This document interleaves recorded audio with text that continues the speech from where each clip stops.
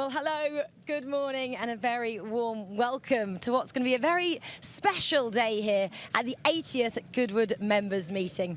My name's Rachel Stringer, and of course, alongside me, as always, is David Green, and we're expecting a pretty incredible today here, something similar to yesterday, David. Yesterday was fantastic. The first day of the Goodwood Motorsport calendar, the first day of Members Meeting. Sun shining, close racing, and seeing these sort of vehicles up close and personal and out on track. We've got the Lotus Cortina there tucked away in the garage. You're going to see 30 of those cars racing against each other today. And look at this thing, the Beast of Turin, 28 litres, land speed record car, now racing around the Goodwood Motor Circuit. These two cars, legendary Formula One cars, championship winning Brabham BMW BT52s, driven in period by Nelson Piquet and Riccardo Patrese, back here 40 years later to give us a demonstration around the Goodwood track. We'll be watching and listening to those cars later today. Well, that's what you can expect, can't you, from Members Meeting? These demonstrations, and that was pretty special yesterday. Riccardo Patrese actually got quite emotional. You'll also be able to see some very close racing today. And, of course, what Goodwood is all about, and especially Members Meeting, is the ability to get up close and personal to these cars and the drivers that race them.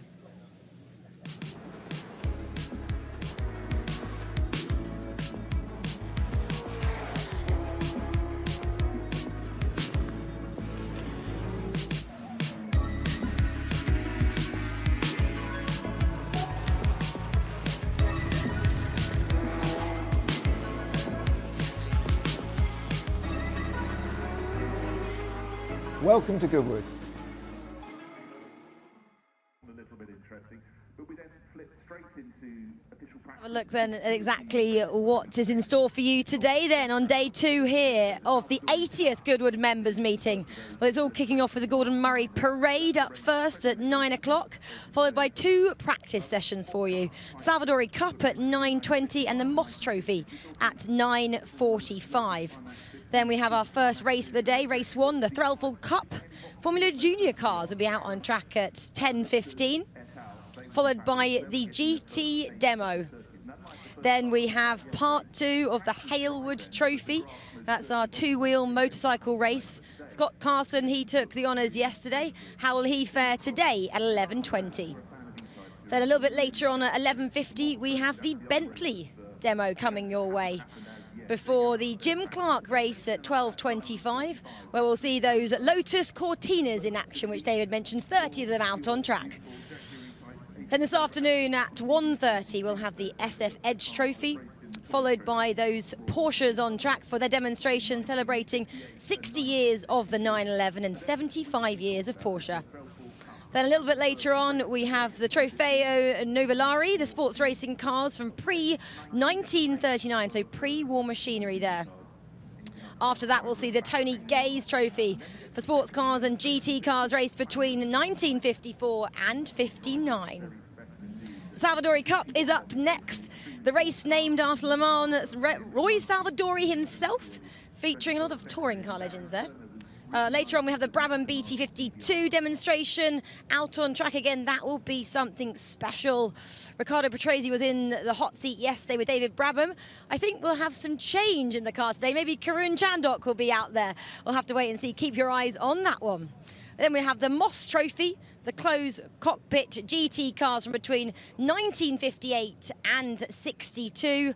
Followed by our finale from the day, the Gordon Spice Trophy final at 6:05, and that's going to be some of the closing racing you'll ever seen, and that is all those touring cars, isn't it, with the touring car legends in action, so do stick around for that one. But for the time being, let's go down to our reporter Ed Foster, who's with Gordon Murray.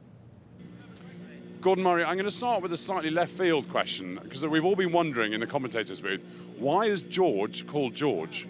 Okay, so it's a tradition I started at McLaren when we did the McLaren F1. We needed mule cars, and funnily enough, we used Ultimas then. And instead of giving them a chassis number, I decided to give them names, and we used English kings. So that was Edward and Albert, and that's why this one's George. But when we did the SLR, we used German kings. So we had Max, Otto, and Rudolf. Mercedes never really understood, I don't think. Fantastic. And this, we had a chat to Dario, and this is the latest and greatest. It must be so great seeing so many cars here at Goodwood, especially with these two out on track every day. Yeah, indeed. We thought it would be nice to show people the story of how a car's developed, which is why we brought the whole chronological group of prototypes, because I think a lot of people think, you know, if you're making 100 cars, you probably just knock up 1 or 2 prototypes. But actually, we've made over 20. Amazing. And obviously, the big news, the unveil yesterday of the Spider. I suppose, as a designer, you spent so much time with this in your head and on the drawing board and everything like that. But I guess one of the great moments must be when you pull those covers off in front of the public here. Oh, absolutely. That's the moment everybody waits for if you've designed a car, because you can think whatever you like about the car. What counts is what other people think about it. So. Well, Gordon, thank you so much for bringing them all, because we're all absolutely loving it. Pleasure. It's fun. He's such a legend, isn't he, Gordon Murray? It's great that he is here, and especially this year, because if you did join us yesterday, we had the global launch of his latest car. That was the Spider T33, and it was amazing to see that. I just love the colour. It's a vivid blue. If you haven't seen it yet, do get down and see that one. But obviously, he's got so many special cars on display this year, as always. Well, it's a bit of a Gordon Murray celebration this weekend, and rightly so. This man has designed some of the best race and road cars in the world. Obviously, we talked about the Brabham Formula One car there, but his road cars are legendary. This is the man who designed the McLaren F1, and often people see the T50 as the sort of successor, the spiritual successor to that car. He's brought along the next in line, the T33, now with its roof off, which is probably the best way to experience one of the best V12s ever made. Revs to over 11,000 RPM. It's fantastic. Only 100 made, of course, and Gordon Murray himself said he's really looking forward to taking it on a road trip up to the Scottish Highlands. But this is the T50 then, which Dario Franchitti, I believe, is going to be taking around the circuit in a short time for a bit of a demonstration. He'll go out and do possibly 2 laps, not the greatest weather conditions today. I'm not sure he's going to be really putting his foot down on that one. Let's see how he gets on. I think Dario just books this in so he can wake up. That's the perfect alarm call, is get that V12 singing behind you, and he gets out of that. It's better than an espresso. I mean, for Gordon Murray to come back as well and just showcase what he has been able to create over the years. I had a chance to speak to him yesterday, and obviously he's changed now, hasn't he, to these supercars. And I said, would you still really like to be developing F1 cars now with all the kind of reservations on them? And he said, not really, I'm quite enjoying my job. And, you know, that is exactly what is going on now. Well, he's like a kid in a sweet shop, you know, he's building cars he wants to drive. I mean, these cars are being so well received, and it's all about lightness, packaging, and just this amazing emotional experience driving these cars. Exactly. Well, let's continue on these pictures and of this beautiful Gordon Murray T50, and let's hand over for the first time today to 2 of our commentators, Harry Benjamin and Alice Powell. Guys, how are you doing? Thanks, Rachel. Well, we're a bit chilly and we just about avoided the rain on the way into the commentary box, but sadly the rain is starting to come down here at Goodwood for the 80th members meeting on the Sunday, but that isn't getting anybody down. That's it. Get the Packer Max out, get the coffees in, and warm up, because we're about to get some track action for you to kickstart the day. So that'll warm us up and put some smiles on everybody's faces. Alice Powell, as you say, is alongside me. And first up, Alice, we've got the Gordon Murray Parade. 2 T50s about to head out on track. Really uniquely designed cars. The most driver-centric supercar ever built. And they sound amazing. So if you're fortunate enough to be here yesterday and see these taken around the track, obviously slightly different conditions, but 2 experienced drivers behind the wheel, so they'll still be showing off and getting it sideways for sure, but they sound incredible.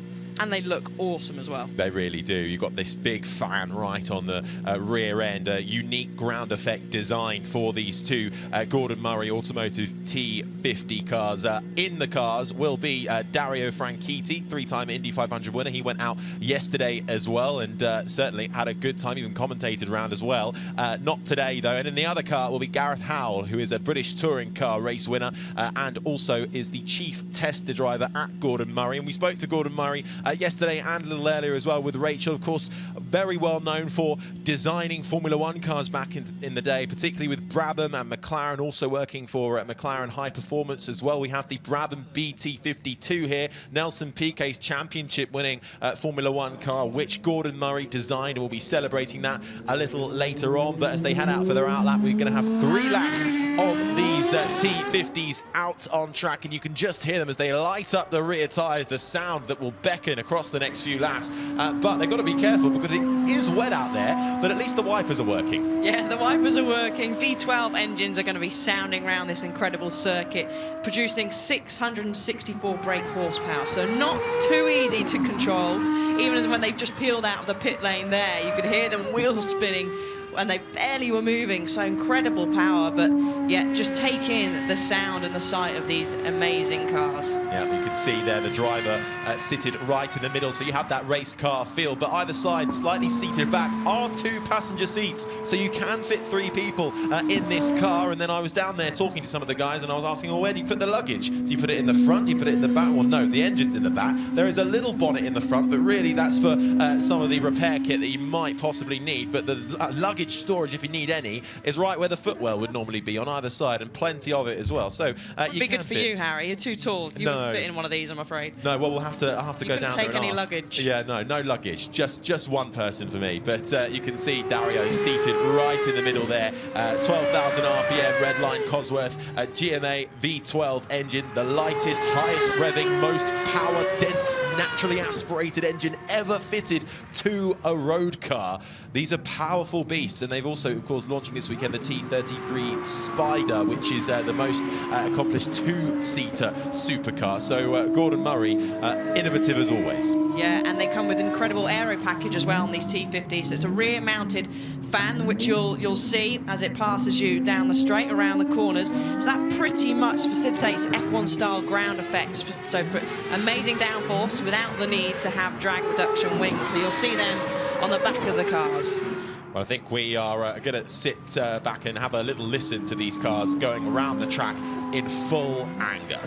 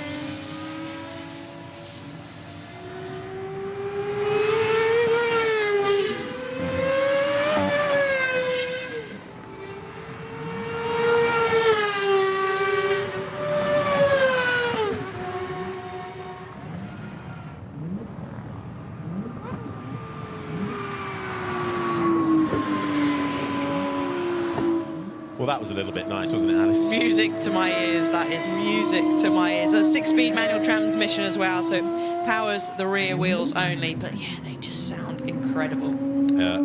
Utmost concentration from Dario and Gareth at the wheel as well in these tricky conditions. First cars out on track as well as they cross do I think one final lap. 467 Newton meters of torque in these machines, the 6-speed gearbox and just a singular wiper as well. That's all you need for these beautiful T50s. And you have to say that middle seating position for those who desire that road car feeling but also want that race car feeling too. This really gives it, because you've got that central seating position, you've got the middle ground, and you're a racing driver.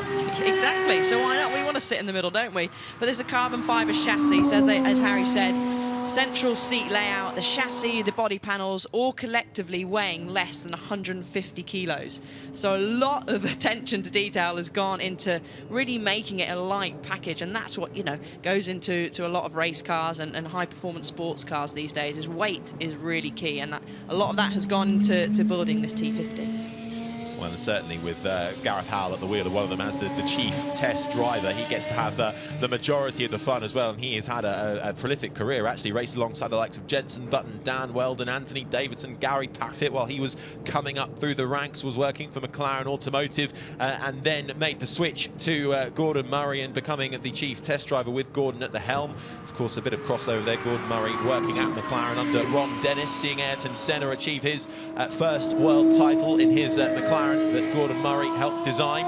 So there's some pretty big hitters that go into the making of this, and with the T33 Spider on the way as well, two of the world's most beautiful collection of cars as Dario makes his way through the chicane, puts the foot on the brake and back into the paddock to end a rather wonderful start of Sunday here at Goodwood for the 80th members meeting. And it is a busy day coming up as well. We've got the Salvadori Cup, the Moss Trophy, the Threlfall Cup too, another GT1 demonstration, which was absolutely brilliant yesterday evening as the sun started to set. So we'll get another look at those beautiful GT1 cars a little later on as the Gordon Murray T50s make their way back through the assembly area and into the paddock. And if you're here, do have a go and don't have a go in one, but have a go down and look at them, because they are rather lovely beasts in person too. Yeah, they clearly are. And so many other activities going on throughout the day here. So many cars to see, and this is what I love about this event. It's my first actual members meeting, believe it or not, but it really feels it's such a family event, and it's probably one of the only events maybe in the world, I'm not sure, but definitely in the UK, that you can get so up close and personal to so many different cars. You've got, you know, from some fantastic drivers that are walking around the paddock as well, so it's incredible. Well, umbrellas are up, but smiles are certainly out as the first bit of track action is underway here for the Gordon Murray Automotive T50, the 80th members meeting. Dario Franchitti, three-time Indy 500 winner at the wheel, and Gareth Howell, British touring car race winner and chief test driver at Gordon Murray Automotive, taking these machines around. Incredibly lightweight, incredibly fast with that central seating position and the unique ground effect created by the big rear fan at the back, and tentatively making their way around this Goodwood Motors circuit. The rain starting to fall harder and harder this morning. The wipers certainly working, but beautiful start to these machines as Gordon Murray Automotive also celebrates the launch of the T33 Spider.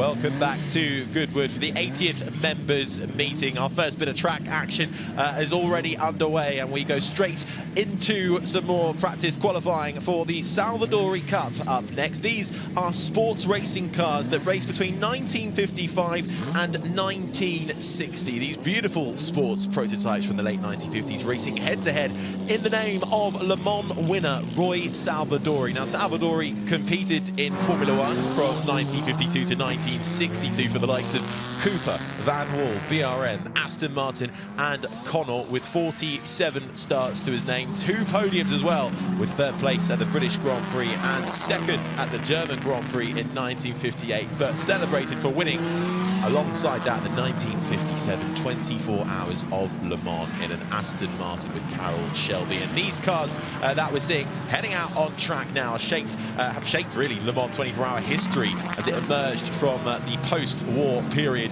and started to modernise with a spectacular showcase of action about to get underway before we have a 20-minute race later on. But the clock already timing down for this first practice qualifying. My name is Harry Benjamin, up in the commentary box. Alongside me is racing driver Alice Powell. And Alice, well, track conditions getting trickier and trickier. Yeah, they certainly are. So very different to what the weather that we saw yesterday. Obviously, if you were here on Friday, you would know that this is fairly similar, actually a bit nicer than Friday. Friday wasn't very nice, but only 15-minute session for these drivers to get used to the circuit, get used to the cars, but we're seeing some incredible cars. Jaguars, Maseratis going around, Ferraris. Yeah, this is where we see some really nice, and I was walking to the commentary box as these cars were firing up and literally couldn't hear myself talk if I wanted to. They sound amazing. Absolutely. Goodwood is certainly one for the purists, but also for the newbie fans as well. A great diverse selection of cars to get stuck in with as we have a focus on the number 27. Now, this is Martin Stretton. Now, this won at last year's members meeting. This is a Lister Jaguar known as Nobly, entered by Stefan Ziegler from the 1960s. And what I love about these kind of entries at the moment is every car is so differently shaped, even though these are spread across a few years, but they're all designed for the same era. But look at Stretton really wrestling with the steering wheel as he heads down the main straight and starts his first flying lap. He's currently heading down through turn 1 Madgwick corner, and there's already a big incident, and that looks quite nasty, and that is the number 2 car, and that is not looking too good. That's John Saunders in the Lister Chevrolet. So easy to, these cars have got so much power. As we saw the number 27 there, Martin Stretton, just trying to get the power down the straight. So session, of course, red flag. Driver okay, car not so much okay. So getting a replay now. Yeah, just, it's so slippy out there, really slippy. And I hope he's all right. A little bit of whiplash potentially there, running with a hands device, but it's so easy to do, and it's quite cold out today. It's pretty chilly.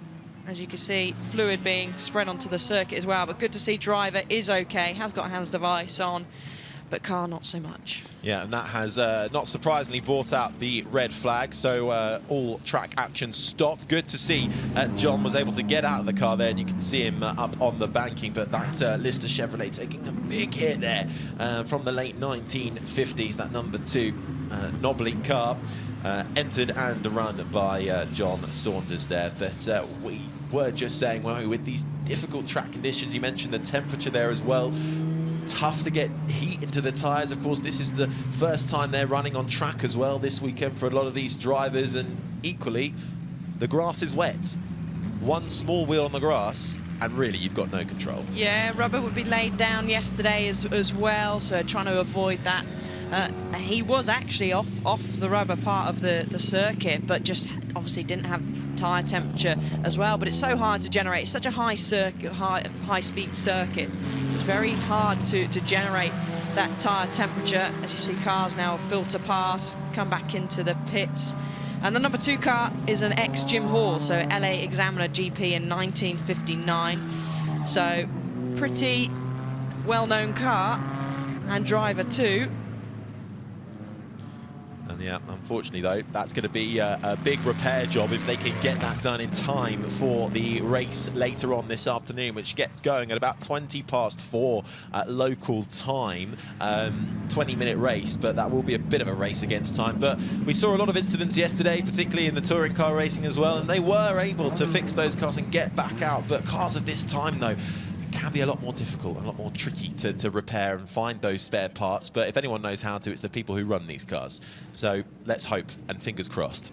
Yeah, no, exactly. You see some of the drivers coming in, they're not having full face helmets, the real old school helmets, and looking out the commentary box window down into the pit lane as well, because it's such a small pit lane here, not stacking them up single file, having to double stack essentially, as fans eagerly watching on, getting their pictures of the car. They got a brilliant view of over the pit lane, so there we are. Well, you can tell they're coming back into the pit lane because the commentary box floor starts to rumble. But Ed is down in the pit lane for us, chatting to one of the drivers. Right, I've literally just put my hand on Martin Stretter's front right tyre here, and there's really no heat at all because it is so wet. Let's see if we can get in. I'm so sorry, guys. Martin, I watched you come down the straight, and even in top, you seem to be going completely sideways. Yeah, the track is extremely greasy. I think part of what may have gone down yesterday, but the track is really slippy, and it's very unfortunate what's happened. Hopefully everyone's okay. But yeah, it's going to be one for the concentration. Yeah, no, John was out of the car and looks absolutely fine. I guess it's a case of treating everything with kind of utmost respect in terms of throttle and brake, because there doesn't look any margin for error.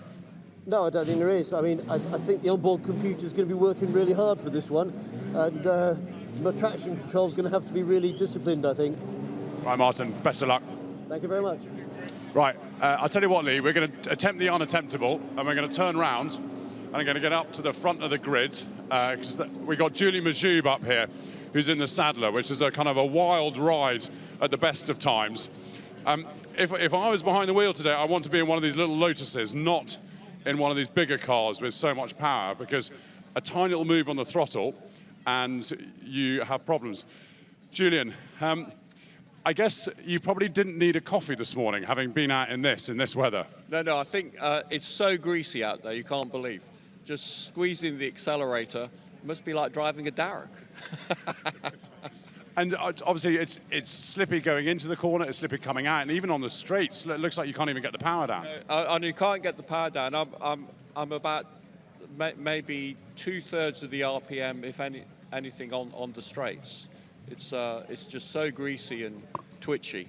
I think there's a little bit of oil or something on the track, or well, I don't know what it is, or it's just a bit of rain. And I guess with these Dunlop Historics, you can't even get heat into them. No. So I mean, maybe by the end of the practice, we'll have a bit of heat in. Enjoy. Thanks a lot. Yeah. Right, I think we've got time. There's still a red flag here. So let's go and speak to Michael Birch, who is in one of these Lotuses, which is obviously a lot lighter, less power, but actually in the wet, that's what you want.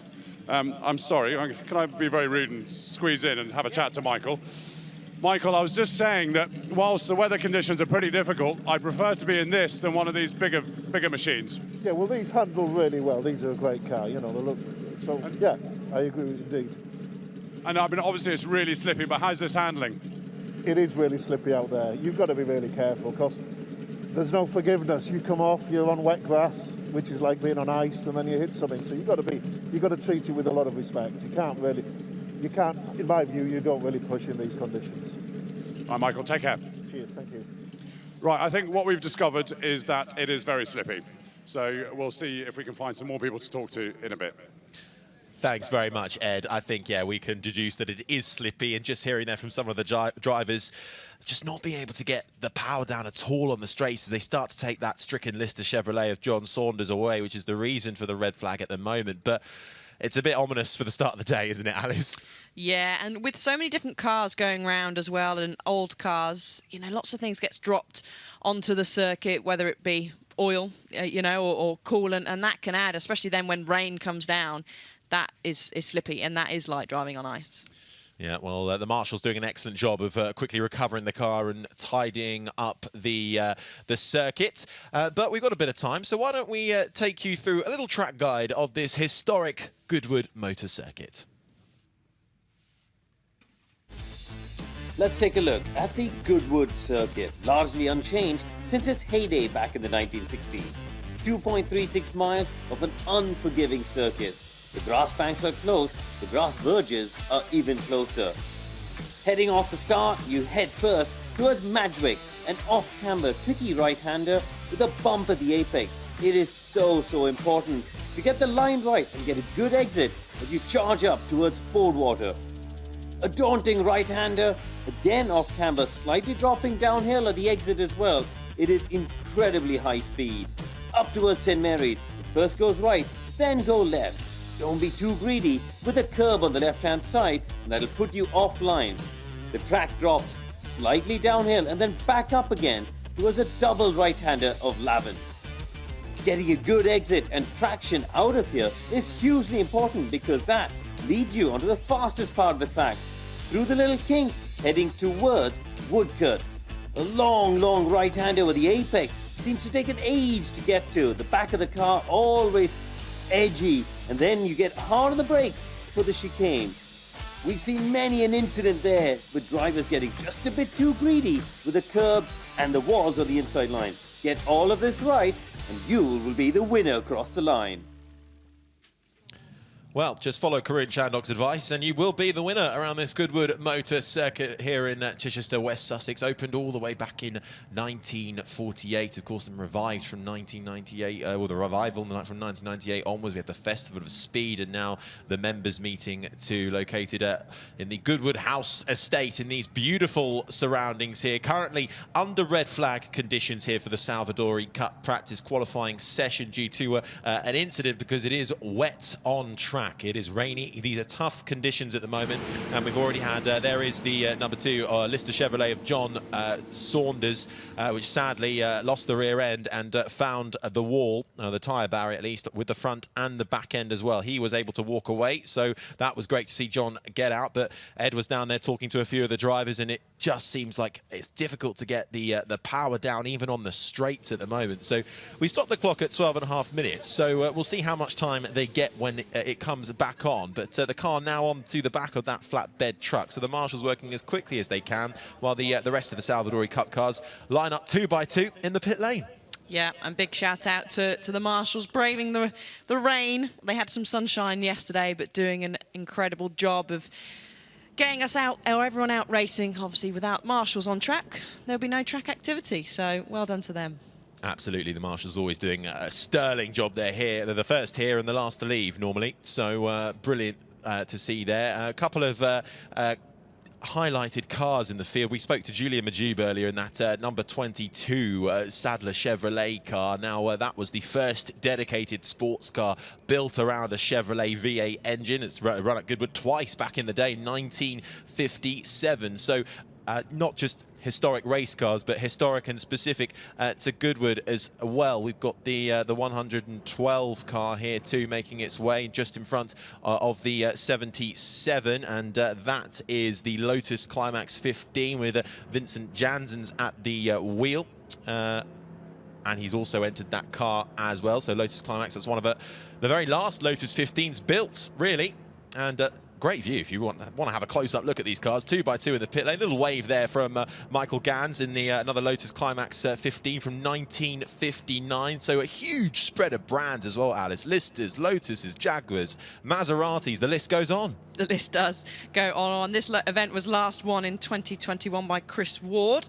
So we have seen cars like this go around the circuit before, obviously, and probably some of these cars as well. But some incredible cars. And you can go down to the paddock if you haven't already and you're out trackside to see these cars, get up close and personal, chat to the drivers, chat to all the teams as well to find out more about them, get close to them, and more importantly, just take some pictures and take them home with you, because it's not very often, as I touched on earlier, you get to events like this where you can get so close to seeing some cars, and very old cars as well.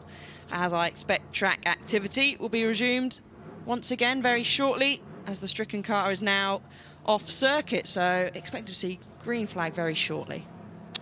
Fingers crossed as the flatbed truck makes its way behind the wall, and sitting up front at the moment in the pit lane, we've got the number 22 on the left-hand side. That is Julian Majube, who we just mentioned, and then the number 14 on the right-hand side. Now, that is Oliver Crosswaite, and that is a Cooper Climax alongside him, the T49 Monaco edition, and that's been entered by Oliver himself as well, originally supplied with a Coventry Climax engine, but at some stage the engine suffered a breakage, which was far too expensive to repair. So the owner then modified the chassis and fitted it with a Buick V8 engine. Oliver then bought this car back in 2007 as a rolling chassis and set about restoring it to its 1959 spec. And 15 years on, the car is ready to go with a new 2-litre Coventry Climax engine and the correct 4-speed gearbox. So properly restored and debuted back in May 2022 at the Sterling Moss Trophy race in Donington Park. So brilliant to see some of these cars and the history of them as well, going through almost complete rebuilds, but recapturing their finer form from when they were first built. Yeah, and the car on the left, number 22, built in 1957 by Bill Sadler, who sadly passed away last year. But Julian, who was driving yesterday, so I'm not sure if any of you saw him out on track yesterday in the SF Edge Trophy, and that was such a close race. He led it for most of the race, swapping positions, and just lost it going across the line. So he had experience yesterday being out on track, albeit a totally different car, an Edwardian car he was in yesterday, but in a slightly newer one today of a 1957 car. Well, I think we might be in luck. I've heard the whistle go at the end of the pit lane from the marshals, and the cars are starting to fire up their engines, and I think we're ready to get back underway. The green flag is flying, session back underway, and they're going to get their full 12.5 minutes running. The clock's already counting down, so the time goes by very quickly in these sessions. They don't get very long, but Julian Majube is not waiting around at all, straight out of the blocks, and with pretty much 12 minutes on the clock, they've got to go and try and set the fastest laps they can, but it's pretty much reset. They've got to have to spend a bit of time trying to get these cars up to speed and up to temperature. Yeah, I mean, we're not expecting any more rain today, but whether that's going to stay that way, no, I've jinxed it now, I've ruined it for everybody. But so for these drivers, I would say just sightsee the track, try and keep the car in one piece. Obviously, they have a race later on today at about 20 past 4, so not a lot of time to repair the cars if you do have a bit of heavy damage, as the driver's now driving down the straight, heading towards St Mary's, just filtering out, making sure they get a little bit of track position. I did notice yesterday it dried fairly quickly from the heavy rain we had overnight on Friday, so I expect if we don't have any more rain, the track conditions are going to be quite a bit different for these drivers when they come to the race later. Yeah, well, it's also a 25, well, now 24 car field, isn't it? So actually a lot of cars on track, so hopefully if it has stopped raining, which it looks like it has, but we are inside, so those down on the ground will know better than us in the commentary box, but it hopefully should dry up quite quickly. But again, we saw repeatedly yesterday how difficult it is to find a bit of space on this circuit as well. When you have got a big car field, finding that space is almost tougher than actually setting the lap time in the first place. I mean, just look at this, it's a bit of a traffic paradise. Yeah, it is. It's not easy, and with such a fast circuit as well, it's quite hard to get out of the way. We saw quite a few drivers yesterday sort of giving, I don't think they were friendly hand signals to fellow competitors when they found themselves in traffic.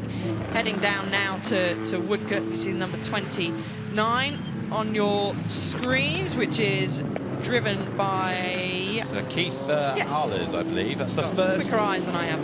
It's the first Lola ever built. Raced extensively from between 1958 and 1959. So the Mark I Lola in 1958, making its way through the chicane. Now you can just see what's brilliant about this. You can probably see sometimes through the visor the whites of the driver's eyes and how hard they have to battle through the chicane. Carry as much speed as you can onto the main straight and through into Madrid corner, turn 1, double apex corner as well, which brings you on to bit of another straight wheel. You've got to try and keep left before you then get to 2 and Fordwater, which takes you all the way around there through St Mary's and up the hill towards the opposite side of the track.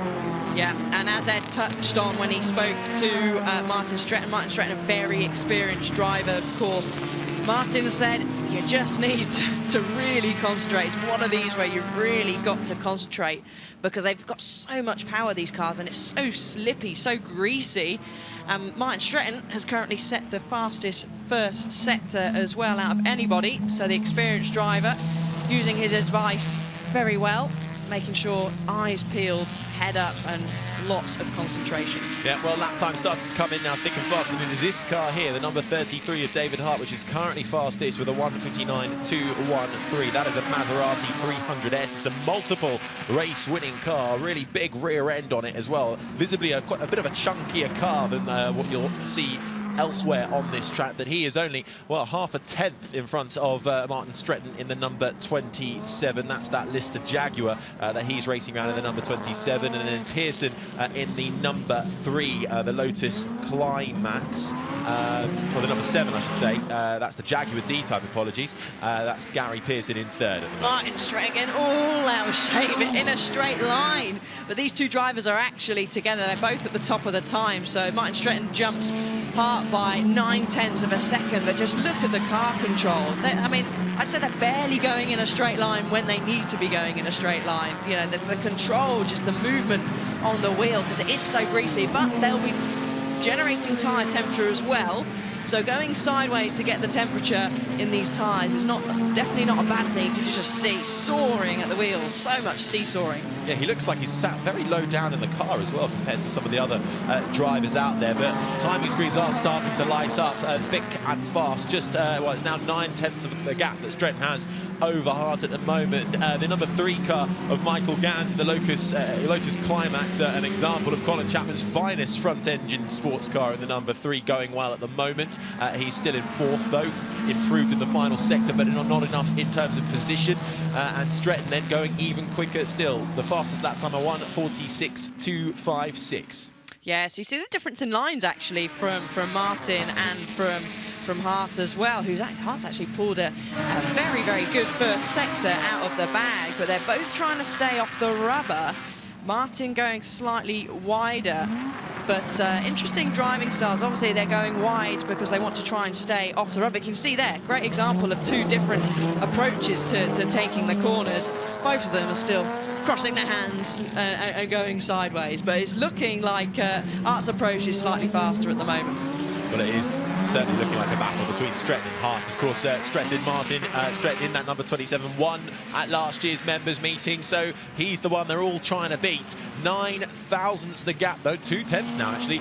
Pearson takes over at the top spot in the number 7. That is a Jaguar D-type. So we've got a Jaguar at the front for the time being. In that 1955 Works long-nosed D-type, the Le Mans 1955 entered car. Sadly, it didn't finish the race, but it's very, very fast. A 1:43.6 at the moment for Pearson. 2.5 tenths to Hart, and Stretton now down in 3rd ahead of Michael Gant and Brereton in 5th.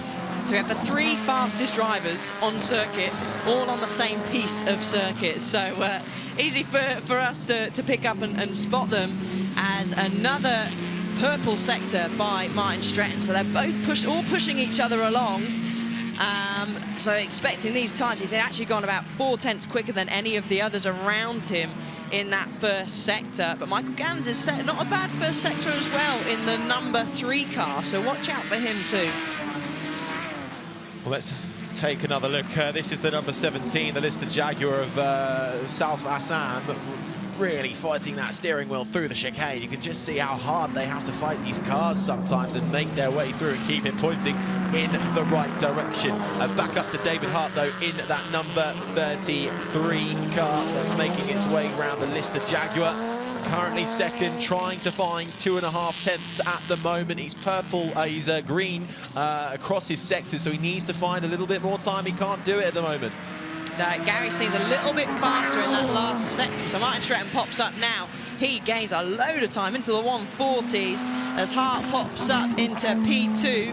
So Pearson's been pushed back down into third, but these really are pushing. I mean, some amazing lap times being thrown out at the minute, as we have possibly a spinner from Michael Gans. I was just saying how well he was going in the first sector, lost a lot of time in that last sector, which has bumped him down now into P5. Yeah, Michael Gans in that big White Lotus climax, but that was a great lap from Martin Stretton, actually. 1.3 seconds he's got a gap now as Adams slops up into 4th spot in the number 57, and that is the Lola Climax Mark 1. So good lap time from him, but he's still a bit detached from, well, everyone's now detached really from Stretton, who's up in P1 spot. So work to do for Hart and Pearson. Can they recapture that form? Julian Majube, how is the number 22 going? It's a little bit further down the order. In 12th place at the moment with a 1:49.1. How is his sector times looking at the moment? Work to do, time to find in the final 2 sectors for Julian Majube, and this was the spinner. Yeah, Michael going to get a little bit too eager on the throttle, and watch out for the curbs as well, because they are certainly slippy. White lines can be slippy too. But Julian now, yeah, not fantastic first sector. He's using a little bit slightly tighter line out there as well. But I've got a question for him. He's not got a full face helmet, so surely he's going to get a chilly face. No? Some of these races. You know, that's the first thing I saw when he wore that helmet. That's a racing driver thing for me. It certainly is not even any kind of goggle, really. Well, there's a little bit of a visor that's perhaps keeping the wind out, but he's got a little bit of traffic in front of him in the form of the 57 of Adams, and just about gets through Julian Majube in the silver 22 Sadler Chevrolet Mark II car, and makes his way around, but I think that would have lost him a little chunk of time. The gap out front is still 1.2 seconds, but Michael Gans, with the spin, manages to recapture his form and finds a huge chunk of time, and in that number 3, heads up into 3rd spot. What can Julian Majube do? He can't find too much time. It's Stretton, Pearson and Gans now up into the top 3. Yeah, so you can see lap times. I mean, our timing screen's like a fruit machine at the moment. So many different colours floating everywhere, but it's now Martin Stretton that has set purple by, again, a good chunk. So he just seems to be finding his form. Track, it's probably slightly improving, as we see the number 17 on our screens at the moment. Yeah, that's making his way forward. Sam. Yeah, in P5, so also doing a fantastic job, managing the traffic well too. Yeah, that's Execuria Costa car that won a Spa in 1958. A Lister Jaguar making its way around. Yeah, top 5 at the moment. A few seconds off the pace, but enough for the top 5. It's Stretton, Pearson, Gans, Hart, Assam, the top 5. Just missing out as Adams at the moment in 6th, but the gap still 1.2 seconds, so nobody can really match Stretton. He's put in a blistering sector 1 time and a really good middle sector, so going faster still, losing time there in that final sector, so even he can't quite beat his current time. Oh, he does actually. He goes quicker, and he's found 2.7 second. Well, he's found 2.7 second gap now. So Stretton finding more time, but he won't find time out there. But actually, he made it look like it worked really well. It rotated the car nicely for him, even though he doesn't need too much help for that. It seems pretty sideways. As we see Julian now. Because you can see his full face, it does make it look like he's having a bit of a, a relaxed time out there. That would have been a bit of a hand-in-heart moment for Julian Majube. Sorry, Julian. But as he pulls into the chicane, he's got a few cars behind him as well, and that would have lost him a little chunk of time, though. But the conditions here are certainly better from when we started this session. Majube crosses the line, and he is in 10th, so he's found a bit of time on that last lap. So 10th place for Julian Majube at the moment. Yep, so Martin Stretton is really that first sector, dominating that first sector. So he's fastest out of anyone in that sector 1 by about 8/10. So he's really come into his element at the moment, as you see the number 8 of Joseph Otto there, and number 18 as well as Stuart Morley. Such a workout behind the wheel of these cars. Such a workout. Oh, even in a straight line. It's fantastic. Amazing. The number 8 in the background there, Joseph Otto Rettenmeier, spent a good chunk of its life in America. That Maserati 61 birdcage car, and being brought into the UK as Julian Majube continues to find his space on the track, just slots in front of Cypher Sam in the number 17 Lister Jaguar. And all playing fairly nicely, it has to be said. Checkered flag out though, Stretton takes it, finds a little bit of time, but he's still holding on into first. 1:37.0. Let's see if anyone's improving for the time being. Not convinced anyone can find 2.2 seconds. No, I think Michael Gans has done not a bad first sector, but still 8/10 off the best by Stretton, as we see a battle going on here, trying to find track position on the final lap between these two drivers as they approach the final chicane. The difference in line there is so there is such a difference of line, personal preference from these drivers, but you want it because there's so much power. You want to try and make sure that you get as straight as possible. As the number 17, maybe not so particularly happy getting caught up in traffic.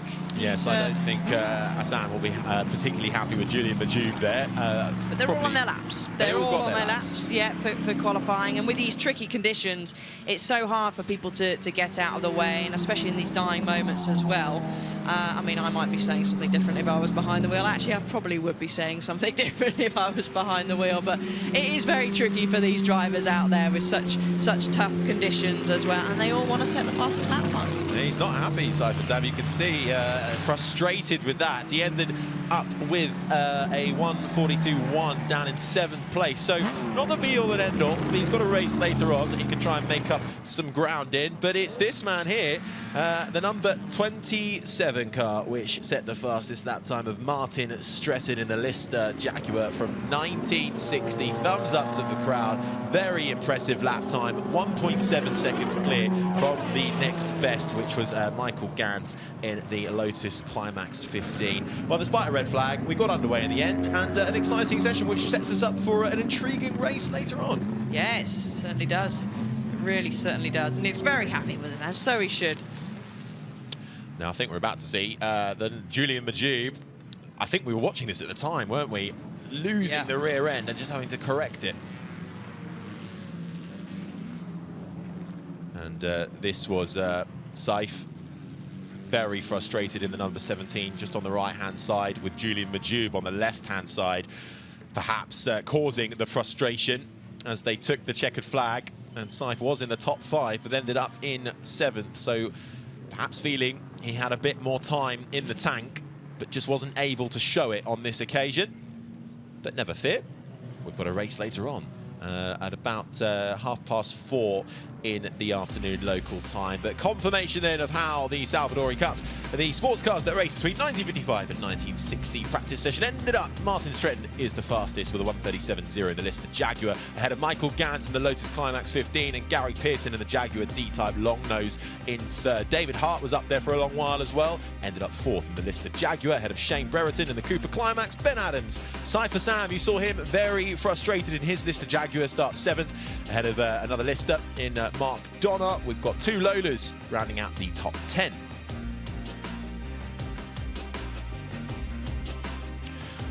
Into 11th, another Jaguar D-Type, Andrew Wallace, ahead of Devon Chevrolet, Malcolm Gammons. It was 12th, Stuart Morley, Julian Majube, who we saw in the number 22 Sadler Chevrolet, making his way around with no face to his helmet, was 14th, ahead of a couple of Lotus Climaxes, a Tajero, a Lister Jaguar, and then the first of the Maseratis of Joseph Otto Rettenmeier down in 19th, ahead of Oliver Crosswaite in 20th. 2 more Lotus Climaxes, and then a Mike Malone Ferrari down in 23rd, just in front of the Sega Ferrari of David Cook in 24th, and bringing up the rear of the field, a Maserati of Stefan Rettenmeier.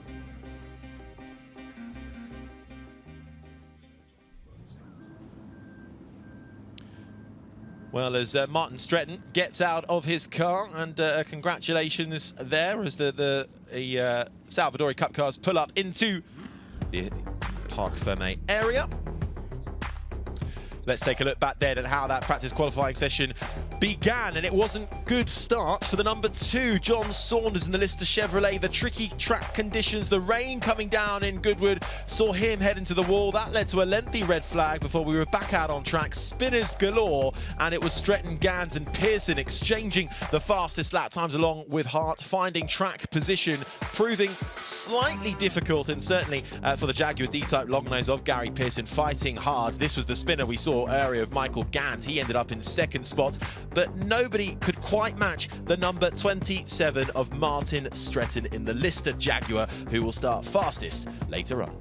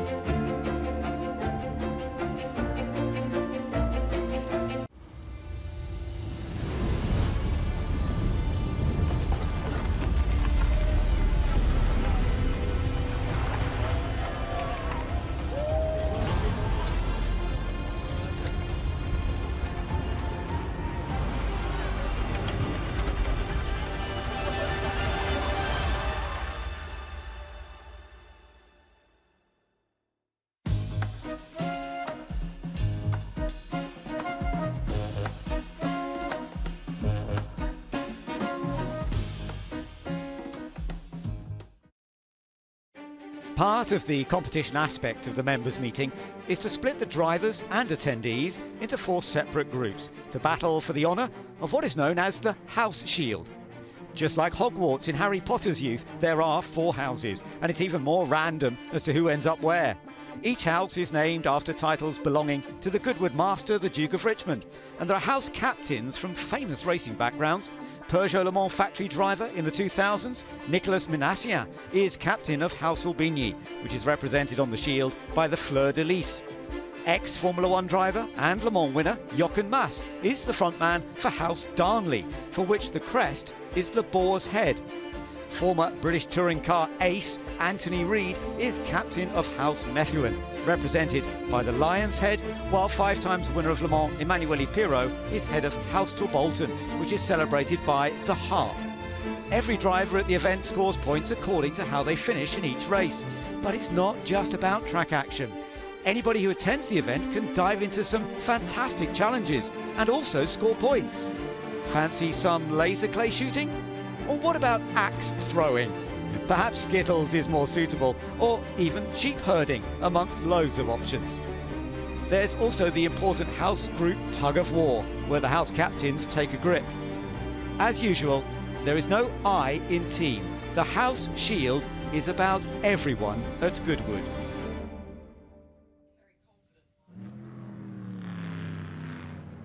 So what is the situation with the House Challenge right now? It is all pretty close, but still leading, it's the Darnley House on 9,800 points. Second for Methuen, Torbolton in third, and Aubigny in fourth. And all of this is going to be adjusted as we go through the day, with more race victories scoring points and more people having fun doing other activities around the track. So that's the House Challenge, that's how things are going right now. And welcome back to our coverage. Ben Edwards with you in the commentary box now with Bruce Jones as we're getting into the Moss Trophy. So what we're looking at right now, out on track at the cars for a race that we'll be watching a little bit later on this afternoon. Closed cockpit GT cars, you can see already busy sliding around. Lots of Jaguar E-types, we've got Cobras, we've got TBRs, we've got Austin Healey's, we've got Austin Healey doing an amazing job a moment ago.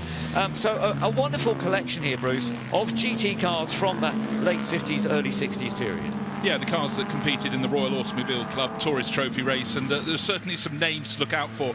Oliver Bryant, he drives many cars of many different varieties. This is a car 111. It's not quite the same as the Chevrolet Camaro Z28 he's driving in the Gordon Spice Trophy race, but he drives it beautifully. So look out for Ollie Bryant. He drives so many different historic cars, but E-types, you need a fair degree of precision. But just looking, Ben, when they go drift out and touch the curbs, the track is starting to dry. It's a little bit greasy, but the curbs always retain the moisture. So look out for them getting the tails very out of shape, but hopefully not too much when they come out of the chicane. Beautifully elegant E-types, of course, and They were racing in the early 1960s.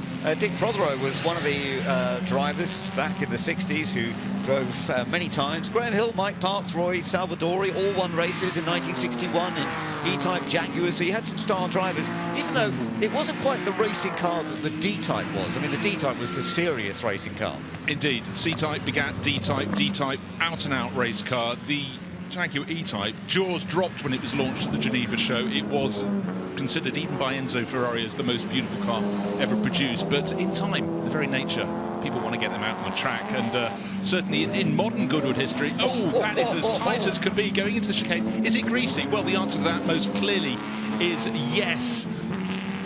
And it was the number 22 E-Type that got completely out of shape.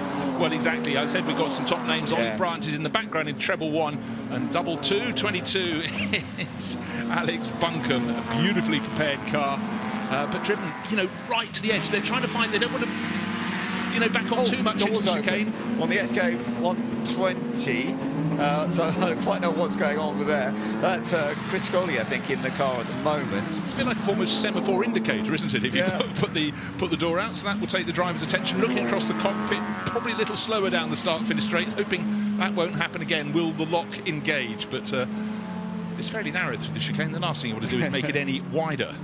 Absolutely. This is an interesting car. It's actually the Project Prothero. I mentioned Dick Prothero, who's one of the original racers of E-Types, but before that, he was a racer of XK120s. And this car was kind of rebuilt to the form that of the car that he raced back in the 1960s. It was modified to a 3.8-litre triple Weber with disc brakes, GT format. He raced it on Aintree, and so this Project Prothero car is certainly to really perpetuate the memory of a bit of sports car racing, and for Dick Prothero, who was one of the big names at the time. Well, he made it work, and someone who's making something work very well is James Cossingham in the number 59 AC Cobra, a car that could not be more different from the E-Type if it tried. Loads of grunts and could be driven in a very, very different fashion, but James is going faster and faster. Winner at the British GT opening round up at Alton Park last weekend, over the Easter weekend, but look how he's putting it round the outside of that glorious Ferrari. He is absolutely attacking. His time at the moment was fastest when I started the sentence, and suddenly he's gone down to third because the two E-Types, 22 of Buncombe and 111 of Bryant, go ahead. But this AC Cobra, white with the black wheels, was did 27. It did races and hill climbs in the States in 63 and 64. Then became a road car. Then they put a 289 engine in, the 4.7 litre this side of the Atlantic, and you know, again, you look at a lot of these cars, they've got a lot of life in them, and they've raced, they've been road cars. But, you know, I think that's why GT racing like this is just always so exciting. It is lovely. And I'm seeing this blend, you know, with the Austin Healey just up ahead there, the red Austin Healey sliding around just ahead of the Cobra. What a lovely blend to see of cars from this period. This is actually a rally car. And look at it, it's being driven like a rally car. Fantastic. Well, it was the first car out of the collection area. It was the first car through the chicane, and we thought, oh, it's very greasy. But you know what? The Austin Healey, it was the hairy-chested driver's car of the period, but its Notiverse and its success came from its handling as well as its grunt on the rallies. Of course, competing in events like the Monte Carlo Rally, you had all road surfaces, but you could almost guarantee there was going to be snow and ice as well. If you had a car that didn't handle, it wouldn't succeed, but they certainly shone. So there's Ollie Bryant, second fastest at the moment, as you're looking at Alex Buncombe, who's the fastest with the number 22 car at this stage. And this was a car that Jenson Button drove here at Goodwood last year. Jenson not with us this weekend. Hopefully we'll be back at some of the future Goodwood events. Well, it's prepared by Bob Neville. It was brand new to them last year, you know, literally a matter of weeks in their ownership, but it looks so it's going ever better. The top three cars covered by under a fifth of a second, and it's 22, the dark blue one, Alex Buncombe on the top of the pile, but only by 65 thousandths of a second from Oliver Bryant in the grey 111 E-Type, just in the background of the shot, having to work their way through traffic. And Ben, these qualifying sessions, practice as we call it here, very short, 15 minutes. So if you do get a gaggle of cars ahead of you, it really scuffers one, if not two laps. Yeah, well, we've seen in the races too how it can affect the outcome of a race when you get into traffic. So another interesting device there, the Chevy Corvette, just coming through as well. Big machine to try and squeeze around as we're looking back at the rally of Austin Healey. This won the Alpine Rally in 1961, and it was funny that the Austin Healey was a rally car as well as a race car. back in the 1960s. This car was rallied between 1961 and 1964. Looks like he's coming in now, heading into the pits. Hopefully there's no problem with the car, because they've still got 6 minutes to go. You'd think he would want to stay out there, but maybe he just wants to make a little change to the car. Well, Paul Wilman will know the car very well. It's down in 15th position, so pretty much mid-grid at the moment, but it's still the E-types, first and second. That's Alex Buncombe in 22 from Oliver Bryant in treble 1, and then James Cottingham in the AC Cobra, one of 2 AC Cobras. Now the track should be drying out, so maybe a few tweaks and changes. Looks so this lap is going to be faster still from Alex Buncombe, fastest of all in sector 1, fastest of all for sector 2. And I guess a lot of it's going to come down to the exit from the chicane, where it certainly seems very greasy indeed. We just saw Alan Letts in the big Chevy Corvette, big car. It's not one of the fastest. He's down in sort of 24th place as we go back to the fastest car at the moment. Alex Buncombe sliding it around. Big improvement, Ben. He found 7/10 of a second. He's definitely drying up a bit. It certainly is. So you don't find gobbets of time like that unless things are really improving. Because these top historic drivers, they can jump from one car to another with literally not a backward glance. Gregor Fiskin's just moved quite well up the order as well. He's gone 4th now in his E-Type Jaguar. So the E-Types are certainly flying along at this stage. They seem to be dominating the situation right now. Although that AC Cobra of James Cottingham, that's still up there. That's in 3rd place. Yeah, I'd like a shout out too. For a moment ago, up in 4th place was Andrew Kokodi in the Lotus Elite, clearly giving away a lot of horsepower. But in terms of handling, that is absolutely fabulous. He's just been pushed back a tiny little bit because number 5 with Rory Butcher has just gone ahead of him. Another Jaguar E-Type. Sam Tordoff here. Keep an eye on Sam, number 91. Not so far up the order as yet. So maybe this car is not quite as quick as some, because Sam is a very, very rapid racer, as we know. Plenty of experience.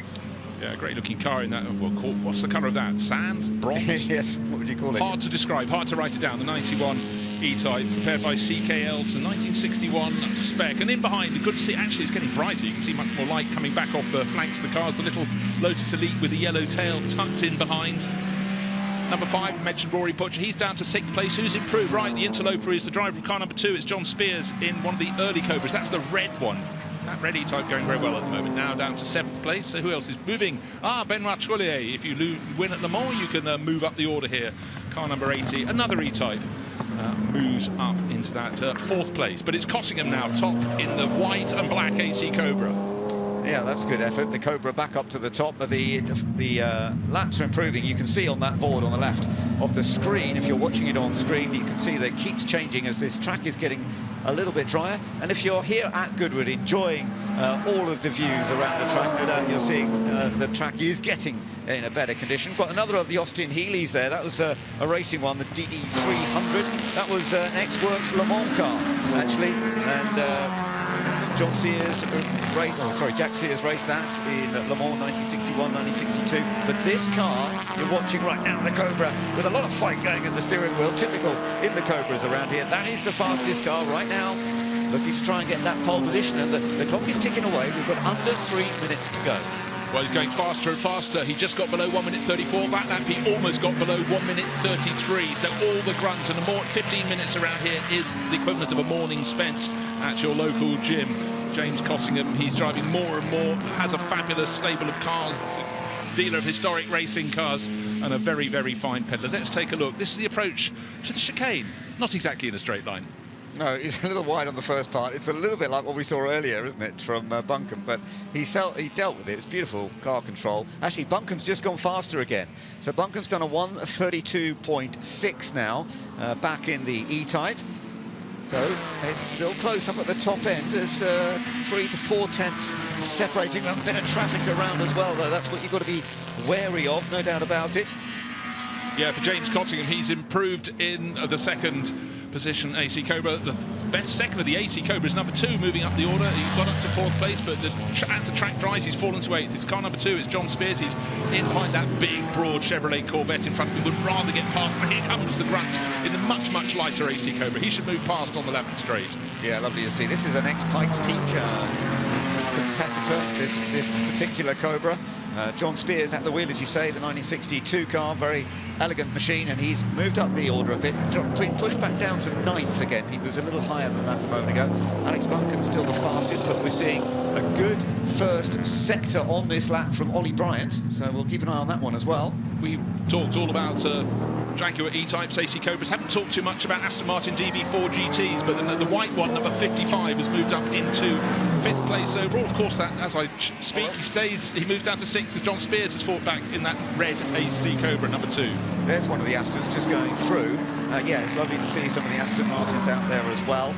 Buncombe is currently fastest from Cottingham. Bryant has just gone quicker with the 111 E-Type. So Ollie Bryant has now taken the top spot for the moment by, 0.3 of a second again. So that seems to be the gap that seems to be opened up every now and then with different drivers. There it is. That's what he's just achieved, Ollie Bryant. So much experience here at Goodwood over the years. Lots of success in many, many different cars. They have a wonderful collection of cars as a family. They really do, but what all the drivers want is the line to be even dry, but the clock is not their friend. Only 20 seconds remain until the checkered flag will come out, so a lot of these drivers will be on their final lap, and certainly one of those is the driver of the treble one, the grey car, Oliver Bryant.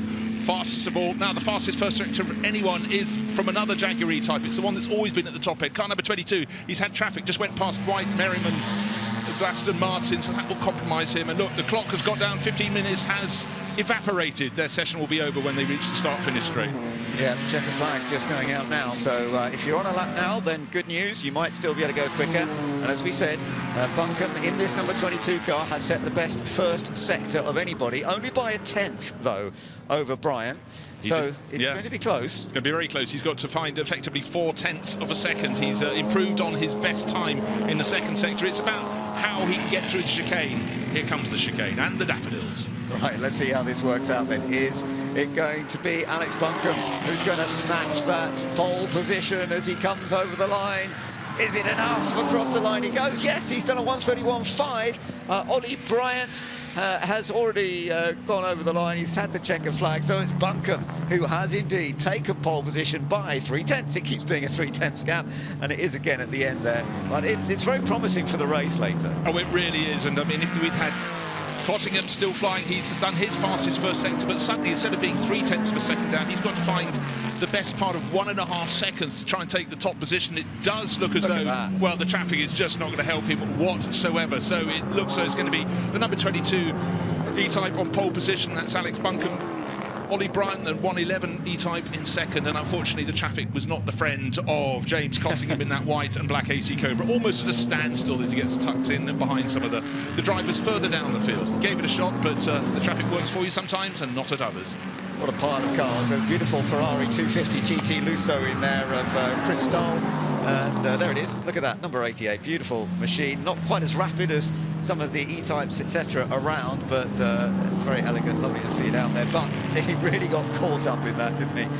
Cottingham just towards the end of the lap. And you can see his frustration a little bit. But we're up for a race later with some very competitive cars, with the E-Types and the Cobras.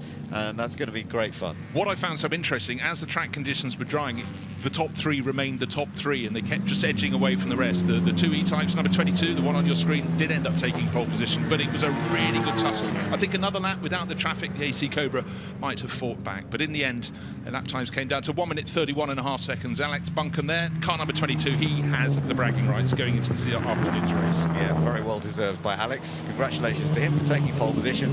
We will be looking forward to the Moss Trophy race coming up a little bit later on today. It was a good effort by John Spears as well at the end there in the X-Pikes Peak AC Cobra. So we've got a couple of Cobras up there actually on the first and second row of the grid. So we are going to get a good battle. And Andrew Kokodi, as you mentioned earlier, he did a good job in the Lotus Elite, less powerful machine, the 1962 Lotus Elite, but he's up there in 6th place. So especially if we have some tricky weather conditions, that will suit Andrew very, very well. We'll have to wait and see if that works out. But took a victory yesterday. Let's see whether there's going to be any chance of doing it today as well in the Lotus. I think he could do with a bit more power, but who knows what the conditions will give us. So a very interesting practice session that has seen Alex Buncombe take pole position for the Moss Trophy coming up later today. Let's just take a look through the overall order then. Alex fastest by 3/10, the two E-types ahead of the two AC Cobras, and that's the battle we're kind of expecting. Benoit Trelouillet up there as well. But there's Andrew Kukuri in the fastest of the Lotuses, the Lotus Elite, in car number 10. A couple more E-types, Gregor Fiskin, Rory Butcher, and then the first of the Aston Martin DB4 GTs, are wonderful machines as well. 9th place for James Alexander, and the Ferrari 250 GT of John Hugenholtz, who's had that car for many years, about 40 years, I think. So lovely that he's out there again and in 10th position. Outside the top 10, Richard Mines, another E-type ahead of Craig Davis. And as we go on down the list, there's the Chevrolet Corvette that we were watching a little bit. Alan Letts in 15th place. Sam Tordoff was 18th in his E-type. And one of the Austin Healey's there, completing the top 20. That was Christian Van Lanschot. And then down towards the lower end of the field, some of the less powerful cars, some of the Lotuses are a little bit further down the line there, but some fantastic cars. That beautiful Ferrari 250 GT Lusso, the first ever Lusso production car that was produced. Christopher Stahl, he's down towards the back, but he was having a lovely time driving it around and keeping it safe.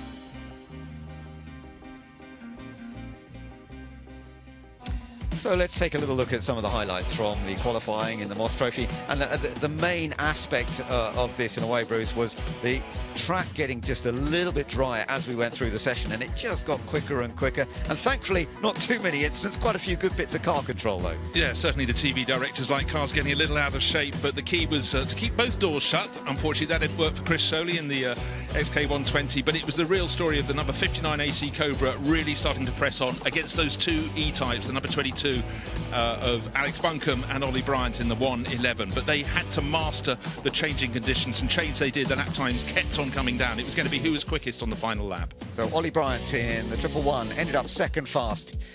But number 22, Alex Buncombe, taking a well-deserved pole position.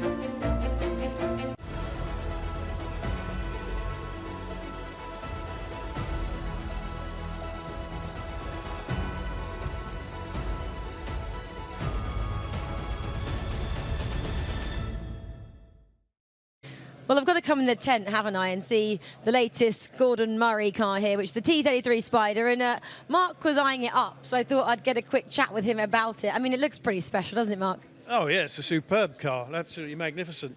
This is my first visit today to the festival, and yeah, it's really, really impressive. Enjoyed it.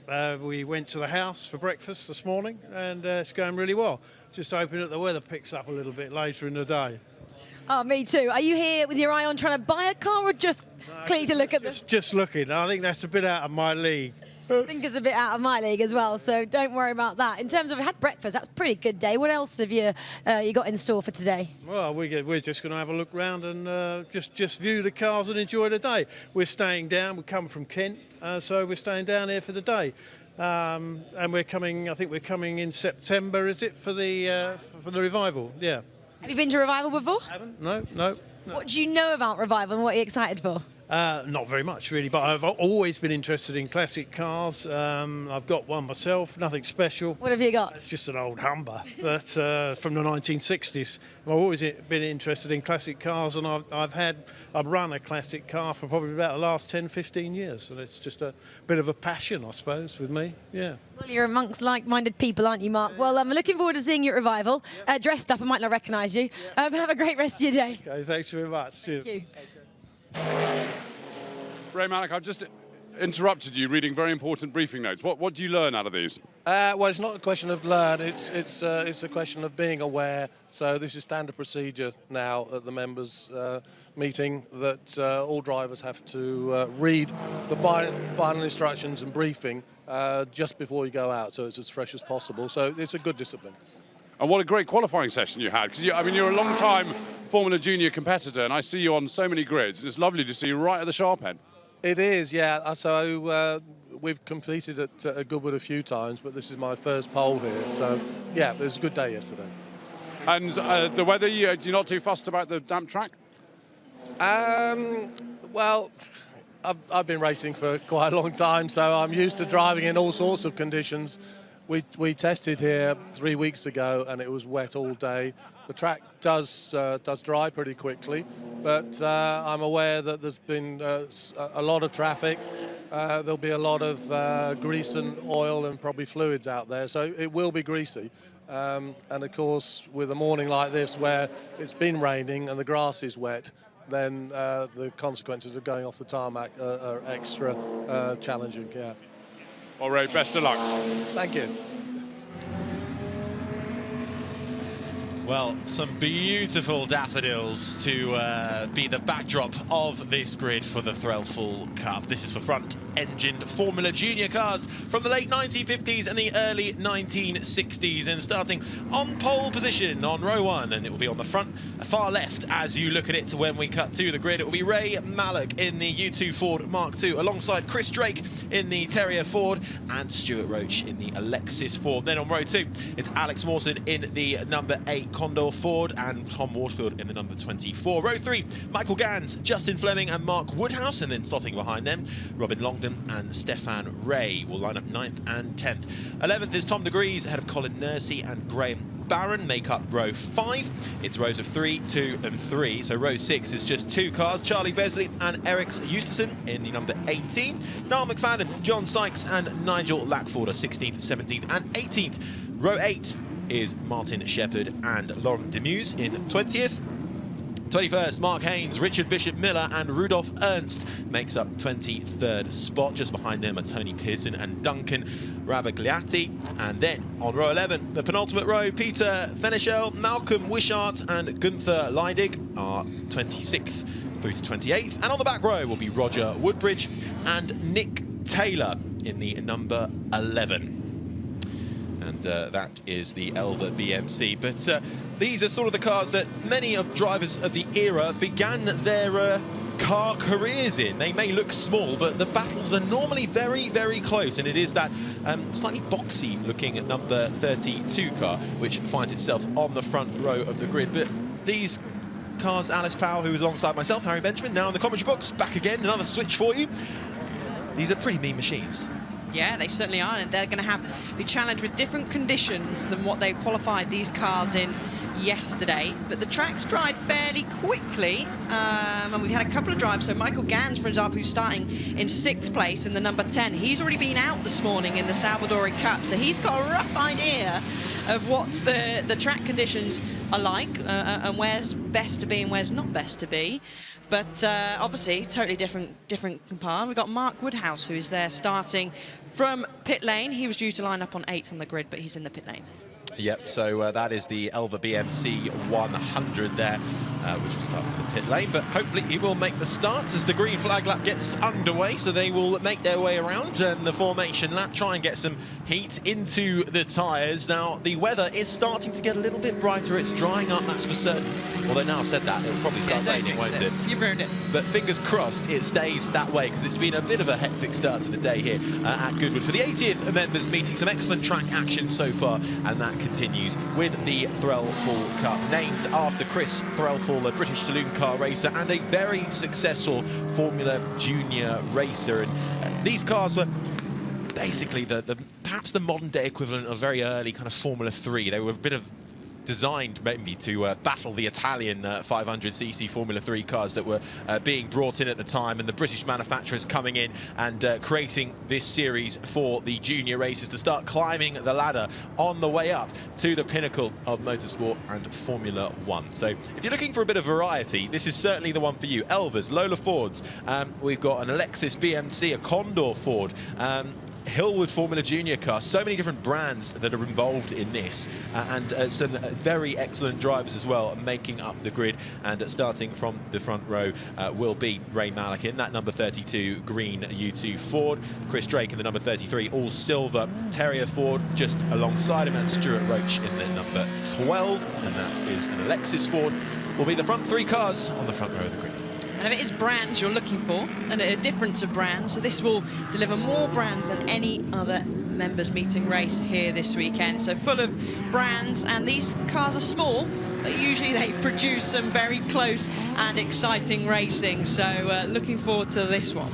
Absolutely, a 20-minute race ahead of us to go around this Goodwood Motor Circuit, roughly 2.4 miles, 3.8 kilometres, 9 turns, depending on who you ask, as they make their way and line up on the grid. One car from the pit lane then, that'll be Woodhouse, starting from there. So we'll see how well he can cut through the pack, considering he had a pretty decent qualifying. Yeah. So he should be fast and cutting through. So one to keep an eye on then. Yeah, disappointing for him. Unsure what's gone on. There's a couple of mechanics around the car, so he's not actually right up to where he needs to be on the pit lane. So I wonder if they need to push start it or something. But disappointing for him, because he was, as we said earlier, lining 8th on the grid. So he'll be one to watch to filter through the field. Well, all fans of all shapes and sizes and all ages is there as well, getting ready for this race. Everyone enjoying here. The one thing about the Goodwood Members Meeting that I've discovered so far is that it is something for everybody here, whether you are an absolute car fanatic, a historical motorsport enthusiast, or you just like to see some excellent racing cars from all the eras. There is something for everybody here, and certainly there is something here in the Threlfall Cup. Front-engined Formula Junior cars about to go racing as we wait for the green flag at the back, and we will go racing. 20 minutes shortly underway. It's Ray Malik on pole, who gets a good start. The Chris Drake Ford in the middle. The silver 33 has a bit of a stutter, but does eventually get going. But I think it's Ray Malik who makes the best of the start. So I think we've had a bit of a staller further back, and our pit lane starter does get going with the help of a little bit of a push. Chris Drake now trying to get back up to speed, but it's Malik who was away and well from pole position, chased by the orange Stuart Roach car, the Alexis Ford. Further back we've got the number 10 car. That is the Stanguellini of Michael Gans, trying to find his way through into the top 5, but a fairly clean start then from our Formula Junior racers. Yeah, very keen. A couple starters did slow to get away. Mark Woodhouse did need a push to get going. He's already caught up the back of the pack, but yeah, dreadful start. Car off as well. That is the number 33. Hopefully he's going to filter back on nicely then. Oh, and another number 10. Michael Gans has spun around as well, and now the number 8, Alex Morton. So I wonder if they've come together, because they were in close proximity to each other on the circuit. So frustration. And the number 33 of Chris Drake as well. He was fighting at the sharp end. Yeah, he was. Well, it wasn't a good start for our second place man, Chris Drake, but then he did manage to get back up and going, and it was a fairly clean start until we got about halfway around the lap. So cars spinning off everywhere you look, but everyone's still trying to carry on going. Up front, it is these two. It is the green Formula Junior car, the number 32 of Ray Malik, up front, being hunted down by the all-orange number 12 of Chris Drake. And they've kind of detached away from everybody else. They've kept it clean. They've kept it pointing in the same direction as they finish lap 1 and start lap number 2 of this 20-minute race. Already the clock ticking down through up into turn 1, and Madgwick corner they go, which will then bring them through to Fordwater. And I think it's certainly the number 12 catching very, very quickly of Roach. And is that the number 10 again going on? Yeah, whether he's maybe reversed back to restart possibly. Got stuck on the grass, needed maybe a little bit of a push from the marshals, but that's really disappointing. So had not a bad start from him, and as I said, he's had a taste of these conditions already, albeit they were a little bit slippier.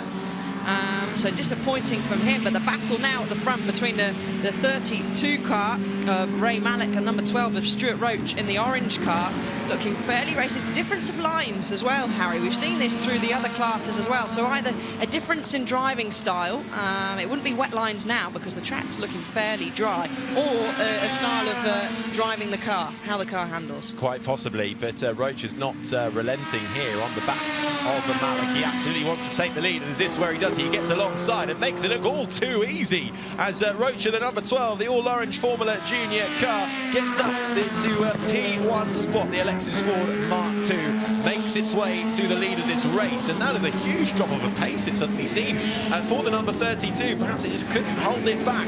And just looking further down the list as well, Woodhouse from the pit lane up into 20th already, so cutting through the field, but it looks like Malek now, and Roach I should say, is starting to pull away. Yeah, so Malek was looking over in his mirrors, so I wonder if there was an issue. So there's a replay now. Oh, they missed the braking? So Michael Gann's like, just lose it. And a car comes across the front of him, and I think he backs out of the power. Hard to see if there was contact. And obviously, once you have that lift of power, away he went. But maybe we'll see a little bit better here. And was it so unfortunate for the number 8 car, just avoiding. And then once he was on that slippery grass, he was pretty much a passenger spinning round. So very unfortunate for the number 8 car of Alex Morton. Yeah, that's the Condor Ford going round on the grass there. And this was the move for the lead then. And Roach taking Malek. Malek, who started on pole in the green U2 Ford, but now Stuart Roach in the Alexis Ford all-orange number 12 Formula Junior racer, getting up into P1 spot. But can he hold it? This is Malek now coming back.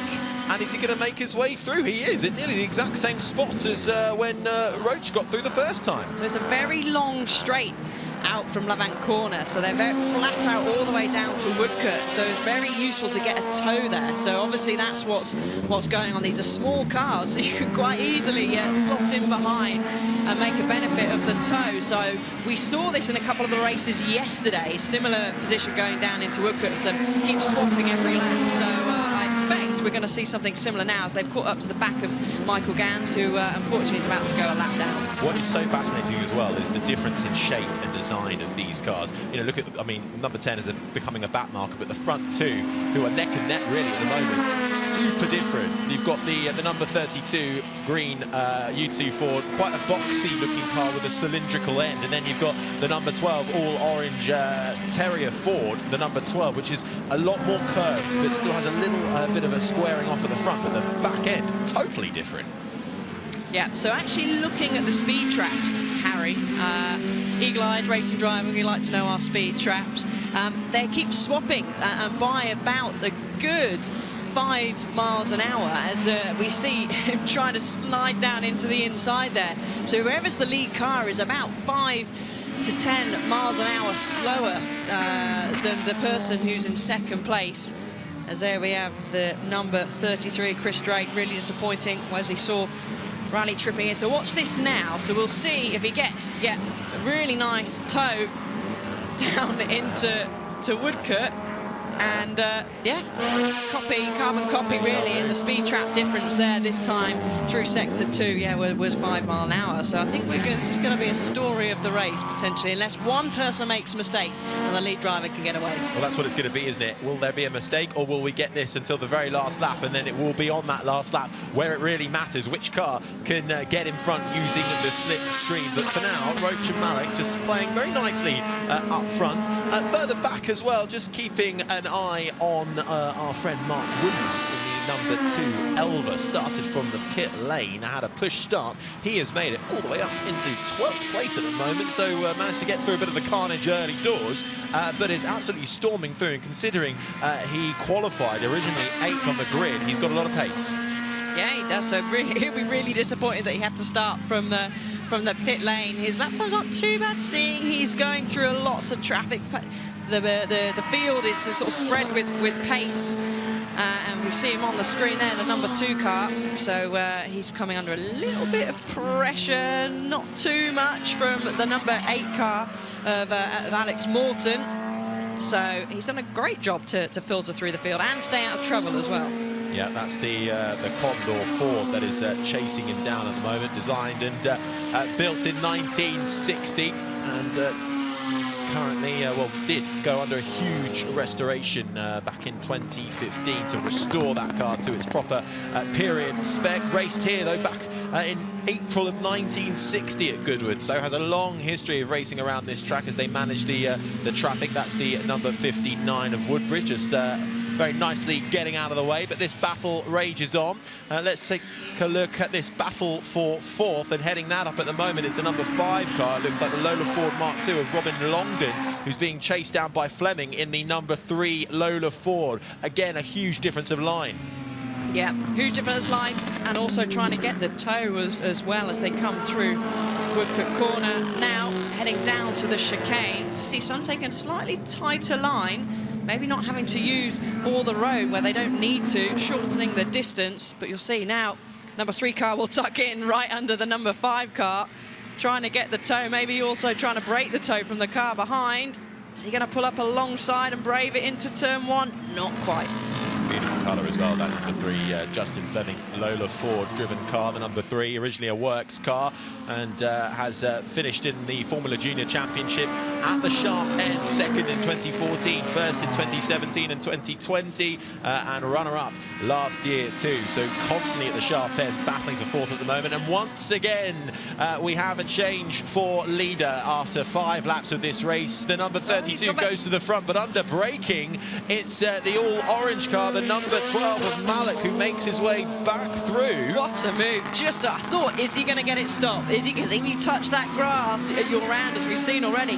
But fantastic driving there from road. Just managed to get it stopped, but now he's going to come under severe pressure heading down into turn 1. Yeah, these two started first and third. The pole sitter was the green number 32 car, now finds himself behind the number 12 car of Roach, but they've got a bit of traffic up in front of them. How much is this going to hinder Roach and Malik? The 93 car of Rudolph Ernst gets nicely out of the way in the Mitter DKW M60, and they can carry on battling, but it's the slipstream use on the back straight, which is where we've been seeing the overtaking moves, chopping and changing pretty much every single lap of this race so far. But was that the decisive move that may well seal Roach the win? We shall see. We've still got over 10 minutes left. He managed to break much later down the inside and just kept the momentum through.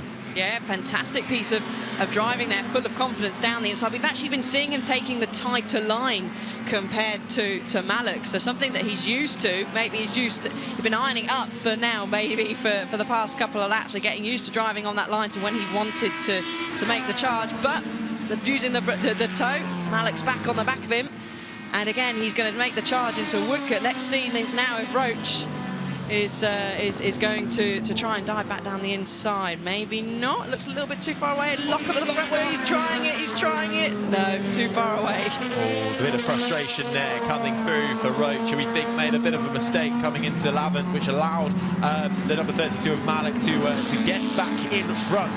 But how much longer will he stay there? This is an absolutely brilliant battle for the top 2 spots on this race. And then they're kind of finding themselves a bit detached, really. It's Waterfield in the number 24 who finds himself in third at the moment. Tom Waterfield in the Hillwood Formula Junior car. More traffic for our leaders, though, to deal with. This time it's the Nota BMC Formula Junior of Mark Haynes. He gets nicely out of the way. They continue on racing. Woodhouse Watch, he's still down in 12. So he's got about 5 seconds, 6 seconds to find to get another spot to Morton if he wants to continue making up his positions. But a great effort so far from the pit lane. So I don't know, Malik's maybe got a problem. He's very slow into St Mary's there, which is strange. He's been really hanging on to it through there in previous laps, so I'm not sure, maybe he's got a slight issue. He maybe got boxed in by the traffic. He doesn't look too flustered. So let's look at the previous. Oh, just running. So lucky. Slightly wide there by Roach, which then clearly would allow Malik to get back onto the back. But let's keep an eye on Malik to see if he has got an issue. Well, he seems to be back, so maybe he just got boxed in with the traffic, and that's what could decide this race, Harry, is there's a lot of traffic coming up now. Okay, we've still got 8 minutes left to go, but there's a lot of traffic in front. If you caught it wrong, I mean, look at this. The blue flags are out, waving. Drivers do need to get out of the way. So, but they're also fighting their own race as well, so it's very difficult. But you can see hand signals from those getting lapped, which is really nice to see, as to point of which side the drivers, all very respectful. Yeah, you can see actually Malik had to just sort of hang back before getting into the chicane just to manage the traffic. But we've got a car pulling off. That is the Scorpion, the number 17 of Stefan Ray, who was in 7th spot, pulling off. So that great battle, I think, for 4th, which involved him at the time. He looks like he is down and out of this race. And still leading, though, number 12 of Roach in the orange Formula Junior car, extending that gap 1.2 seconds now as they try to negotiate the traffic, and they have got a huge distance to third place Waterfield, nearly 30 seconds. They really are in a league of their own for sure, aren't they? But I expect, yeah, you say there's a 1.2 seconds gap, but I will really expect Malik to close that down with the power of the toe down these very long and fast straights for these cars especially. So this is where we'll see it being most effective. So let's see how quickly Malik closes, and you can visibly see the benefit of getting the toe there, making sure you're tucked into that streamline effect. But we've seen that the Roach is very, very good on the brakes here. So either that's a car difference between the two, or just Roach has just got this braking nailed into Woodcock. It's very tricky because you need to get all your hard braking done in a straight line. Otherwise, you'll see, as we saw earlier, so some front locking of the brakes. A little check of the mirrors there from Roach.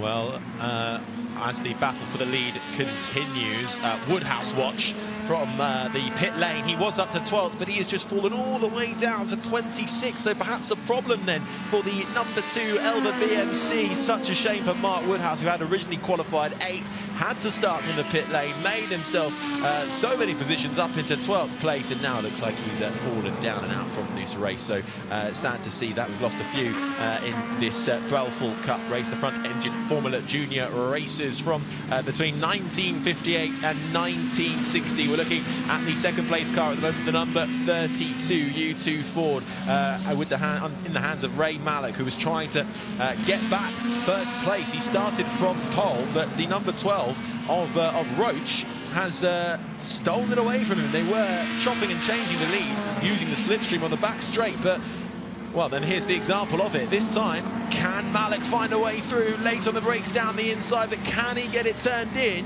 Looks like he's done it well in time for the corner, and it is Malik back through for the lead. Yeah, so I wonder what Roach's approach will be to this. Whether he just thinks coming into the final sort of 4 minutes of this race, whether he thinks, well, do you know what? I'm going to let you lead for the last lap. So then I know I'm good on the brakes going into Woodcock, and I can get the slipstream. But then the risk with that is the traffic. You know, Malik can get a bit of a slipstream from some of the traffic around him. That will really help him defend going into the last lap. So, yeah, there could be a little bit of tactics here, but also, as well, there could be the luck of the traffic too. Yeah, the number 32 car, though, back in the lead in the hands of Ray Malik. This car painstakingly built by Captain John Harwood back in 1960 for 6 weeks, with John living off beetroot sandwiches. We still didn't try them. We still haven't had a chance to get some beetroot sandwiches. We'll do it after this. If he wins, beetroot sandwiches all round. But Malik still leading out in front in this car that has won many historical races as well. It's won in the wet in Nürburgring as well. It's the Formula Junior race winner in the Formula Junior Championship too. But it is the number 12 of Roach that is unrelenting at the moment. Roach started in 3rd place. Stuart Roach, he's previously raced in this car as well. It was a pale blue colour back then, but it's been restored to its original orange livery and owned for 25 years. So he's well equipped to race this car, battling for the lead. He's fallen a little bit behind, but we've seen how much time you can make up with slipstream on that back straight. Half a second or so the gap, 3.5 minutes remaining as Malik comes into the chicane and gets ready to start another lap of this race. But they've pulled almost another 10 seconds on 3rd place, nearly at 40 seconds now to Waterfield in 3rd in the number 24 Hillwood. Yeah, so Roach didn't pull much into the back of Malik down that back straight. Even though he did go purple in the final sector, his speed trap was a little bit down, so I wonder if he's just waiting patiently now. He's going to have the lap time, or time remaining I should say, on his pit board, but his third place now. A little bit of a lonely race for Waterfield at the moment, unfortunately. Yeah, this is the Hillwood Formula Junior 1960 car, front-engined Fiat 1100cc engine. Very popular in early front-engined Formula Junior cars. The grunt coming from the front part of the car. You can see with a long nose. And makes its way across the line and still occupying third place, but the gap now about 45, 46 seconds. But then he, in turn, has got almost a lap really over fourth place man, Morton. Here he is in the number 8. So the field a little bit distilled after the front two. Alex Morton in that number 8. The Condor Ford S2, first of 2 S2 models built with an all-aluminium body and a Ford Anglia engine. Back up in front though, and that gap has not really come down as we have become to expect over the last couple of laps. He's putting over a second clear now as Ray Mallock.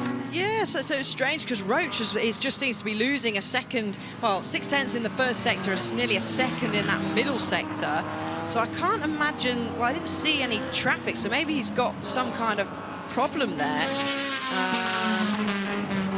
Not too sure, really. That is particularly strange because he was very quick. He's lost a lot of time to the pace that he was doing before. Yeah, it's now over 3 seconds, so either that's a problem or he's just decided that let's bring this car home. And I wonder, that's the number 7. It's an all-orange car, but don't be fooled, it's the Alexis. But the number 6, Elva of Goodwood Members, looks like it's had a bit of a spin. Can he get that back going again? The number 7 car's fallen all the way down to 20th at the moment, but he gets it back up and running, which is good. Doesn't look like he's had any comings together with the tyre wall, so comes into the chicane very tentatively. Will he stick to the right-hand side? Will he pull into the pits? Let's see. No, he carries on going round and allows the cars behind to come through. And is this a little look at how it happened? All the other cars did a really good job. I just think, wow. Hang on, he's the front car there. How are they all going to avoid him? And they did. So great driving from those behind him. Took avoiding action and went off in all different kinds of directions. Skittles going everywhere, but a good job from those behind. But Mallock, he's really got it nailed now out in front. He's nearly matched his fastest lap times. He's having another, that's not a spinner, that looks like an unhealthy number 3. He's putting his hand up, so yeah, clearly a problem there for Justin Fleming. Yep, raising his hand to notify the drivers around him and the marshals as well. Is that somebody who's just span off too? Is that a 66 potentially? Can't quite see the number there, but it's all starting to unravel for a few of our drivers. I felt sorry for the number 10 just a moment ago. Got caught up in the spin. Michael Gant is having to take to the grass more often than he would like to so far, but a little spin into the barriers for somebody further round, but we continue to go, and the clock has timed down, so this should be the final lap as we watch the number 32 of Ray Mallock, who then gets onto the grass and has a spin around on the final lap. Is he going to lose the win? He does. I think the number 12 goes through. He spins round. The car has stopped on the final lap for Ray Mallock. Did he have to get out of the way of some traffic? Either way, a mistake has been made, and that has allowed Roach a clear path through. Disaster, absolute disaster for Mallock, because he had a good 2. He's got going again, and because he's so far ahead of Tom Waterfield in P3, I think he will be all right for second. But what a disaster. I mean, we're hearing there could be a little bit of oil down somewhere. We've seen, was it the number 3 that had a little bit of a problem when they were raising their hands, unless they've dropped some oil. But it's going to be Roach, who's kept it calm and cool, coming home to take the win. Well, that's what you have to do, isn't it? Through the chicane for one final time for Stuart Roach in the number 12 Formula Junior. The checkered flag should be waving for him. It does, and he takes the win in the Threlfall Cup. Fantastic work after 14 laps for Stuart Roach, and it all came together for him. It looked like it was Ray Mallock's to have in the bag until the very final lap. Perhaps some wall out on track, perhaps a mistake. I think there's already a little bit of a shaking of the head, but still a sterling drive, and both of them gapped everybody from third downwards, really. So he will come across the line to secure second place as he limps across in the number 32 U2 Ford Mark II Formula Junior car. And in the end, they were over a minute ahead of third place Matt Waterfield, who will make his way around as we see a couple of the cars. That was the number 66. That's the Niall McFadden Elva. Just finding the grass. Going a long way round. Final lap makes it through the chicane, and here then is third place man. The number 24 makes its way through the chicane in the Hillwood Formula Junior. Tom Waterfield, a quiet and lonely race, but he gets a podium for his troubles. Yeah, no, still, and happy celebrations, but yeah, nightmare for Malik. Hopefully we can get a little bit of a replay and see what happened there. He didn't seem to, he was putting his hands up going across the line, so maybe it was either himself or traffic.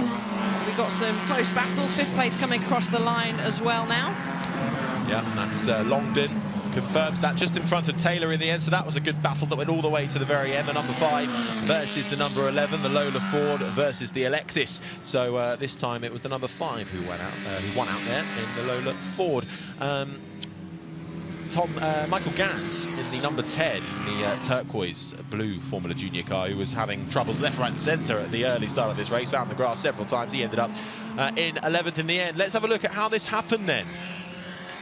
So he was trying to get past the traffic and just looked like he just went in too hot into the left of St Mary's and just lost it. And there's the number 3 giving up the ghost and done for the day. But yeah, so really unfortunate for Malik. Maybe he didn't need to rush past the traffic.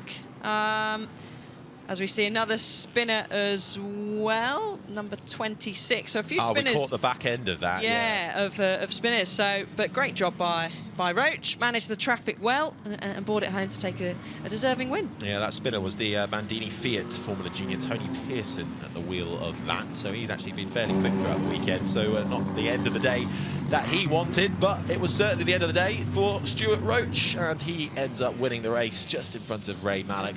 Well, just in front, it was 36+ seconds in the end, but Malik finding the grass, and you can just see how wet those tyres got as well, so it would have been a bit of a tentative drive to the checkered flag after his recovery, but plenty of time in hand to still come home in second place. But a great battle in the Threlfall Cup. The first here at the Goodwood Members Meeting, the 80th Goodwood Members Meeting for the Threlfall Cup for these front-engined Formula Junior cars. Yeah, disappointing. So we'll see, actually, maybe there was a little bit of oil down with all those cars going off. So disappointing for him, but still produced some exciting racing, some very close battles between the two of them up front now, as they're all down in pit lane, all smiles, all happy. Maybe not such a big smile from Ray Malik, possibly, but hopefully we'll be able to hear from him soon and find out what happened down there at St Mary's. Yeah, let's see if they have a few words with each other, see what they thought of the race. Helmet off, coming off for Ray Malik. Stuart Roach in the blue, coming across. Well, smiles and hugs all round, so not too bad. You can see they both worked hard for that race, certainly, and no inches being given, but in the end, it's who can cross the line first, and it was Stuart Roach in the Alexis Ford Mark II who wins out in the Threlfall Cup in front of Ray Malik. The top two really escaping away for the majority of the race, from Tom Waterfield in third, who in turn had quite a bit of a gap over Alex Morton. Then it was close though between Robin Longdon in the Lola Ford and Nick Taylor in the Elva BMC for 5th and 6th. The Stanguellini was 7th in front of Charlie Besley. Graham Barron in the Gemini 9th, and Eric Eustason in the U2 Ford, the second of the U2 Fords, rounded out the top 10. Michael Gans in the number 10, Stanguellini, was having all sorts of jaunts off into the grass, but he came home 11th in the end, ahead of Nigel Lackford and Niall McFadden. Martin Shepherd and John Sykes were 14th and 15th. The Nota BMC of Mark Haynes was 16th. Then it was the Autosport Standard Triumph, the Mitta DKW, the Alexis BMC, and the Ferranta Fiat Formula Junior of Malcolm Wishart rounding out the top 20. Gunther Leidig was 21st, Stanguellini Fiat Formula Junior, Fenichel in 22nd, and Roger Woodbridge was 25th. Well, let's see what some of the drivers had to say, shall we? We can throw down to Ed.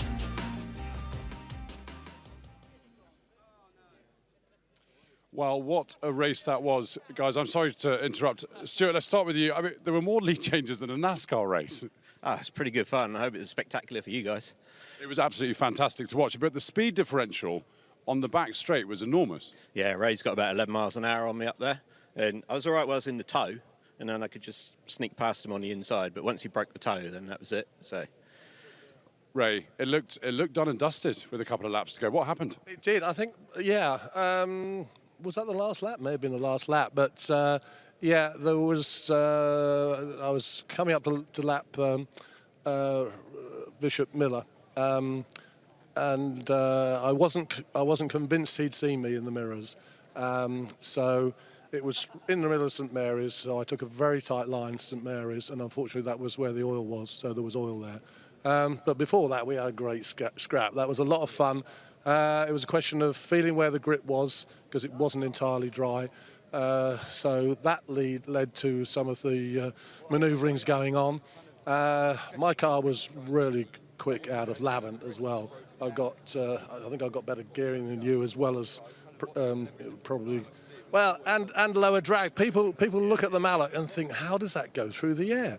But it's very narrow track. It's inboard suspension. There's a few other things that make it quick on the straight. So, yeah, that was a joy. Thank you, Stuart. It was great to watch. Well done to both of you. Let's, if you careful at the back of the car, Tom Waterfield. It was quite a lonely race for you in the end, but fantastic result to get on the podium.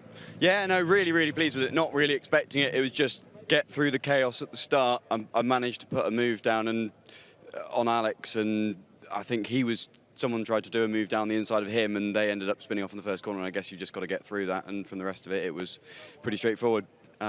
Just bring the car home. It was great. Is it harder to maintain concentration when you're not in a gaggle? No, because you can just focus on what you're doing, and you have to just think about, do I try and drive fast, which is always what you seem to do, but you just want to go, actually, no, I've got to get the car to the finish and make sure that I've got something in the bag when we get there. Well, congratulations. Cheers.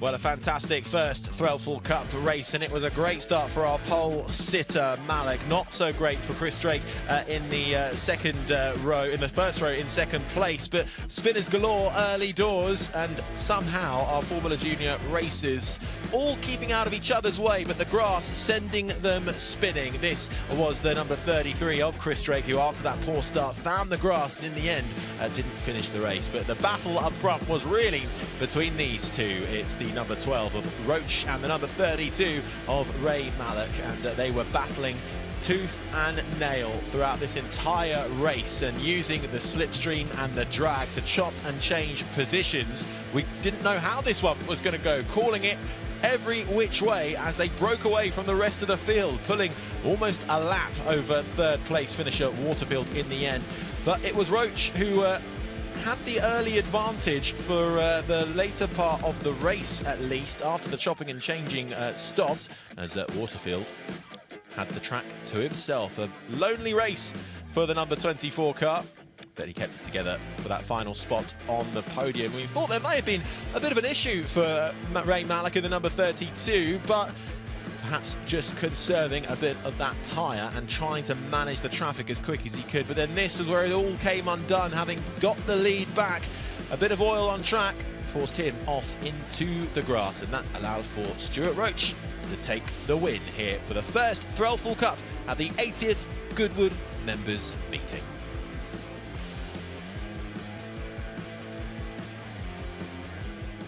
And now we can go down to David, who's with James Hayden.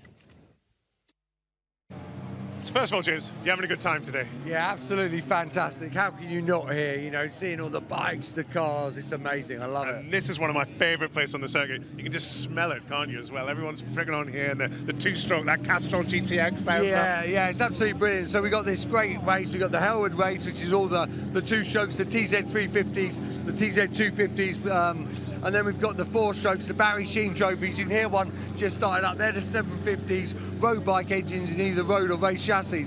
But yesterday's race was absolutely great. It was the top 3 were all 2 strokes. It was won by Carlson, just ahead of Dan Cooper. But just, wasn't it like 0.3 seconds or something? Yeah, 0.3 of a second, and that's going to get added to their race time today to get the overall winner. But it was a close race, so we just have to be a bit careful of what these conditions are doing. What do you think it's going to favour today, the 4-stroke or the 2-strokes? Well, it's it's going to favour someone with that little bit of feel, so it can be really delicate in this. The 2-strokes haven't quite got the torque of the 4-stroke, so you've got to be a bit careful coming out. Michael Rutter, he's well known to be a wet weather master, so if it stays a bit greasy like this, maybe him on the 4-strokes, they're a little bit more docile coming off the turn, so maybe him. I won't pin you to it, but what's your top 3 guess? I mean, I think I still think those TZs from yesterday were looking really strong, just because the times they were setting were fast. I'm not sure that it might be reversed today. Maybe Cooper might just get Carlson, but I think it'll be tight. Well, I think it's drying up, so it should be a fantastic race. Yeah, the sun's coming out, so fingers crossed. Thank you. Well, very much looking forward to that. Ben Edwards and Bruce Jones back with you now as we're getting ready for some other stages. And the next stage that we're looking forward to, and in fact, cars already out on the track for the GT1 demo. We enjoyed this yesterday evening, so if you were at the track or you were watching with us yesterday, you'll have seen a beautiful evening as the sun was setting and these cars were coming out. Now we've got a chance to see them in a little bit more daylight, Bruce. Yeah, it was absolutely magical with the lights going down, the headlights getting brighter and brighter. It was evocative of them competing at Le Mans in the 24 hours and other races, long-distance races into the night. But it was the sound yesterday. You know, sometimes you look at photographs of cars and you forget the sound they made and the visceral note of the V12s. Absolutely glorious. And then the thumping Chevrolet 7-litre engine as well, and many in-betweens. And for a lot of the drivers, they're reunited with cars they haven't driven for 20-odd years, and they're not hating it, put it that way. So what we're looking at are cars built to GT1 rules around 2000 to 2010. They're basically modified 2-seater sports cars derived from road cars. They were changing the regulations a little bit to try and adapt and get a good sequence together, and they certainly managed to do it with GT1 at that level. They all had to run rear-wheel drive, even if they were 4-wheel drive on the road. The Lamborghini Murcielago, which we don't actually have, we were hoping to get 1 or 2 this weekend. That was a 4-wheel drive car on road, but they had to race it as a rear-wheel drive car. Yeah, these things sort of get lost a little bit in the mists of time, but what hasn't been lost, these cars didn't have as much handling as the drivers might have liked, but they had plenty of power. They were a real handful. And listening yesterday to Darren Turner, so strong in this period, winning his class at Le Mans for Aston Martin. He's back on board of DBR9, and he said last night that he said, I love this car in period, I love it even more now. And it's a bit like getting an old piece of clothing back on, a glove or whatever, and suddenly remembering the settings you had. He was saying to Ed Foster beforehand, went out in the pits and suddenly thought, oh gosh, the power steering isn't working, remembered he had to pull a fuse out and then move it to his right setting, which is setting 3, and suddenly the car came to him. So for a lot of these drivers, it's just reuniting them with some very old and dear friends. Let's remind you what we've got out here. So the yellow cars you're looking at are the Chevrolet Corvettes, the C5s and the C6s.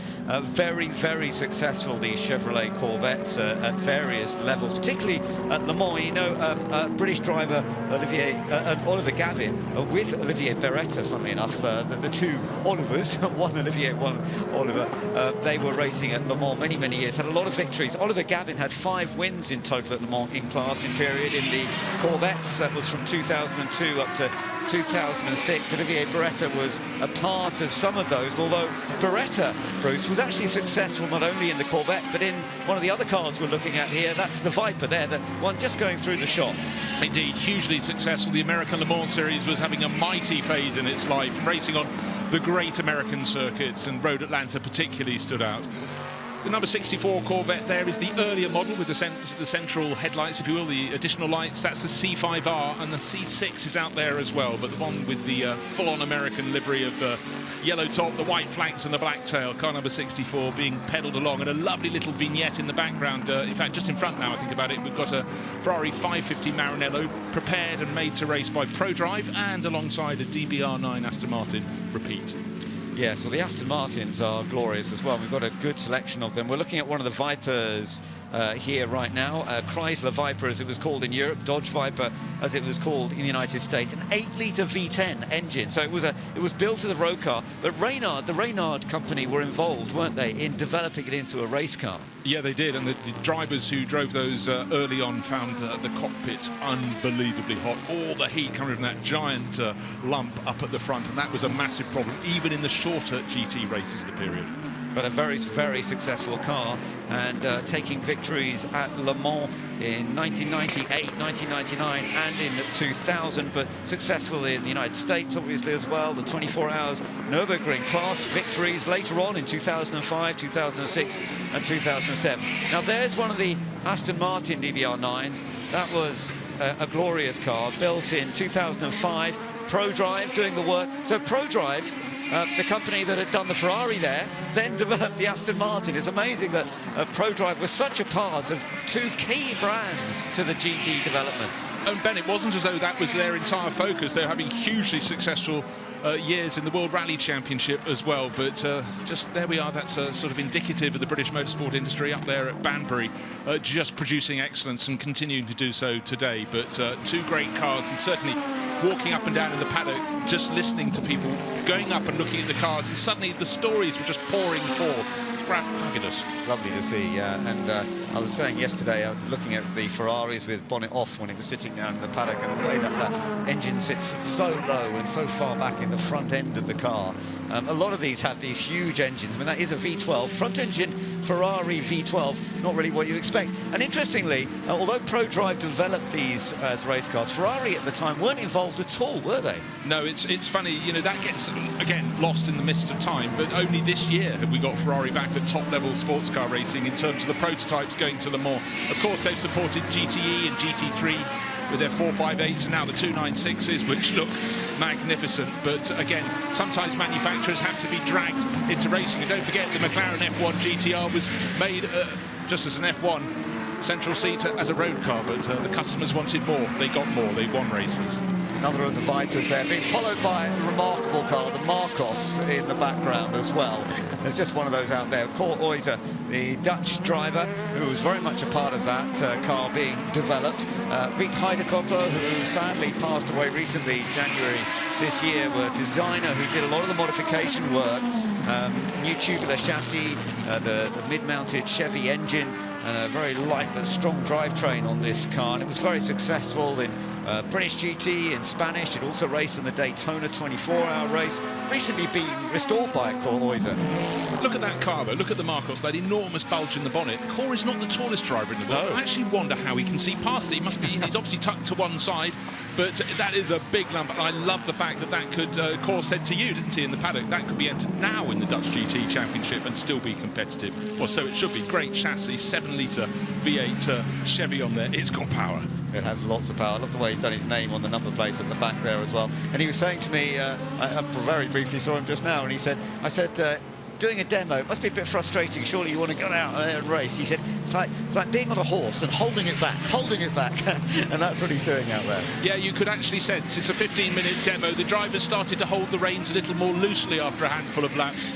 Now, some other cars we haven't talked about. The Celine, only one of those here, very successful.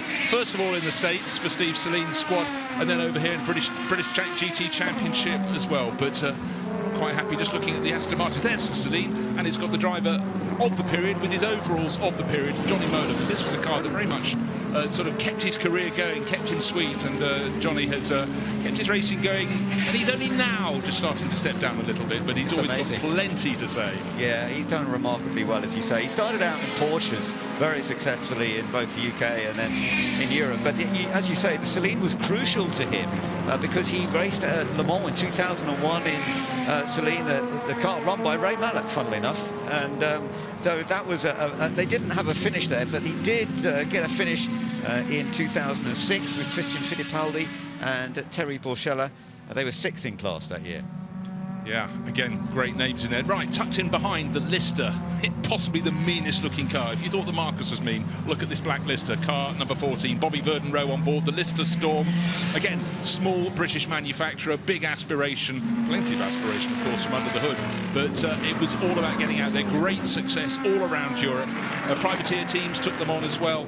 and they were hugely successful, and it really just looks the business. And you know what? If you've got long arms and short pockets, because quite possibly you could buy that car. Bobby Verden-Rose got it for sale at the moment. Oh, there you go. That's a pretty remarkable thing. It has a Jaguar V12 7-litre engine in the front, although it, again, a bit like I was saying the Ferrari, it pushes right back in to almost beside the driver, and the exhaust pipe actually runs underneath the driver's legs out to the side, out to the right-hand side, so that can get pretty warm in there too. Yeah, again, talking about the Ferrari and again the Lister there, I have this image of tall mechanics with very long arms to get deep into the engine bay to work on them, but the car was made for a purpose, and it could not be more purposeful. And the sound as these GT1 cars roar past us, both Ben and I have our programme sound in our ears turned right up, because there's a lot of sound, and I'm not disliking it 1 second. No, it is great fun to see all these different cars from this 2000s to 2010 period that was so successful in the GT racing formula. Wins at Le Mans for Viper in the early part of it, then the Corvettes were winning at Le Mans in 01, 2002, 2004. Ferrari won Le Mans in 2003, and then the Corvettes came back again 2005, 6, 2009. But the Aston Martin, although it didn't win Le Mans when it first came out, they had a victory in their first year in 2005, but they had a few problems. But then Aston Martin took 2 key victories, 2007 and 2008. And 2008 was a real battle year. They had a big battle with the Corvette that year, but they managed to come out in front. Yes, and those battles did continue. Obviously, it doesn't matter what the generation is, the top GT class at Le Mans always provides a scrap. GTE Pro has now been scrapped, but that was brilliant a few years ago. It had 6 manufacturers, three cars apiece. And for the TV director, if it was dull up front in the outright victory, you'd go down towards the middle order, and they were with top works drivers just scrapping lap after lap, hour after hour. Lovely. It was great for Aston Martin. It was their first win in 2007 at Le Mans since 1959. So it had made a huge deal. We heard from Darren Turner, who was in the car. David Brabham and Rickard Rydell were alongside him in that 2007 win, and then Darren won again with David Brabham the following year and Antonio Garcia. So that was a huge part of Darren's career, as he was telling us yesterday. Big for David Brabham as well, and a wonderful car that really worked extremely well. It's got the V12 6-litre, 635 horsepower engine in the Aston Martin there. The lovely engine noise, which we were particularly celebrating last night. Yes, in fact, maybe we should do the same again today. Just fall quiet in the commentary box to listen to them. But certainly, if you're... The sound does escape here because there aren't big grandstands, but at Le Mans, when they come past the pits, the grandstand's enclosed and the pit building on the other side, the noise is incredible. Soothing in some ways, but after 17 hours of the race or so, when you're flagging, it really can hurt a little bit. Absolutely, but it's very enjoyable to be listening to it and to see this little mixture of cars that not all raced against each other all at the same time, because they went through this sort of decade of period. We were hoping to see some of the Maserati MC12s here, although they, in some ways, the Maserati that became dominant in FIA GT wasn't allowed to race at Le Mans because it was the wrong proportions, but it dominated FIA GT. But it wasn't really a road car to me. No, it wasn't. It was not a road car made to go racing. It was a racing car made to go racing. And you know, you will through the history of the sport have cars that aren't maybe quite to the essence of, let's say, the rule maker's intention, but doesn't make it a worse place, just a different place. We're certainly getting some of that lovely sound from these machines. They have got these huge engines and a lot of control involved in it. There's the Celine coming through, so US built, and then the Lister, both small manufacturers building relatively small number of machinery, but with great success. And then you have these big famous manufacturers like Aston Martin and Ferrari and Chevrolet, with putting a lot of effort, but with some very top race teams and race development by specialists like ProDrive, for example. And then the Marcos has a bit of a one-off as well. Yeah, and the success for any of these marques does carry on through the decades, because, of course, we've moved on to other forms of GT racing, GTE, GT3, and now the Junior GT4. And Aston Martin have a hugely strong presence. A lot of people will only come racing if they can race a Ferrari, so they will always be strong. But really, success does beget more success. And again, Chevrolet Corvettes, they've just been rock solid. They were hugely strong in the German GT Championship for years because they just like big, rumbly V8s. Well, who doesn't? And incredibly reliable. I mean, that was one of the things, the Corvettes and the Aston Martins, but that's what Aston, in a way, had to develop, was the Corvette, not only quick over a single lap, and a lot of teams could kind of achieve that at places like Le Mans, but when you're doing long distance, 24-hour races, with that solid reliability, the Corvette always had that. Oh, they did, and Pratt and Miller ran that team for so long. The continuity, just the ability to any task they had to perform, they'd already done it before. They weren't going into the unknown, and watching them work. If you had one of those cameras where you had time-lapse in their garage, it was magical to watch. They knew precisely what they were doing and had a great sense of fun as well. And let's face it, endurance racing is tough, however you look at it. So a little bit of levity goes a very long way. So ProDrive produced something like 12 of these Ferrari 550s. They'd actually increased the engine size to 6 litres. They managed to get 500 kilos off the road version for the racing version. Amazing how they could have managed to have done something like that. But they took a total of 69 wins, 151 podiums from 343 races entered between 2001 and 2008. An absolutely stunning list. Oh, it really is, and just looking at them again, the sound is what's knocked my socks off, but also the ride so low to the ground. They look really good, but the most important thing of all was the fact they look like the cars that began them. They really have that continuity, and the attraction to the fans is accordingly all the greater. Yeah, absolutely. It sort of takes you back to seeing, we often see some beautiful, more historic Ferraris here, like the 250s, 250 GTOs, and in some ways, the 550 is like the modern, their later version. Yes, it's now a few years old. We're now talking about a car that's 20 years old, of course. But it still looks the business, and it certainly sounds the business, and I love the fact the drivers have decided to run as close to each other as possible to bring this sort of wall of sound around the circuit with them, and they will soon come to an end. The Gulf liveried car, the Aston Martin from the Rothko collection, is coming out, but only in time to greet the checkered flag. So whatever little tweak matters no more. They'll bring it back round, but hopefully people all around the circuit and all around the world on the live streaming will have enjoyed them. It's great to see the cars again, but notably fabulous to hear them. Yeah, it really is wonderful to see these and hear them back on circuit. And although this isn't a race, this is very much a demonstration.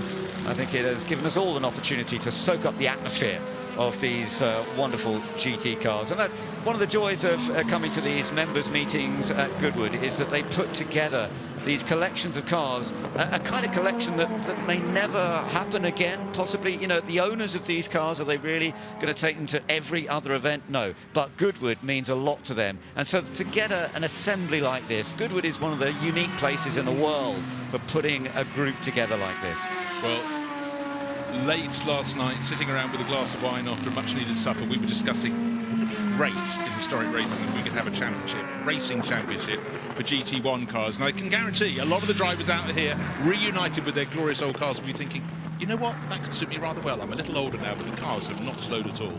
Of course, they didn't race here at Goodwood because racing had stopped at Goodwood in 1966. So they couldn't, for example, put a race at the Revival, which is only for cars that always had the ability to race here in the 40s, 50s and 60s. But I love the fact that at a members meeting, they bring in cars from different periods right up to sort of this kind of level, and then we get a chance to enjoy them. Well, it does, and also these are the cars applicable to the next generation below us, or even, dare I say it, Ben, 2 generations behind us, to enjoy the cars that they might have watched when they were very young, and now they're a little older and they can see them all over again. But they really haven't dated at all. They still look exquisite.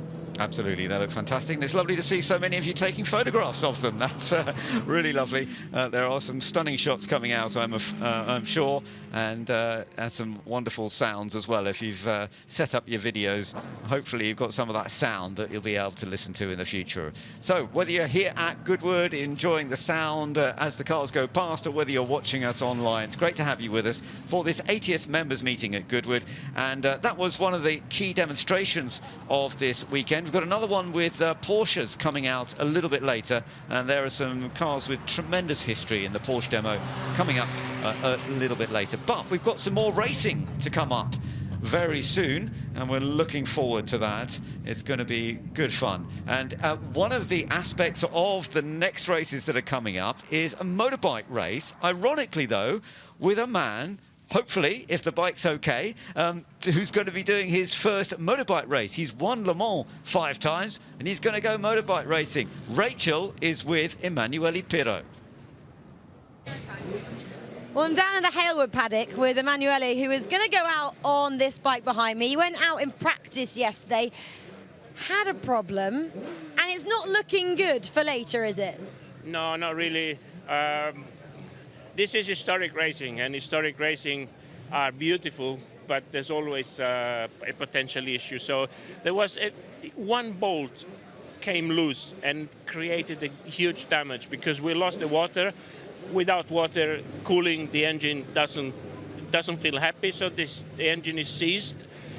And the owner of the bike, Michael Russell, who very kindly lent it to me, they spent hours trying to fix it. The bike is fixed, but we should go straight into the second race without trying it.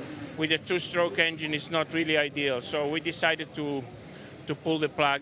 And I'm not crying just because I'm an adult and I'm in front of a camera, but it's been very disappointing because the build-up in my mind. Last night, I rode about 1 million laps just to get used to it. So, but I still have a smile because it's been a good adventure, and hopefully I will do it again. Yeah, obviously, what was the thought of coming on 2 wheels this year instead of 4? It's a little bit of a long story. I got my first bike when I was 6, and for me, riding a bike means freedom, means joy, especially in my days, you know, in the country, no helmet, sorry for safety, but we didn't know about it. So the bike has always been very meaningful to me. Bike racing is extremely difficult and requires a great finesse, but the riders are very humble people compared to us. So I always love the riders, especially the road racers. I raced in Macau the cars for many years, and I met a lot of the road racers who race in Macau, John McGuinness, Michael Rachter, and I always really admire them. Also the way they approach it. People say they're crazy. For me, it's an offense to say they're crazy. They're really brave. So once to be one of them, being humbly one of them, would have been a dream. And because it's difficult, this is a Grand Prix bike. Goodwood is an unforgiving circuit. And I don't know why, but I really love challenges very much. So this was the whole reason why I'm here. I know, massive challenge. Hopefully you'll come back in the summer. We'll bring Michael in quickly as well. So disappointing that he can't go out, but you just said you spent hours last night trying to make it happen. Yeah, we spent about 10 hours, the team, working on it yesterday to try and get Emanuele out. I mean, it's a shared dream. When someone is, like Emanuele says, can I ride a bike? You have to say yes. So unfortunately it didn't work out, but we will try and make it happen again some other time. So yeah. I'd love to see that. And how's the house captaincy going as well? Tor Bolton, third so far, I think. Yeah, no, it's going well. This is the 10th year of this, do you say captaincy? So it's also time to move over and give it to somebody else. It's been an incredible ride, you know, to get the camaraderie with all the others. So this was a really cool idea from the Duke. The positive thing about not being a captain anymore next year is that I can leave this in a wardrobe and dress like a normal human being. But apart from that, I just want to leave a positive message. This is a wonderful, wonderful weekend. Car broken, bike broken, doesn't matter. It's a wonderful weekend. Thank you. Thank you, Emanuele. Thank you, Michael, very much. Enjoy the rest of your weekend. Well, looking forward to seeing the Halewood Trophy coming up soon. That is going to be the next race, even though it's a shame that Emanuele won't be competing. And then, as we go through today's schedule, we're going to have the Bentley Speed 8 and Continental GT demonstration coming up after that. Then the Jim Clark Trophy with the Ford Lotus Cortina, some fabulous drivers. The SF Edge Trophy for the ancient cars, the Edwardian machinery. Another demonstration, that's for the Porsches. That's at 2:35 p.m. Then the Trofeo Nuvolari, that's coming up for the Pre-39 sports cars at 3 o'clock. That's a 20-minute race. And then we continue with the competition. Tony Gaze sees racing cars from 1948 to 1954 when Goodwood began, followed by the Salvadori Cup with the sports prototypes from the late 1950s and early 60s. Then another demonstration with the Brabham BT52 Formula 1 car from 1983. The Moss Trophy follows up from that as we get towards the end of the day for the GT cars, 58 to 62, and then a fantastic Gordon Spice Trophy final for the Group 1 touring cars, the mixed levels that we saw racing absolutely hard yesterday. Looking forward to that final later on today. Now, looking here, this is going to be very interesting. Michael Rutter on this Hadley Honda. Now, they had a little bit of a problem with the motor. It's a 4-stroke. He's starting back on the 3rd row of the grid, despite having qualified really well originally. It didn't quite work out for him in the race yesterday, but let's hope he's really got that bike working now. Yeah, I was speaking to Chris Wilson, the owner of that motorcycle, and they worked hard overnight, and I was listening to it. It had a bit of a misfire, but it's sounding really sharp now. And Michael, he loves it when the conditions are a bit awkward. It's drying pretty quick, but I think he might be one of the men to watch. That bike was originally raced by Julian Soper, who was a bit of a national hero in the 1970s. Yeah, absolutely, and exactly that. I know that his family are here to see the bike race as well today, so yeah, thoughts to all those guys. Oh, that's lovely, lovely history. There's Emanuele Pirro looking around. Well, unfortunately, he's not going to be competing in this one, but we've got a lot of bikes to keep an eye on. There is a majority of Yamaha 2-strokes. Remember, we've got the 2-strokes versus the 4-strokes. Yeah, it's split into 2 classes. You've got the Hailwood Trophy, which is the 2-strokes. It's the Yamaha TZ 750s. They come from 1972 to 1981. Then you've got the TZ 250s amongst that, and they're up to 1984. So 350s bigger capacity, 250s just a slightly more development, so slightly better chassis, brakes. As we look at Maria Costello over here, she's racing that Triumph there, number 89. She got the last point yesterday in 15th, but it was the top 3 in the race were TZ 350s yesterday, the Yamahas, before we got to the first 4-stroke. Which is, of course, Andy Hornby on the Triumph Trident. So, yeah, a really nice mix yesterday. You know, just going. So that's the Hailwood Trophy, and then we've got the Sheen Trophy, which is the 750 bikes up to 1972. And the thing you were pointing out to us yesterday, James, the fact that this is an aggregate race, and it was such a close gap between the top 2, 0.3 of a second between Scott Carson and Dan Cooper. It means that even if they're both racing hard against each other, it's going to be unpredictable to get the overall victory at the end of it. Yeah, very much. And obviously, you know, throw back markers in that and stuff. So you've got to, it's so close between them. And it's the same in the Sheen Trophy as well for the 4-strokes. It's just 0.4 of a second that separates Hornby and Higlett. So, and Michael Rutter's only 1.7 seconds back off that win. So there's 2 races in one, and it's amazing. Also, you've got the little 350 Yamahas, 250 Yamahas, you know, from a decade later, that are competing really evenly with these big 750s. And one of the important things you've got to remember is the little Yamahas, they weigh about 115 kilos. These big F2, you know, these big Formula 750 bikes, you know, they weigh about 230, so twice the weight, but they're easier to drive, a bit more torquey. Track conditions are looking reasonable. We had that rain this morning, and we saw quite a few moments and incidents with the cars. It's looking reasonable now, isn't it? Yeah, I was just slightly worried it was still going to be a bit damp, but that wind is a little bit warmer, and the track is looking really good. So I think the guys will be mightily relieved. You can see number 42 there. That is Andy Hornby. He was the top 4-stroke yesterday, so he will be again another man to watch. And number 37, that was Dan Cooper. He set the fastest lap of the race, you know, down in the low 126s yesterday. So again, he was flying to close in on the lead to Carson. And interestingly, the grid is set up on the fastest laps, isn't it, from yesterday? So he actually has pole position for this race, Dan Cooper, even though he finished in 2nd place yesterday. So it's quite a fun way of doing it. Yeah, it's great. You know, fastest lap from your race, as you say, puts you in the grid position today. So it's all changed. There's Gary Vines, number 23. He had a problem yesterday, but they think they've sorted it. So I spoke to him, although he had a little shake of the head there. So he was the top TZ 250 in qualifying, that 1984 TZ 250 there, but we'll have to see how he's going to get on in the race. It was a little shake of the head. Well, let's hope everything's okay. There's the Gauloise Yamaha of Robin Lamb. That's starting a little bit further down the order. But all the bikes just coming onto the grid now, getting ready for the start of what's going to be another 7-lap race around the Goodwood circuit. And we saw these wonderful battles yesterday. Big improvement from Dan Jackson. And Dan Jackson actually on the left-hand side on the front row there, number 55. Dan Jackson, he did very well yesterday because qualifying didn't go well. They had a problem with the bike. and he managed to get himself up to third place. Once he got up to third, he couldn't quite get on with Scott Carson and Dan Cooper. Let's see what kind of pace he's got here today. He did very well here last year, taking the victory. So let's see whether he's going to be able to repeat that. But pole position on bikes is actually up the far side. So it is Dan Cooper, number 37, who starts from pole position. Yeah, 33 bikes out there, really packed grid. You know, that different sound. You've got the light zingy 2-strokes, the big deep 4-strokes.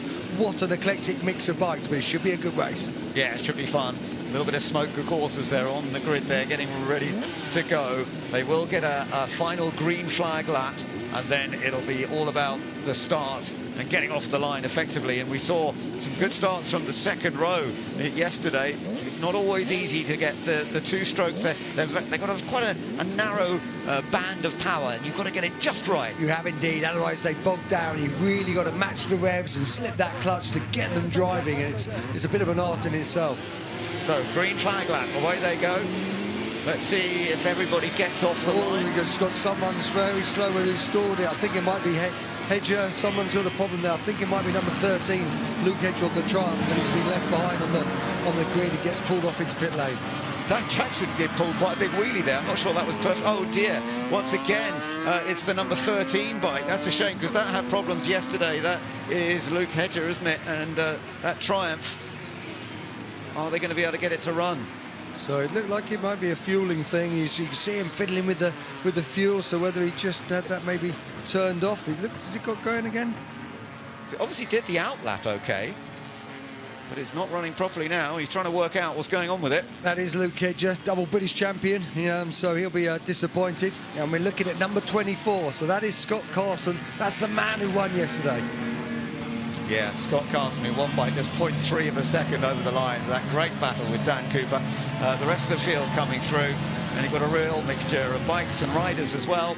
You've got some very experienced, very talented riders up near the front end. But you've got plenty of racers, riders who just love their bikes and want to be out here at Goodwood. Oh, that's looking very wobbly. What's going on there then? Yeah, do you know, I spoke to him earlier and he was saying that he's having a real problem with that bike just sort of with this mild weave. And you know, I was speaking to him about it, but you got a really clear example of that then, didn't you? Anthony Hart, that is. Have you ever ridden a bike that's done that to you? I mean, plenty that are shaking his heads, but didn't look quite like that. It just is like a speed wobble. He's saying when he shuts the throttle, though, it stops it. So it's a weight. It's to do with the weight on the front wheel. So it's just a bit of balancing stuff, but it looked pretty horrible there for Anthony Hart. Well, let's hope that they can get the bike working okay. They are now coming through the chicane, heading down towards the grid to make their lineup. James, you've raced here at Goodwood in the past. I know you're going to talk about it this time, but it's great to have you with us with your expertise on the bikes as well, and on this such great variety. I'm glad to see the rotary engine bike is back out, because they had a problem yesterday. Yeah, they did indeed. So it was an amazing motorcycle, that bike, that DKW. So let's have a very quick look at the grid then. On the front row, it's Dan Cooper, Scott Carson and Dan Jackson. Watch out for Andy Hornby on the 4-stroke. Nick Williamson is alongside. And then that next row, Graham Higlett and Michael Rutter, Rob Whitty. Gary Vines is also going to be one to watch. So as we go down that list, you're going to see a lot of battles coming through from the start of this race. We're getting ready to go. The Halewood Trophy here at Goodwood. The second part is underway. And it's a really good start from Dan Jackson on the inside. He's gone away exceptionally well. One bike a bit slow away, that is the rotary, I think. But no, he doesn't have the lead going in. Scott Carson's got in front as they go through the first corner at Madwick. And this could be a big battle between the top three. Scott Carson with the initial advantage. Yeah, he has indeed. As you say, it's all the TZ350s at the front. Carson, Cooper, then Jackson. And then the first 4-stroke, Andy Hornby there.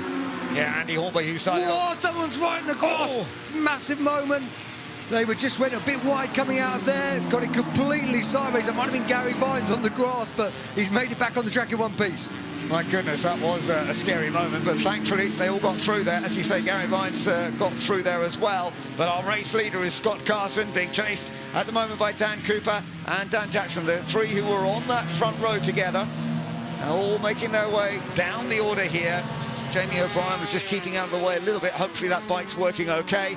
But there is Michael Rutter number 67, hoping that that engine is running a little more smoothly today than it was yesterday, as we're looking at our race leader, Scott Carson. Not a big advantage, and in fact, Dan Jackson's on the attack again. Yeah, he's so good though, Carson. There we can just see some of the other two shows coming in. There's Gary Vines, 23. He's the top 250 in the race so far. But one of the things, Scott Carson really good at getting away on these tyres, no tyre warmers of course, on the first lap, and that takes some confidence and takes some doing. Yeah, I can imagine that. Through the chicane, everyone taking it fairly neat and tidy. Let's just have a look at that big wobble. What happened here? Oh, look, he is so lucky. He runs, he's in too hot, gets on the grass, the front tucks. You see it go against the lock stop, and it comes back. A huge moment there for Gary Vines, that man there. Yeah, I hadn't realised it was Gary right from the start. I thought he might have been squeezed out, but he wasn't, was he? He kind of just ran it too wide. Yeah, I think he was obviously just that right hand, just going in a bit hot on the cold tyres. But out in front, Carson set the fastest flying lap on that first lap, 1:30.7. Just behind him, obviously, you can see Cooper. And already these guys just putting a bit of pressure on Jackson behind in third. Now remember, Carson did win yesterday, not by a big margin at all, but he did win. So if Carson can do what he's doing now, stay in front, even if the margin is tiny between him and Cooper or Jackson, then he will take the overall victory in the Hailwood Trophy. But let's wait and see. We've still got a bit of time to go here, 6 laps to go, just under 6 laps to go still, as Carson has control at this point. And he's just trying to open up that advantage. He did say yesterday, though, we saw him lose a bit of pace just towards the end of the race with the tyres getting a little bit too warm. Yeah, that's right. They were maybe going to have a little just experiment with pressure there, because it was certainly hot in that part of the race. And what we saw yesterday was Carson was very good from the off. Cooper took a little bit more warming up. Remember, Dan Cooper only rode to this TZ350. That man there, we're talking about number 37 for the first time yesterday. So he's still growing in it. He's still learning into it. But he's riding that really well. So this was when he started to come a bit stronger. Lap 2, once everything's warmed up. Now there's the battle for the 4 strokes. You can see that's Hornby and Higlett, 40 and 50. This is for honours at the moment. And remember, yesterday they were separated by just 0.4 of a second.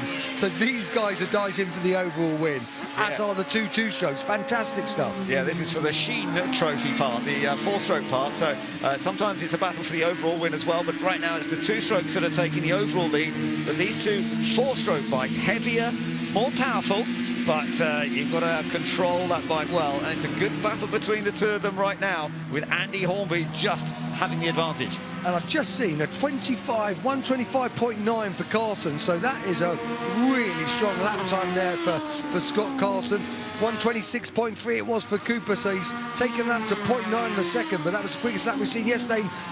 Graham Higlett, look, Graham Higlett's got the chance to try and get past Hornby, but no, not quite. Has to brake a little earlier. That's right, he looked like he got a slightly better drive, but Hornby just putting his bike exactly where he needs to. It looks like Michael Rutter behind as well. Number 67 is starting to move in. He's probably just taken a few laps just to get into that bike, but he's doing a nice job, and certainly, as I say, I think they cured the problem they had yesterday. Yeah, so you've got the 2 triumphs here, and again, Higlett having a little look down the inside, but oh yes, this time he's done it. Gets in front, but will he go too wide on the exit? Will he lose that position again? Yeah, absolutely, Hornby's through. And as you say now, Michael Rutter's with them. Exactly, he's in the hunt. He might even get a good slipstream here. He might be able to pull out. Not quite on that lap. Jackson on set the fastest lap, 125.3, so the times are tumbling here today. Oh, this is fabulous to watch. Michael Rutter, man you raced against in your youth. Many a time. I mean, Rutter can do anything. He wins TTs, British Superbike races.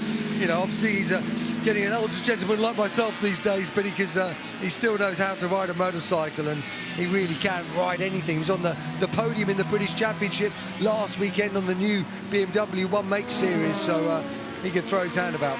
Yeah, he certainly can, and even though it's the first time this weekend that he's ridden this bike, but look at it, it's becoming a 3-way fight in the 4-stroke battle for the Sheen Trophy. 2 separate parts to this race, even though they're not hugely separated in terms of performance, and Hornby is just holding on at the moment. Andy Hornby, who won this class last year here at Goodwood. We'll just wait and see whether Michael Rutter's just waiting for exactly the right moment. Yeah, well, he knows to win this, he'd have to beat these guys by 1.7 to take the overall win. But Hornby there really really good on the brakes in that last section.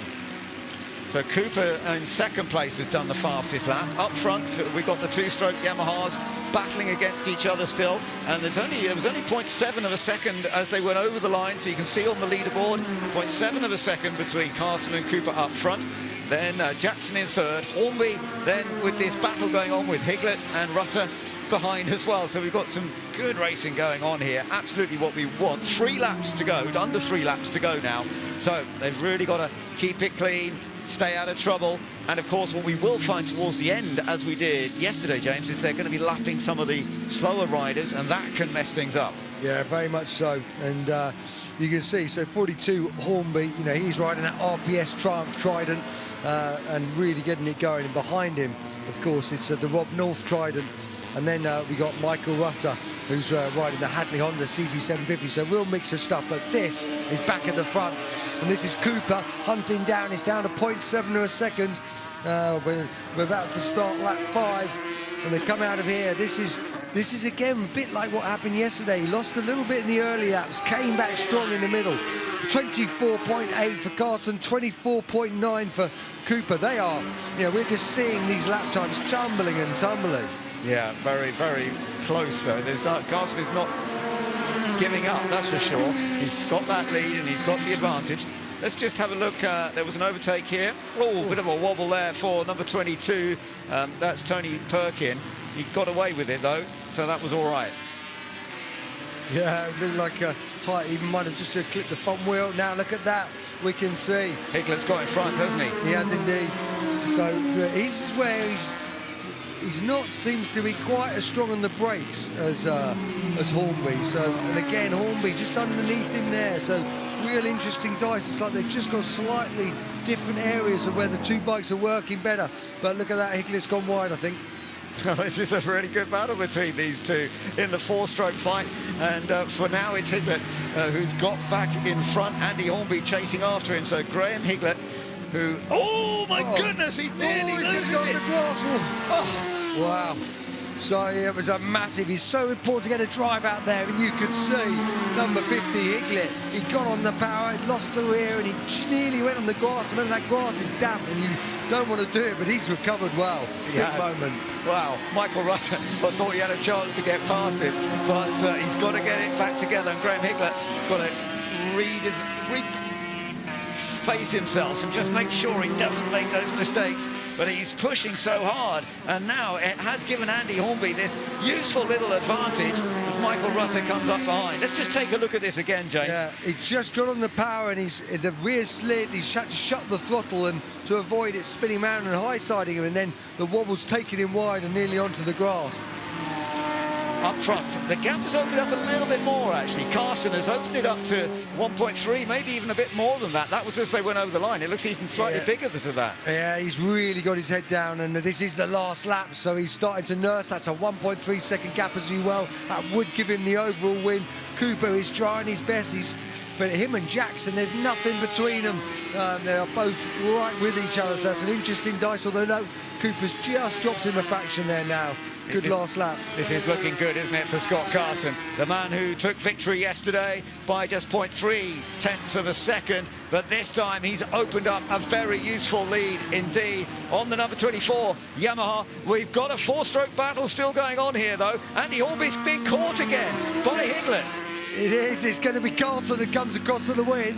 Victory in the Hailwood Trophy does go to Scott Carson. Having taken victory on both days, he takes the aggregate victory as well. Jackson actually came across the line ahead of Cooper. So there was Dan Jackson, who has come across second. Now, what's going to go on in the 4 strokes? It's going to be very close. I think Andy Hornby's just going to hold on, like he did last year. Andy Hornby wins the 4 strokes, the Sheen Trophy. Yeah, it was all coming out. There's a lot of dicing on that last corner, but as you say, Carson, Jackson, Cooper for the top 3 in the Hailwood, then Hornby, Higlett, Rutter for the 4 strokes. But 2 really fascinating races there within that race. I don't know what happened to Dan Cooper on that last lap, because he suddenly lost a lot of time, and Jackson was able to get past him. Throughout it all, though, Scott Carson's been very, very consistent on this. Very impressed with him, you know, really quick. That's 1:24.6, so that was a a blistering lap time. The first time I think we've seen those is down there. Remember, that's 2 seconds. 2 seconds quicker than they did in yesterday's race. That is amazing. Which is incredible, as in the fastest lap, so that really was setting some times. And Hornby, Higlet, Rutter, what a battle that was, just 3 tenths separating that 3 as well. So some lovely motorbikes there, no incidents, and everyone looking good despite a few scary moments. There were a couple of scary moments, definitely. But well done to Scott Carson on this Harris-built Yamaha TZ350. And he has taken both race victories, so of course he has won overall because it's the aggregate result that counts. But yeah, he's done that superbly well. Yeah, and he never looked like he missed a mark. He looked smooth and neat. He was so good at getting going early on. You know, that 1981 TZ250, like you say, with the Harris chassis, it really has performed very well. And he's been loving it. He said he loves the circuit. He's really enjoyed riding it, and 2 strong wins for you. You can see what he means there, and especially good. Yeah, that 124.6 is a great time around here. Definitely, and well done to Andy Hornby, waving in the background, who won the Sheen Trophy last year here as well. So the Mike Hailwood Trophy has gone to Scott Carson, named after the Mike Hailwood, who 9 times world champion in the various different categories, went into car racing and became a Formula 2 champion, went into Formula 1 and then came back to bikes and was still winning events at the Isle of Man TT. Yeah, absolute legend he was. And, very sadly missed. What a star he was.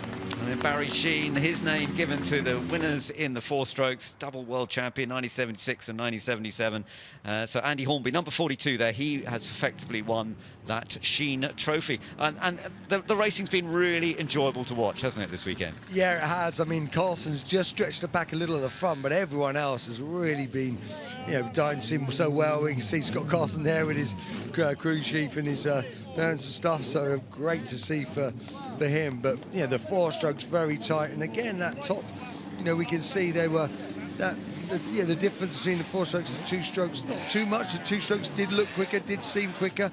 I think Dan will be a bit disappointed not to have grabbed that second again, but hey ho. That's the way it goes. So the final standings in that second race, Scott Carson taking the outright victory, and it means he has won the whole Hailwood Trophy. Dan Jackson finished in second, Dan Cooper in third, and then the first of the 4 strokes was Andy Hornby on his RPS Triumph Trident. A very close battle with Graham Higlet and Michael Rutter towards the end. Nick Williamson, Ian Bain, George Thomas and Rob Whitty completed the top 10. Quite a bunch of the 350s, of course, the 2-stroke bikes. A couple of the 250s just outside the top 10. You've got Gary Vines and Mark Linton. Gary didn't have quite the run this time as he had last year. Michael Russell up there in the Norton Max. That had a problem yesterday, so he managed to move up the field quite well there. Down to 20th place with Derek Cripps taking 20th on his Yamaha TZ350. And then Alan Cathcart on his Ducati, on the Ducati that he's riding this weekend, and rides so many different bikes, of course.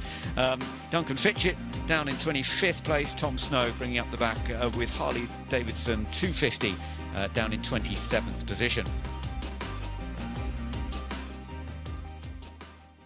And there we are, the combined classification. There is the aggregate top 10. Scott Carson confirmed as the outright winner, and Dan Cooper taking second overall. So although Dan was actually third in this second race, he took second overall ahead of Dan Jackson. And Andy Hornby, the overall winner in the 4 strokes, as we expected, because he took both victories in both races. Graham Higlet, Michael Rutter, and that is the aggregate order. So that's how the trophies get awarded to Scott Carson and Andy Hornby. So let's go down to Ed Foster in Parc Fermé.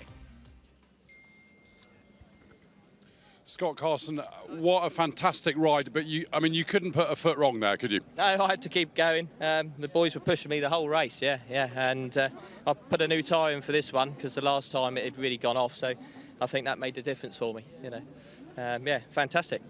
Winner of Heat 1 yesterday, winner of Heat 2 and the overall winner as well. That's not a bad weekend, is it? Oh, it's a dream. It's a dream. I've always wanted to come here and ride, and to be able to do this is, yeah, fantastic. Lost for words, so... Yeah, I just want to thank Paul for letting me ride the bike and everyone who's helped me, because it gets everything here. So it's been fantastic. Congratulations. Thank you. Cheers. Thank you. Right, let's find a second place man, Dan Jackson. Actually, I'll tell you what, we'll come... Dan Jackson, where are we? Here we go.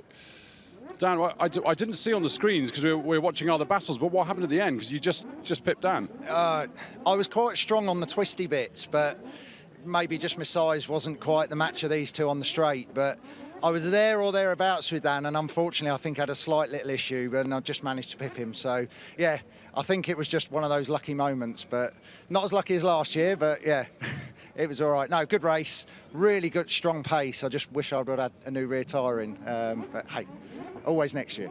Well, you finished on the podium, so fantastic ride. Brilliant, thank you very much. Right, let's find Dan Cooper. We just cruise over here. Dan, I mean, you kept everyone honest all the way through, and then obviously something happened at the end. Yeah, I just missed the gear. The only mistake I made the whole race, really, just I made the mistake right when I didn't need to, like, you know. So yeah, I'm a bit annoyed with myself, but hey, I felt like we were riding good then. I don't know what the pace was like. It felt like we were riding harder than yesterday, so I'm happy. Just a bit disappointed we didn't get the #1, but never mind. We'll have another go. I mean, you were a lot quicker than yesterday, I think almost 2 seconds. But so whilst you finished third today, you came second overall over the weekend. So great weekend. Oh yeah, it's brilliant. Like, you know, yeah, it's just nice to come to Goodwood and have a really good competitive bike to be able to show what we can do. Like, you know, I just want to thank Ron and Barney for putting such a great bike together. You know, I think we didn't quite do it justice today, but you know, there's always another time. Well, we all enjoyed it. Congratulations. Cheers, mate. Thank you. Fantastic fun and games in the Halewood Trophy Part 2, and we'll just have a little look at some of the highlights there, James, because there was fun games, and thankfully, although we did see the odd scary moment, particularly Gary Vines at the first corner, everyone got out of it okay. Yeah, we did. We saw a really good battle for the 4-stroke corners here between Hornby and Higlett, and you just see there that Higlett ran a little bit wide. Hornby came back underneath, and you got Michael Rutter in the picture as well, just sniffing about, waiting to see what he could do. Yeah, it's lovely to watch, and although Michael Rutter in the end couldn't quite get on to the same terms as Andy Hornby in particular, Andy rode really well. He had to fight hard all the way through to fend off these two behind him, but he managed it. Yeah, he did indeed, and he seemed to be slightly stronger on the brakes where it counted, and just seemed to have a bit more support. Then we saw some of the 2-strokes, they're coming through, and a big moment there, if we remember as well. That was... Yeah, Tony Perkin getting a little bit wobbly, but he got away with it, so that was all right. And we did see 1 or 2 little incidents like that. This was the big one, yeah. And it really, just because of the way it shut, the bike stood itself up and he went off, but it was this man, Scott Carson, who took the double win. Yeah, beautifully done. Scott Carson taking victory and the outright win of the Halewood Trophy. As in the background, Dan Jackson managed to take second place in that race, but Dan Cooper took second place overall. But many congratulations to Scott Carson, who has thoroughly enjoyed his members meeting weekend at Goodwood.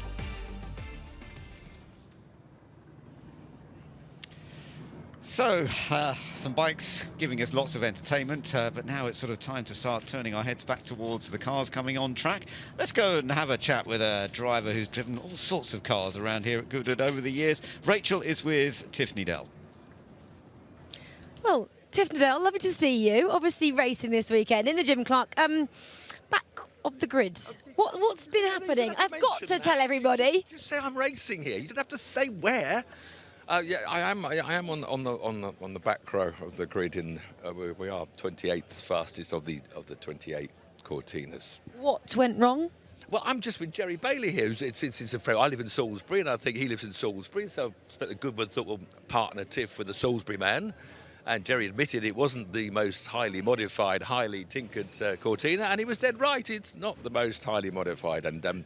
You know, I mean, some people, they're spending £150,000 on a Cortina to race. I think Jerry bought this for about £25,000, you know, and he's played with it and cleaned it up. But, I mean, obviously, they're not, well, they are professionals, really. The preparation companies at the head of the field, they take it very, very seriously. They come here testing every other month, you know, and they spend a lot of money. And I mean, I think a fast engine would cost about £35,000, £40,000 for a quick engine for these cars. So we're here for the beer, and we're here to race at Goodwood, and that's the most important thing. I think the Duke always says, you know, this isn't serious racing, it's fun, and that's what we're having. Exactly, and jokes aside, obviously we're celebrating 60 years as well of the Cortinas, and I saw a tweet, you said, I was there during that first race. Tell us about that. You must have been a little boy then. It's a bit shocking when I thought that must be only 50 years ago. Sure, it can't be 60 years. But yes, I was an 11-year-old clinging to the fences at Goodwood because this is where I was brought up with my father as soon as I could walk, you know. So I'd watch Mike Hawthorne and Sterling Moss, and Jim Clark was my greatest hero. So I watched Jim Clark racing Lotus Cortinas around Goodwood 60 years ago, and got my own photos at home. Is that where your love affair for cars started? Yeah, as soon as Dad brought me when I was 3. So the fact that, you know, the Duke recreated Goodwood for me to come and race on a track that I just dreamt of racing, it's been magnificent. It's kept me right. I've done every revival meeting and every members meeting.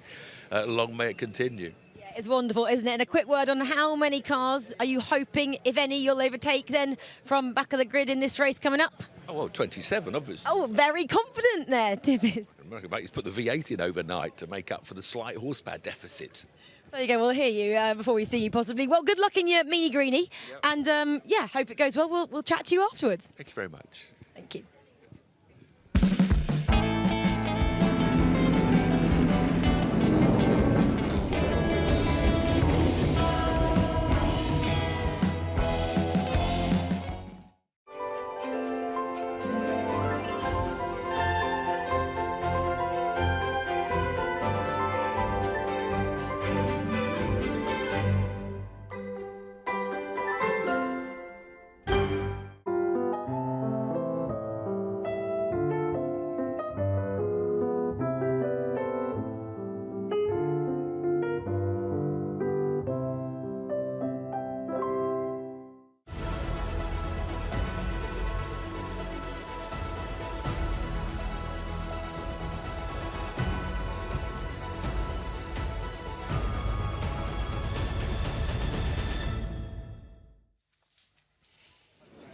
Well, I hope you're enjoying the 80th members meeting here at Goodwood. We certainly are at the moment. We're looking forward to some more racing getting underway soon. But we've got one of our demonstrations coming up as well shortly. And there we are. We've got the cars sitting in the assembly area ready for the demonstration.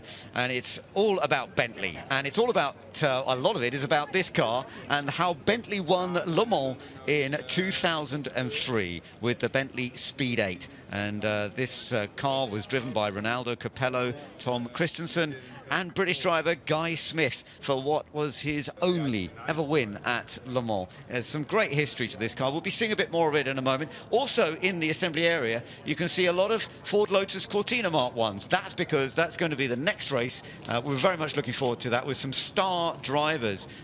All of the drivers that we've got lined up there, remarkable histories in touring cars, GT racing, some really top names who will be competing in those Lotus Cortinas. But we're going to start off with this Bentley demonstration, and it's going to be a lovely opportunity to see how it all goes. And it's actually Tom Christensen in the car this time to do the demonstration. 9 times winner of Le Mans. So Harry, this must be good for him. I mean, it wasn't his first win. He was already into a sequence of winning Le Mans races, but a part of that, it was one of 6 consecutive that he won between 2000 and 2005. Remarkable. Absolutely, alongside his driving with Audi as well, that he became so well known for. Mr. Le Mans, he's already had a run out in this Bentley yesterday. He's actually racing quite a lot of different machinery across the weekend. So Tom Christensen having a lovely time out there at the moment. But of course, this all marking 20 years since Bentley's 6th victory at the 24-hour Le Mans. 100 years, of course, this year, the centenary for the 24-hour Le Mans legendary race. And alongside the Speed 8 that we'll see out on track, we'll also see a Bentley Continental GT, and Bentley are creating a limited edition series of Continental GT coupes and GTCs to celebrate their achievements at Le Mans. There's a lot of crossover, particularly with some of the paintwork and specifically, I should say, the interior as well. There's they've replaced a 12-hour analog clock with a 24-hour analog clock. So it's little touches like that which go a long way for the Bentley mark. Yeah, no, that'll be great fun to see that out there. Some of the special cars they produce, but lovely to see this Bentley that won Le Mans. And as you say, you know, there's 100 years we're celebrating since Bentley first went to Le Mans. There was just sort of one car entered in 1923. It didn't win on that first year, but it finished 4th overall, Bentley. And then the following year, 1924, they took their first victory, John Duff and Frank Clement, who won with Bentley then. And now we're seeing a car, the most recent Bentley to ever win Le Mans, this 2003 winning car. And it was actually a 1-2 for Bentley that weekend, because Mark Blundell, David Brabham and Johnny Herbert were second. In the other car, they had some problems with the battery that had to be replaced in their version of this car, and that meant they missed out on potentially winning. Could have been an even bigger battle with Capello, Christensen and Guy Smith for the victory than it was, but it was still a 1-2 finish. A brilliant day for Bentley. A little jaunt down the Motorsport History Hall of Fame there, just some brilliant names all having driven for the Bentley mark. And I was commenting on this yesterday as well. Look at the Speed 8. You just don't quite see that type of car in modern day racing, you know, how it slopes down right at the rear and the huge rear wing as well. You know, we've got the modern day hypercars and the past of the LMP1s racing in the World Endurance Championship, of course the LMDH over in America in the IMSA Sports Car Championship, but nothing is quite like this historic sports car. You can just see, you know, they're both adorning the number 7 badge, which was the winning car. So the Continental GT is another homage to the Bentley. It displays the number 7 on the exterior, on the front grille in white, and almost copies the British Racing green livery too, with the silver monochrome stripe down the middle. If these two turned up in your driveway, I don't think you'd be too upset. No. I tell you what, there is a bit of a personal issue for me, or moment, if you like, to see this car on track once again, because I saw this car recently. There was a sad funeral recently of a man I knew and respected and liked very much, called John Wickham, and he was in charge of running the team when they won when they won Le Mans with this Bentley. He was running that up from Norfolk in my part of the world, and John Wickham, I then worked with him on A1GP. He had a tremendous background as a team manager in motorsport. He started with the BARC, the club that runs this fantastic event at Goodwood. He started out as a volunteer marshal for the BARC in the 1970s, and then got into being a team manager for all sorts of people. John Surtees, he was team manager for March Engineering, and then he got into Formula One with the Spirit Formula One team, and they brought that was when Honda came into Formula One. And then John Wickham worked with Richard Lloyd in British touring cars, with the Audi UK sport team, Frank Biela winning the championship, and then he went to run this Bentley team. And so he was, John Wickham, who I'm talking about, was a key part of the way they had success. We lost John very recently, very sad to lose him. He passed away due to motor neurone disease. But this, in a way, for me, is a memory of John Wickham, and to see this car on the track here at Goodwood, and a very memorable time for Bentley overall. What a fantastic memory to share as well, Ben. So much history and emotion attached to a lot of the cars that we've seen across the weekend as well. Of course, we've just had earlier on in the day and last night the GT1 demonstration too. Just seeing those cars on track brings back a lot of evocative emotion as the two Bentleys close up into the chicane of the Continental GT, leading the Speed 8 for now. And here we go, the Speed 8 foot to the floor. Yeah, zaps past as it comes down towards the corner. I love the way that this special road Bentley that they have built, which has actually a W12, has the W12 engine, but inside the cockpit, a valve from the engine of one of these cars is actually in the dashboard, isn't it, of the Bentley Continental? Yes, they've split them up. They've taken a valve basically from the original engines and put them in each of the Continental GT coupes and GTCs that they are making available in this limited edition series. They've also got the Le Mans winning reeds that you can see on the front bumper of the Speed 8. They are on the interior of the Continental of the GT car, and as I said right at the start, they've got rid of the 12-hour clock and replaced it with a 24-hour one as well. And the black line spec that you see on the GT nods to the black and green livery that we see on the Speed 8 too. So a remarkable feat of engineering being recreated in the modern day road car. lovely to see. Tom Christensen, by the way, it's great to see him in this car again because although he'd had quite a lot of success at Le Mans, even when he then went on to take this victory, his first ever pole position was in the Bentley at Le Mans. Funnily enough, he'd had 4 wins, but he hadn't had pole position.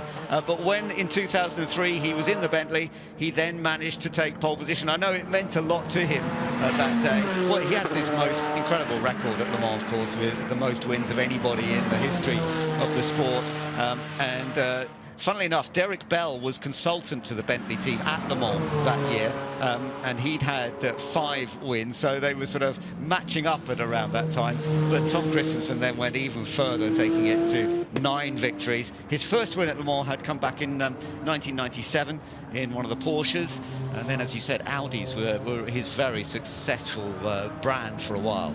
What we would give for Bentley perhaps to re-enter the World Endurance Championship with these new hypercar regulations, along with what seems to be the beginning of a bit of a golden era. But I mean, you mentioned some of the drivers that have raced this car. I mean, on top of that, you had the likes of Martin Brundle, Eric van der Poel as well, David Brabham, all having a go across the years in this Speed 8, which notched up 4 race wins in the end, and 1 pole position, 2 fastest laps, 1 overall win as well. So as the demonstration comes to an end and the Speed 8 peels off back into the paddock. So if you get a chance, if you're here at Goodwood, that is absolutely one to get a little closer look at if you can.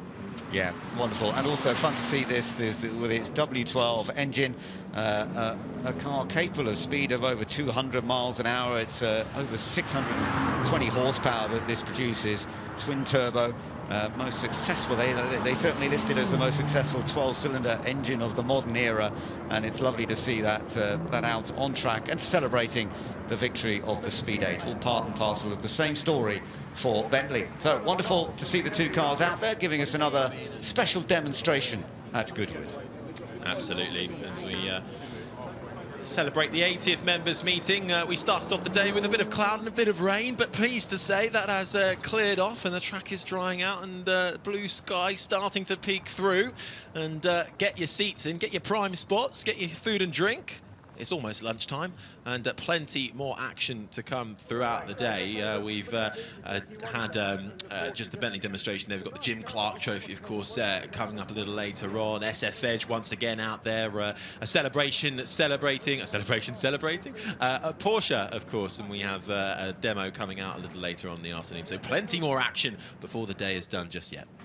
Yeah, lots to look forward to, and thankfully we've got a nice dry track at the moment, so hopefully we're going to get some good racing in. And we've got this Jim Clark Trophy coming up pretty soon now with the Ford Lotus Cortinas, and in fact Tom Christensen is in this race, funnily enough, so he's been driving around in that Bentley, and then he's going to be coming out in a very different kind of car, the Mark 1 Ford Lotus Cortina, which was a very important combination for Ford and Lotus working together, if you like, because Lotus had already developed a Ford engine, turned it into a racing engine, and with their twin cam cylinder head, and Ford thought, oh, this is good, let's make a car that people can really see as a competition car. It was really the first time that Ford got into producing competition cars in that way, and of course the Ford Lotus Cortina went on to take lots of victories in both rallying and racing, and we'll see the fun and games of seeing so many of them out there in just a little while with some superstar drivers. Steve Soper, by the way, will be starting the race as well, so from up front. That's going to be interesting to see how he gets on with that,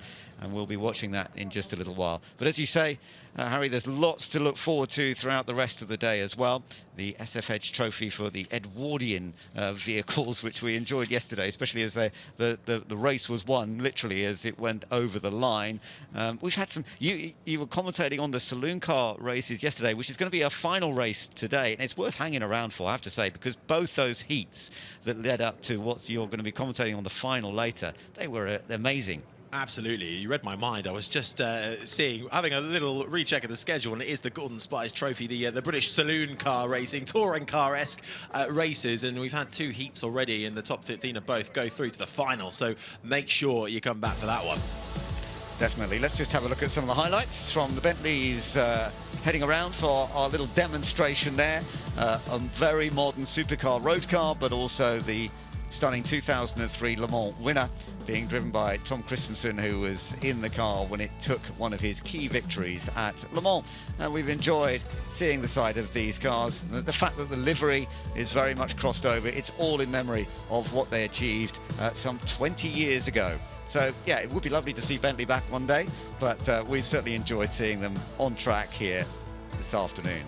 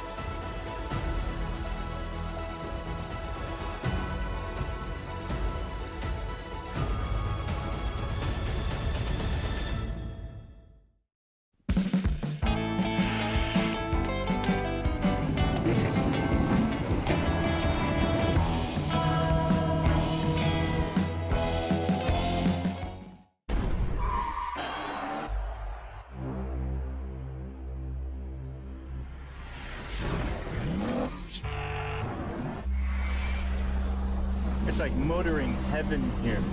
It's motorcycles, cars, helicopters, planes. It's a sort of assault on the senses when you come here. I know, but it's the best kind of assault. And to hear them start and then...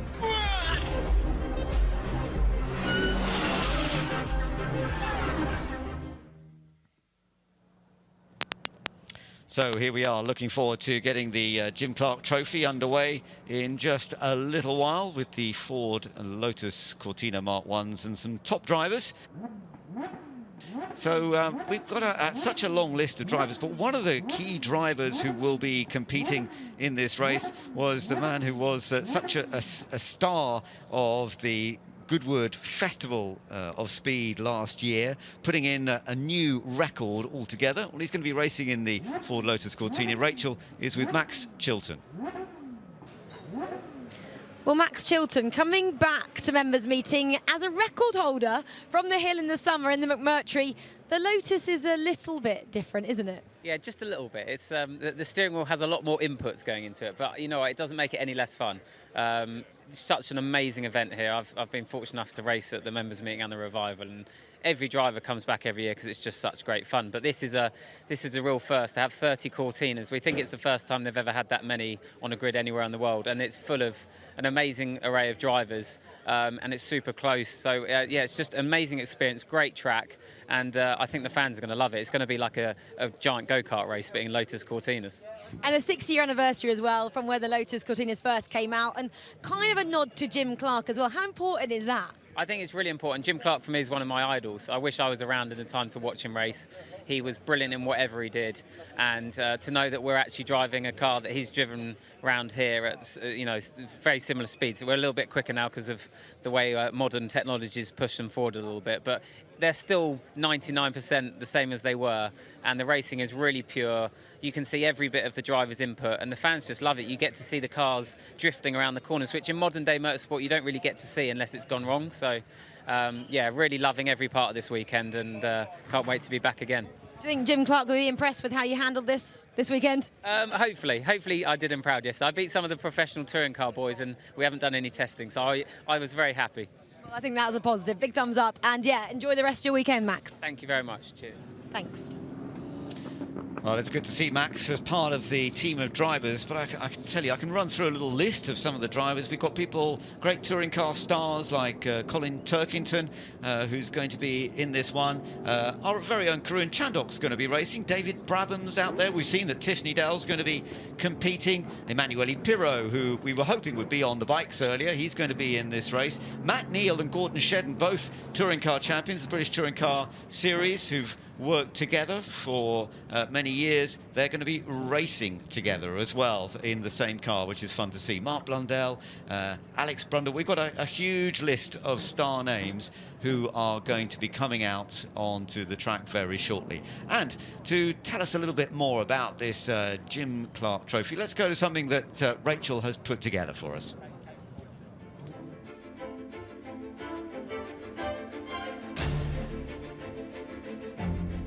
Talk about a recipe for success.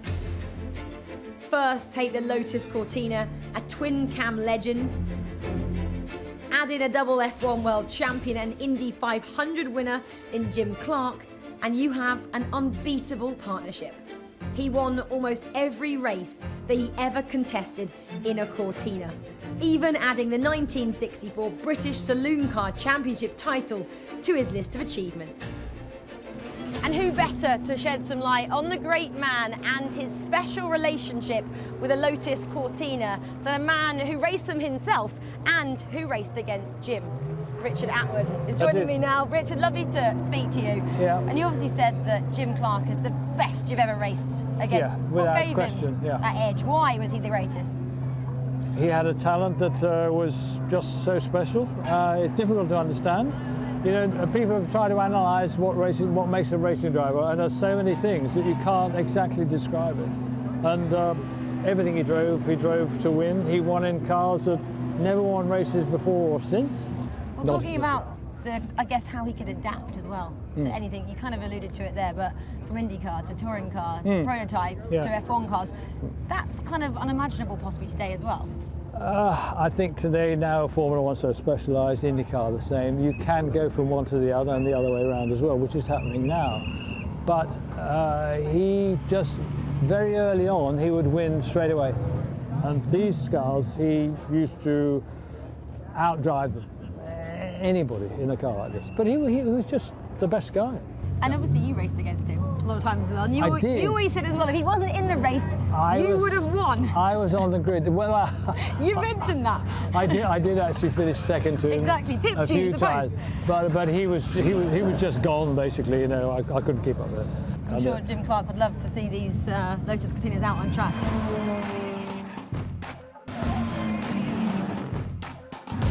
Sure, he'll be smiling wherever he is that they're still in action and people love them so much.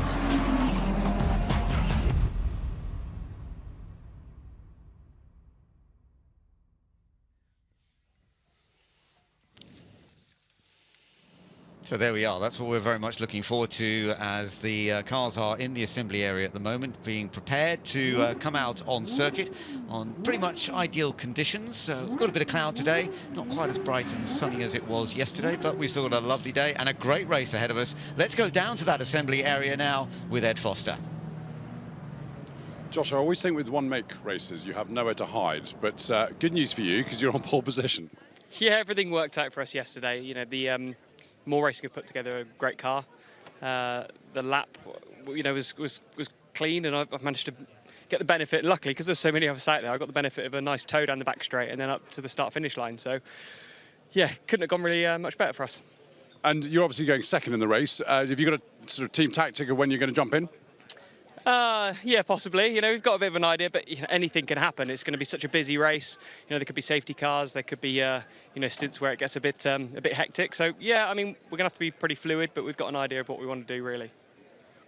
As a racing driver, surely a 45-minute race with a bunch of Lotus Cortinas is pretty high up the list.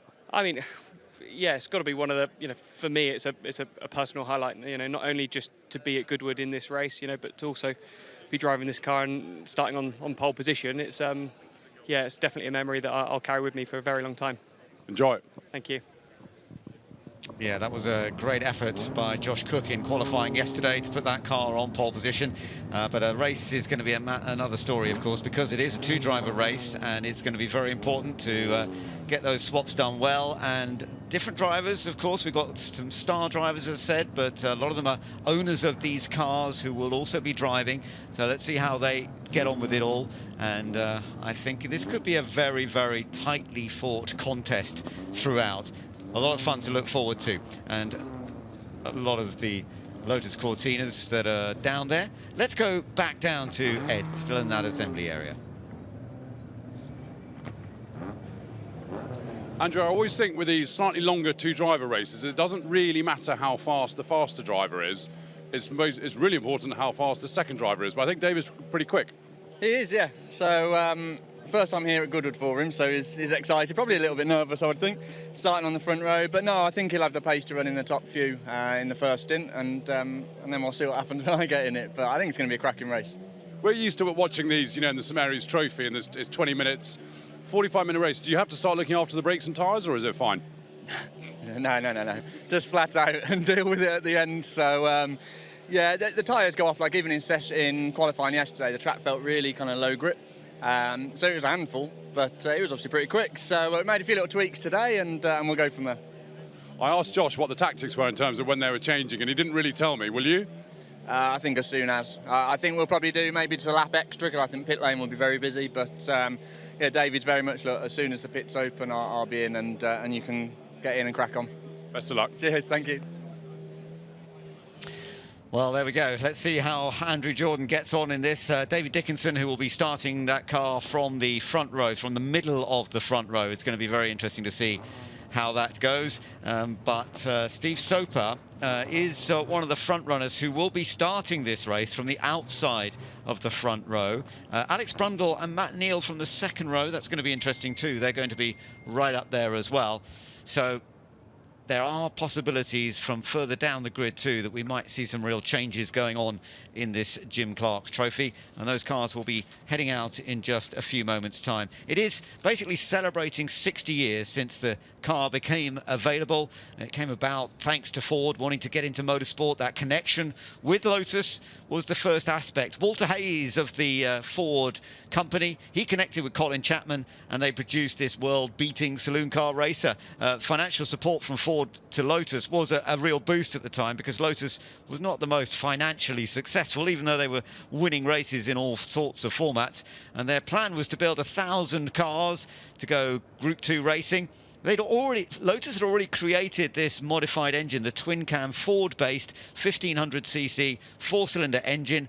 They used it for powering their Type 26 Elan, and it was also used in a race car, the Lotus Type 23, which Jim Clark raced at Nürburgring in 1962, and actually led the race with this newly developed engine. And it's that engine that basically then became the basis of the Lotus Cortina. They used the same gearbox as the Lotus Elan as well. They put new suspension on the Cortina, and actually the rear suspension they modified quite a lot. They went back to the original spec a little bit more with some of the later ones, and the production began in 1963, so exactly 60 years ago. So lots to look forward to. Some of the other drivers as well. We've got another driver in this who is such a big part of Goodwood, and Rachel is with him, Anthony Reid. Well, we've got Anthony Reid then, of the house captain of Methuen. Last year as house captain, I've been told. How are you feeling about that? Well, mixed emotions. I mean, it's been a fantastic ride, the whole thing. And I've been in office longer than Obama. This is the 10th year. And just the opportunities it's given me, the fabulous cars I've raced, the people I've met, and just the incredible, like last night, the party, the show outside. It's been brilliant. In your 10 years as captaincy, what has been a highlight? A highlight for me would be driving a priceless Ferrari 250 short wheelbase when it was snowing. And up on the trundle behind us, it was capped with snow. It was surreal, but fantastic. Goodwood always makes surreal moments, doesn't it? This year, though, obviously you're in a Lotus Cortina in the Jim Clark. How's that been going? Yeah, I've only driven it once before, and that was in the rain. So Rain, snow, you bring all the weathers, don't you? yes, it wasn't to my liking or to our liking. It was first proper run when the car was dry yesterday, and so we've changed. The team's worked really hard overnight, changed a lot of things, and we'll see how it goes this afternoon. But I mean, it's an illustrious grid. If you look at the drivers, you know, Tom Christensen, Dario Franchitti, and a list goes on, and it's a real privilege to be part of that. Do you have any scalp you're hoping to tick off later in the race? Yeah, my ex-teammate, Colin Turkington, who's next to me on the grid. Well, I'm looking forward to seeing how that plays out, Anthony. Thank you for chatting to me, and good luck. Yeah, thank you very much. Looking forward to it. Now it's all very quiet down here on the start-finish straight, and you can feel the nerves. It's all the engines are off. Everyone's just waiting. So Lee, follow me. Let's go and have a chat to a few people. It's kind of just what they want right now, is a microphone shoved into the car. Matt Neal here, who a while ago raced a Mini at Goodwood, and I said, "How is it racing a Mini?" He said, "I don't race one, I wear one." I'm just going to squeeze in. You've got a lot more space in here than you did the Mini. Yeah, I was just thinking of you and your MG as well. You paired up with Gordon. Things going okay so far? We're at the right end of the grid. It's a heinously competitive grid. There's a bit of a shake-up with which of the quicker drivers. Flash is slightly quicker than me, so we're going to. I'm going to do the donkey work to start with and let him see if we can bring it home. Right, I'll go and chat to Gordon now. Best of luck. Thanks. Right, let's see if we can. I saw Gordon here talking to Manuel Pirro in his beautiful house captain blazer. Gordon, we'll start with you. He was saying you're a bit quicker than him. Have you been giving him some advice? Not at all. It is quite funny. He spent his whole career trying to talk him up, and now in historic racing we're trying to talk him down. So. You know, these, I mean, what an absolute amazing sight. I don't ever know if there was this many Lotus Cortinas in period, but it seems that everyone has made it to the grid here, and I think it's going to be an absolutely fantastic race. And a lot of the cars up here are all very, very quick, aren't they? Quite evenly matched. It is, and when you look, you know, there's almost somebody you know, and or have heard of in every single car. And I said yesterday, you know, I looked up and down the grid and I said, this is going to be like a stag do. This is like glorified rental cars with expensive Lotus Cortinas, but I think it'll be a fantastic race. Don't tell the owners that. Absolutely. Right, Emanuele, does this jacket gives you about 2 seconds a lap, doesn't it? Well, it makes me walk as tall as, it makes me feel as tall as you are, let's put it this way. But can I say, take this opportunity to say hello to everybody coming here. It's a wonderful, wonderful event once more. And this race, I don't know whether it's cooler to watch it or to actually race it, because it must be really, really interesting to watch this race. And one more thing, to the Torbolton fellows, the last kick, you know, the last kick down, we are nearly at the end. Let us make it, let us win, if possible, the last house competition. Manuele, thank you. Thank you all. Thank you. I need to be careful, otherwise all the other house captains are going to complain that he's getting free marketing time. Let's squeeze in here. Julian, I'm sorry, I'm going to squeeze. I'll come to you in a second. Alex, we haven't had a chance to catch up yet, but it's not a bad view, is it? A decent view down towards turn one, and yeah, plenty of good drivers around me. I mean, you say you see something fantastic every time you come to Goodwood, and you're correct. I've just seen Matt Neal put his legs in a Cortina, which is unbelievable. I've never seen anything like it. Now, you're very quick in a Mini. All these historic cars have their own kind of way of driving. What's the secret to this? Well, I was watching Andy Jordan's lap yesterday, and it seems like sideways is best. But I try and keep it nice and smooth. They're a bit weird when you get a load of oversteer in them, so you've got to try and keep them out of that zone. But, mate, just send it, rev it and send it is the way forward. Right. And then apologise to the engine builder. Oh, and then run and hope you don't have to. Best of luck. Thanks, mate. Julian, your teammate's all right, isn't he? Yeah, he's pretty handy, isn't he? Yeah. Has he been asking you for any advice? We've been helping each other out, to be honest, yeah. Excellent. Well, look, best of luck. Thank you. Right, Lee, come this way. I think we've still got a bit of time. So let's see what we've got here. We've got Andy Prio, who seemed to be in absolute hysterics when he was getting in the car. Andy, I must have missed the... When you were getting in the car, you were in absolute hysterics. Is that just what a Lotus Cortina does to you? I think everyone's going to have a big laugh here. This is going to be a close race. Lots of great drivers on the grid, some beautiful cars, and I'm really looking forward to this, actually. It's like a touring car race all over again. Gordon Shedden actually just described it as a stag do, but with expensive cars. Exactly, yeah. With a load of guys who are slightly crazy. So it's going to be fun. It's a great event. It's nice to be here, and hopefully it's a clean race. But we want to make sure it's a crowd pleaser. Perfect. I hope you've all had your meds this morning. Yeah, we have. Right, who have we got? We've got Guy Smith. Maybe we can squeeze in another interview. I don't think I'm going to get the microphone through here. Tell you what, I'll open the door. Guy, it's a long wait here. What ticks through? I mean, you've done this so many times, but what goes through your mind as you're sat here? Well, just really keen to get on with the race. It's going to be an absolute classic. 30 Cortinas. It's just an amazing grid. Something that you don't see anywhere else all year long. So just excited to get the race going, and looking forward to a good race. Now, I can see on your speedo here, you've got 32 kph. I take it that's the speed limit for the pit lane. How easy is that to judge? Well, you're lucky if you get to 32 kph in this pit lane. It's so busy and so crowded. So, yeah, it's just really just a guide. Obviously, we don't want to get any penalties or anything like that. So, yeah, but it's always crowded. It's a Goodwood pit lane, so it's always a bit carnage. You've obviously got the lap timer. You've also got what looks like a stopwatch that came free out of a packet of cereal. Is that so you judge the pit lane right? In theory, yeah. That's the plan. There's more watches than stopwatches. If I remember to press the button in the right time, that's the main thing. Now I've drawn attention to all of these things. It's going to be an absolute nightmare if you get the pit lane wrong, isn't it? Well, yeah, it wouldn't be the first time either, so we'll see. Right, Guy, best of luck. Thank you. Okay, cool. Let's see if we get one more.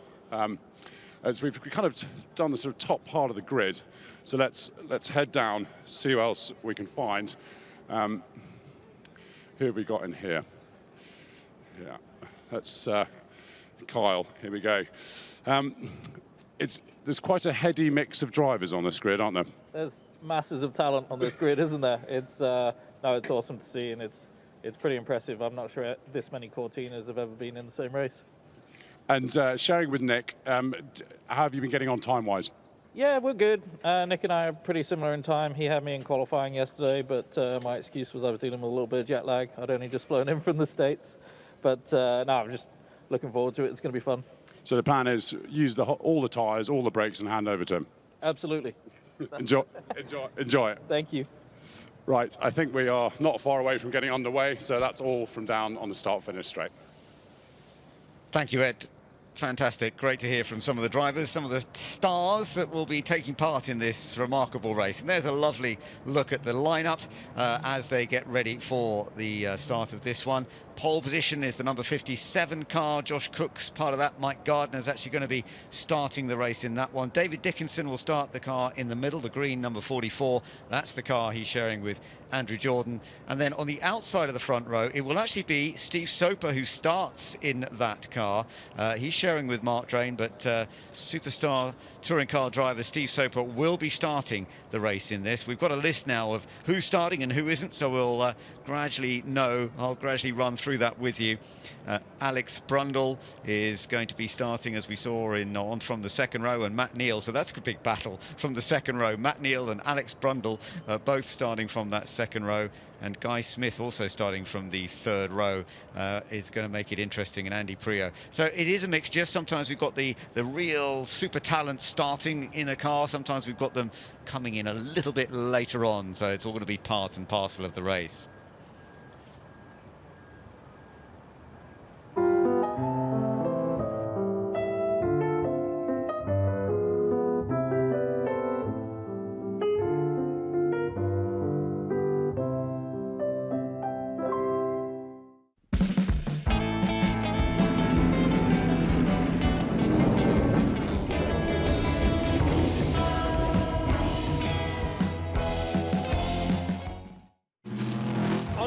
It makes my heart sing. I can't stop smiling. Well, everybody said it's so exciting. You get to see all these cars, not just look at them, but you get to see them in action. That's cool. Goodwood Revival is all about make, do, and mend, vintage style, not vintage values, and of course, sustainability. Not only is there the motor racing, but it's everything else. The shopping, it's the funfair, it's the look, it's the period, and that is what the Goodwood Revival is. It's just a fantastic day out.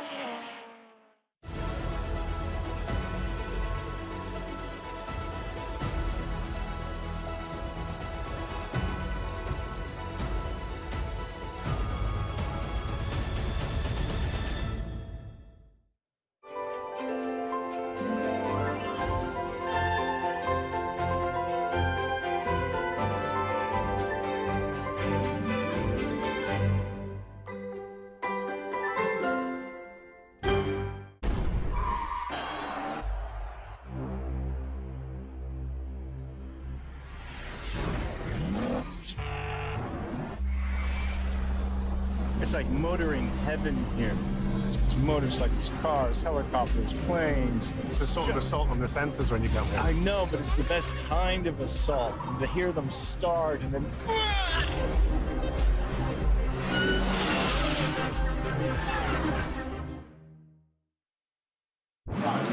We've got two possible stars of the future here, Ewan and Jamie, both kart racers. I wanted to chat to them about their love of cars, really. Where did it all start for you, Ewan? Well, we started when we had a friend called Josh Turnbull, very good racer, and he's brought us up and brought us to many tracks and got us into karting, really. Yeah. Wow, I love it. So young as well. Jamie, obviously you've said to me it's your first members meeting. Why did you want Dad to bring you here? Because there's going to be like a lot of racing on, and I enjoy racing, so it's going to be a good time. It's such a brilliant day out, and there's so many cars to see. I know you've got a favourite. Tell me about some of the favourite cars you've seen. Well, I've seen a lot of Ferraris that I like. I like all the GTs, and yeah, I've seen, I think, yeah, mostly just all the cars. I love them all, yeah. And earlier on, actually, the Duke of Richmond just stopped past. That was quite a special moment. You never know who you're going to bump into here, do you, Jamie? No, you don't. It's like quite phenomenal that he just stops right here for us and talks.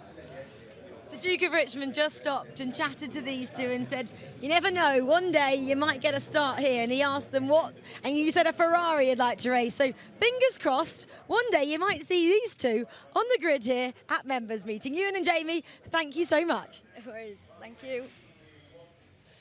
So there we are, getting ready for the race, and it's lovely to see the enthusiasm all around. So many families enjoying the event here at Goodwood this weekend, and let's hope we can all enjoy what could be a fabulous race coming up, the Jim Clark Trophy. Alice Powell is with me in the commentary box. Alice, I know, we are both very much looking forward to this, because a lot of the drivers are, in a way, our heroes, aren't they, that are competing in this race? Yeah, exactly, and heroes of those young two boys that we've just seen there, but there's just so many, there's so much talent on this grid. There's not a driver that you could pick out and say, oh, I think that one's more talented than this one. And quite a few of them are starting this race. We've got touring car drivers, and we know how they like to race around circuits all across the UK. We've got one, as you say that, just pulling away there, we've got one of the most experienced touring car drivers of all time, Steve Soper, who's starting from the outside of the front row. He's in his early 70s now, but he's still a remarkable racer. 14 wins in British touring cars over the years. Never quite won the British title. He was second to Joe Winkelhock in 1993, but he's won some of the big events like the Nürburgring 24 Hours, the Spa 24 Hours, one of the great racers from touring cars. And he's going to, here he is, Steve Soper. He's going to be starting from the outside of the front row, along with David Dickinson and Mike Gardner on the front row. Mike Gardner will be starting from pole position, but it's that sort of heritage. And we've got Steve Soper starting from the front, and funnily enough, we've got Tiffany Dell starting from the very back. So it just goes to show, some superstar drivers who've been around for a long, long time, but Steve at the front, Tiff at the back. Yeah, exactly. All with plenty of experience, and still seems they've got the very competitive edge as well, because they're sat here on this grid. And like I said, it's probably one of the most competitive fields that you're going to see out on track today. Definitely, there's a few to keep an eye on. Similar colours to most of them, of course. White with a green stripe down the side. That was very classic colouring for the Ford Lotus Cortina Mark 1s, but you've got some different coloured cars. The green car up front on the front row, the number 44 car. David Dickinson starting in the race in that one, and Andrew Jordan will be taking it on. And Andrew's actually responsible for the preparation with his team of many of the cars out on track, because they concentrate on preparing historic cars now. So Andrew will be watching this as well as racing in it in a few minutes.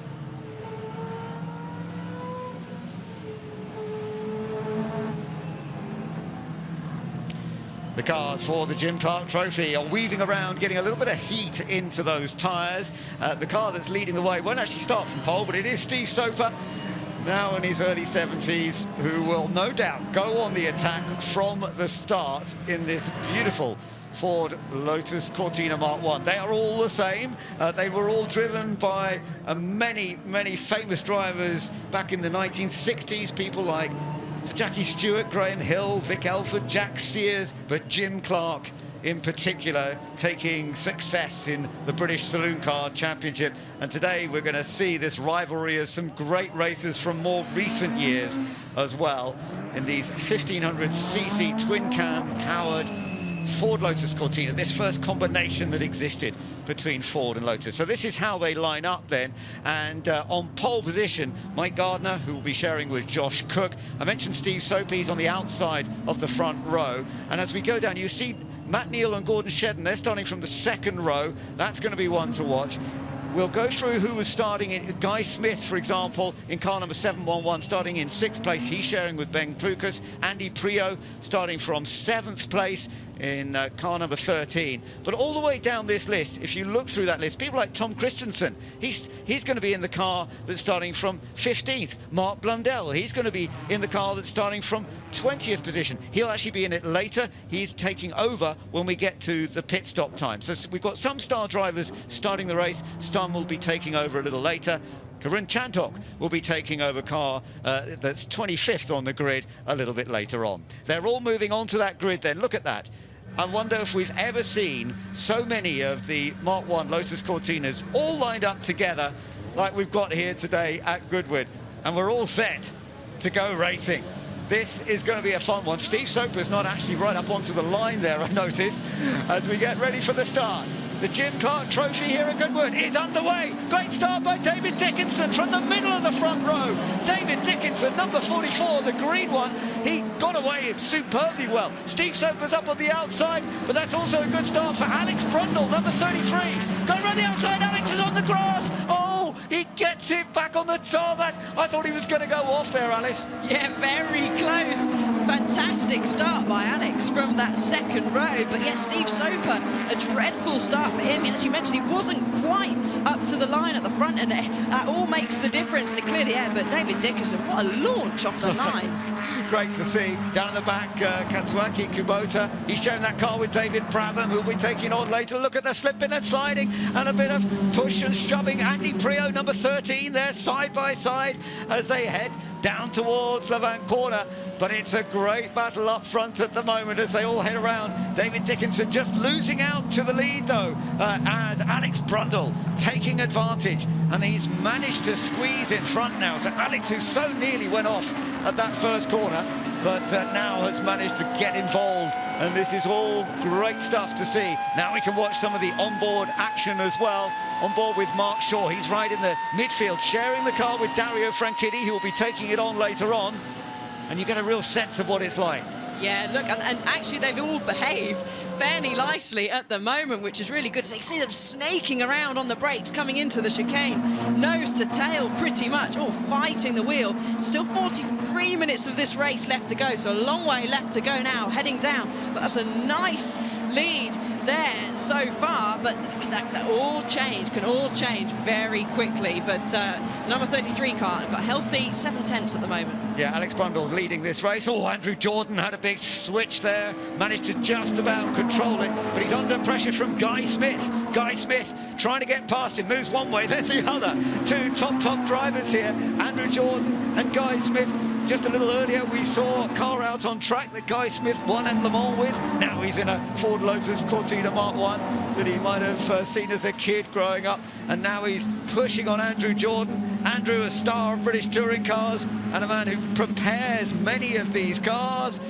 Now, how does Guy go about this? Where's the place to attack, do you think? Well, you got a good attacking point into Woodcote, which will be the hardest braking zone on the track. But, you know, there's experienced drivers behind this wheel, so they're going to know where they need to put the car. But you can try and force the error in. So here they're coming down now into Woodcote. Alex Brundle with a nice, healthy lead there. The 2016 European Le Mans Series champion has got a nice little gap, so we'll see if Soper's going to have a little look at the inside. No, saves it for now. So he's just going to maybe sit and wait, but they are near enough, that middle sector. You can't point someone being quick as they're near enough doing exactly the same time through there. So very close times so far. They are, yes, you're absolutely right. Alex Brundle still with the advantage. He had a 0.7 lead. It's not going to be much different as they come across the line. 0.9, so he hasn't pulled away much on that last lap.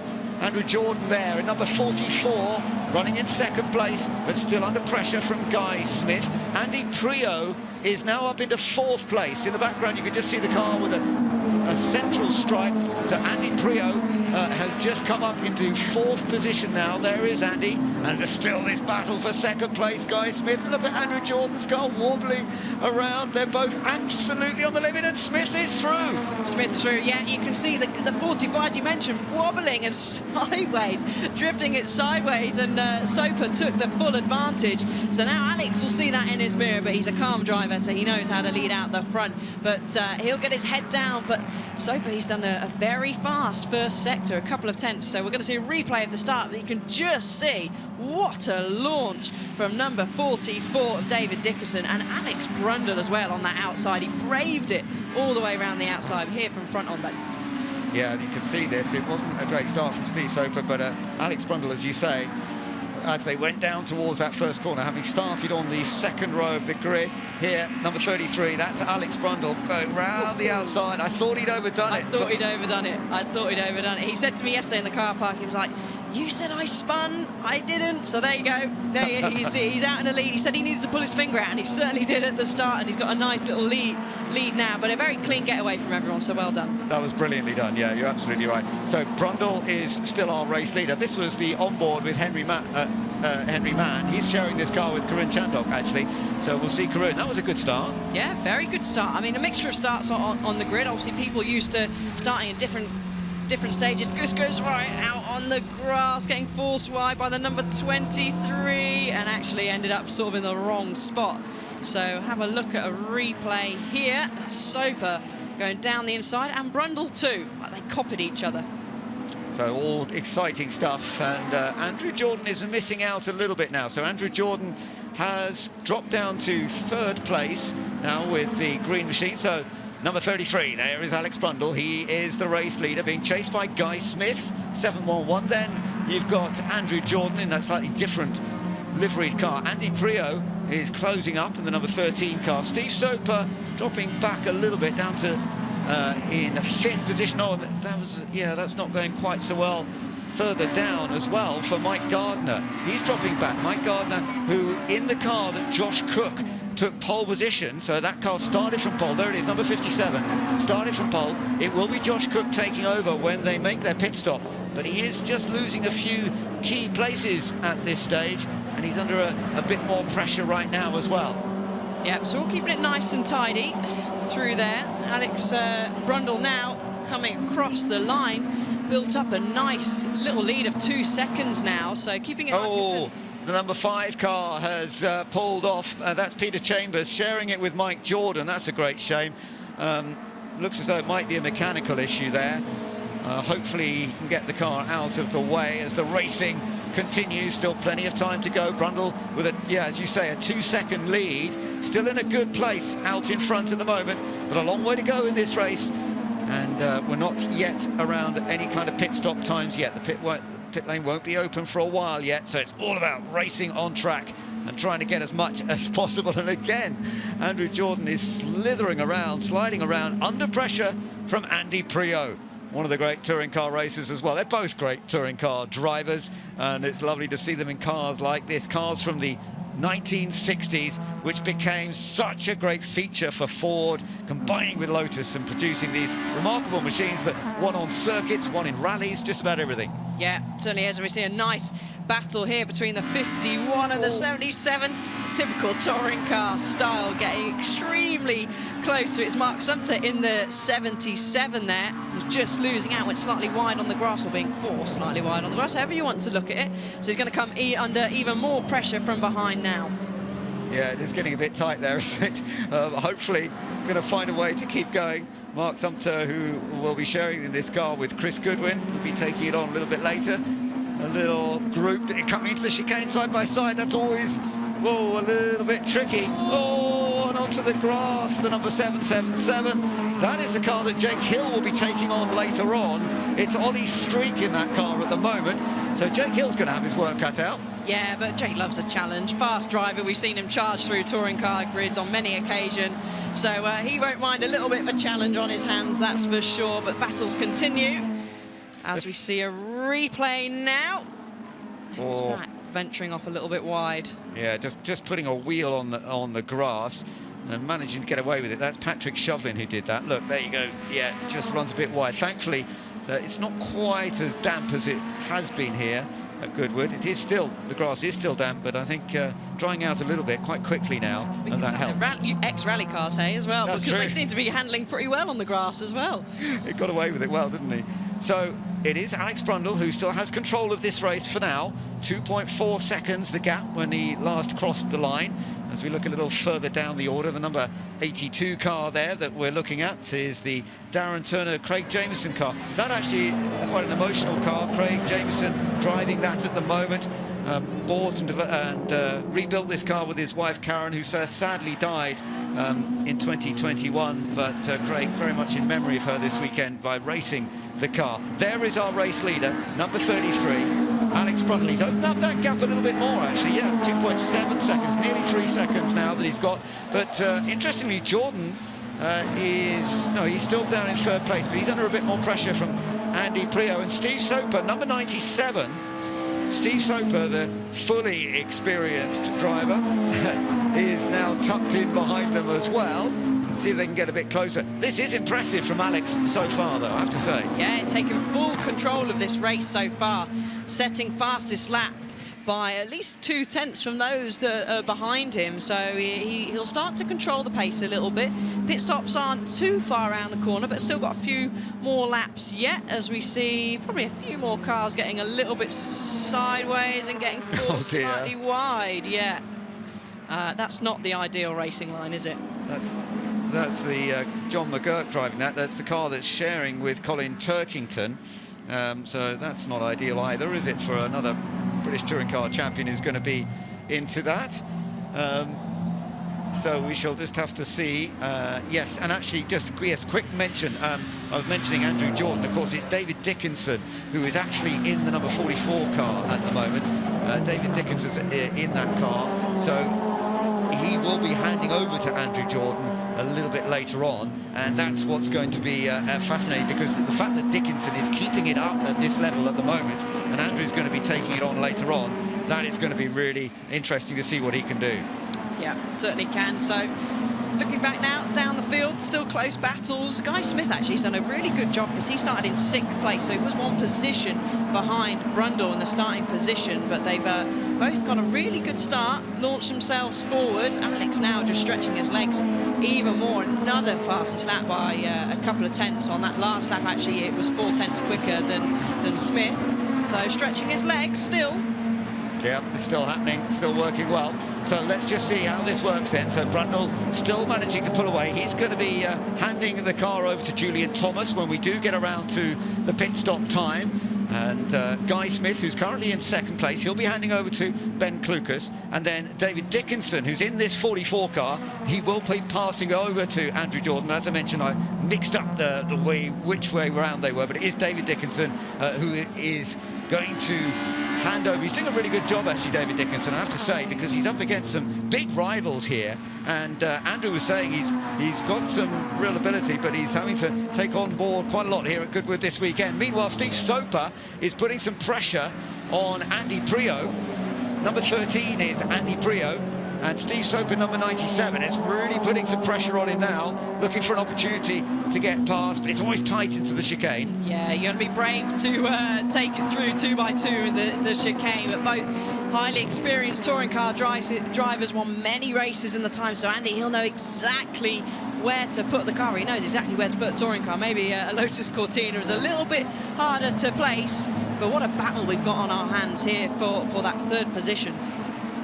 Yeah, we have. It's really hotting up beautifully. Further back down the order, there's the number 25 car at the moment. That's the Gordon Shedden Matt Neal car, and that Matt Neal in that car currently, and they're running in 7th position, under a bit of pressure right now from the 51 car, and Ambrogio Perfetti is in the car right now. Neil Yarni is going to be taking that over when we get to the pit stops. So that's going very well. Perfetti driving pretty hard and putting Matt Neal under a lot of pressure. Mark Sumter is still running 9th in the car he's sharing with Chris Goodwin. And then Mike Gardner, who started on the front row, who'll be handing over to Josh Cook. He is down in 10th position in car number 57. About a 20-second gap back to race leader, though, Alex Brundle. So, of course, there's a lot of time to be made up by Josh Cook when he gets into the car later on. Yeah, getting very close in the background now as they're heading down the extremely long straight down to Woodcote. And we'll see if it's going to make the move stick in the 51 car, looking like pretty much got it covered. Yeah, getting it stopped as well, and even having a little look at the inside of their next victim as well. So Matt Neal not quite able to hold him off, but let's see. Yeah, coming up to the number 70 car now as well. So this is going to be interesting whether they can get past the Justin Law, Rob Huff car. Justin is in it right now. Rob Huff will be taking this car on a little bit later on. And that is potentially a very, very front-running machine with that combination of drivers, Justin Law and Rob Huff, in the number 70 car, because he's got to stay in there. And it's very important, isn't it, Alice, when you're in a race that's of this kind of length, you've got two top drivers, you might get into a big battle. Try and stay out of trouble. You've got to keep that car in one piece, get through the pit stops and keep it tidy. Yeah, exactly. Because now we're seeing the David Dickinson car and the Prio car having a really close battle. So it's really heating up now as Prio, but he's got a difficult position to be in, actually. He's got to attack, but he's also got to defend from Steve Soper as well. So he's in the tricky position, but in this position, I'm sure, plenty of times as well. So he's really got to think twice about where he's got to place his car, because he's got to have a little look, and pit lane now is open, so we'll keep an eye out of our commentary box window to see if any cars peel into the pit lane. And we'll start to see some driver changes, which is another thing. It's a very important stage of the race. Yeah, it is. So we saw quite a few penalties sometimes come up when they do their pit stop. So let's wait and see if that all goes cleanly. As Andy Prio, number 13, still pushing on hard, but hasn't found a way yet past David Dickinson. Now, was David, it looked like he might have been responding to pits. I wonder if he's going to be coming in next time to hand over to Andrew Jordan. That is possible, I don't know. I have to say, David is doing a great job. I think it's partly why I thought it was Andrew in the car, because he's sliding it around so much. It's kind of Andrew's style. No, I mean, that's what we saw yesterday, some onboards and some footage of Andrew driving that car, and it seemed to go faster sideways. He was really ragging it round, so people coming into the pits now, there's no radio communication in these cars, so use of the pit boards, you'll see there hanging over the edge as, who's that? We've got a first driver change of the race. They'll be strapping in the belt, so you'll try and do your bottom ones as well. You get the steering wheel on, so it's a real teamwork effort, and that's Josh Cook now, so watch out for him, because he, again, is a fast charger, as we've seen in British touring cars, race winner as well, so it'd be interesting to keep an eye on the 57 car. Yeah, he did that great job in qualifying yesterday, and as we were saying yesterday, Alex, he's a star on these fast circuits. He's a real star at Thruxton. He always seems to win at Thruxton, and he's very rapid here too. Very, very rapid. You see, you're probably thinking, why is the mechanic not letting him go? So they have minimum pit stop time. So the very quick driver change there, and we saw a couple of people get caught out in the Gurney Cup yesterday with being too eager with their stopwatches. So the Cook car being held maybe a little bit longer just to make sure that they're within that window, because the last thing you want is a 10-second penalty or a drive-through. Nicholas Minassian in car number 18. He's just taken over from Kyle Tilley, who we heard from on the grid earlier. So Nicholas Minassian is one of the most experienced Goodwood runners, of course, and we shall see how he gets on. But for the moment, no change up front. Alex Brundle is still leading, on board with Henry Mann once more here, as he tries to gain another place or two before making the pit stop and handing over to Karun Chandhok. See whether he's going to be able to gain position. He's 20th at the moment. Car in front is the 66 car, put it perfectly on the inside. He knew what Henry Mann was trying to do, but he might get the cut back into the chicane. No, so it looks like the 66 actually is just stuck on their indicator to just let Henry know I'm peeling into the pits. Yep, there we go, unless he was just trying to fall in, but clearly not. He was genuinely pulling into the pits as Henry Mann gives a wave to the pit wall, so I expect to see this car peeling in and Karun hopping in. Yeah, next time round. That other car, the 66 car, that's Neil McFadden. He'll be handing over to Jochen Mass. As you can see, there's a lot going on, and now Andrew Jordan is in the number 44 car, so David Dickinson has done a really good job. I have to say that was a great first stint by David Dickinson. is Andrew Jordan going to have that little bit of extra pace that he's still going to be able to challenge for the win? We haven't seen Alex Brundle come in yet. We haven't seen Guy Smith come in as yet, so he's still in second place. Andy Prio in third. Steve Soper is in fourth place. But we are seeing some pit stops, obviously, for some of the other drivers. And we know how quick Andrew is. He was second quickest in qualifying yesterday. Just looking at the number 4 car, that's the Marco Attar Tom Ingram machine. As this other battle is still going on as well. Justin Law, number 70, battling away with the number 51 car of Ambrosio Perfetti, the car that he's sharing with Neil Yarni. Good, close battling, but for the moment, Alex Brundle is still in charge of this race.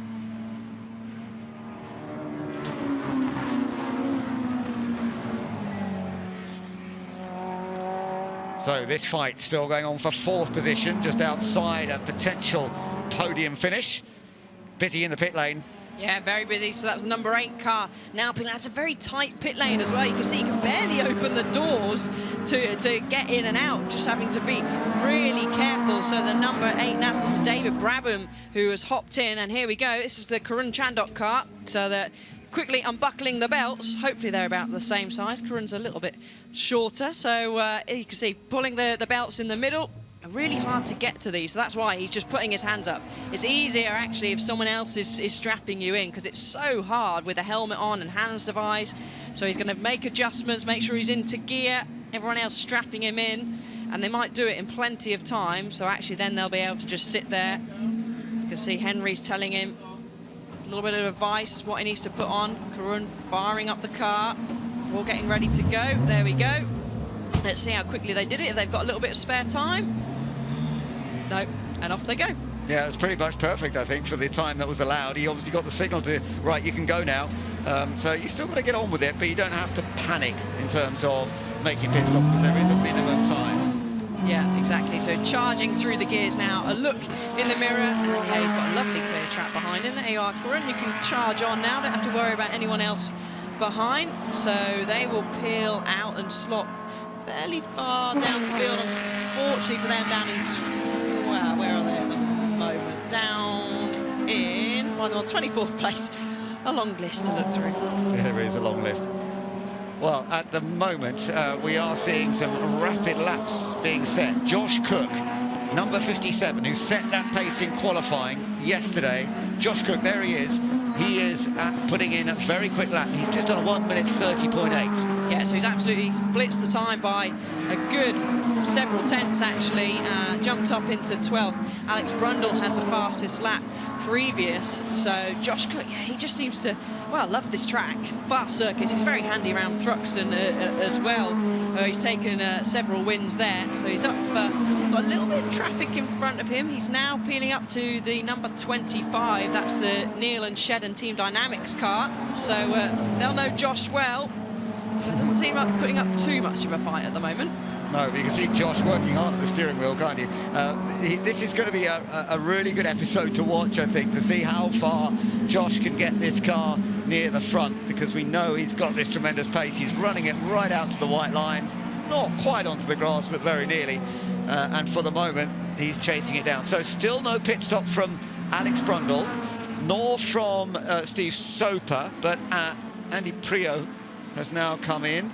Andrew Jordan in the 44 car now. He is definitely picking up some places, and I do still feel that Andrew Jordan is a potential winner of this race, along with David Dickinson. There we are, watching him right now. But until we get the other pit stops through, it's going to be very difficult to know exactly how this is all going to turn out. Yeah, so Andrew Jordan is around about 3/10 slower previous lap to Cook. So both handy in these cars, different positions on track 2. As you can see, he's getting it fully sideways into turn 1, drifting it around. Even got the indicator on for good measure. I mean, luckily it's at right-hand corners here. But yeah, he's absolutely ragging that car around this circuit. So there's the Steve Soper car. That is now running in second position, but it is some 11 seconds behind Alex Brundle. We're still waiting for those guys to actually come in for their driver change.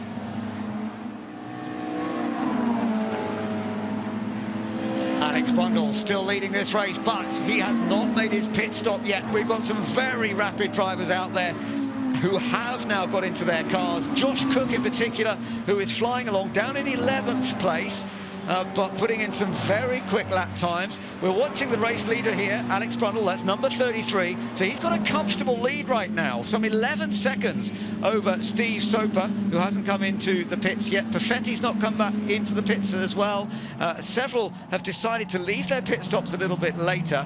But we have got those that have come into the pits, and we do know that Andrew Jordan, who's taken over from David Dickinson, is flying along at the moment. He is one of the front runners that have made a pit stop so far, and Dario Franchitti just getting on board as well now. He's got no one helping him do his belts. He's left to do it on his own. Oh, he's got someone popped into the side there, but it's, as I said, it's hard to see, but he's used to a little bit of endurance racing as now, so the pit lane is still pretty busy. Alex Brundle was actually waving his hand. I think that was Jake Hill in front of him. He caught up, but Jake's actually opened a little bit of a gap, obviously not necessarily on the same lap. Here he goes now. So coming into the pits, and he's caught up between a slower car in front of him. Yeah, that's not ideal for him. He won't have lost too much time, but they've got to keep to the same speed limit once they're in there. It's just that entry. A professional driver will make that entry as kind of fast as possible. So now Alex Brundle is handing over to Julian Thomas. I wonder how Julian's feeling about this next stage of the race, because it's going to be some serious competition, but a useful lead that Alex has passed to him. Let's see how the pit stop goes. Yeah, so definitely a useful lead. So he's going to blend out into maybe a little bit of traffic, because obviously cars are on different runs. They've come into the pits a little bit earlier or a little bit later. But now it's quickly to try and dial in as quickly as possible. You know, you've got people you're going out as they keep an eye on the stopwatch. People out there that have done several laps already, like Andrew Jordan, Josh Cook.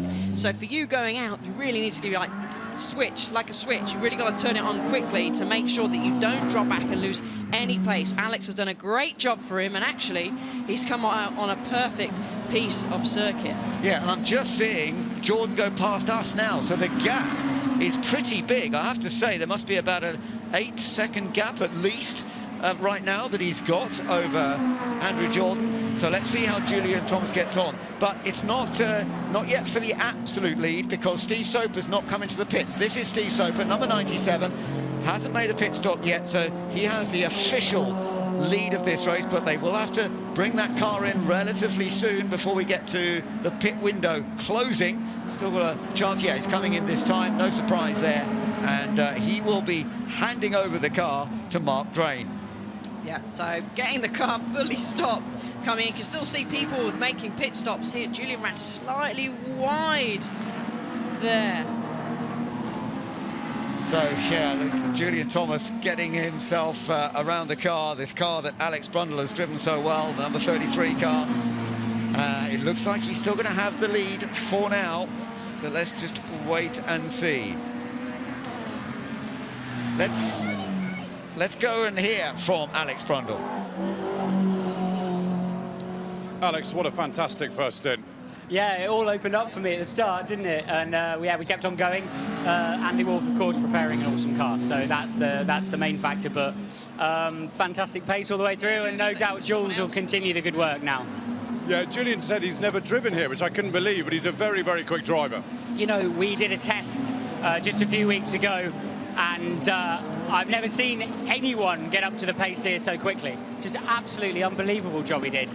And, you know, passionate amateur, and comes and loves his historic racing. But, man, the level of him is just quite spectacular. So, yeah, I'm sure he's going to carry it through to the end of the race now. You've done a lot of good starts in your time, but that's got to rank in the top 3, surely. Yeah, the seas rather parted on that one. But it was around the outside of Fallswater that was the hairy bit. But Mike, whose car I might have driven actually this weekend before we shuffled around, as is the way here at Goodwood, I know he's a good chap. So yeah, he gave me lots of space on the outside. So thank you to him for that. Well done. Bit of a waiting game now. Exactly. Oh, a little bit of an error from his co-driver there, Julian Thomas, putting it on the grass. Yeah, very, very close. I mean, lap time-wise, he's not doing too bad of a job. He's actually saying that it's 1.5 seconds slower than Jordan at the moment, but still a fairly healthy lead of about 8 seconds, but he seems to be really ragging it round.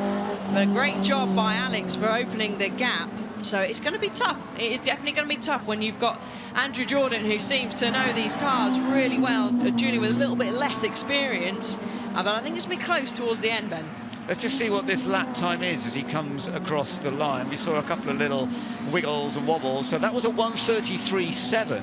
But we do have some drivers lapping at 1:31, even a 1:30.7. Yes, Josh Cook has just done a 1:30.7. So this car still leads by 5 seconds, 5.5 seconds from Andrew Jordan in the background. If we have a bit of a look in the background, we will see Andrew Jordan, but not far behind Andrew Jordan, Josh Cook. So in the background, you could just see the green car of Andrew Jordan, and then behind is Josh Cook. And I think we've still very much got a fight on here. Yeah, we certainly have. They're trading personal best and fastest sectors in Sector 1. So the gap is now down between Thomas and Jordan, 5.5 seconds the gap now, so the gap is closing. You see Jordan always constantly fighting the wheel. Then we've got Cook, who's always constantly fighting the wheel, who's actually set the fastest lap, a 1:30.7 on the last lap.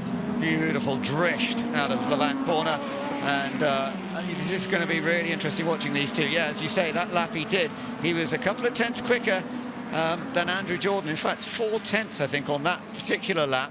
Might have been that Andrew got a bit held up somewhere, but there's no doubt that Josh Cook has got real pace in the white car. The green car, that's Andrew Jordan, running in second place at the moment, and both of them are definitely catching up a little bit towards the race leader, Julian Thomas, who took over from Alex Brundle. Let's see what the gap is this time. Just looking back at, bit of a slide there for Mark Drain, who took over the Steve Soper car, number 97. Just about held it. I was waiting for him to turn around, but a great piece of driving there. And is that Jake Hill having another little look on the grass? Yeah, I think that is Jake, because that is after the pit stops, isn't it? So, yeah, I think you're right. But the gap is coming down, Alice. Look, it's down to 3.9 seconds across the line. So Andrew's getting that a little bit closer. Yeah, so I think it's only a matter of time now. Previous lap, 1.7 seconds difference in pace. So we'll see in a few laps' time. He will be on the back. Traffic could come into play too, possibly. So we saw that have a big effect in yesterday's Gurney Cup and in the race earlier on today. So we've still got that factor to add in. But again, Cook is really setting the world on fire out there, but actually only a tenth quicker than Jordan. So it might be tough for Josh Cook to pull the reins in on Andrew Jordan. Yeah, these guys are really having to focus absolutely on getting every tenth of a second, every few hundredths of a second around every part of the lap. That was a pretty big slide by the looks of things from Josh. But it's still this car, number 33, that is leading. Julian Thomas holding on, so he had a lead of 3.9 seconds when they last crossed the line. They are now just crossing the line once again. It's down to 2.2, so he gained 1.7 seconds here. Andrew Jordan in car 44, definitely closing that gap. Yeah, and even Jordan has actually opened a little bit more of a gap now to Cook as well. But you can see Andrew's using every inch of track as well, as we ride on board now with Dario a little bit further on down in the field in 19th. A bit of understeer there, to even wait for the power change down gear as well. Back up, little clunk, shake of the head, so maybe he's struggling with an issue there. Not so breezy with the gearbox at the moment. Yeah, so he's having a little think to himself, waving his hands about. He's got a long straight to do it. They're coming into Woodcote now. Hard on the brakes, do the hardest of the braking when you've got the car in the straight line, trailing the brakes in, just waiting to get the car rotated. A little bit of kick of oversteer, and then the very short run into the chicane.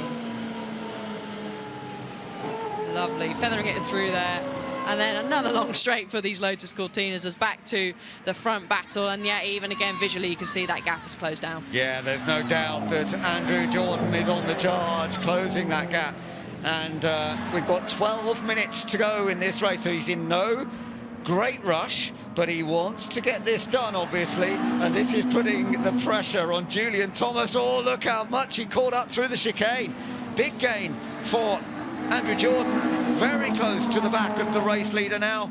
And the two of them now, what he won't want to do, of course, is lose too much time waiting too long to get past, because he is going to be aware that Josh Cook is not far behind. If they fight for too long for the lead, that'll allow Josh to catch them. Yeah, it will. So we want to clear it quickly, but at the same time not do anything crazy, because he's still got a good 4 seconds now back to Josh Cook. So we want to be smart here. Still 10 minutes left of the race. He's having a little look down the inside into St Mary's 1, thinks better of it. Gets the car nicely positioned. Julian's getting a little bit sideways. So now this is what I expect he'll do. He'll head down towards Woodcote now, get in the tow. Oh, he's got very sideways. Huge moment for Andrew Jordan. Yeah, so into Levant corner, just really lost the race. I thought he'd be trying to wait to Goodwood, but clearly not. But yeah, there you go. Just need to try and be a little bit patient, because now he's got to try and close the gap again. And that's allowed Josh Cook to go, right, OK, he's gone a little bit sideways here. I've still got a chance. Let's have another look at this, Alice. I think he must have almost gone to full opposite lock here. I think so. I think light flashed before him and he thought, that's it, I've just thrown away potentially a win. Maybe he just didn't expect the closing speed of the car in front to be as great on the brakes, because obviously he is a chunk quicker, but that's the thing, racing against less experienced drivers need to try and adapt as quickly as possible. But I think it won't be for too long where he'll be back on the back of Julian and Josh Cook as well. Still setting very reasonably good lap times, actually a little bit slower than he's been doing at the moment. The pace of everyone pretty much seems to have dropped. So maybe these poor tyres are screaming for their lives at the moment, especially Andrew Jordan's now. Now he nearly, well, he went fully sideways. He did well to hold it, though, didn't he? Fantastic control to be able to do that. So many people getting to that kind of level would have lost it. But he kind of loves it, having this sideways momentum. But he is getting closer again. So we're now back down to that same corner, interesting, Levant. Meanwhile, there's some other good battles going on. Rob Huff now in car number 70. He's gradually picking up the way, but Tom Christensen is battling with him now. So Tom Christensen in car number 1, the pale blue car, the great Le Mans multiple winner. He is battling hard with Rob Huff here. Another tremendous driver, more in touring cars, and in fact Tom getting pretty sideways there as well. Lots to watch out for. Other drivers getting engaged. Darren Turner behind, and here's the battle for the lead, and he's done it. Andrew Jordan goes through. Down into Woodcote is where we expect the heaviest braking zone on this circuit. He's down the inside. A fantastic move, and he was nice and clean and respectful to each other, both drivers. Great driving from the both. But now, here we go. He's not out of it yet, because Julian's got a fantastic run in the tow down to turn 1, but it's not quite enough. Andrew Jordan now needs to concentrate on just getting away, getting that gap, building a gap, because he'll know that Josh Cook is coming. Yeah, Josh Cook is still not far behind, although he hasn't really been able to gain much on that last lap. He's still a full 4 seconds away from the leader across the line. Whether Josh is going to be able to get any more out of the car, I don't know. As you say, I think the tyres are going off just a little bit compared to earlier on in this race. He's got a very clear 3rd place, because he's well ahead of Ben Klukas. So we shall see how that goes. But for the moment, 3rd place for him. Back to the race leader, it is Andrew Jordan, and let's take another look at how he did it. Yeah, so late down on the brakes, and actually Julian gave him room, in all fairness. Didn't close the door, didn't try to defend. Maybe he's thinking, right, I've not got the pace, I want to try and keep 2nd place, you know, keep my foot on the podium. You can probably see maybe on the pit wall they're letting him know how far Josh Cook is behind, but Andrew's not stretched a big gap. So maybe Julian is learning from following Andrew up front. We can really see Andrew's car is never really going in a straight line, is it? He's always getting it on the real edge, using all the curve, all the road he absolutely can of this car. So Julian actually has popped up slightly faster time than he did last time round, and I think maybe that is because he's got Andrew is technically the carrot. Good battle for fourth place here, no doubt about it. Ben Klukas in the car shared with Guy Smith, who was in it earlier. So number 711, that's Ben Klukas, the Guy Smith, Ben Klukas car. And that is being chased by number 25, the Gordon Shedden car. So the car shared with Matt Neal. That is Gordon Shedden that you're looking at right now. Had a big moment yesterday in one of the other races in the Ford GT40.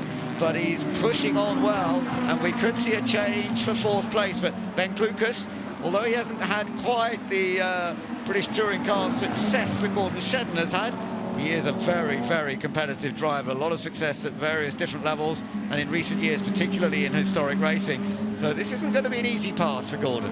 No, so coming up to Levant now is where we saw Andrew Jordan get very, very sideways. Then you've got the very long run down to Woodcote, where we've seen quite a few moves being made, but he's got three-time British Touring Car champion of Gordon Shedden behind. He'll know how to make some moves, but then again, so does Ben Klukas as well. Fast, experienced driver. Let's see if he puts his car in the right position. Yeah, he moves slightly to the right-hand side if you're driving, forcing Shedden to have a look round the outside, keeps it tight still, just so Shedden doesn't get the cut back into the chicane. Nice driving, has to defend. So Shedden needs to try now, get a good exit from the chicane, and have another attack down into turn one. Yeah, you're absolutely right. That was beautifully positioned by Ben Klukas to just make it a bit harder for Gordon Shedden to get past. Andrew Jordan still leading with a 1.7 second advantage. Second place at the moment is Julian Thomas, the car shared with Alex Brundle, who led in the early stages. But this is the fight for fourth position right now. And it's very, very tight indeed. Gordon Shedden, car number 25, putting Ben Klukas under more and more pressure. But can he find the way? Because Ben is very smart at knowing exactly where to position the car. Shedden's going to have to do something a little brave, perhaps. Now, as you can see, Andrew Jordan, the race leader, number 44, he's in amongst traffic. Could make life a little bit more challenging.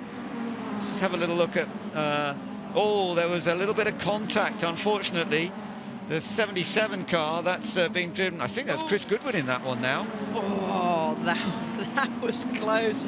Well, good job by everyone avoiding.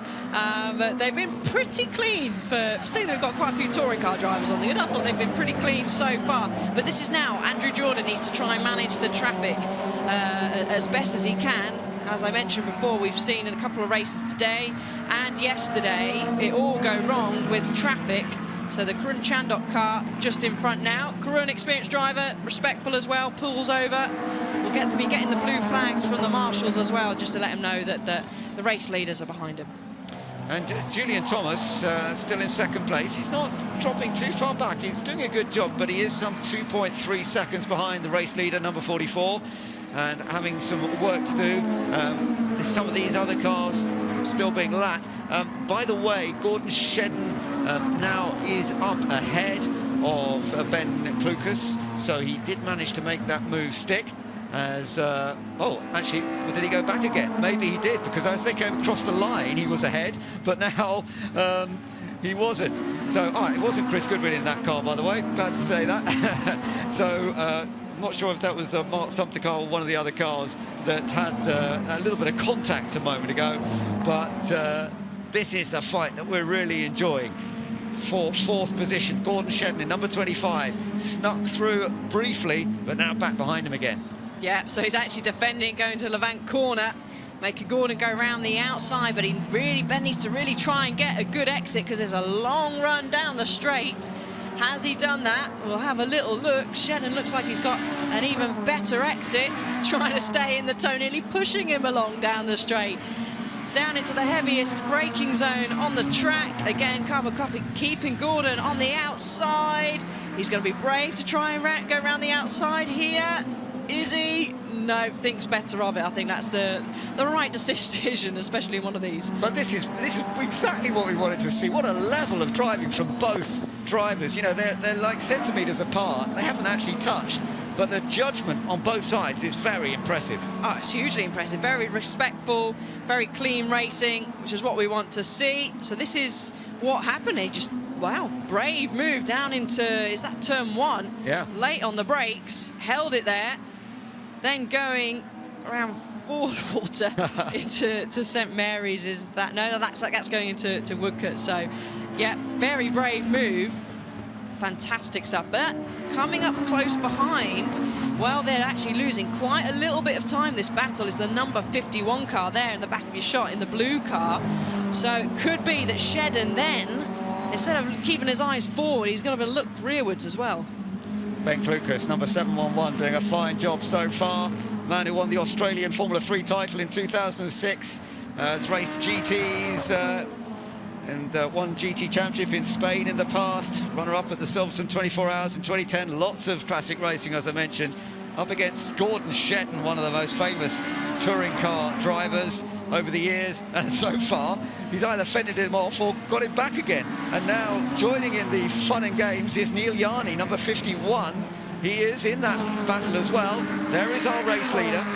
It is Andrew Jordan, and he's going on to the final lap now. It's all looking good for Andrew Jordan after a brilliant pairing with David Dickinson, who did an excellent first stint in this race.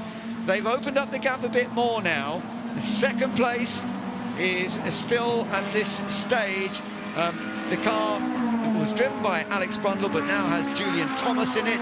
Julian Thomas has driven very well, but hasn't quite been able to fend off Andrew Jordan. He's dropped back to about 4 seconds behind him now. Josh Cook is still holding on to third position. And then we've got that amazing battle going on between Ben Klukas and Gordon Shedden all the way to the flag, I think. At the moment, though, Klukas is still just about holding on. That could come to an interesting end, but Andrew Jordan has been the star of the show. And you know what, Alice? He started his motorsport career in rallycross, brilliant in rallycross, and I think that car control that he learnt in rallycross has been extremely helpful today. I would say so. I think he's taken that across into this, which looks extremely useful for driving these cars around this fabulous circuit as he heads down. Final couple of corners now for Andrew Jordan. Fantastic job to get himself up into P1. The battle behind is still raging. So we still got back. There's a three-way battle now. Absolutely fantastic. But here we are out of the chicane for the final time. It's the number 44 car. Andrew Jordan takes victory with David Dickinson in the Jim Clark Trophy at Goodwood. Now, what's going to happen behind? Look at this. It's all still very, very tight indeed in the battle. They've got up the Josh Cook car. That's the Josh Cook in 57. Yeah. So we've got a change for podium there. So I'm not sure what happened on the last lap there with Josh Cook. Julian Thomas has taken second place, and it's Gordon Shedden who's taken the podium third. Number 25, just beating Ben Klukas across the line. What a battle that was, right into the final lap. But superbly driven by both David Dickinson and Andrew Jordan to take victory in the Jim Clark Trophy.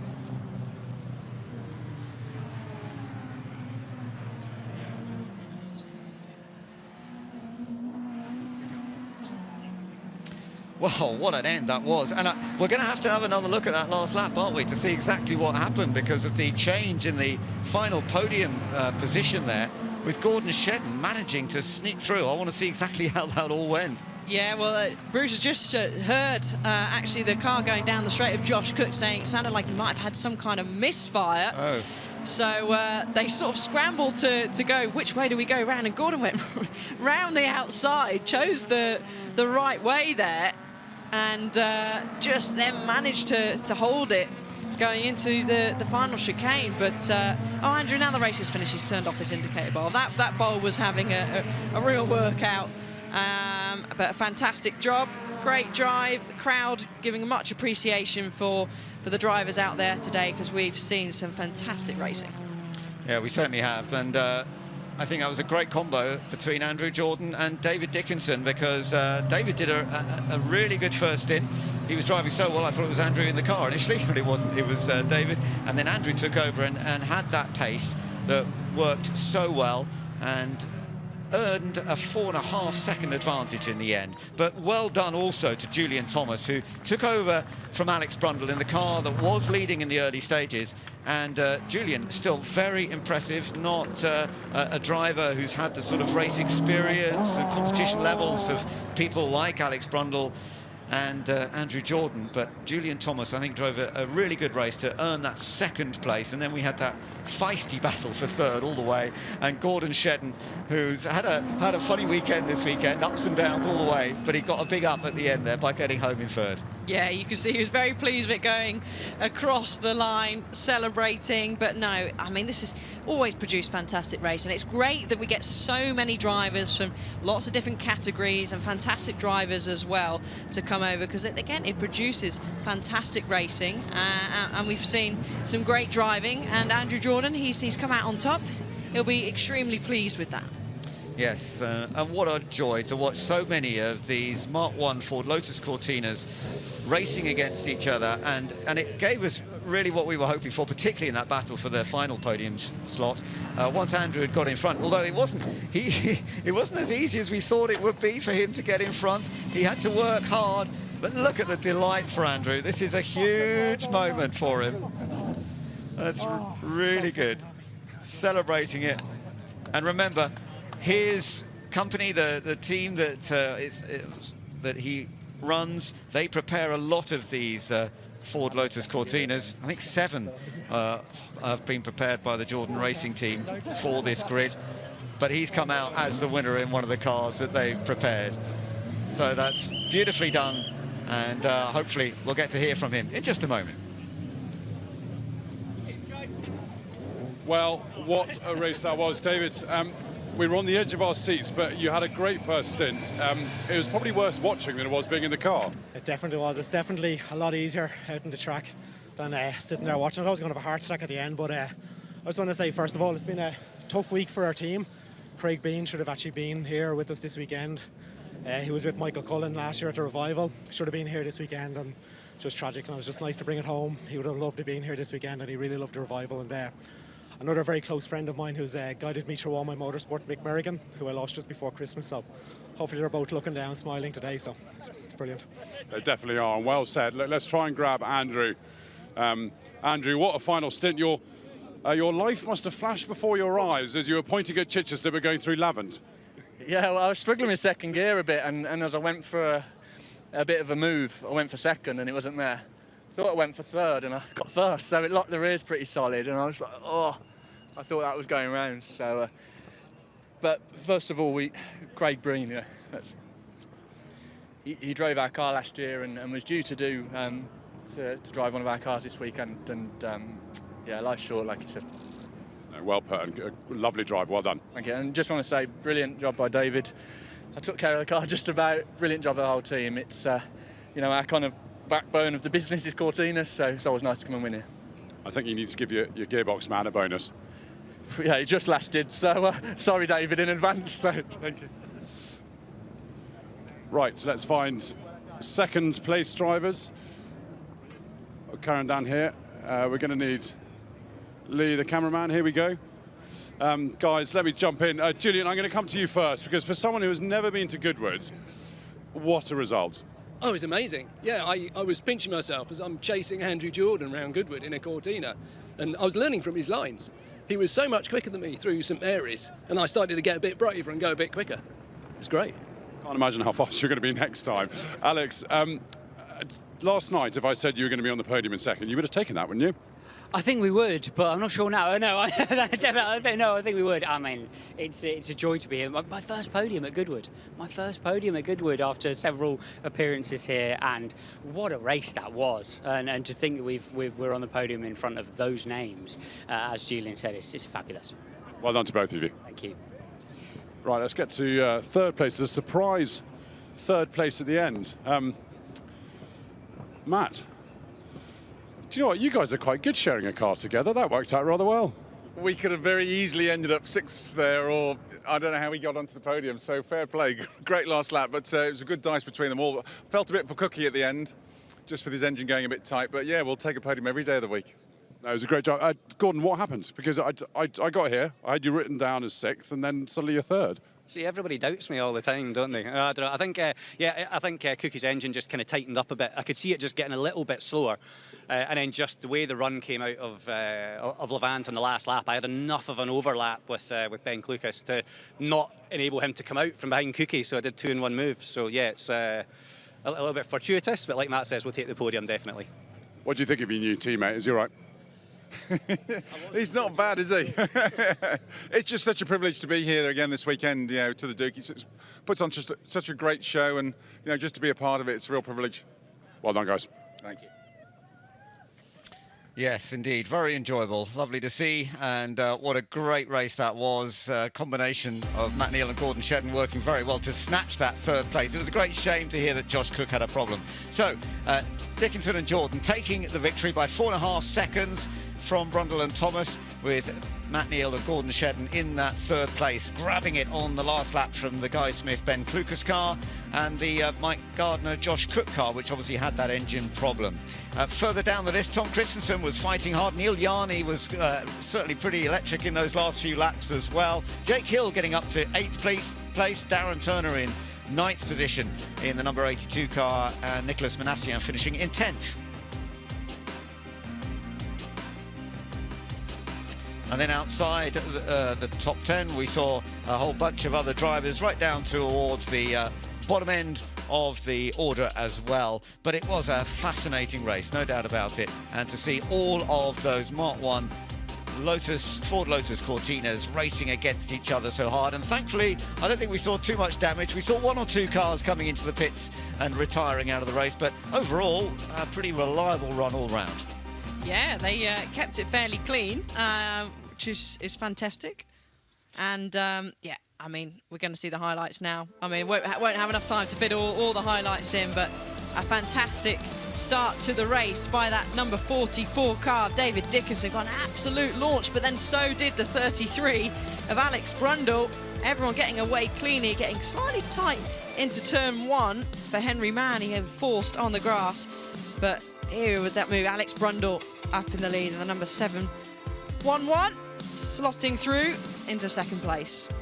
Yeah, this was such a good race all the way through, wasn't it? And entertainment at different aspects. So wherever you're watching it, whether you're watching it on screen or whether you're at a certain place around the circuit here at Goodwood, there was plenty to enjoy. Lots of slipping and sliding going on, onto the grass occasionally.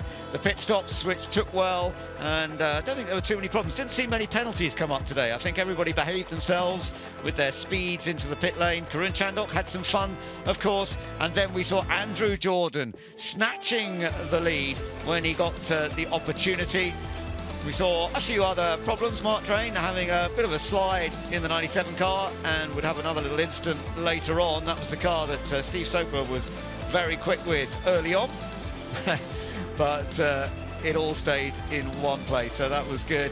We saw Julian Thomas doing a brilliant job, but in the end, he had to give up to Andrew Jordan despite this slide. I mean, that was when Andrew nearly lost it. He was telling us he put it into 1st gear by mistake, and that locked up the rears, and that's how he had to then control it. But he got away from that and then was able to come through and take the lead away from Julian Thomas. But Julian still got that fantastic 2nd place. But a celebration for Andrew Jordan and David Dickinson. So there we are, all good fun and games in the Jim Clark Trophy. And, well, it was very entertaining to watch all that. We're now moving on, of course, so we've got lots of other good races coming up here today. And one of them is the SF Edge race for the Edwardian machinery. And earlier this week, we caught up with 2 drivers who are going to be competing in this race today. One of them very young.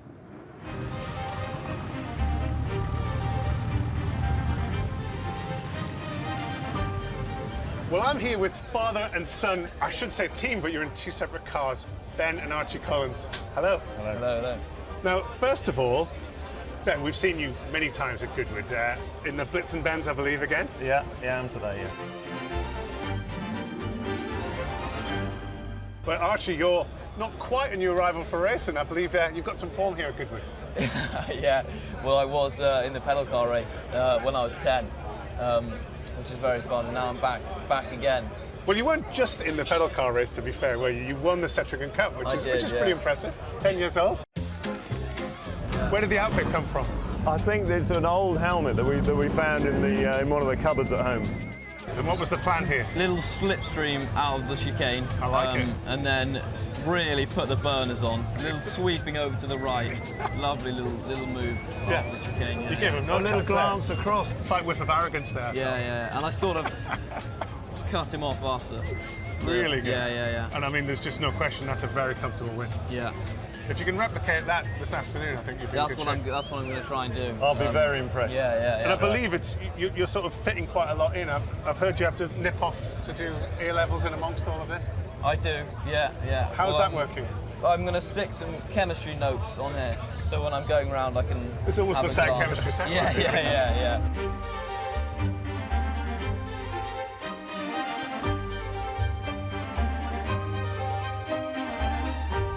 17 years old, sitting on top of a 9-litre car. No health and safety issues, Dad? No, I'm not. I think my wife was maybe a little bit more concerned than me, but he's got a crash helmet on, so you know, what can go wrong? And he's got a horseshoe on the. Is that for luck? Yeah, I was wondering what that was for. No, I'm not too concerned. Archer's his awareness is very good of what's going on around him, and he knows the car really well. Do you get to step up in power after this one? What's the plan? I think we're just going to get through this weekend, get Mum through this weekend, and move on from there. Is Mum watching, or is she through the fingers? Yeah, she's watching. Yeah. Well, I'll certainly be watching out. Best of luck to both of you. Thank you very much. Let's speak to Julian Mazou down here then, man on pole today for race 2 of the SF Edge, of course, and he only came second by 0.3 yesterday. Obviously the aim is to win today. What's the plan out there? Well, the plan is, I think he's got so much grunt, I've got to make as much room between me and him at the start so as he doesn't quite catch me up. That's the plan anyway.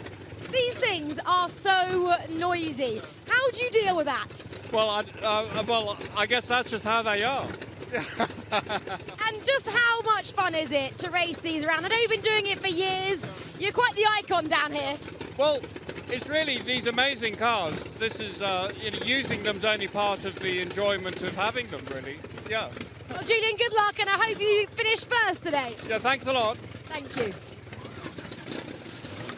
Well, we are looking forward to this second race of the SF Edge and see what happens this time, because it was such a close battle across the line yesterday. Very different types of machines, of course, from such a very early period in motorsport. In cars in general, it was really the beginning of the development of cars, and motorsport was a way of doing that, and land speed records, that sort of thing. So that's why we're seeing some hugely powered devices about to come out onto the circuit here at Goodwood. And that's one of the joys of Goodwood, is this complete contrast of machinery that goes right back to the very beginning periods, right up to quite modern periods. We saw, looking at the Gordon Murray cars earlier on today, the supercars out on track giving a demonstration, some of the latest amazing machinery.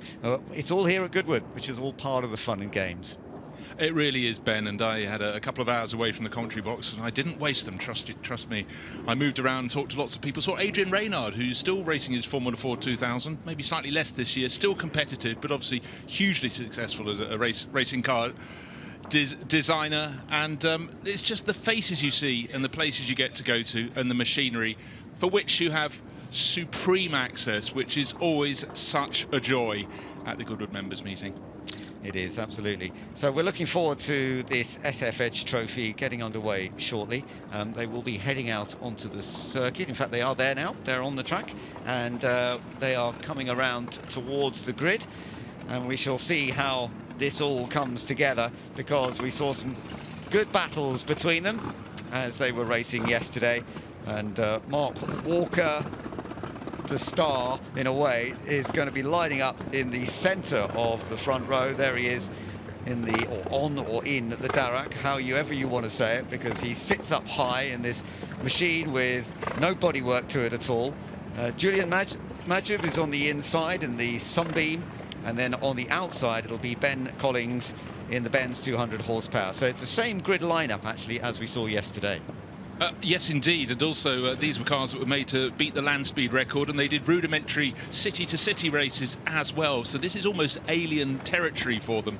But just look at Mark Walker's car in the middle. You'll see every input he puts into that very powerful car, because his body is, as Ben said, he's sitting on, not in, that fabulous Darracq. Every car moving into position. We did lose a couple of cars from yesterday. Jonathan Bradshaw and David Ozan will be starting, but I think we've got all the other cars that we are hoping to see.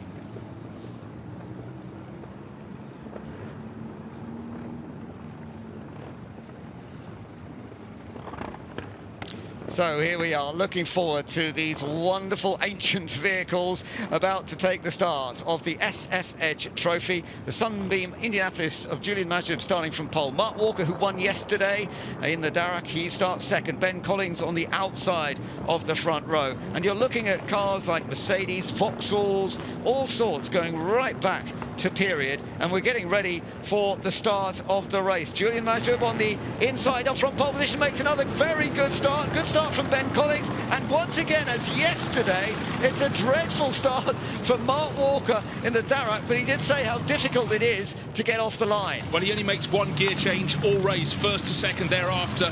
He stays in second for the remainder of the 5 laps, but I don't mind him falling back because we know that means he's going to be fighting way back through the order, and it's fabulous, isn't it, Alice? Yeah, exactly. We've got the view of the leader from now, or from behind the leader. But you're going to see Mark charge through the field as there's a move down the inside now. The number 23, is that? No, yeah, that's Christian Mann. I think it's Julian, isn't it, who's come through, who was on pole, Julian Majub earlier on, and he has grabbed the advantage.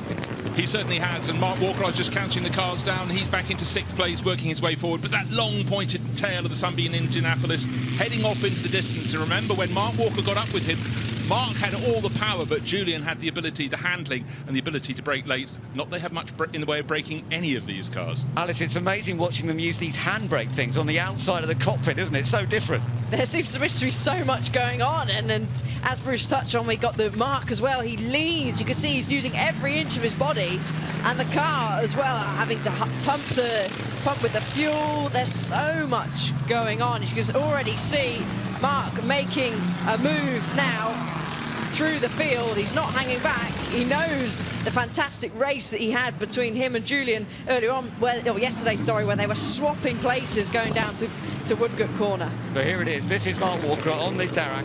This is one of the earliest cars that is out there from 1905, but it has a 25.5 litre V8 engine.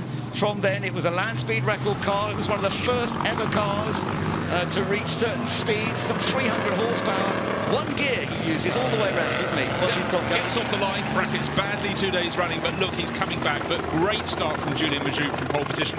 And Ben Collins alongside, leaning out of that glorious blitz and bends to change gear as they go down towards Madgwick Corner. Madgwick's such a tricky corner. It's 2 apexes, and let's look at the rear of the Darragh. All the power, not all of the handling, it must be said. And really, when you go down, up and down, you look for the colour of the bodywork. There is no bodywork on the Darragh, so that stands out. And Mark is nothing if not brave. I love the fact there's no bodywork though, because you can see everything working. You can see him, not the most comfortable seat there. It's like he's sitting in a funny shaped bucket, but you can really see how he's having to lean into the corners, and he's got nothing that's strapping him in. So he's literally got to engage every muscle of his body just to make sure he doesn't fall out. Yeah, absolutely right. And he's coming up against a couple of cars now that it's going to make life a little bit more difficult. It's got the Alfa Romeo RLTF of Christopher Mann. That's a 1923 car. That's one of the youngest cars in this race, in fact, 1923.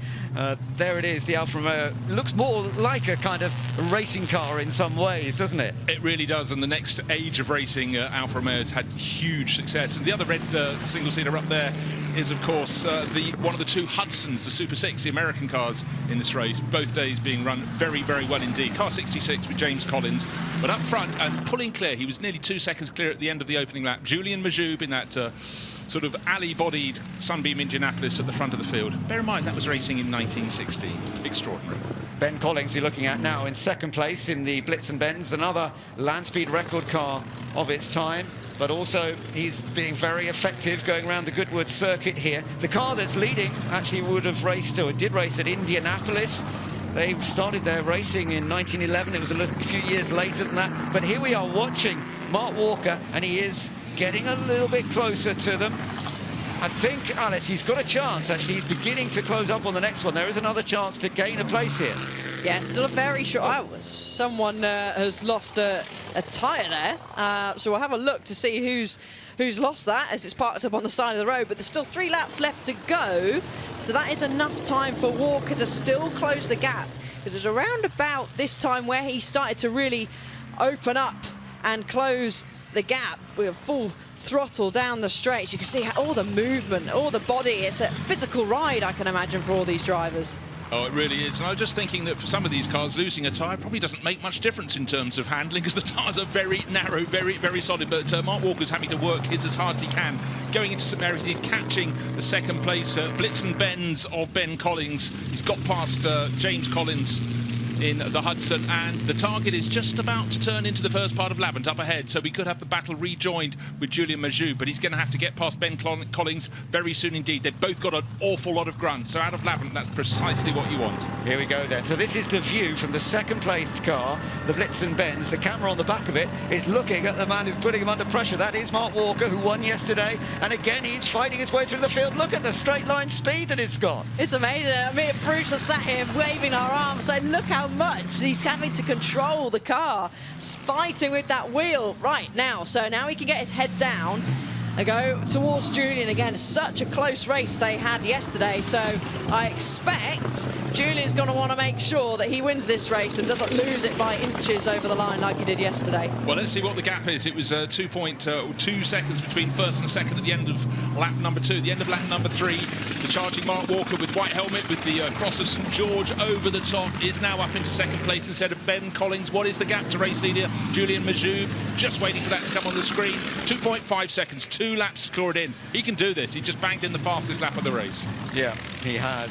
This is the tyre coming off, apparently. Off the Oakland Romano, presumably. Yeah. Would be. Oh, of all the places to lose it, going into Woodcote, and of course it's the outside tyre. Yeah, it's not going to be the most comfortable ride, but I don't know if they've pulled in, or like you said, it might still be actually okay going round just without it. But back to the battle for the lead now. I mean, yeah, it's fantastic. The gap is already visibly, you can see, is closed now as Mark Walker charging down that straight. But the absolute point is as the fastest part of the circuit for Mark Walker in the second place, Darragh is out of Lavant and down that long straight to Woodcote. They haven't got there yet. They're just going through the dip after St Mary's, and then a car that just warms the cockles of everybody's hearts. The beat of Turin, almost 2 metres from base to tip. And it is super powerful, but actually, to be honest, he's outgunned. 28-litre engine. Yes, I did say that, but it still makes me smile. It is a remarkable machine. Everybody, when they see it, they just can't quite believe how enormous it is, how tall it is, and narrow it looks. But this is all part of the development. They went for bigger and bigger engines initially. A lot of these cars that you've got here have got engines from aircraft from the First World War, because that's what they then fitted them into cars to try and make them go faster. Then they learned that perhaps reducing the engine size, lightening things up, that actually improved the driving ability. But it's wonderful to see machinery like this. This was a car rebuilt not so many years ago now. A lot of work putting it back together. Wonderful to see it running. Yeah, and tucked in behind it, another car that really doesn't have a lot of bodywork is the Moors. And again, Ben, we were looking at these cars when they were stationary. Just the ability to see so many of the moving parts doing what they need to do. And Charlie Martin driving that very well indeed, just at the tail of the top 10. But the gap between first and second was down to 1.4 seconds as they started the final lap. It's a question, surely, not when, but where will the move come from? Mark Walker giving chase in the Darragh, Julian Majou. They've had some fantastic racing, and the margin between them at the end yesterday was 0.3 of a second. Which way round's it going to be today? It's going to be close, Alice. Do you think it's going to come down to that last line again? I think it is. I really do. Julian just made a slight error, I felt personally, when he came out the exit of the chicane yesterday, and he just doesn't have the grunt down the straight, so he needs to try and make sure he's nice and tidy through these final section of corners where he's maybe a little bit stronger than Mark. But here we go. You will see the gap close down now with a very long straight coming up after Levant corner. Right, here we go. Important entry. Get the braking right. Get onto the power early. But that's exactly what Mark Walker here on the Darragh is going to be trying to do just as much. This 1905 machine is still going to be challenging for the victory, if at all possible, up against the 1916 Sunbeam Indianapolis. And here he comes. Here he comes, look. He's done it again. Okay, just wait until they get to start the breaking point. They're different breaking points. The Sunbeam in second place will break later. You can see he's gaining. But who's going to turn into Woodcote first? We had this last time, but don't forget last time, even though he led out of the chicane, Julien Majoub did not win the race. Can Lightning strike twice? This is going to be tight all the way, but it was out of the chicane that it went wrong for Julien yesterday. He knows that that car's right behind him again. Can Mark Walker do what he did yesterday and just get the speed out of the chicane? Or is Julien going to hold on? I think Julien might hold on this time. It's going to be close. It is going to be close. He's done it again. Bumping up and down in his seat like a kart racer, and he just got enough of that power down onto terra firma. That was epic. Oh, my heart goes out to Julien Majoub. He knew it was coming, but surely today he thought he had it in the bag. It's all about where the start-finish line is, Alice. If it was a bit earlier on the grid here, then he would have won it, Julien, but in the end it went to Mark Walker again. Yeah, you can see a sigh of relief from Mark. He's like, I gave it everything, but there's still battles raging on down the field.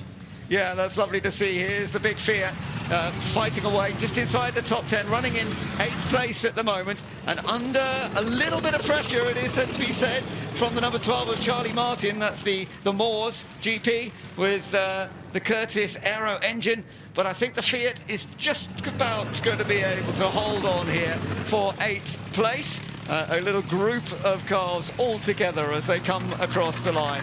Wonderful to see these Edwardian machines racing hard around the Goodwood circuit. And what a finish once again, like yesterday. A victory by 0.15 of a second. Mark Walker in the Darragh has done it again.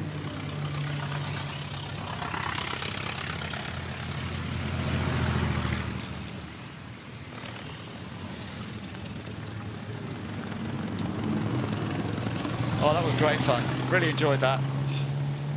Amazing finish. And for the second day running, not only did Mark Walker pip Julien Majoub on the line, he then began breathing again, because clearly he knew what he had to do. We saw that back marker just going through the kink on the 11th straight. That gave him a little bit of sucker, but then yet again Julien Majoub so good on the braking and turning into the penultimate corner into Woodcote. But hats off, huge entertainment and some really good scraps, Ben, up and down the field. I tell you what, a 5-lap race is perfect for these cars, isn't it? Because it's always on the last lap of the 5 laps, because he can't get off the line very well, that he manages to get into the fight. And you know, he did this pass as we saw yesterday, exactly as you said earlier, but then he always gets beaten on the brakes because he has to slow down so much earlier than the Sunbeam. It's quite a thought to think that he loses about 7 to 8 car lengths just braking for Woodcote, but even with his nose in front in the Sunbeam Indianapolis, Julien Majoub knows he's not safe. He got a much better exit from the chicane, and today all three of us thought that the move was enough for Julien. And he must just heave a sigh of, oh dear, because yet again Mark Walker's blasted through at the very finish. Yeah, Julien's face then as he saw it, because he thought he had it. He thought he was going to get the win this time. And just as they got to the line, the Darragh was ahead. It has such power, that machine, out of the chicane. It's perfect for it. And there you are, look at it. Rattling away. The valves still bouncing up and down inside the cylinder heads. And now they finally get switched off. And Mark Walker has taken a double victory here at Goodwood in the SF Edge. Making a few adaptations to make sure he's looking after everything. That really was wonderful. Relieved, tired, exhausted. You're probably going to find he's going to drive it home again later or something like that, I don't know. But that really was tremendous stuff. A great show for all of us here at Goodwood today. And many congratulations and sympathy too for Julien, who has done a super job all weekend and has just missed out in both races. Let's go down to Parc Fermé and join Ed. Mark Walker, I'm going to dive in here, sorry. Mark, you've taken about 10 years off my life with that finish. Yeah, I can't afford 10 years off my life. That was hard work, that was. I mean, what a race. It's got such grunt down the straight, doesn't it? It's got good pickup. Yeah, it'll out-drag anyone with a bit of luck. And by the looks of it, you start braking for Woodcote as you come out 11. About halfway down the track, I think it's all a bit tricky. And I didn't think I was going to be able to catch Julien, but I did. And then I thought, well, bloody hell. Anyway, it was a bit close, but I couldn't go any quicker. Mark, fantastic. Well done. Thank you very much indeed. Yeah. Right, let's find second place, Julian. I mean, what a weekend for Julian.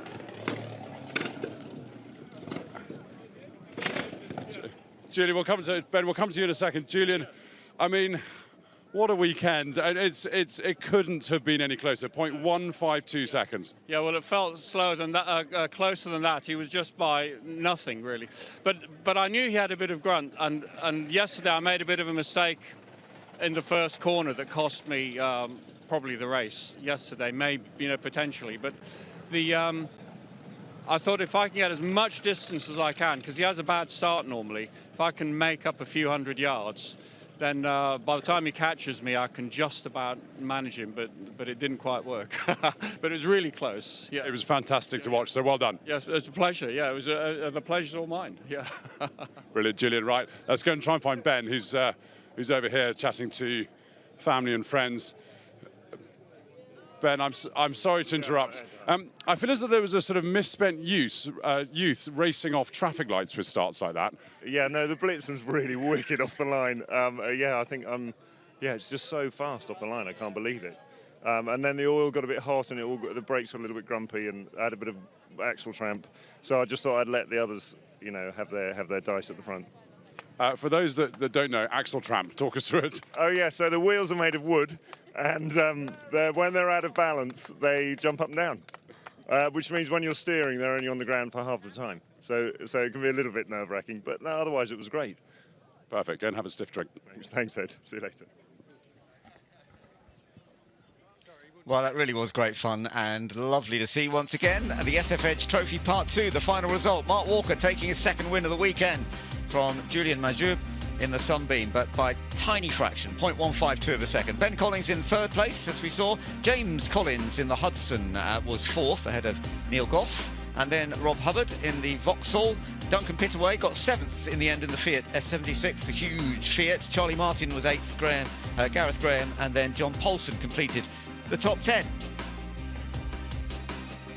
Ian Barnforth was 11th, and 17-year-old Archie Collins, son of Ben, getting in 12th place in the end in the Mercedes 60 horsepower. He's had a magic weekend as well. And the rest of the finishers that made it to the end in cars that have been around for such a long time, yet they can still put on a show for all of us motorsport fans.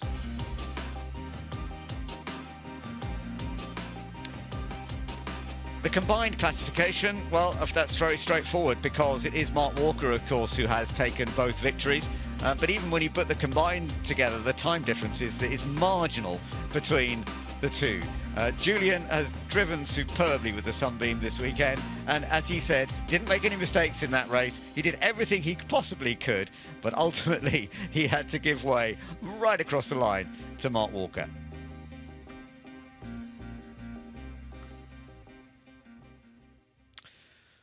Oh, all fun and games, and very, very enjoyable, of course. Let's take a look at some of the highlights once again, Bruce. And that start, it was just the same as yesterday. I mean, it is very difficult to get the Darragh off the front row.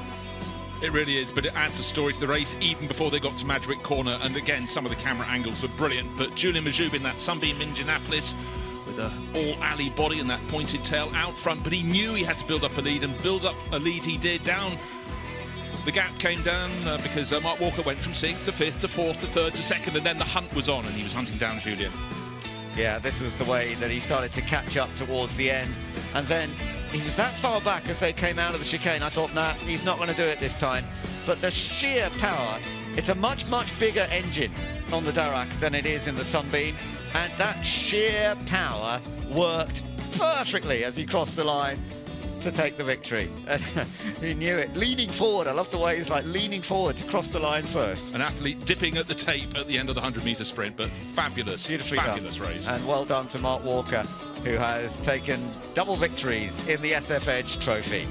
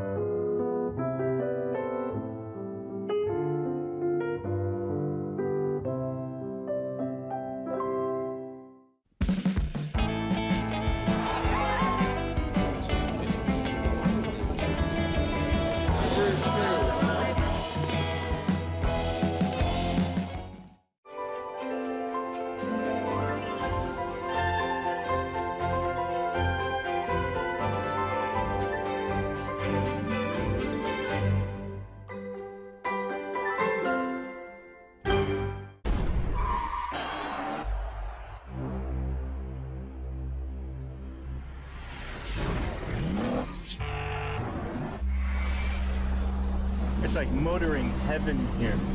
It's motorcycles, cars, helicopters, planes. It's a sort of assault on the senses when you come here. I know, but it's the best kind of assault. And to hear them start and then...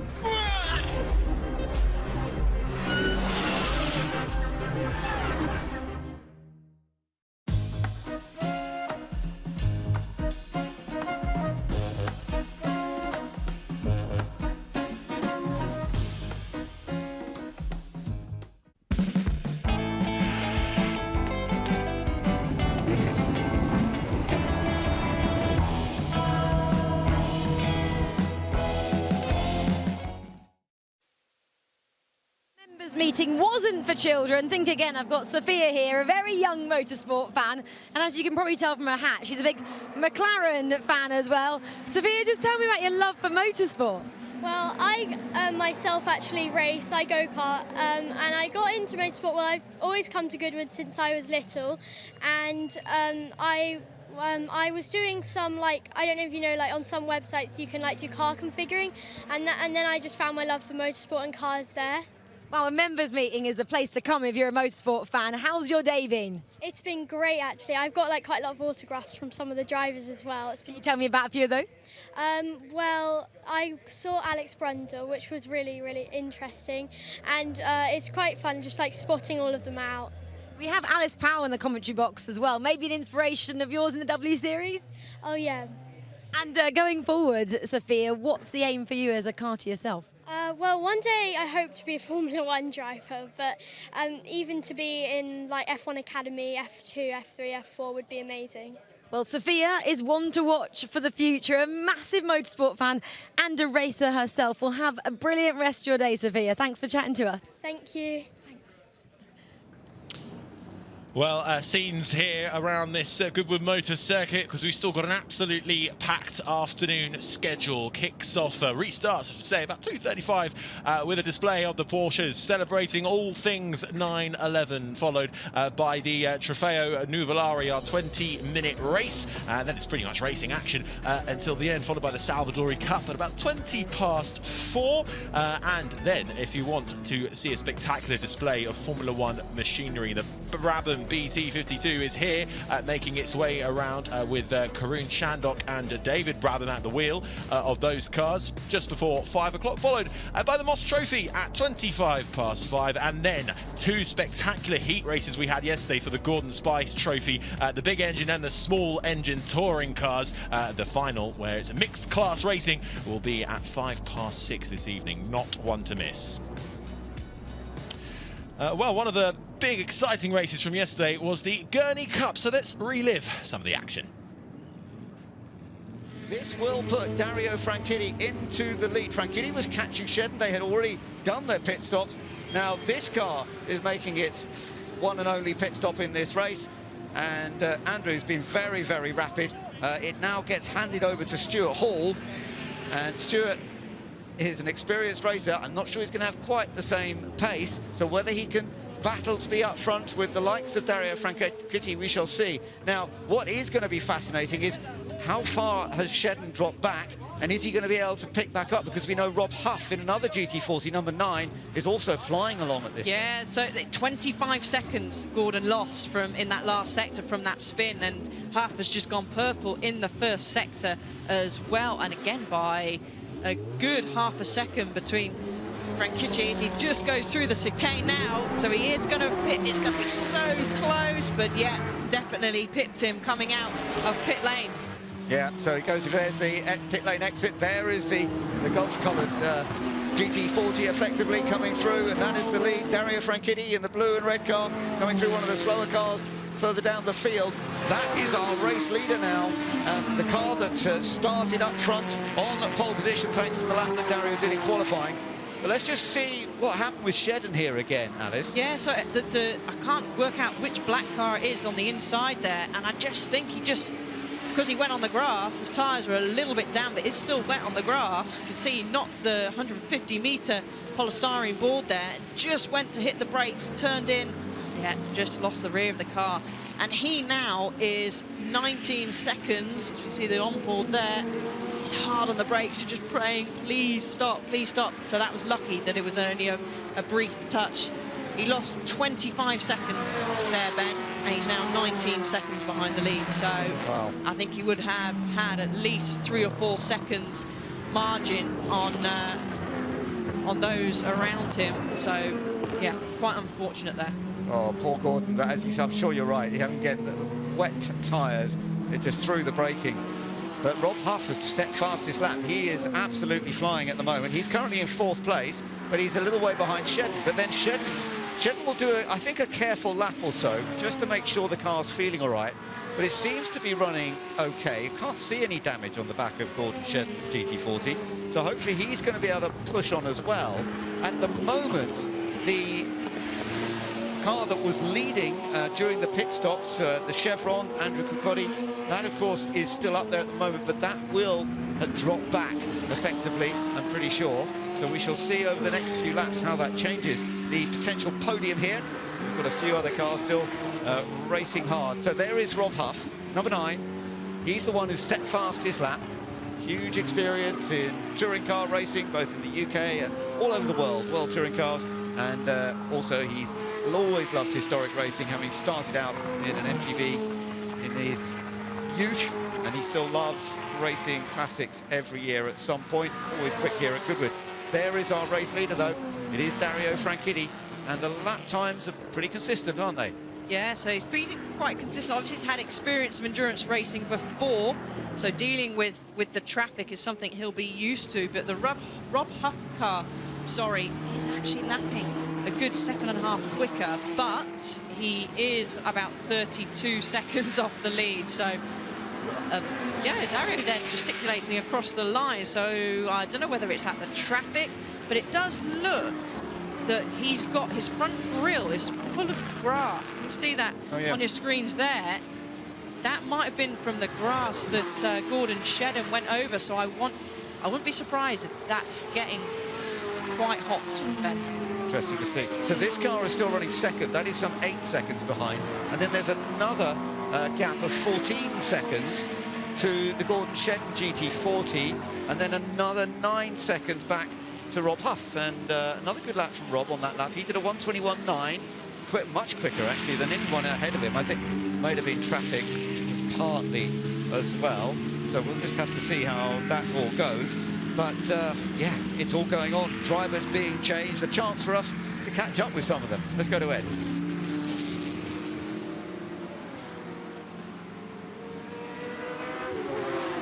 Andrew, you had an absolutely cracking start and then obviously a pretty fantastic first stint. Yeah, I mean, it was always difficult to know where the B8 would be relative to the GT40s, because I think it's the first time they've had them here. So yeah, it was great fun, to be honest. Great off the line. The car's good off the line, and then just do the best I could in the first stint. And now a nervous sort of 15-odd minutes waiting. Yeah, just have to see if we can hang on. I mean, obviously the way it works on drivers, I guess some of the slower ones were in earlier, and yeah, let's see. You just don't know, but it's been great fun anyway. Fantastic race. A great drive. Well, good to hear from Andrew there after his excellent performance in this car a little bit earlier on. And now we'll see how Stuart Hall manages to bring it home. It is still in second place at the moment, and he's actually doing a decent job. That last lap was a 1:24.7. That's a very appreciative lap. There's similar sort of pace, isn't it, to the GT40s around? Yeah, certainly is. As Richard Bradley now settled back in. He's set purple in the first sector. But Dario seems pretty comfy out front, stretching his lead a little bit. We've seen how quickly that can change with traffic and what have you. Keep an eye on as well, his front grille, grass in the front, so we'll see how he copes with the temperatures. He's got Richard Bradley behind him, but he is a lap down. And car number 2, drive-through penalty. So an infringement for car number 2. That's the Kirkcaldy Hall car. Oh, what a shame, a pit lane infringement. So was that timing in the pits? We're just looking at a lock-up replay there. But yeah, we've just learned that there is a drive-through penalty for the Andrew Kirkcaldy car for whatever happened in the pit lane. So whether it was speed in the pit lane, whether it was they did the pit stop too quick, I don't know, but obviously they have been picked up for something. Yeah, so they'll get that message with a black flag, we hung over the pit wall, we see out the commentary box window, and it will say drive-through penalty, board underneath. As I said, no radios, and he's just set fastest in the last sector as well. So I'd expect him to be, well, you have to do it within 3 laps, Ben. So he has 3 laps to go through, and some more penalties flashing up on the screen. Car 13 and 27, 10-second penalties. Too many people were working on the car, apparently. That is the cause of the penalty, certainly on the first one. But as you say, some separate penalties, some 10-second penalties to car. Oh, car 13, the race leader, has got a 10-second penalty, less than the minimum time stop. Oh my goodness! So this is all going to change. We know car 2, so the top 2 cars that we've actually got on grid, that one, number 13 you're looking at, that's just been told we've got a 10-second penalty. Car number 2, the car that's running second, that's got a drive-through penalty. Okay, so this is going to put Shedden back in front, isn't it? Yeah, no, it will. Well, is it? Because at the moment, the 10-second Gordon is around about 20 seconds behind, 25 seconds behind, I think. So that spin did cost him. As we can see now, there's a very slow, very slow drive-through penalty. Drive-through penalty. As you can see, there's a guy there on the right-hand side that had a speed gun just to make sure that that he wasn't speeding down the pit lane. He folds back out, 24 seconds behind the lead. Gordon Shedden's only 2.8 behind him, so he still kept on to track position, but that would have been possibly the win for them. But actually, I was just sort of looking at it again and realising that this 10 seconds is only going to be added after the race. Actually, Franchitti can still win this because he's 24 seconds ahead.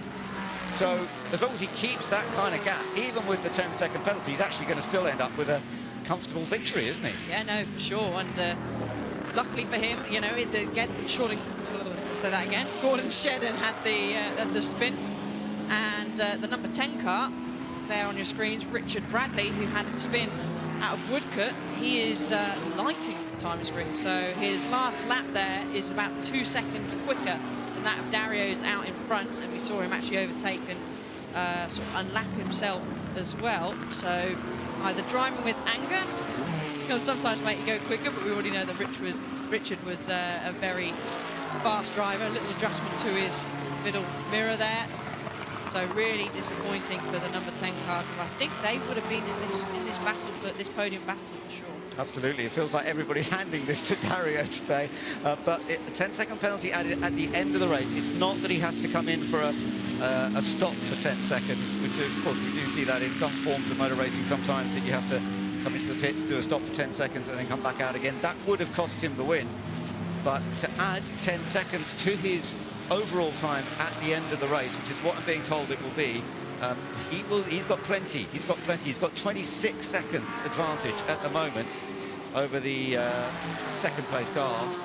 In fact, that will be different, I think, when they come round over the line again next time. So yeah, he's in a good position still here, Dario Franchitti, as he comes through to lap some of the other cars. There's that beautiful Roadster, the GT40 Roadster of the Mercedes Silva family. And then he's got another few cars to pick his way past, but he doesn't need to rush, does he? He can just take his time. Well, yeah, I mean, he needs to, I'm sure he'll have the gap, I'm sure. I can see the pit boards hanging out over the side of the pit wall, so he'll have the gap there. He'll be aware of the time penalty as well, and I'm sure he's clever enough to work out the gaps. But it's dealing with the traffic lights, and he doesn't need to rush. You know, we see Gordon having that error and being forced out onto the grass, as we're going to ride on board now with the battle for seconds. So you can see Gordon's closing up to the back of Hall at the moment, setting fairly similar lap times. Not much between them, but it will be the test will be when they catch up with that traffic that's not far in front of them.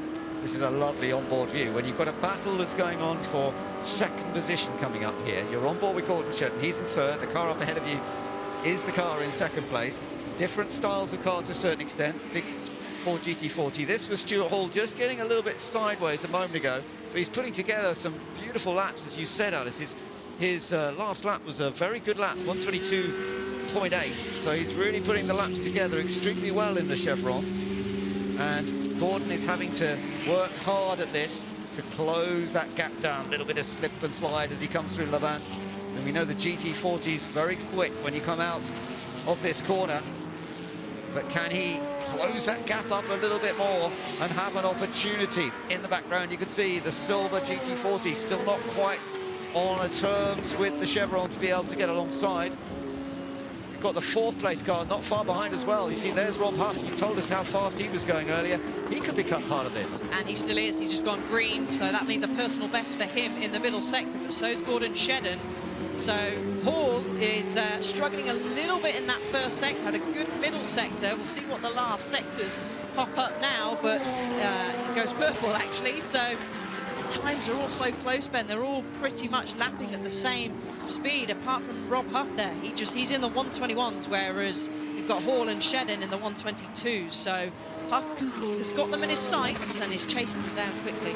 Yeah, I'll tell you what, Stuart Hall's doing a fantastic job in that Chevron at the moment. He's really putting the laps in beautifully well. Let's see if he can control it with Gordon Shedden so close behind. Gordon having had that problem earlier, that mistake by getting on the grass and then losing control. There are more back markers coming up, and we saw how that affected him before. This could affect any of them as they come up to overtake. And Rob Huff with his lights on in the background as well. He could be in this fight for 2nd place. I think there's no problem for Dario Franchitti, even with his 10-second penalty. He's got a 24-second advantage over this battle, but we are going to enjoy a fight for 2nd to the flag. Yeah, 2nd and 3rd as well, because Rob Huff again setting a very good 1st and middle sector, but it's going to be about dealing this traffic, because there's quite a little bit of traffic. Luck could be on your side as well, depending on where you can catch them, because it looks like Shedden, it's not fell from there. He's caught one of the back markers in the middle of the chicane, but Stuart Hall knows. He can see Gordon. He's got his lights on now, typical touring car fashion with the lights on. Whether he can flash them is another thing, but closing the gap. But Rob Huff, he's closed that gap again. You can see they're braking pretty late. There's a little lock-up on the front left on both those cars. Yeah, Rob Huff, I think, used the traffic well there, because that helped him just get a little closer again. So these three are fighting. Getting through this traffic is going to be so crucial. He gets away, go through on the inside. That's a relief to Stuart Hall, who does that beautifully and doesn't lose any time. He's certainly cutting his way through traffic pretty effectively at this stage. It's always a hard one to predict. We've got just over 5 minutes to go in the Gurney Cup. It's looking very comfortable for Dario Franchitti up front, but it's all still open for 2nd, 3rd and 4th places here. Yeah, and shedding that. Huff is right on the back of him, nearly pushing him along. It's been a great cut here for Hall, but he's boxed in a little bit in the background there. Look at how close Huff is to Shedden in the background. So close, but it might just be that Rob Huff will have to wait for the next lap as they come into Woodcote now. But, or is it? They've caught this bunch really quickly going into the chicane, and it might look like, again, Shedden's going to get caught. He's gone down the inside, feathered it through. It's going to be a drag race up the main straight, Ben. It is, yeah. This is a chance for Rob Huff in the red GT40 to get past Gordon Shedden. They're both lapping another GT40, which is much further down the field and is keeping to the inside. It's giving them space to go around the outside. So they've got a clear run, have they? Yeah, Rob's having to go right round the outside through Madrid. It's not easy to do that, but he's done it many times in the past. Oh, puts wheels on the grass. Just about gets away with it. My goodness, it's all a bit too thrilling. Do they know he's being lapped? I'm not sure. Imagine Rob is shouting, "I'm lapping you, move out the way." He's lost a little bit of time to Gordon in front. Still 4 minutes left to go, and with his previous pace, that gap will close pretty quickly. Very, very strong in the first 2 sectors, but it's fell well for Stuart Hall. He got a little bit of a gap there from Shedden, but there's more back markers that they will be coming up to as well, as we're seeing on screens now, the race leader, and I think, yeah, he's pretty safe. I hope I'm just not commentators cursed him. Touch wood for Dario and his team. Yeah, nice gap from them. Yeah, absolutely, even with the 10-second penalty. I noticed his pit board has got a lot of figures on it. I think they're trying to explain to him, yes, you've got a penalty, but yes, you are leading this race. Your advantage is such and such. Maybe, I don't know if they're doing all that on the pit board, but there were lots of numbers on it. And Dario's in a very good position, but this is a wonderful fight. But still, Stuart is holding on. He's got that gap a little bit more, I think, than it was last time, up to 1.6 seconds this time. And then Rob Huff chasing after them as well. And this little group, is there going to be any change? I think the traffic a little clearer at this point, but when we get onto the last lap, who knows? We might suddenly be back into traffic. On board with Gordon Shedden. How can he find just that little bit more pace that he needs? How are the tyres feeling now, I wonder, because they've done a lot of laps.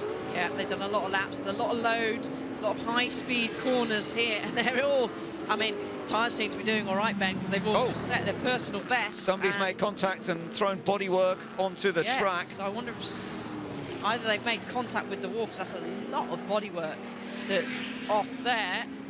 So we might lose our fantastic battle. See a replay now. Let's have a look at what happened here. Oh, it just flew off. The bodywork flew off. The was that number 36 car, I think? Yeah, one of the chevrons. That's the Nick Thompson, Sean McClurg car. Oh my goodness! I don't know whether they're going to allow them to. They maybe just put a yellow flag up at that area. Maybe the racing will continue. Let's wait and see. Just under 2 minutes to go. That's all there is. I don't know if Gordon's going to be able to do this. Yeah, I mean, Rob's gone quicker than him in both the first and second sector, all paid by a tenth in each. The yellow flag, let's hope they just stick with the yellow flag and we don't lose this exciting end to the race. But Rob Huff's just set the fastest lap of the race, that last sector, a good half a second quicker than Gordon Shedden. So the gap now down to just half a second. Well, absolutely fantastic. Let's see whether they can keep it going all the way. Rob Huff is just tucked in behind Gordon Shedden. These guys have had plenty of races in touring cars over the years. Look at that whole rear bodywork section missing. How sad, but they're still going. That's good news. Looks good. I like that. You can really see into the back of the car. But here we go. He's 0.2 quicker, 0.3 quicker that previous sector one time. So it's given a little bit of breathing space to Paul because Shedden's got his mirrors full of the red GT40 of Rob Huff, and he's right on the back of him now. But Gordon's used to this, used to close racing in British touring cars, so he's just going to try and make sure he keeps it nice and clean and place his car where he needs to. Well, I have to say Stuart's doing a really good job right now, but Gordon Shedden is going to have to protect that because Rob is determined to find a way through if he possibly can up towards the chicane. So difficult to make a lunge here, and Shedden's braking late enough that the car was really sliding around. These two are going to have a huge fight in the remaining time. They're going to get another lap in here, and it's Rob moving one way then the other. Tries to go to the outside. Shedden will protect down the inside. Now, what about the exit? Can you get a better exit out of here? Let's hope they don't touch. Yeah, it's so close. Need to get your exit. So Gordon did a great job. He's on so much oversteer on the exit now into Ford Water. Not a simple corner, especially in one of these cars, but he's nicely done there. But Rob Huff has got a really good run. He's showing his nose. Gordon's experienced enough to know what he's doing, what tricks he's trying to play on him. Through St Mary's 1 into St Mary's 2. You can see them working the wheel so much, and they'll be aware this is the final lap. So only a couple more opportunities now for Rob Huff. Yeah, it's going to be a tough one here. Can he find a way through? It is coming up to the last chance. It's looking good for Dario Franchitti, despite the penalty that he has been given, a 10-second penalty at the end of the race. It will still allow him to win this race by more than 10 seconds over everybody else. Here comes Dario Franchitti. He takes the checkered flag and takes victory. Sean Lynn and Dario Franchitti, but the battle in the background is still going on. We know that second place, oh, look at this. Rob Huff almost alongside Gordon Shedden, but Shedden's still third at the moment. Rob Huff is trying to get the better exit all the way to the line. Second place, Stuart Hall's done a brilliant job in the chevron. Across the line go the two GT40s. Shedden just holds on to that position by 0.063 of a second over Rob Huff. What a wonderful battle. Well done to Stuart Hall, who raced with Andrew Cocotti. Experienced racer, Stuart. He's done a lot of endurance racing, GT racing over the years, but he did a fantastic job there. But Dario Franchitti has taken victory. One of the stars of Goodwood has done it again, and he will be so delighted about that. He loves this event. He loves Goodwood. He's been busy all day long so far, but he and Sean Lynn have taken victory in the Gurney Cup in their beautiful Ford GT40.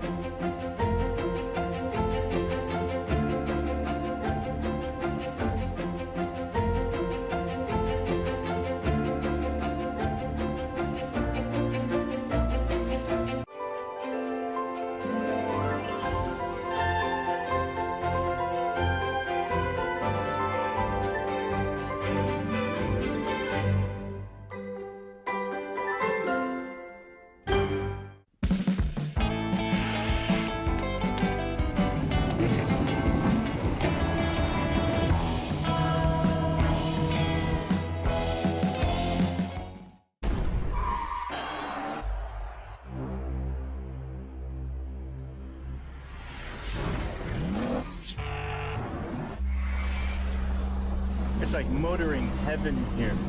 It's motorcycles, cars, helicopters, planes. It's a sort of assault on the senses when you come here. I know, but it's the best kind of assault. To hear them start and then...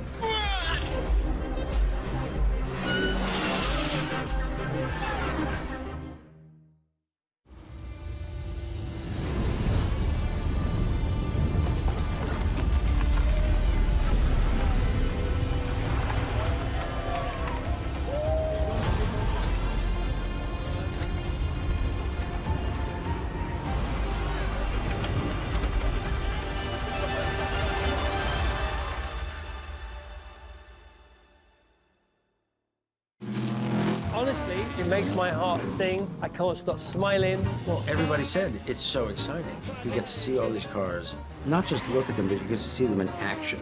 That's cool. Goodwood Revival is all about make, do, and mend, vintage style, not vintage values, and of course, sustainability. Not only is there the motor racing, but it's everything else. The shopping, it's the fanfare, it's the look, it's the period, and that is what the Goodwood Revival is. It's just a fantastic day out.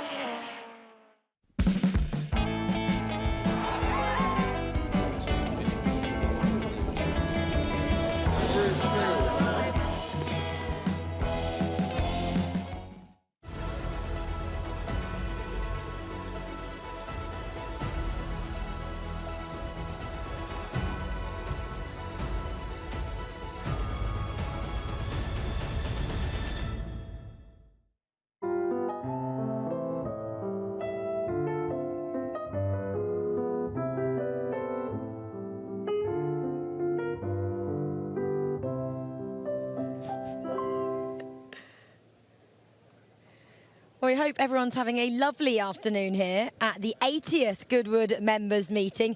It's getting pretty warm now. The sun has been coming out. It's made an appearance, and I'm sure it's been brightening up everyone's day, because if you joined us from the beginning of the day, it was pretty grim this morning. But I think mizzle more than drizzle, was it? Mizzle? Yes. I don't know. Well, let's go with that. But it's been a great day so far. And obviously we just saw the pretty exciting SF Edge Trophy, the Edwardian cars. I love seeing that because actually you see the flames and you hear them and they're so noisy, aren't they, all the action out there on track? Well, I think it's about the only race in the world where you'd hear a driver complain he didn't have enough power because he only had a 9-litre engine. I mean, these things are incredible. I mean, 100 years old plus cars, and then the finish is split by 0.15 of a second. I mean, you don't get that in modern race very much, never mind with these really old vans that were never really made for circuit racing, a lot of them. A lot of them were just built for out-and-out land speed records, not going around corners. Exactly. We're seeing this last lap from the race 2 of the SF Edge Trophy. 0.1 they were split in the end. That was Mark Walker from Julian Mazub, and these two always battle it out, and it was actually the same result yesterday, but that was 0.3 split them then. So these two know how to battle. It was Julian Mazub, he was on pole from Mark Walker, but unfortunately Mark got the better of him in that engine on wheels is what we call his car. Well, it was almost a carbon copy, as you say, of yesterday. I think Julian must feel really unlucky. I mean, he's been beaten off the chicane to the finish line. I mean, if the finish line was a little bit closer in, he would have got the top spot. But Mark, yet again, he's got 2 gears in that car. The first one to get away, and then he changes gear, and that's it for the rest of the race. Obviously, that got him off a little bit slowly from the start line, and exactly the same happened, but he does have 25 litres in that car. And not much else than that, actually, to be honest, apart from 4 wheels. These cars are spectacular to watch, and Julian as well, obviously he was in that Sunbeam Indianapolis as well, and if you have a look on YouTube, you can see from yesteryear a couple of times that's burst into flames here in the paddock at Goodwood, so it's got a lot of history there. But like David mentioned, a lot of these cars were built over 100, 110 years ago for just pure out speed, and they all were made, weren't they, to try and get the land speed record back in the day. And it was actually the Beast of Turin that I think set that at about 135 miles an hour, and that was about 100 years ago. Yeah, I think that, well, actually that car was the fastest car in the world, but not officially, because it was built to actually take on the Blitz and Benz, which Ben Collins took to 3rd place today, who took the official record at the time. So incredible cars, and very close racing. We talked about, obviously, 1 and 2 in that race. We have to give a mention to Ben Collins as well, who did finish in the 3rd place position, so on the podium as well, which was pretty incredible. There's so much still going on. I'm looking over my shoulder behind David and I. We can have a little pan around and see the cars getting ready in the assembly area as well. That's the Porsches. They're getting ready to go out on track in a short while. We'll have 2 laps from this demonstration of Porsche there, and this is always exciting as well. We have some great cars, and you were lucky enough to get out in one yesterday with Alice Powell, nonetheless. Yeah, well, absolutely, and it's a huge year for Goodwood this year, 75 years of motorsport, but it's also 75 years since the founding of that great sports car brand, Porsche. And not only that, they're celebrating the 60th birthday of 911, so we've got the whole range of Porsches on show, on display this weekend, and it's great to see those 911s sort of getting bigger and bigger and bigger, from those quite slimline cars from the early 70s, those racers, those RSR racers, up to Moby Dicks of the late 70s. And yes, Alice and I went out in something a little bit more comfortable, shall we say, a bit more modern road car, a 911 GTS, and it was absolutely fantastic. Absolutely, and well, Alice had never been out on the track before, and you wouldn't think so the way she came out of the assembly area, so you know, it got my attention, that's for sure. After Alice's first time out on track, then, has she decided she's going to come back for more in the future? Well, I think she should. She did a fantastic job, and she'd obviously be very quick around here. Well, obviously she'll have to find a little bit of a time in her schedule from the W Series to come out and find some time to be back here. But it'd be beautiful if we did see that happen from Alice Powell. Well, right now then, we've got a bit of a track guide from yourself and Alice to enjoy.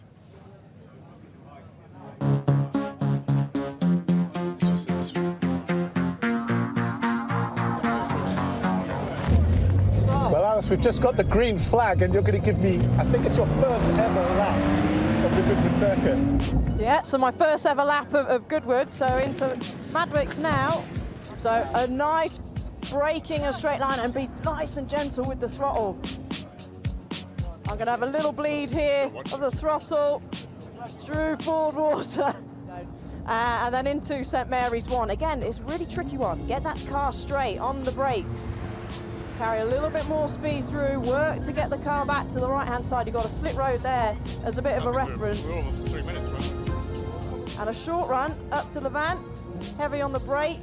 Probably, I would say, one of the tightest in terms of exit on the track here. It's not very wide on the exit there. So this car, 480 horsepower. It's marvellous, 193 mile an hour top speed. We're getting quite close to that up this back straight. It's a really long straight here. Nice braking in a straight line. Trade in the brake in, the rear will start to want to move. Last minute lunge into here. Bit narrow, but only room for one car through this part. As we get the checkered flag now. What an incredible, incredible circuit. How did you enjoy it? It might be rubbish, but it might be Loved okay. it. Otherwise, you Can we just stay out? Do we have to stop? I know, exactly. Thank you very much for that. No worries, thank you.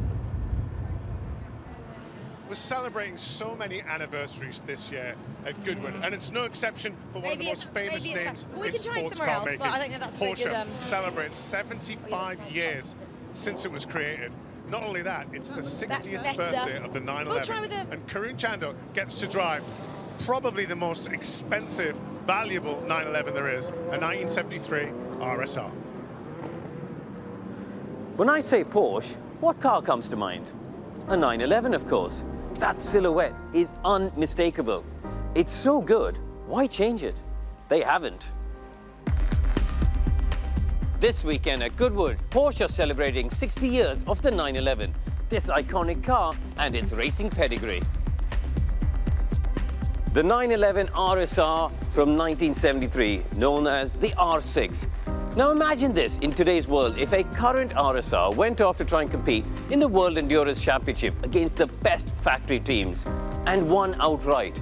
It's just never going to happen. But that is exactly what happened back in '73 when this car won the final ever World Championship status Targa Florio. This is the only car that retained the original rear spoiler modification, which became known as the Mary Stuart, as it kind of resembled the high neck collar favoured by the Queen of Scots. The Carrera RSR became an instant icon back in '73. The 2.8-litre engine boasted 300 horsepower at just 1,000 kilos when it was pushing 8,000 RPM. Unbelievably, the car was left to collect dust in a garage in Mexico until the current owners took possession of it back in 2016 and commissioned a full restoration. Now, like every petrolhead, this car's got to be on my bucket list. Fortunately, Simon, who looks after it, is here. Can I please have a go? I'll work on him. And now we go from the sublime to the ridiculous. Yes, ladies and gentlemen, this is a 911, the most extreme 911 ever built. This very 911 GT1 was the winning car of the 24 Hours of Le Mans back in 1998. Designed by the legendary Norbert Singer, this was the very first carbon fiber chassis that Porsche produced with carbon brakes. Now in the cockpit, it's got a nice touch, right-hand drive, but with the gear lever on the right side to help the European drivers. Now all this 911 chat has got me even more excited. Simon, please, can I have a go? Let's give it some beans. 8,000 RPM. Up towards St. Mary's. It's got all the agility of a lightweight sports car, but the raw growl of something made back in the 1970s. This is everything the 6-year-old me with the poster on the wall thought it was going to be. Oh my God, this is a great car.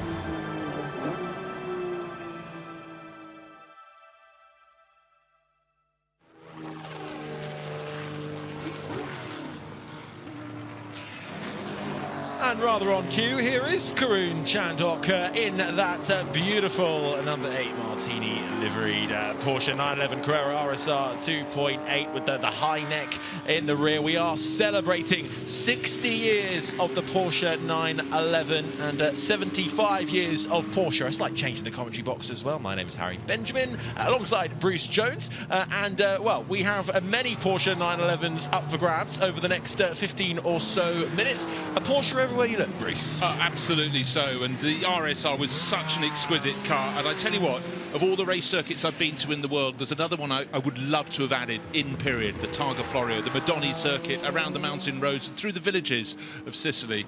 And this was a car, the RSR, that won back in 1973. There were sports prototypes that should have been way ahead of it, but this car's so nimble, and victory at the end went to Hees van Lennep and Herbert Muller, and it was a case of delicacy and keeping it on the island in more senses than one. See what I did there? Very nice. It is Karun. I wondered if it was Neil Jarni. He's also one of the other Porsches, but Neil Jarni, the 2016 Le Mans winner, is also out there in the another 911 Carrera RSR Turbo. But really, well, the 911 unveiled, what, 60 years ago? But it is in the 1963, and that rear-engine 911 never really conceived as a racing car. It wasn't built to be one. It just kind of became one, and then you can see all the different iterations. We've got so many nostalgic liveries as well, all celebrating some of Porsche's biggest wins across multiple GT and endurance-type racing. Yes, not all the racing was in Europe. We saw the Coca-Cola liveried 935 K3, the most extreme version in many ways of the 935. That race stateside, and a lot of these cars have changed liveries over the year, but great to have the Porsche safety cars out there with them as well. But really, the 911 was a car, as you say, it wasn't the first car built by a manufacturer where the customers said, you know what, we want to take this racing, and they went, you know what, actually that's a very, very good idea, and we wholly concur with that. I love some of the historic liveries. The 59 Brumos livery, so much success in the USA, but it's great. And last year at Le Mans we had a car with a very similar race livery, and I'm a big fan of these things. And the Brumos Racing, that's obviously with a kicked up tail, that ducktail as it was called, to get that extra downforce. Yeah, that's Jean-Louis Bonnet at the wheel. That car raced in the Trans Am Championships, the 1957 Daytona winner, raced at Daytona 6 times, winning in 75 and 78, and finished up second at the Sebring 12 Hours too in 1977. So that 59 Brumos Porsche 911 3.0 RSR from 1974. Peter Gregg grabbed titles for fun in that, in a very, very competitive time on the North American scene. But great to have the Brumos car here among the ranks. But of course, that's not the most extreme car out there by any stretch of imagination. We'll catch sight of we've got one car in the field, actually was the Le Mans winner outright winner against the sports prototypes. That was a massive thing for a GT class car, effectively, to take outright wheel. We'll catch that shortly. But the famous liveries, the Cafe Mexicano 911 RS4, car number 5. And again, that was a car that went out and scored great success in the 1,000 kilometers in the high altitude at Mexico City.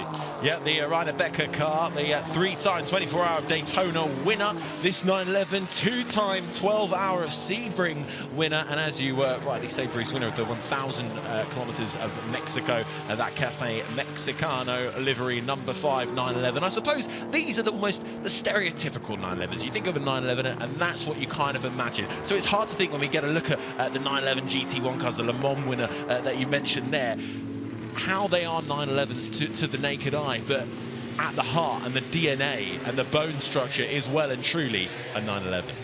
Well, in many ways, the physics of the car shouldn't have really worked with the engine hung out over the rear. Not all of these have the engines quite at the rear, because we'll get to the Le Mans winner later on, and the engine started to work its way a little bit forward from the tail of the car. But the handling just seemed to be so sweet. That's why it went racing after being launched simply as a road car. But great to have so many of these RSRs. And in terms of the road cars, of course, this is the racing version, the 1973 911 Carrera RS. To many people is the ultimate Porsche, just so small and simple. Yeah, one of Porsche's greatest wins with the 911 came back in 1976 at the Tour de France. Now, that's actually an automobile race which predates its famous two-wheeled namesake. Run over 8 days back in 1976, competitors covered more than 2,300 miles between the city of Nancy and Nice as 911s dominated, winning all but one of the stages. We get a look at the 54 Jägermeister, and just stunning liveries throughout. Now, one of the beauties of the many demonstrations at the members' meeting at Goodwood is the drivers start to go a little bit faster with every lap, because these cars look fabulous standing still, but they're racing cars, so we like to see them as close to their dynamic best as we possibly can. And it's a real treat for fans of RSRs to have the cars running close together. The order isn't mixed up, it's 911 RSRs together, and we'll advance through the demo looking at the models that followed later, because the 911, whatever the change of rules in sports car racing, and the history of sports car racing is about eternal chopping and changing to make it as healthy as possible. And so we'll see some different body shapes through the remainder of this amazing demo for the 911. Absolutely. We've got some really classic livery cars out there. We've got a PlayStation livery as well, the 160 Porsche 993 GT2 Evo car out there too, alongside this Jägermeister. We've got the turquoise Conrad Motorsport car as well, which carry that 911 look a little bit more than some of the advanced prototype cars that you'll see making their way around this Goodwood Motors circuit at the moment. Everybody has a favourite livery, but I've yet to see a car that looks slow in a Jägermeister orange, and particularly as they did obviously so many endurance racing events. It's when you look at cars going in daylight, they may look one thing. At night time, this one is still supremely bright and really easy to pick it up. Good for a commentator to spot. Yeah, commentators delight. Well, the one thing that actually has confused me is because they're the Coca-Cola car that is out there. That's the Porsche 935 K3. Well, back in 1981, that was a Jägermeister orange livery. So there's been chopping and changing across different Porsche brands. But that is now liveried up in the Coca-Cola livery, and a different style of 911 for sure. And that's because that's a 935 K3. Now, looking at the PlayStation 911 going through, of course, that is a rather later one. And again, we had to talk through the mix of cars, and that was going towards the GT3, the GT2 Evo. That was at the end of the 1990s, so we sort of moved on at a gallop, nearly 25 years from the RSRs, but still ostensibly very similar in terms of appearance. Much higher, well, the rear wing on the back really sort of staunted and very high up. It sort of almost juts right up. It cuts in and juts up with the Gran Turismo logo just behind it. And you compare that to the Jägermeister car behind, much lower and almost a bit of a swooping rear wing behind. So the difference in aerodynamics for the different racing series that these Porsche 911s raced in as well on display here. But as you rightly say, this PlayStation, Paul Howells at the wheel in a 993 GT2 Evo from the 1997. Yeah, and it was a time, again, the change in sports car racing. These became very, very popular, and almost the cars that are most successful in the history of sports car racing tend to be ones that brought new people into the sport, and many Pro-Am lineups effectively went out to race this, or Am-Am to start with, but it was a car that had lots of power and brilliant handling. How wouldn't you with that massive rear wing? Absolutely, I bet the drivers are absolutely loving their time out there, and some pretty big names out there as well. Karun Chandok, former Formula 1 driver, making his way around. We've also got Tom Christensen out there, Mr. Le Mans himself, and not to mention, of course, many other drivers. Neil Jani, a Porsche factory driver, or used to former Porsche, he is still a Porsche factory driver, isn't he? Yeah, but Le Mans winner as well out there. So some pretty top-class racing, and highlights just how much Porsche put into their driver talent and their driver pool from all the way up the ladder. Yeah, the German manufacturers in particular tend to be very loyal. They have a very, very tough recruitment program. The drivers have to be good off the track as well, good in the gym, know how to hold a knife and fork, and if they're good, they're kept on. Now, the Coca-Cola livery car, we have moved on to this is full bore. It's red, it's long, it's wide. Just imagine how much downforce. Look at the shape of the nose. Everything is about forcing that car down onto the track. And the Coca-Cola livery was raced a lot in the States. The Hudson wire writing across the top. And Harry, this one's standing out for you. I know that for a fact. It certainly is. Derek Bell drove this at some point, didn't he? In 1982 at IMSA? He did, and with the increasingly wild and wacky 935 as the aerodynamics work more and more, he said to me once, I'd get into the car, the 935, and say, I'm going to be in charge today. Or it would try and control me, and Jochen Mass, who raced so much with Derek, concurred. He said it would be like riding a bull. You had no choice, you had to take charge of it. So these cars, huge amounts of power, and obviously they really were desperate to have the most extreme styling they can have. You're a couple of other 935s behind in the George Lewis livery, the yellow band across the red nose.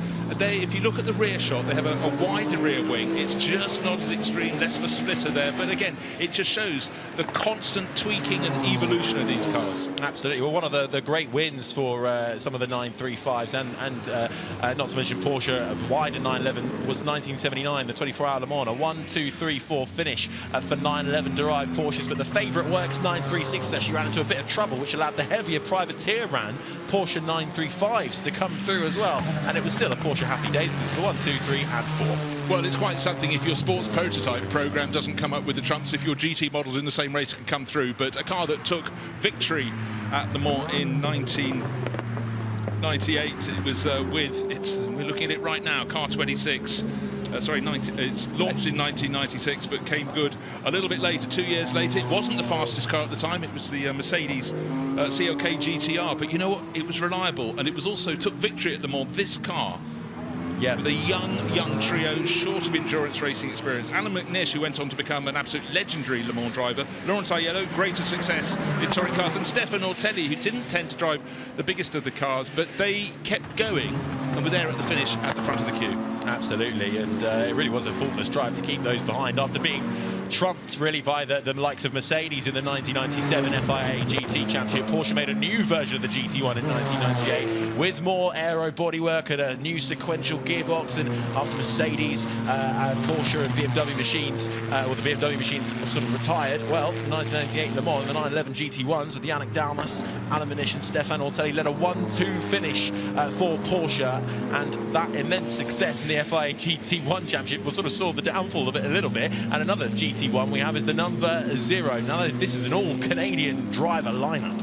historically raced extensively in Canada, the 911 GT1 Evo. Sam Hancock at the wheel of this, and, well, the two GT1s running in tandem, but although both GT1 spec, both look very different. They do. And again, it's not just down to the different race liveries, which can make a car look wholly different from one painted in another hue. But again, just constant evolution, and these cars just, you know, you constantly get to a point in racing where a car is just so good, but sometimes there isn't enough competition, so the rules are changed and these cars are left high and dry. But I still absolutely love the shapes of these. Of course, you have to squint somewhat to think, is that a Porsche 911? Yes, it is, but put it side by side with an original one from 1963. A few puffs of smoke coming out the back of that as it lights up the exhaust too through the chicane. Just running behind these is the number 8 Conrad Motorsport turquoise Porsche, the 993 GT2 Evo, only one of 6 made of those, so very rare Porsches out on track, covering a mixture of decades. Here it is, the Conrad Porsche just running through its picture, followed by the ME Porsche, that's the number 35. Now that is the 1997 British GT Championship winner. Raced in the 4-hour Le Mans race as well by Derek Bell with a podium finish. So Derek loved his Porsches. Paul McLean at the wheel of that 993 GT2 Evo. Yeah, and the EMI sponsorship came to racing with Steve O'Rourke, and he was the one that got this car out in the British GT Championship to start with Tim Sugden stepping up from single-seaters to become incredibly successful in Porsches, and for a driver who never had a great deal of money to win the Porsche Cup, which is for the most successful Porsche driver across the course of a season, really made his career. But 935 still have a special place in my heart, and looking at the number 94, we can tell it's from the States. It says Whittington Brothers on the back, and you wouldn't want to remove that name because they took victory at Le Mans. And in this car, it was a Porsche 1-2, and they were so far ahead. They lost nearly 90 minutes having repairs done during the course of the race, and they still came home in the lead. If they hadn't, Hollywood actor Paul Newman, a much better racing driver than people thought, would have taken victory in the Dick Barber entry that finished in second place. Wow, well, just the history there as we see the smoke and the flames coming out of the back of the number 0 Porsche 911 GT1 Evo, putting its foot to the floor on the main straight, following its sister car, the 98, the older sister, GT1 98, or the younger sister, I should say. Brilliant to see these two Porsches making their way around, and all of this, of course, celebrating 60 years of the 911 and 75 years of the Porsche brand, and it will be 100 years, of course, this year of the 24 Hours of Le Mans race. So a very big, special, historic year. It couldn't be a better year for hypercar to really find its form, with great new manufacturers coming to play, some of them not having competed at the very top of the sport for 60 years. They're back. It's going to take several years for them all to get up to speed, but top-class racing is at the strongest it's been for a very long time, and that will, I'm sure, bring a whole load of new fans to endurance racing. But let's take a look, Harry, at the highlights of this Porsche demo. Porsches of every shape and size, as you can imagine, because their history spans 60 years. But the car that won Le Mans, one of 2 Le Mans winners here, the 911 GT1, really caught the eye. But I know the RSRs, we're looking at them now, were super special in your mind from the early 70s. Absolutely, just some of the liveries as well, really standing these out. Karun Chandok out there racing the Porsche 911 Carrera RSR, very expensive car, the Targa Florio winner, and he managed to get his hands on that. Tom Christensen out there as well, the GT1s running side by side with the 911 Carrera RSR 3.0s, the 993s out there too, and just some of these spectacular liveries showcasing Porsche's history in motorsport.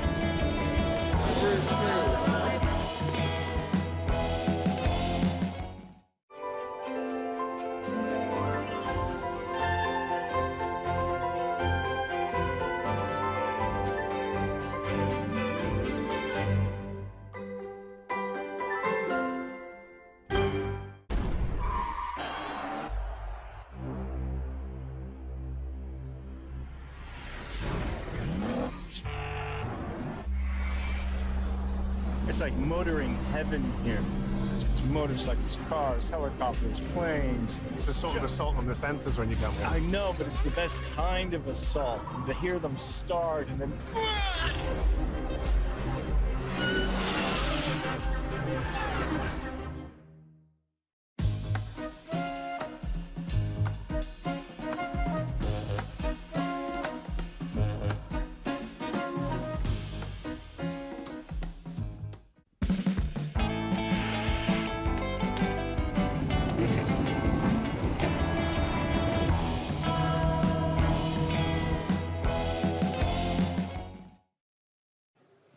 And you were just saying you had a few problems in practice, so you're hoping for a bit more speed in the race. Yes, I think it's called Could Do Better.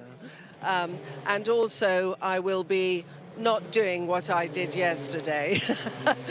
So you can only do your best, can't you?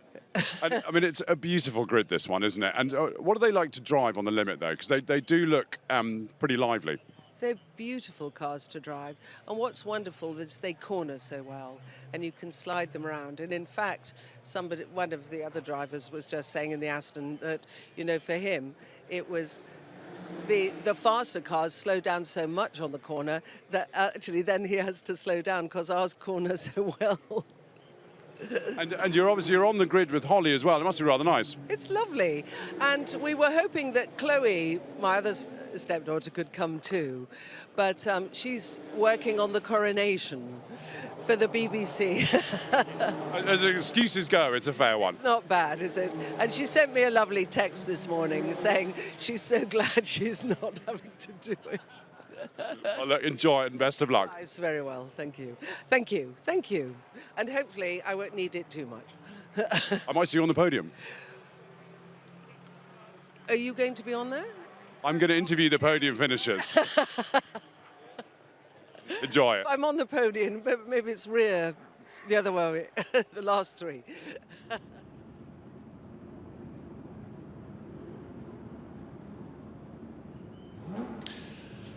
Well, we are about to get ready for a bit more racing action then after our Porsche demonstration. It's now time for the Trofeo Nuvolari. This is for sports racing cars of a type that raced up to 1939, celebrating the great Tazio Nuvolari. This year marks 90 years since the great Italian won the RAC Tourist Trophy, the Le Mans 24 Hours and the Mille Miglia in a single season. An absolute epic feat. So we've got a race coming up which will see the likes of Alfa Romeos, Bugattis, Delahaye's all battling it out for glory.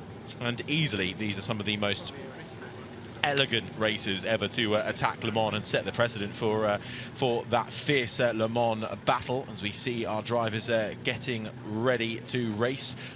Richard Bradley will start from pole position in his Aston Martin alongside Gareth Burnett in the Alto and a Talbot. So three very different brands occupying the top three spots on row one. Harry Benjamin to guide you through all the coverage. Bruce Jones alongside me. Looking forward to this one. Very much, and you might look at these cars and think, well, they might just be a little bit cautious, but Richard Bradley's certainly not cautious, and when the track was quite greasy yesterday morning, hanging the tail out of that fabulous Aston Martin Red Dragon on pole position. We're looking across from the driver in third place, sitting up much higher, Harry. You were commenting on this yesterday. The Talbots, Lofty, these were cars that largely raced at Brooklands, so a circuit like this couldn't be more different if it tried, but Michael Birch there with his Rubens Barrichello imitation helmet there, or tribute helmet, well, you know what certainly stands out. What caught me off guard earlier is because it says Michael on the side, of course, so if you didn't know his name, suddenly you think it was some sort of amalgamation of a Michael Schumacher and a Rubens Barrichello helmet, but no, makes much more sense when you know his name is Michael. Well, looking there at Pat Blakeney-Edwards, who's a superstar in a Fraser-Nash of any form. This is the TT replica, and there's one alongside him, Robert Beebe, number 59, tucked in. But these cars will all produce their performance in very, very different ways, and if anybody is an expert at carrying momentum in a less powerful car, Pat Blakeney-Edwards starting from third position is that man. So there's two TT reps, 3 and 59. We're looking there at Robert Beebe with his yellow and black helmet, and then probably the most elegant car in the field to my eye is the Alfa Romeo 8C. Whether the 2300 Monza or the 2600 Monza, just saw the first of those on the grid. That's Christopher Mann, the two-tone livery on his glorious Alfa Romeo. Absolutely, we're getting a look at some of the Fraser-Nashes as well there. You meant to pick up on BB Roberts there. That was the first TT replica back from 1932. Short frame, narrow body, no doors. And you could just see the difference in shape and bodywork across the board of this period, covering up to sports racing cars up to 1939, and there is one of the Fraser-Nashes out on track just next to the number 23 car. That's the wonderfully named Squire Skimpy. Richard Wilson on board that, and again sitting low and light as racers really started to shape themselves. These cars from just before the Second World War, the mid-1930s, and they will be great fun to watch. Yeah, this one being raced by the Duke of Grafton at Donington back in 1936, raced extensively in South Africa, the Richard Wilson Squire Skimpy. Only one of 7 original factory cars, of which 6 survive today. So not only vintage, but very rare as well, as we have a look at the number 30 Maserati 8C, just going past Joseph Otto Rettenmeier in that one. First major outing of that in 1932 at the Brno Czech Grand Prix. Second place, not too bad for the Maserati. And just to point out, if that was at Brno, that was a mighty circuit through village and woodland and open field. The Masaryk circuit just outside the city of Brno. Here, the number 20 in all green. Now that is the Talbot of Michael Birch, which is starting 3rd on row 1. So good lap time for Birch. Yeah, now the car that was second, 1.5 seconds, 1.7 seconds down on the pole sitter, Richard Bradley, but Gareth Burnett in the Alta 2-seater spent most of that session, if you recall, sitting in the pit lane. Set a quick time early on, that was then toppled by Richard Bradley, but no other challengers. I don't know if there was a problem, but it may well be there is actually more speed in that car that he didn't have the laps to discover. But certainly in terms of being dynamic out on the circuit, Richard Bradley, from the absolute start of his flying lap, first flying lap, was on it. The rest took a little bit more time to build up to speed. But I think we're going to be in for a very special race. It's down for 20 minutes. Let's see how many laps we can get on board for the Trofeo Nuvolari. Yes, well, we were, Ed was speaking to Annette Mason earlier on, just complimenting how well these cars can corner too. Very necessary around this Goodwood circuit, and getting up to speed very quickly, getting the heat into the tyres before they come back round for the grid, and we'll get a green flag lap 2 before we get underway for the racing action. Now, just seeing a mighty Bentley. They're not at the sharp end of the grid, but cars 5, 7 and 9, all Bentleys. One is the blower, that's the one with the supercharger sticking out the front. That's number 5, Martin Overington, the car we're looking at there. Number 7, which is a 4.5 litre, Joel Laub, and number 9, another 4.5 litre, William Medcarp. William put a little message up to us. All of those are running on 100% synthetic fuel. No modifications are required, and the same power. So this is really encouraging news. And again, historic racing, like all forms of racing, is finding ways to make sure it's going to have a continuation, have history, have future. Absolutely. Well, some of these cars built at the time were seen as, you know, technologically advanced, transforming things, and of course over time they become very outdated and they're rebuilt and restored. But it's great to have that amalgamation, that combination, that hybrid package of bringing the old into the new and trying to find a way to make it sustainable, so we can see these beautiful cars still out on track in modern day. Because I can't believe some of these cars have been found in warehouses and dust gathered for more than 20 years. Who could possibly do that? They don't deserve that. They deserve to be out there on track parading and racing around. Well, that's the glory of historic racing. These cars have been reborn, rebuilt, and new drivers able to experience them. But I've spent all my life looking for cars in barns, yet to find one. Yes, what barns are these people looking at? I would like to know. But one of the Bentleys just making their way through the foreground there, and that is the number 11 Talbot of Christopher Lunn. He starts a little bit further back on row 9, but the first of the green Talbots, the big green machines, will be Michael Birch. He starts 3rd. That'll be on the far right as you look at the grid. Pole position on the far left for Richard Bradley, you just saw there in the all-black Aston Martin, the number 41, and lining up in the middle in the Alta 2-seater. Gareth Burnett in, I'd call that a blue, I think. Now, in fact, the car on pole position, the one driven by Richard Bradley, very exciting car, the 41 car. He makes it look exciting. The Speed Model Red Dragon. The Speed Model followed after the Aston Martin Ulster. We see plenty of those. It was broader, a little more robust, shorter wheelbase though, but clearly in Richard's hands. And bear in mind, he's a contemporary endurance racer, but with a real penchant for driving historic cars. He hangs the tail out in a way a lot of these cars wouldn't even dare. This car competing as a works car in the 1936 RAC TT. Le Mans, Spa 24 Hours as well, it has competed in. And with Richard Bradley at the wheel, as you say, a modern day endurance racer, he'll be bringing that machine over the course of the next 20 minutes as Annette Mason in the Aston Martin pulls up at the back of the grid. Yeah, and the amazing cars in the stable for a husband, Nick Mason, the drummer for Pink Floyd, the 10/10 collection, and Nick's passion for racing started long before he got into music, and he's the second generation in his family. His father made very famous racing films back a very long time ago. It runs nicely through the bud.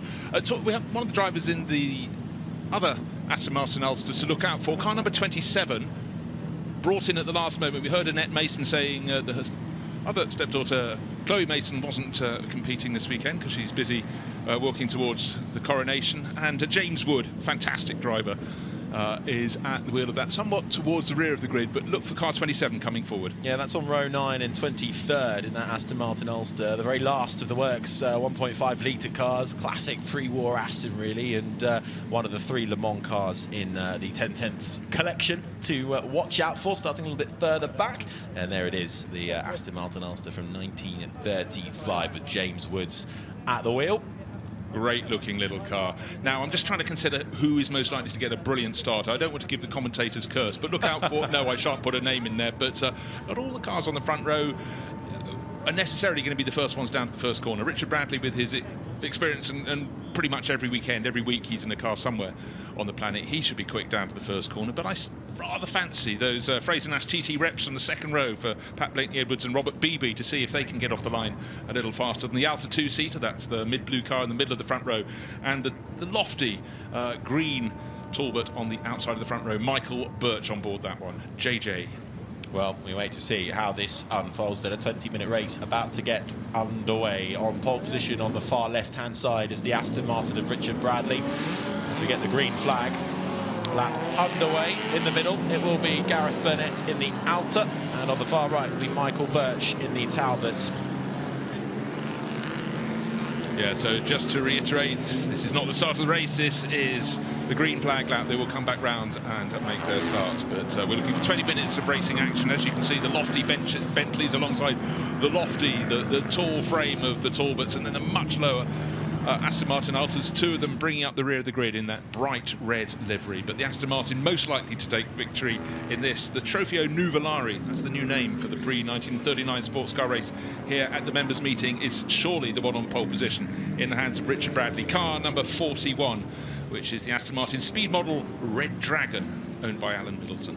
Yeah, well, keep an eye on the Talbots as well, particularly that Michael Birch Talbot. There's a few that started towards the back of the grid, but they've got some very good historical data to them. The number 25, which starts right at the back, in 28, just on the penultimate roll with John Polston at the wheel. That's finished 3rd at Le Mans, way back in 1930 we're talking, though. I know, but fantastic book I've just read recently is by Richard Williams. It's about the life and, sadly, eventually the death of Britain's sort of leading racer of the time, and it was Richard Seaman who raced this car here, the pole starting car, in the Tourist Trophy back in 1936. It's a great move, and of course he moved on to become a Mercedes works driver. It was an astonishing time in the years leading up to the Second World War, where cars were just leaping on. Literally every year they got faster and faster, bigger and more purpose-built. It's always an education every time you come to Goodwood or see these cars, as we are here for the 80th Goodwood Members Meeting. The weather, well, it didn't start off too well, but it has turned out very nicely indeed, and now we can get your starting grid. Then on pole position will be Richard Bradley and the Aston Martin. Gareth Burnett is in the outer, and then it's the Talbot occupying 3rd spot, all in the front row with Michael Birch. Just behind them, we've got 2 Fraser-Nashes in row 2 on 4th and 5th, and then the Alfa Romeo Christopher Mann is in 6th, just in front of the Maserati, Rettenmeier, and Eddie Williams in the other. Fraser-Nash goes from 8th spot. Row 4, 9th and 10th will see Richard Wilson line up alongside an Alfa Romeo in the hands of Rupert Cleverly, and David Cook then behind them kicks off row 5 in 11th in an Alfa Romeo, followed by a Talbot of Max Sowerbury and a BMW of Albert Otten in 13th. Row 6 and P14 is 2 Aston Martins, an Edward Bradley and a David Freeman driven Aston. Row 7 from 16th, another Aston Martin, Stephen Skipworth, a BMW of John Ury, and another Bentley. Of course, these Bentleys are running on 100% synthetic fuel. Martin Overington going from 18th, just in front of Nicholas Pelle in the Talbot, and William Metcalf in the other Bentley, the number 9. 21st on the grid, Christopher Lunn in the Talbot, followed by Stefan Rettenmaier in his Maserati, and James Wood in another Aston Martin goes from 23rd. Row 10, 24th position, we'll see a Lancia in Alex Herndon go from 24th in front of Andrew Hall in the Fraser Nash. Penultimate row from 26th is an MG of Richard Frankel, followed by Holly Mason Franchitti in her Aston Martin and John Paulson in that Talbot. And the final row will be John Laub in his Bentley from Joel Laub, I should say, in his Bentley from 29th position, and Annette Mason, who you heard from with Ed right at the start of the programming for this race, in her Aston Martin at the back in 30th. So work to do, but looks like she's very much up for the fight. And a lot of these drivers just love the fight backs and the tough racing that is out there, because although, yes, this is vintage, this is classic racing, they can be very racy indeed. Green flag will fly at the back then, and we get underway for the Trofeo Nuvolari race, and we are going racing. It looks like it's a great start for our pole man Richard Bradley in his Aston Martin, the Alta, the two-seater, the blue Gareth Burnett car, also making a good start, and in fact manages to get the jump on all of them as well. And I think that might have been Patrick Blakeney-Edwards in the Fraser Nash slotting in behind him as well. So a good start from Blakeney-Edwards on the second row of the grid. Well, I'm really intrigued to see a brilliant start from pole position, but the pole starter is back in 4th place. I expected the TT Reps, the Fraser Nashes, to come through, but what I didn't think was going to be such a brilliant start from the Alta, the two-seater in the hands of Gareth Burnett. And what went wrong from Richard Bradley, I do not know. Nose in front from pole position. By the time they got to Magic, he was in 4th. He's now fighting back. He's past one of those Fraser Nashes. He's back into 3rd, but in front of him, Robert Beebe getting a bit twitchy into St Mary's, but by about 4 car lengths, we have Gareth Burnett leading this race. Let's see if everybody behind will stay on the black stuff and stay off the green sward. Unfortunately, Annette Mason is on the green sward, but that looks as though it's a mechanical failure. I'm not going to guess on that front, but anyhow, she is out of the race and pulls her car safely out of the way on the exit of Madgwick. Huge shame for that Aston Martin Ulster, but back towards the front then, I think we saw it was Robert Beebe in the Fraser Nash who made also a great start from the second row. So Patrick Blakeney-Evans and Robert Beebe both making excellent starts. Here is Beebe now trying to get through on the number 41 car, and that is Bradley. It's Richard Bradley who got up he fell back to 4th, up to 3rd, into 2nd. Now the Fraser Nashes are trying to fight back. Michael Birch in the tall, number 20, Talbot down to 5th place. But let's see how they settle down. But for Gareth Burnett, that's a really good start. But really, it was a poor start. Not initially, but literally in the 2nd or 3rd gear change for Richard Bradley. Now he's fighting back, closing in 2nd place. Gap between Burnett and Bradley just under 2 seconds. Bear that in mind next time around, because Bradley's got clear line of sight and he's got a bit of breathing space.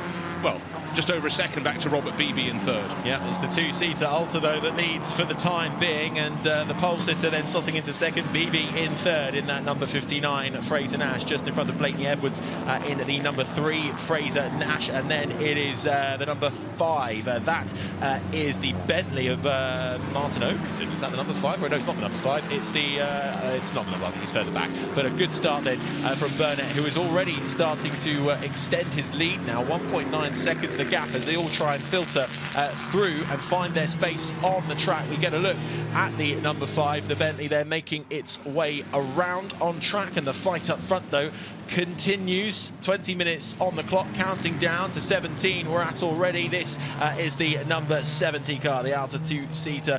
Gareth Burnett trying to defend his lead, but he's under pressure here. He most certainly is. Richard Bradley just under 2 seconds down when they completed the first lap. He's far closer than that. Through the kink on the Lavant Straight they go. Who's got more grunt? Well, I fancy it's the Alta out front that's just got a little more power, but it seems that the Aston Martin behind is very, very nimble, or certainly the Red Dragon is worked very, very hard indeed by Richard Bradley. The gap will come down surely. Well, look at it as they turn through Woodcote. That's not nearly 2 seconds. That's way under half a second, I would suggest. Then, of course, who's going to brake and get it lined up properly for the chicane? No risk being taken on the way out, but Richard Bradley will kick the tail out a tiny bit.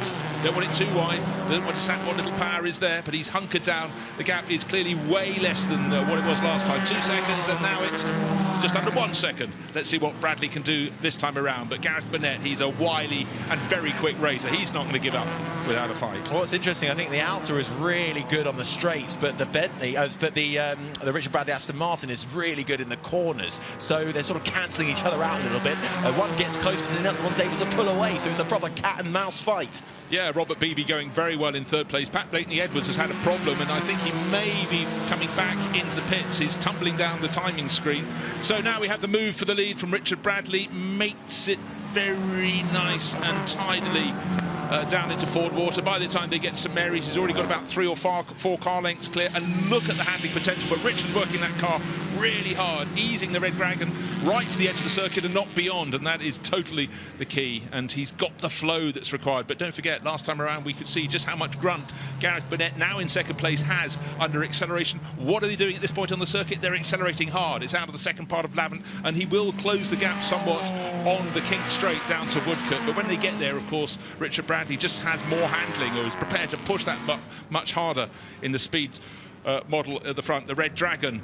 And let's see, again, yes, here comes the Alta, closing in, closing in. He'll dive, not quite close enough to dive up the inside, but you could be sure that Bradley would break that a little bit later. Absolutely. Well, it's as they started for the time being now. Burnett leading the way, Bradley leading the way, and Burnett in second place in that two-seater Alta. Through the chicane they go to start another lap, and let's have a little look at how it happened in the change for the lead then. So the Aston Martin on the left-hand side swoops around. It all looked a little bit too easy for him in the end. Well, you know what? That's also because Gareth Burnett saw what was coming and didn't fancy any collision. You can see a little look across between Ford Water and St Mary's, and he wasn't going to resist gravity, effectively, resist the obvious. No need to take the both out. He's going to now look in that tiny little mirror, out in the middle of the car, looking back to see how close Robert Beebe is. But Robert's in third place in the number 59. Fraser Nash TT Rep is about 2.5, 3 seconds back behind them. Now he's going to focus again. Further down the order, again, side-by-side racing.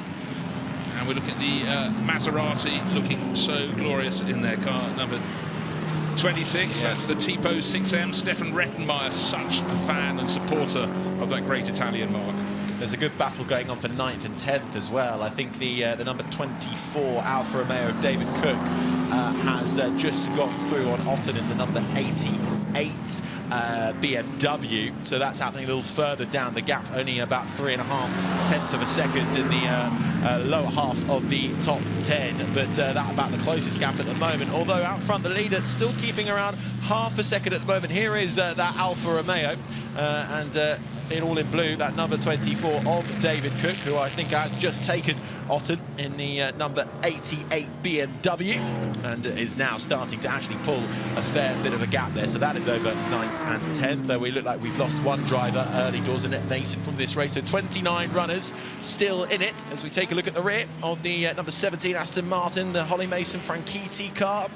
Having to work the steering wheel. You can see the right hand rising right up. Definitely Holly, with the Holly logos on her helmet. But again, that's one of the glories of historic racing, and particularly a corner like Magic. It's got 2 apexes, and there's a dip in between, which naturally makes the tail of the car to come out. So the drivers with experience here know they've got to adjust it and get the car straightened for the second part, because then, of course, you feed all the way up to that straight down to Ford Water. And that's where the really brave people carry as much speed as they can. And Richard Bradley's certainly in that camp. And I tell you what, Gareth Burnett, he doesn't give up. And look, the Alta two-seater is closing back in all over again. He's just done the fastest lap by the looks of it as well, a 1:41.898. So he is catching and catching quickly. But I think that Alta is so fast in a straight line that the Aston Martin just seems to have him on the brakes and into the corners. But let's see how this dogfight pays out. Still 12 minutes on the clock to run in this race, but Burnett going a lot quicker at the moment than the leader Bradley. So that two-seater Alta, the number 70 that you can see on your screens now, catching and catching. Well, the point in which he does catch is accelerating out of Lavant, which is what he's doing now, through the kink to head down towards Woodcote. But through the twisty parts of St Mary's, of course, the Aston Martin got further ahead. But now who's going to break first? Well, it's going to be surely the heavier Alta. What's going to happen? The lighter... Oh, gosh, they had to get past one of the Aston Martin Ulsters, and that puts Richard Bradley on the outside. Is there enough outside? Is there enough handling? Is there enough cornering? Yes, there is. So Richard Bradley back into the lead. But in so many races here, Harry, this is your first members meeting at Goodwood. We have cars with great straight line speed, but they tend to be a bit heavier with the heavier engine that's giving them more power, and they have to give it up again into Woodcote. It's nip and tuck. It's fantastic. Well, we saw that time and time again in some of the saloon car racing yesterday as well. But here we go then, the two-seater Talbot trying back into into turn 1, and he does get in front Burnett, but can Bradley hang around the outside? He's being forced out into the grass, but he holds firm and he gets back in front. What a brilliant fight this is for the lead of this Trofeo Nuvolari race. Bit of traffic in the way, but that number 7 Bentley of Joel Laub gets nicely out of the way, allows our leaders through. This is the tightest fight on track at the moment, less than 2.5 tenths of a second, but traffic is coming up thick and fast. Traffic could be the deciding factor in this. 2 tip-top drivers in brilliantly prepared cars. Unfortunately for Holly Mason Franchitti, started that well, but sadly giving some work for the 10 tenths crew, trying to point out what's gone wrong. So 2 of their 3 cars are out. So no pressure at all for James Wood. He's carrying their flag, but he's down in 25th position in the third of those Aston Martin Ulsters, the number 27. There's a nice battle for 6th going on by the looks of things. That involves the number 30 Maserati and the number 2. That is the Alfa Romeo Rupert Cleverly. So they're quite a tight battle there. Less than half a second between 6th and 7th right now. So they're fighting hard alongside our leaders. The rest of the gaps are about a second or bigger than that. So keep an eye on that close battle for 6th and 7th, number 30 car and the number 2 car. Less than half a second between those at the moment, but it's still back up front. Traffic management proving so tricky to try and get through on these back markers at the moment. It's Bradley who has the advantage, and now it's the 2-seater Alta of Burnett who has to negotiate the back of the MG in front of him. Then he makes his way by on the main straight, but look at the difference of line here. He's having to cut right down the inside and try and follow Bradley through, and they do. They manage to get quite a few cars on the main straight before turn 1 quickly approaches. Traffic is still going to have an effect, because if Richard Bradley loses the momentum, he has to eke out everywhere, and it's a point at which we can have Gareth Burnett accelerating hard in that mid-blue number 70 Alta 2-seater Sports. That could be the answer. Unfortunately, it looks though we've lost the BMW 328. That was being driven very well by Albert Otten, number 88 at the side of the circuit. So unfortunately, I had a flash of seeing car number 34, really unusual Lancia in this race, owned by Michael Scott, driven by Herndon. It's the Lancia Astra Steady Special. So many cars we talked about. You talk about barn finds, but suddenly they're repurposed and back they come after many, many years away. We were just following Bradley Edwards there for the time being, the number 4 car, the Aston Martin Ulster, that is a bit further down the pack, but is having a good fight for the paces just outside of the top 10. A shame for that BMW that's had to pull over to the side, because it was running rather well. Well, number 3, Fraser Nash TT Rep, remember that started from 4th on the grid, but Pat Blantier just unfortunately had to drop right down the order. He's now fighting back, so it's a sub-story, but way too far back in a 20-minute race to get to the front. We have just over 8 minutes remaining, but he will be one of the quick guys out there. But really, it's all eyes on Richard Bradley leading in the Aston Martin Speed Model Red Dragon and making work very well. But Gareth Burnett less than half a minute, I think, not half a second behind him. 3rd place, Robert Beebe, driving really well in the 59 TT Rep. And Michael Birch started 3rd. Here he is in the bright green Talbot, 4th place overall, but he's got company. He's got, let's have a look who's close behind.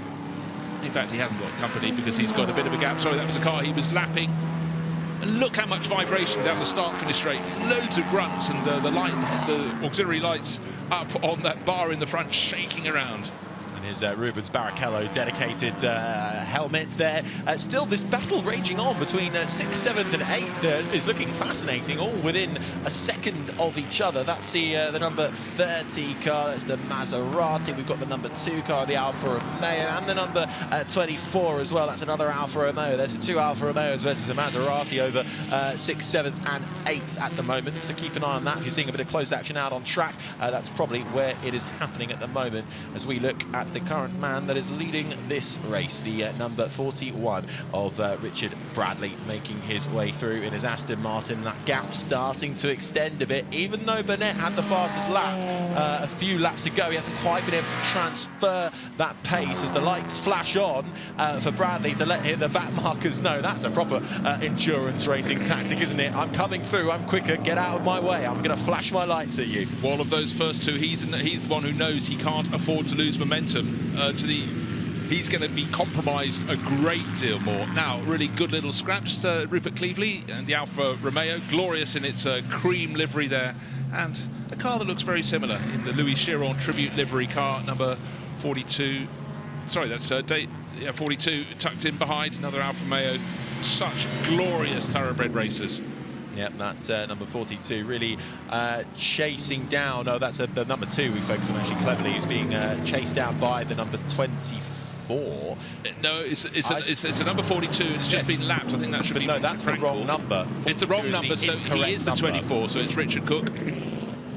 Yes, that's the original number we think it used to race in, but this is, we believe, the number 24 of David Cook, who is hunting down the number 2 of Cleverly. Really super helpful for us up here, but it's the Alfa Romeo currently hunting down the number 2 car, the other Alfa Romeo, really 2 Alfa Romeos in tandem, and the gap coming down ever so slightly. It's about half a second or so, 0.6 of a second.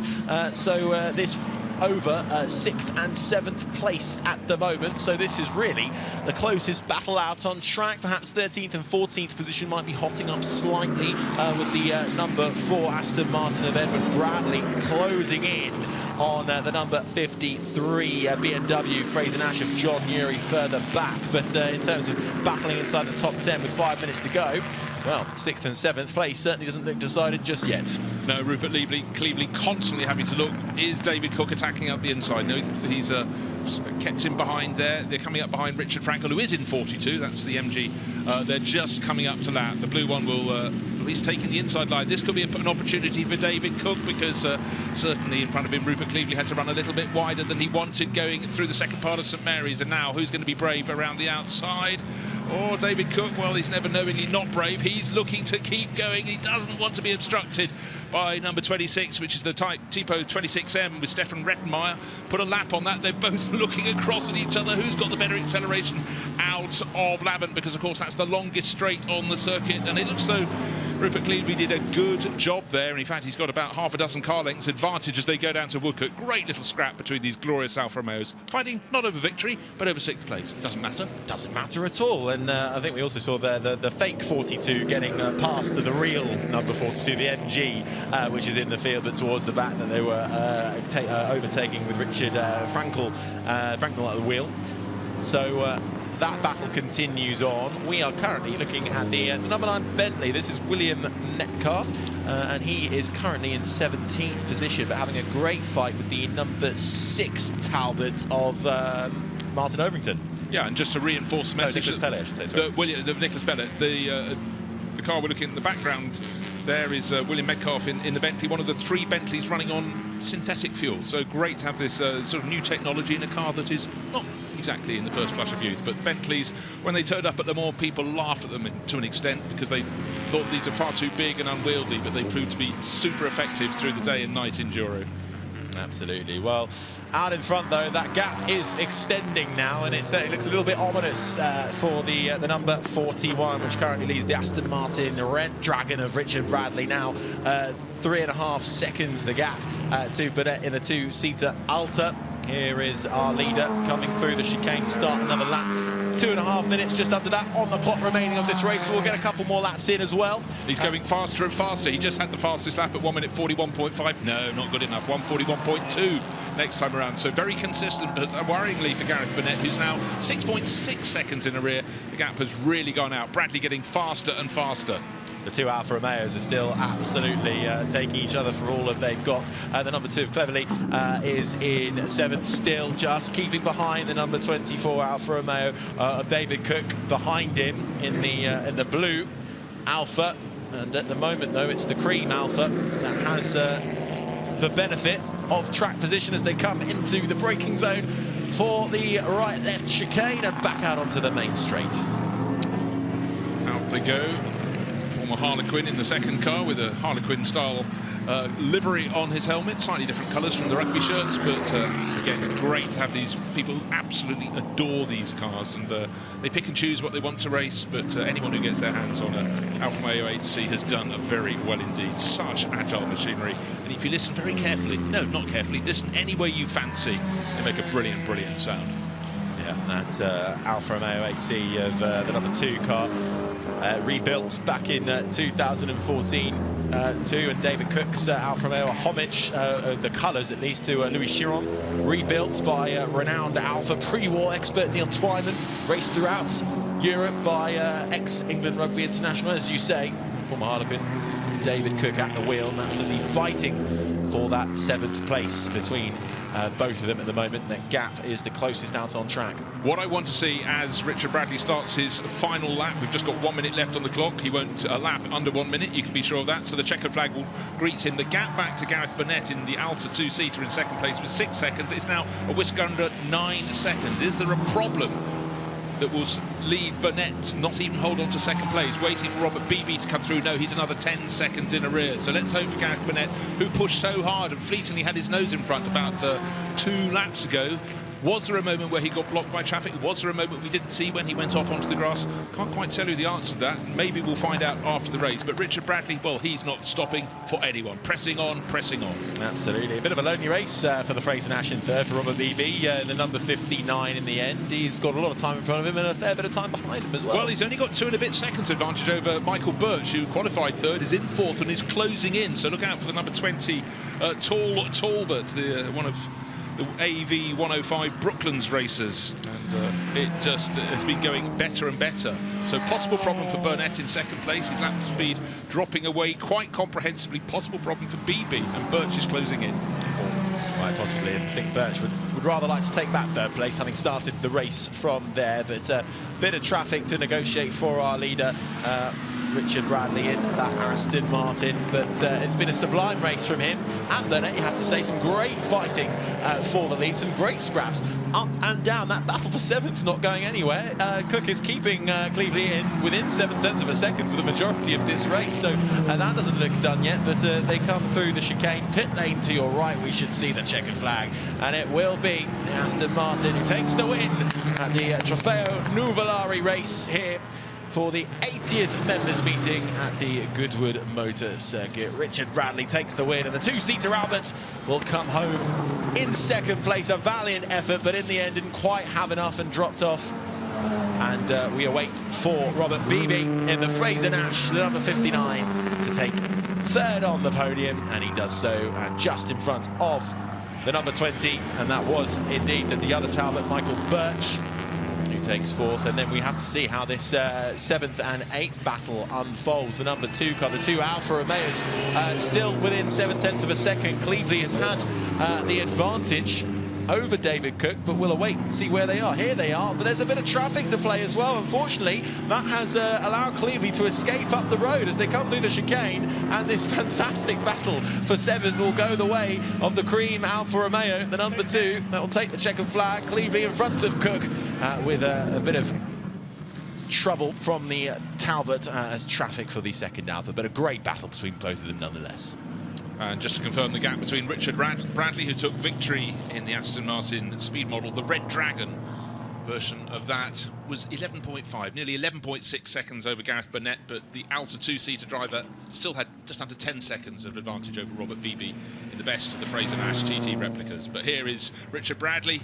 He'll have enjoyed that very, very much indeed. He likes a car that makes him work, and these most certainly did, these pre-39 sports cars. I think they'll be a little bit sweaty when they get out of these cars as well, but thumbs up and a wave to everybody around the track. We hope you enjoyed that one. Certainly if you are at trackside here or watching from wherever you are in the world, a fantastic Trofeo Nuvolari race, as you say, for sports cars that of a type that raced up to 1939, celebrating the great Tazio Nuvolari, 90 years since the Italian racer won the RAC Tourist Trophy, the Le Mans 24 Hours, and the Mille Miglia in a single season. All historic and fantastic races, and what a feat that was for Nuvolari. So in honour of that, a spectacular array of cars, as you see, Alfa Romeos, Maseratis, Aston Martins, Altas, all racing it out for glory here in Goodwood.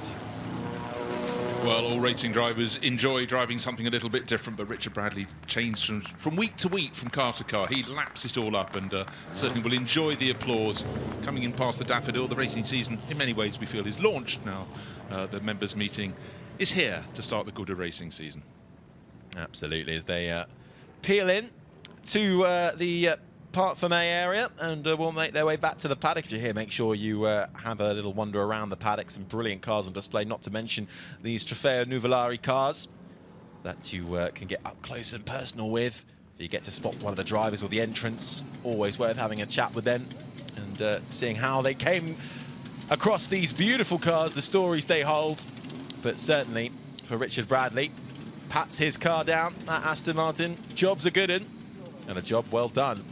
Thumbs up all round as the two-seater Alta does a bit of parallel parking just behind. Nicely does it. The gap's big enough, you're fine. Plenty of room. Now, Richard is an exciting interview even before he's got in a car. I think he'll be quite fired up by that victory, because not only did he win, and comfortably so, but he had to fight for it, which makes it all the better. And in true gentlemanly style, going up to have a quick word with Gareth Burnett, who pushed him so hard and did fleetingly get his nose in front. And don't forget, he led away at the start of the race. Yeah, Richard Bradley with the fastest lap as well. Set on the 10th lap of that race, 1:41.2. And, well, we always like to hear from our racers, so let's go down to Ed Foster, who's with them. Richard Bradley, just wait for Lee to catch up. What a drive, but he certainly kept you honest for most of it. Yeah, to be honest, I've known Gareth for a number of years, and I've been teammates with him in various cars, and he's a good buddy of mine. So I kind of knew that yesterday wasn't a real showing of his performance, and it was really good because I think we put on a really good battle with for the spectators here. I think I got a bit lucky with some traffic and managed to get a gap, but yeah, at the beginning it was really nice to have a battle with a driver you know you can trust in these type of cars, and yeah, just delighted, really happy. Brilliant drive, well done. Thank you very much, thank you. All right, let's head down. Thank you, Lee. Find Gareth. Gareth, I mean, you were right on his coattails, but you said was there a problem near the end? Yeah, the exhaust went, and I think it's something on the back axle, rear dampers, because it's just all over the place. So for 4 or 5 laps, I could hold him, but to be honest, my age, I need more muscles. It's got some power down the straight, this, doesn't it? Yeah, it's got lots of grunt. Oh my goodness, go through the corners better. Well done. Thank you. Right, let's find Robert. Robert, I mean, a busy start, but things seems to sort of calm down for you after that. Well, I was with them until I missed a gear going into the chicane, and then I dropped back, and I was thinking about just slowing down a bit more, but then I thought, no, I just want to get on the podium at Goodwood, because that's just been a goal for such a long time. So it was fantastic. It's hard work, but they kept me honest. You must be quite fit, because you don't look as though you've done too much. It doesn't feel that way, I can tell you. When I saw that Talbot catching me up, I was getting a bit... I didn't know what lap we were on. So I'm very pleased that it ended when it did. That was great. Well done. Thank you very much.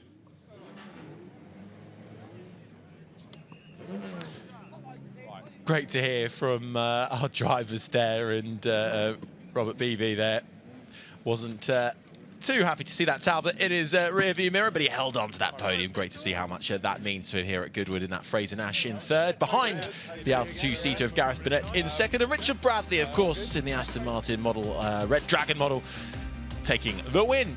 Michael Birch then in that chasing Talbot ended up fourth ahead of an Alfa Romeo 8C. Christopher Mann at the wheel. Otto Rettenmeier in the Maserati 8C was sixth ahead of Rupert Cleveley in seventh, and David Cook in eighth. Great battle for seventh and eighth, right to the checkered flag. David Freeman in the Aston Martin 2-litre was ninth ahead of Richard Wilson in that Squire Skimpy.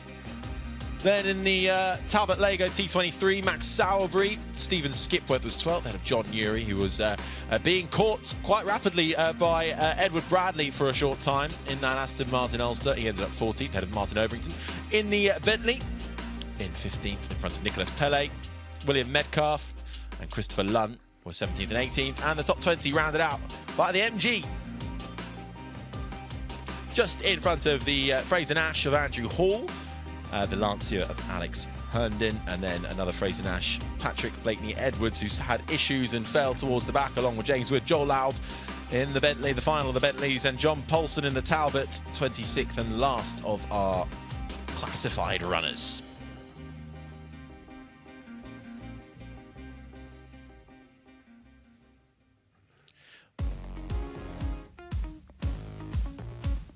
Let's take a look back at this Trofeo Nuvolari race for sports racing cars that raced up to 1939. It was a good initial start for our pole sitter Richard Bradley in the Aston Martin, but then in the second stage seemed to fall behind, and that allowed the two-seater Alta of Gareth Burnett to take the lead in a big battle with Michael Birch and his Talbot. Good start from the second row as well. The two Fraser Nashes of Patrick Blakeney-Edwards and Robert Beebe fighting tooth and nail too, but as starts go, it was fairly clean, and it was all about the battle for the lead in these early stages. It really was. The Red Dragon model of the Aston Martin had the handling and the braking potential, but really for Richard Bradley the trouble was that Gareth Burnett had all the grunt in the two-seater Alta, and they really kept each other honest, and some tail-switching moment there, including one at Madgwick for Holly Mason-Franchitti. But up front it was Richard Bradley with the black and silver helmet and the white helmet of Gareth Burnett in behind, having a very, very enjoyable workout, but it was getting physical out there on the circuit. It certainly was a 20-minute race in these pre-1939 cars, certainly one to battle with, but who was better in the corners, who was better in the straights, and crucially battling with the traffic and lapped cars all meant that it was Richard Bradley who managed to retake the lead in that Aston Martin and kept him at bay. Some great battles in the lower ends of the top 10 as well were happening at the exact same time. Some brilliant brands on display as well, but it was Richard Bradley and the Aston Martin in the end who took the win here in Goodwood for the Trofeo Nuvolari.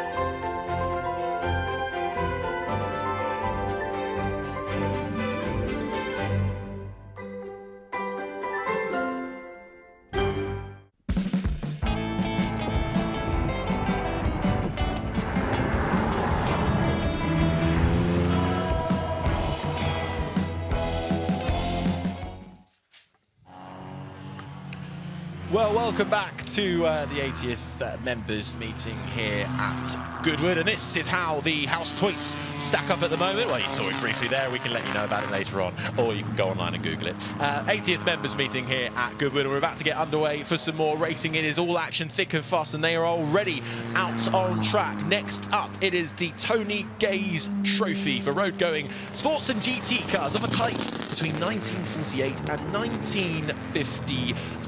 Celebrating the first flourishes of the Goodwood Motor Circuit's racing life. Tony Gaze, known as a bit of the grandfather of the motor circuit in some ways. Already we're running into a little bit of trouble. That's the number 27. No, it's not. It is the number 27 car that has pulled to a halt, and that is the Jaguar XK120 of David Brazel, who seems to be running into issues. But Tony Gaze, seen as the grandfather of this motor circuit because, he was the World War II fighter, ace and racing driver who suggested to Freddie Marsh, the current Duke of Richmond's grandfather, that maybe the perimeter roads of the airfield would make a decent racetrack, and I don't think he was wrong about that either. But we're ready for a bit of GT and sports car racing action from the 1948 to 1954 as they make their way round for this 20-minute race. Harry Benjamin up in the commentary box with you, Bruce Jones alongside me as that number 27 sadly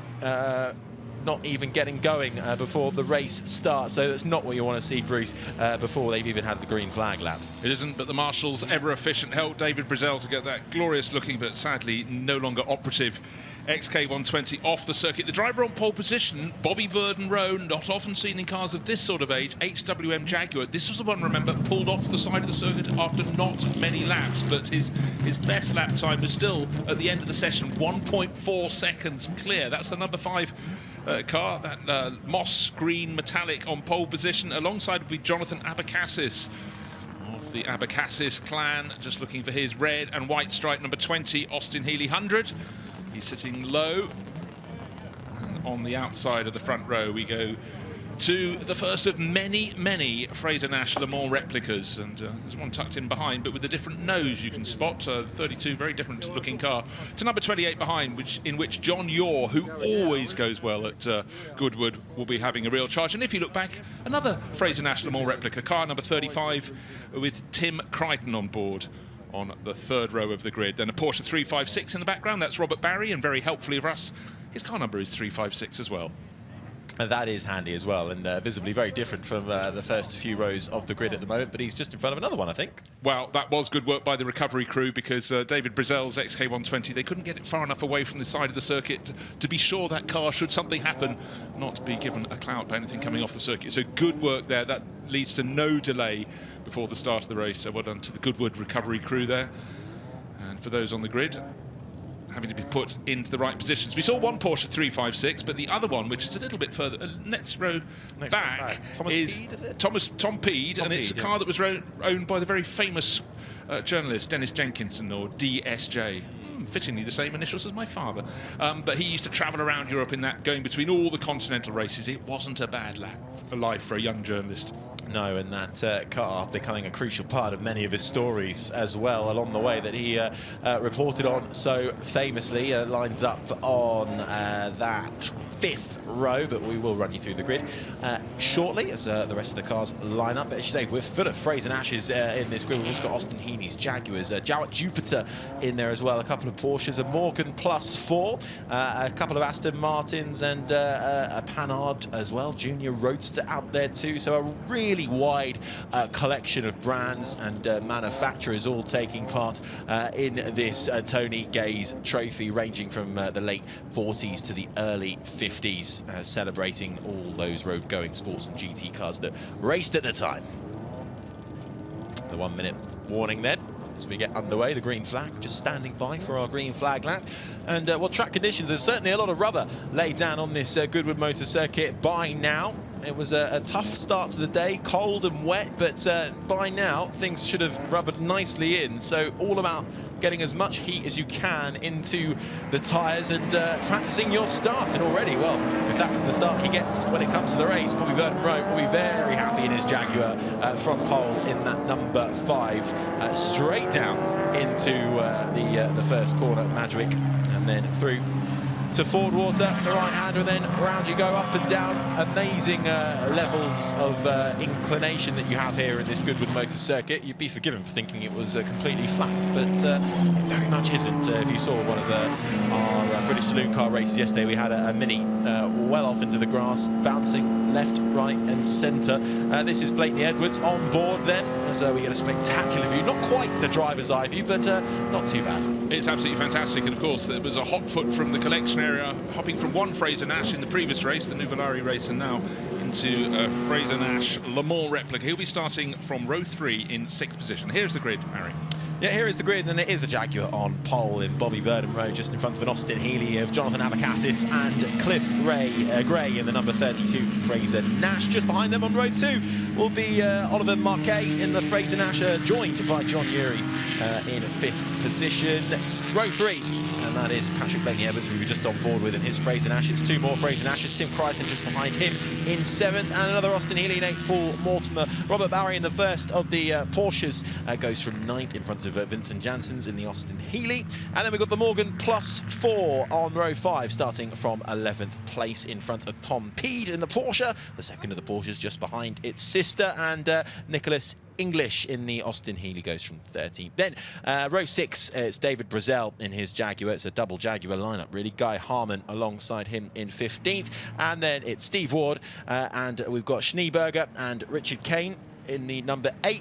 Row 8 is Chris Mayhew, Ryan Morgan, and row 9, the third last row, Robert Hubbard, Guy Verhofstadt, the former Belgian Prime Minister, goes from 22nd. Michael Hibbert just behind him, and penultimate row is Ewan Sergeson, Neil Collins, and finally it will be Rudolf Ernst on row 11. 26th place he will start. So a long way back, but room to move forward. Yeah, and just looking out the window, spotted that Michael Hibbert, who is going to be starting from 23rd position, will not be starting from the track, but I think he's towards pit exit in the Buckler. But all eyes will be on Bobby Verdon Rowe on pole position, surely having had a problem in qualifying, but still being 1.4 seconds clear at the end in that HWM number 5.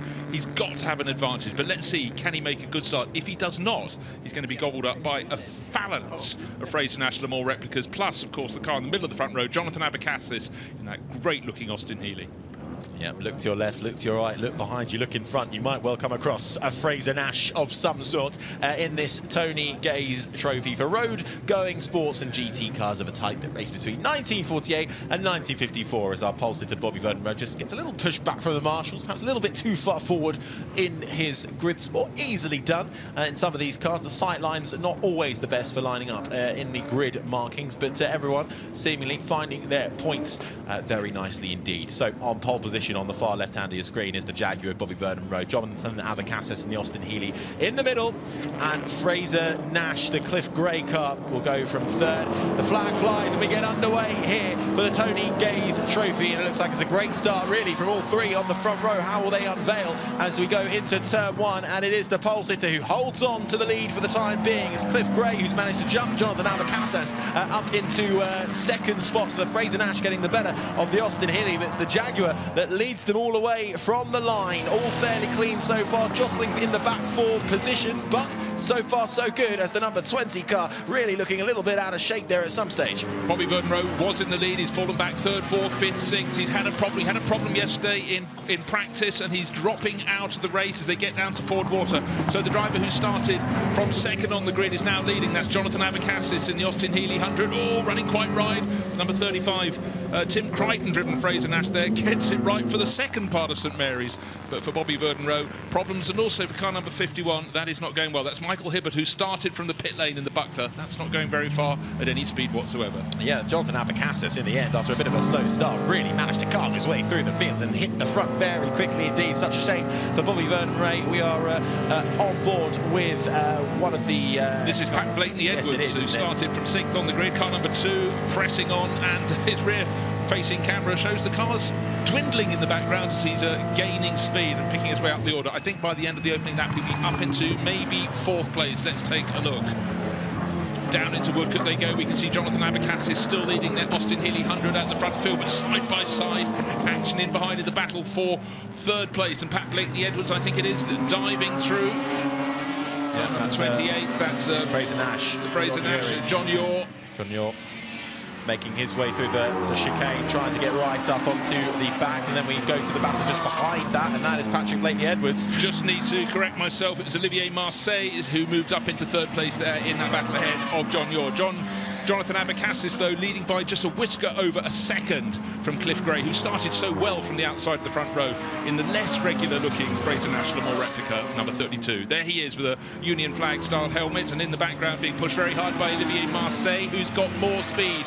They work their way down around the back part of the circuit, and it's still very busy because in behind the dark red version of John Yaw is looking for a moment. And are they going to go on both sides of Cliff Gray? Not just yet. Oh, and the number 28 there on John Yaw putting a wheel on the grass there, getting very edgy and pulling off by the looks of things, with trouble already. Michael Hibbert in the Buckler.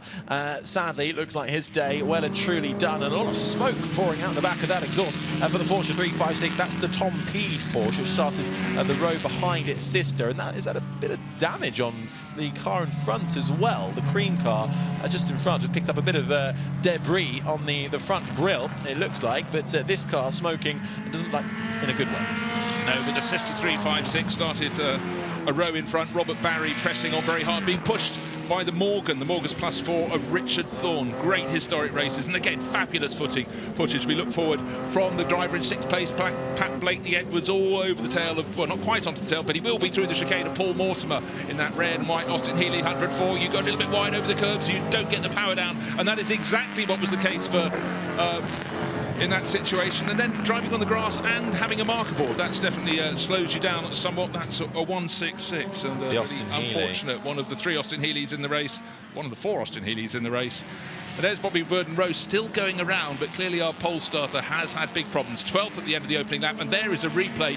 Very lucky that Bobby Verden-Rowe didn't get that join him, and he backed right off as it rejoined the circuit, crisscrossed, took a liking to the daffodils, but hopefully didn't hit anything other than the marker board. That was a big, big moment. Yes, well, that was the car that I thought I saw. It picked up a bit of debris. Nicholas English at the wheel of that 166, and there he is, rather rallying around this Goodwood Motor Circuit, and well, fairly good job to keep it out of the tyre barriers there, with the marking board across the front grille, but he manages to regain control, and there he is back on track just behind the Morgan in front at the moment. But up front, it's Jonathan Abacassis that still leads in the number 20 car. That is the Austin Healey, and he's got a 2.7 second gap ahead of the number 32 with Gray at the wheel, the Fraser Nash. So starting to eke out that gap now that battle's happening further back in the midfield. Fraser Nash is, to be precise, John Muir and Cliff Gray fighting it out still. Cliff Gray a little bit further back, actually, I think, in that number 32 car. Behind, we already saw him put a wheel on the grass at St Mary's. John Muir has got both of his left-hand wheels on the grass coming into... Oh, it's only Woodcote. There's only a tyre barrier right in front. He's somehow collected it before he got to the chicane, but he's clearly got problems. He's going to be joined very, very soon by the Austin Healey and Mortimer, and tucked in behind Pat Blakeney-Edwards in this mid-green car with the onboard camera. Let's have a look as they go down towards Madrick. It's such a tricky corner, and when you have the rear shot of a car in front, you can really see how it's handling. They've got a back marker on the outside of the circuit. That's half their cornering possibilities. And hand up, well done, says Pat Blakeney-Edwards. Thank you very much indeed for staying out of our way, because I've got a battle on here. I'm aiming for 5th place and higher. He certainly has. He's following the number 45, Austin Healey, of Paul Mortimer, who was just up in front. But Pat Blakeney-Edwards gets so close in that final chicane as well. Every time I think he's going to hit the wall, and the smoke continues, though, to pour out of the back of the number 6 Porsche 356, Tom Peed. He's been going around with that smoking exhaust for the last few laps. Well, you can see his face doesn't look too perturbed by that, but certainly kicking up the fog behind him too. Back on board with Pat Blakeney-Edwards, who is very close now to the back of Mortimer, and takes the inside line. Two very different lines. The Austin Healey's going to have the much wider entry. That's really going to compromise Edwards, but he's managed to hold a little bit of speed, carry it through, try and get on the back, use momentum, use a bit of slipstream. How close can he get? Well, better acceleration from the Austin Healey in front, but wait until you get to the braking area for Woodcote. Now it looks like the Jowett Jupiter might have had a problem there. The pale blue car, yeah, it's leaking various liquids from underneath, and that hopefully will not be making anything slippery on the track, and it will return to the pits. Richard Gain, so unfortunate for him there. Yeah, that car from 1953 there, and still the smoke pours from Tom Peed, who's down in 12th at the moment, and I think he's been given, yes he has, a black and orange flag. So that means you've got to come in and fix your problem. And clearly a leaky exhaust that might well turn into oil, you never know, coming down to the circuit, and that won't be good for anybody on track 2. So that Porsche will be having to come into the pit. So not the race that Tom Peed wanted from his Porsche. Jonathan Abacassis leads just by 5 seconds. Just by 5, and in fact the last lap was his best lap. It was under 1 minute 40. That's very impressive for cars of this age. Now is traffic going to have a role to play? Number 45, Paul Mortimer, just losing a little bit of ground there. In fact, he's fallen back several places. Pat Blakeney-Edwards was behind him at the start of the lap, has moved through. Has Tim Crichton gone past as well? Look, Tim in car number 35, one of the many Fraser Nash Le Mans reps. Let's take a look. Number 2 has been pushed hard by Pat Blakeney-Edwards, getting sideways into the drop after on the exit of St Mary's, and he carries so much speed. He's now starting to catch the 2 cars in front. John Muir, who put his 2 wheels on the grass as he got down to Woodcote last time around, and Pat Blakeney-Edwards constantly adjusting the steering, moving his body a little bit in the car. Now riding on board with him.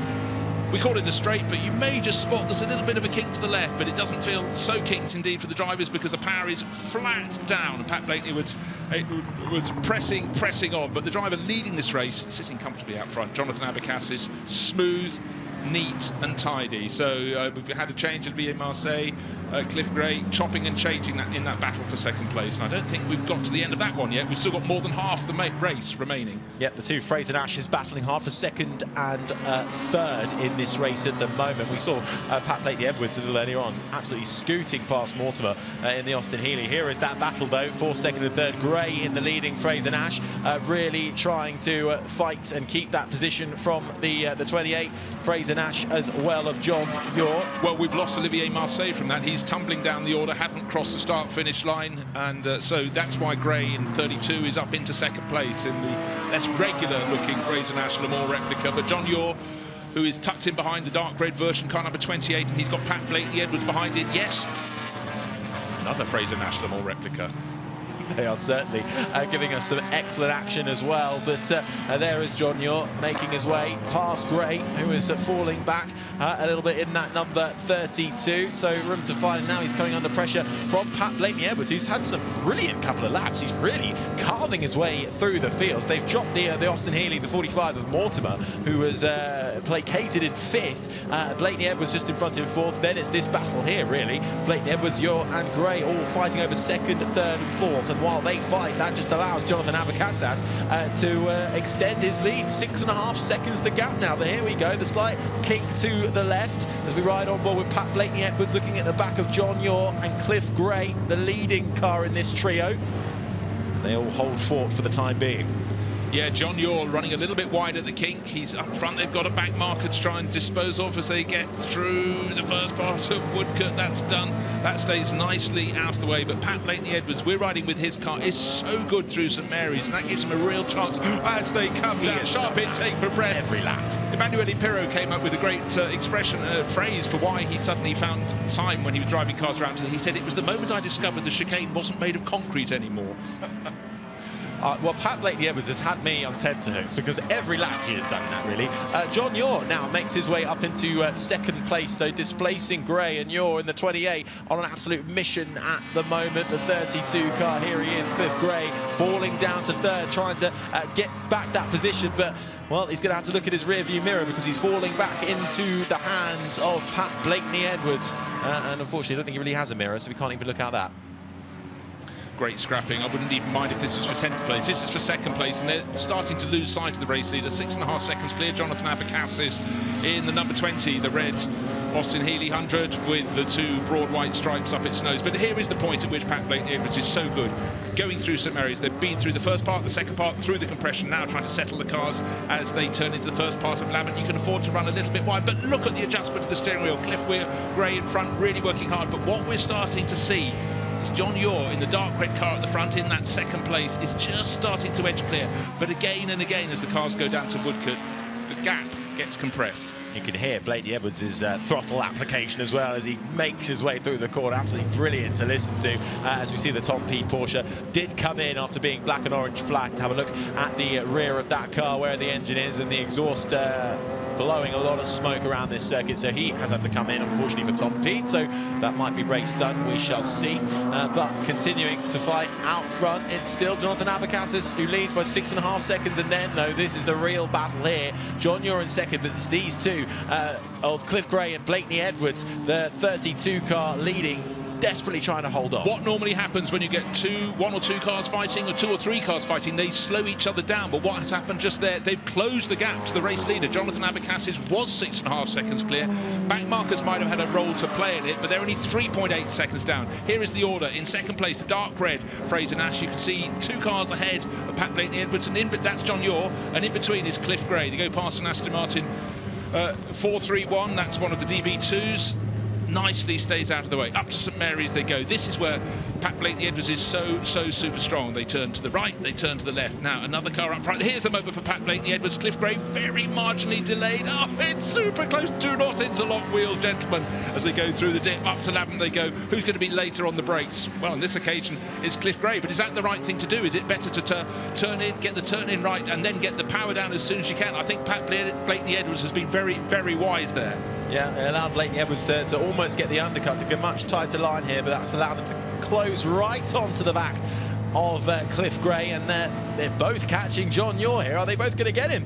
John Muir in the red car, which is at the front of this trio, moves to the inside. That's going to allow the number 32 of Cliff Gray to sweep round the outside. Can he hold it in? Not quite. Has to tuck back in. You can just see how hard he's working at the steering wheel. Holds firm for now. Through the chicane they go to start another lap. How are we doing for time? 6.5 minutes. So still a way to go yet before this battle over 2nd, 3rd and 4th is done. From my point of view, there's not enough time. I want far more than the 6.5 more minutes. But Cliff Gray is fabulous on the brakes. But John Muir, using all his years, and in fact, let's be honest, decades of experience, just knows where to place that number 28 to hold on into second place. But Pat Blakeney-Edwards is still surely looking up the road. Is there another slower car that we get a lap? Can I find an advantage? He nearly did it last time. We had another Aston Martin to be picked off. But at St Mary's, don't forget, he and Cliff Gray almost interlocked wheels last time. So sharp intake of breath. The Aston Martin is deposed. First part of St Mary coming up. Cliff Gray, as per normal, brakes a little later. Carry the speed, carry the momentum. Let's see how they set up for the second part of St Mary's. It's actually far steeper than it appears on television, don't forget. So there's really quite a drop as they go out of the corner. And then coming up to possibly the key corner of the circuit, Labant. Here we go then. John Muir managing to make use of the traffic there, that Aston Martin, to give him a little bit of space. And this is where you can really see Pat Blakeney-Edwards battling with the steering wheel and the throttle to try and keep hold of that number 32, Fraser Nash, battling to get in front of John Muir, and Pat Blakeney-Edwards just behind as well in his Fraser Nash 2. Now, I mentioned not long ago that the gap had almost been halved between Jonathan Abacassis leading in the number 20, Austin Healey. It came from 6.5 seconds down to 3.9. It was traffic affected. That, and as he's got the traffic behind him now, and he's opened it out to 5.6 seconds, maybe even more, as John Muir comes through in second place. Now with a tiny bit of breathing space over Gray, but the leader's gone through just now. He's in behind the Jaguar XK120, dives up the inside, so certainly taking no prisoners there. Jonathan Abacassis, what's the gap? Well, it's stabilised. It's almost exactly the same, 5.5 seconds. Pat Blakeney-Edwards making his way through initially, but now that has actually allowed Cliff Gray to come back at him. So there was a slight change of a third there, but now Gray managing to get back in front and hold that position. And you can see Blakeney-Edwards trying for all his might, dipping a wheel onto the grass ever so slightly, tucking back in. The traffic gets out of the way nicely, trying to follow that slipstream as much as he can. Who is better on the brakes? He needs to be a little bit closer, and all the while they are still keeping Abacassis within bay. It's 5.5 seconds, but really it's going to be a tough one to try and catch him up without any mistakes. But 4 minutes on the clock to go, and he's desperately trying to get by his Blakeney-Edwards. Well, Cliff Gray was way too deep turning into St Mary's, managed to just about haul the car back across the right-hand side of the circuit for the second part. And again, you see so much adjustment to the steering wheel between the first part of Labant. Now they're getting into the second part. Both these Fraser Nashes being driven a little more sideways than is ideal. And up in front in second place, John Muir in car number 28, much smoother. Hasn't got the pressure, and he's driving so well in second. Absolutely. Well, there is Jonathan Abacassis scoots into out of the camera view, and away he goes. 5.4 seconds the gap after 9 laps, 3.5 minutes still to run. John Muir in second, and this brilliant battle between Cliff Gray and Pat Blakeney-Edwards continues to rage on, and at the moment it's John Muir with advantage in second over this trio, but the two Fraser Nashes hot on his heels. I thought there was a slight mistake possibly from Pat Blakeney-Edwards. He dropped back a little bit down the Labant straight, but Cliff Gray lives to fight another day in that third position. Now they're closing onto the tail of John Muir. So just as soon as you think John Muir's escaping, they come back at him. Oh, you're running very wide. The second part of Madrick negotiates that. He certainly does. So you're quite right, Bruce. As soon as you think one starts to get away, suddenly they're back in the thick of the battle again. There is no rest. I think John Muir just be hoping he can scoot away with this, but no. Cliff Gray now right onto the back of him because Pat Blakeney-Edwards seems to have fallen back a little bit. So now, can Cliff Gray try and find a way through to get up into second? John Muir seems to be a little bit under pressure, but that's running out wide there for Cliff Gray. Falling back now into the hands of Pat Blakeney-Edwards. Fantastic. You know, I think there it wasn't Patrick Blakeney dropping back. It was Cliff Gray getting his tail up and really starting to close in. Maybe he's got a bit more tyre life at this stage in the race. You've only got 2 more minutes. Just take the rubber off them. That's the way to go. But Pat Blakeney-Edwards will still be looking in number 2 to see if he can get on the podium. It won't be the first time by any stretch of the imagination for him here at Goodwood, either here in the members' meeting or at the revival. But Cliff Gray, he has been fabulous on the brakes, and here we have him going through the kink on the Labant straight down towards Woodcote. He's not only on the inside line, but he will probably brake later than John Muir. John's been great in defence, but is there half a gap? No, he hasn't decided to offer half a gap. But don't forget, Cliff Gray later on the brakes, closes in a little bit, but still in third position. Pat Blakeney-Edwards, he's sniffing something out here. Is it a podium position? Who knows how this order will end at the moment. It's John Yaw up in second, Cliff Gray in third, and Pat Blakeney-Edwards in fourth. How many more laps do we think they'll get? I think it's going to be super close whether this is the last lap, because it's a 20-minute race, or if our race leader Jonathan Abacassis got through just in time with enough of a margin to go round. His best lap in the race, 1 minute 39.1. His last lap at 1 minute 40 flat, so he's super consistent. But we'll keep an eye out on that one. I think he may have just squeaked on to do this lap and one further one. Let's wait and see. But either way, he's got a very tidy lead to defend. 4.5 seconds, and in behind me, finally had to change. Cliff Gray motors past John Yaw, and then who else fancies to go? Well, that'll be Pat Blakeney-Edwards. Well, he certainly wanted to have a go, but then John Yaw just came across and shut that gap down. But finally, John Yaw succumbs to Cliff Gray, who manages to get through, just biding his time and doing it when it mattered most. But now John Yaw has to focus on holding on to that final podium spot. We're looking at John Yaw on board with Pat Blakeney-Edwards, who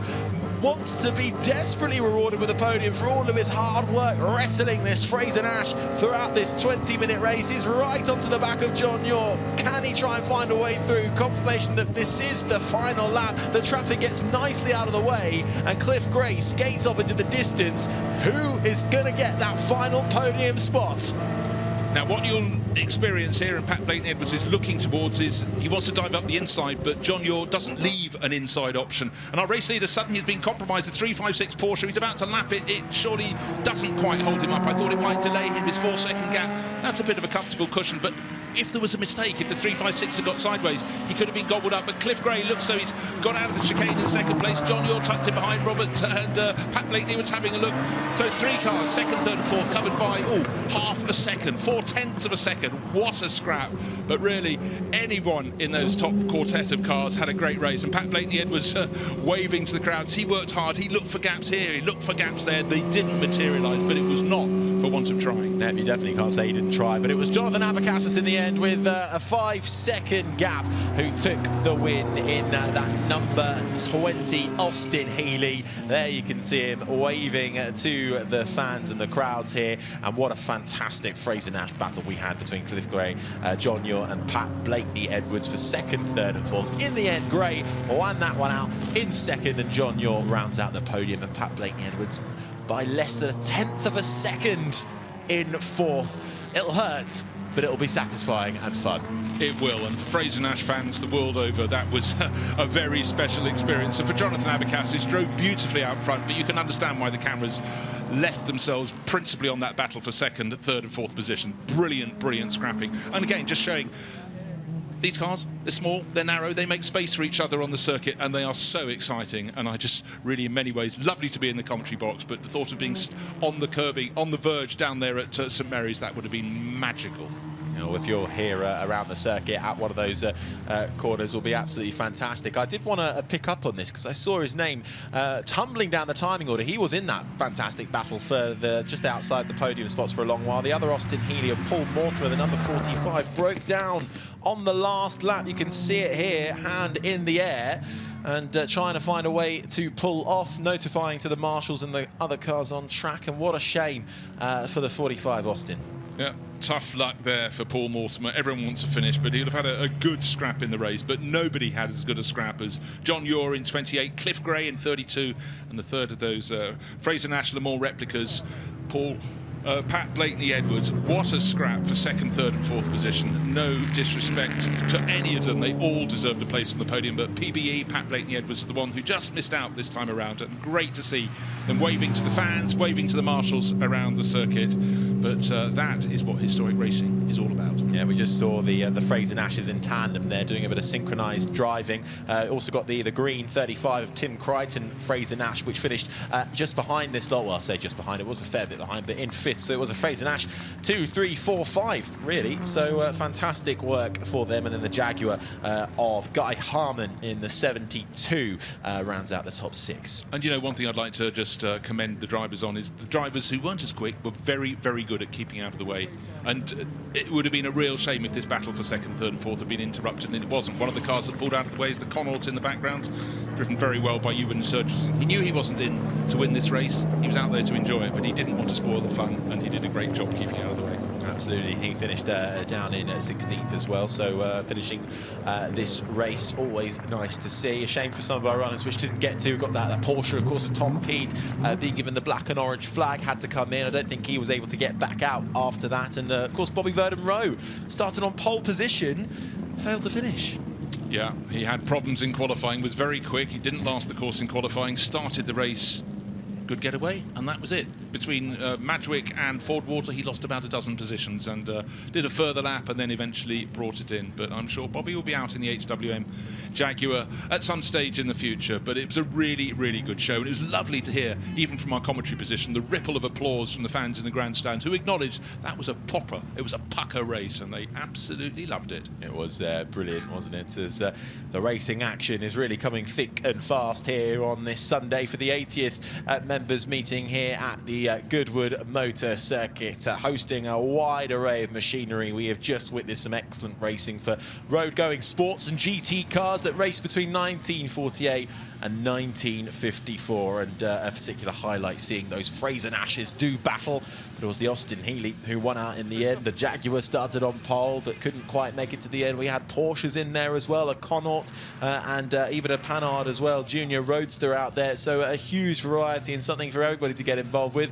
And there is Jonathan Abacassis, our race winner, with the wreath around him, smiling, happy days. And in the end, it wasn't the biggest of margins. He was a little bit compromised by traffic in those final laps. And the Fraser-Nashes, although they were battling tooth and nail, they weren't losing too much time in that gap to the leader. So perhaps Jonathan Abacassis just managing that pace. But let's hear from our top three now. They're down with Ed. Jonathan, what a fantastic drive. I guess you didn't have any idea of all the chaos behind you. I certainly didn't, yeah. I just thought you never quite know, never know if he's going to get going again. I need to just keep pushing on. Car obviously working beautifully.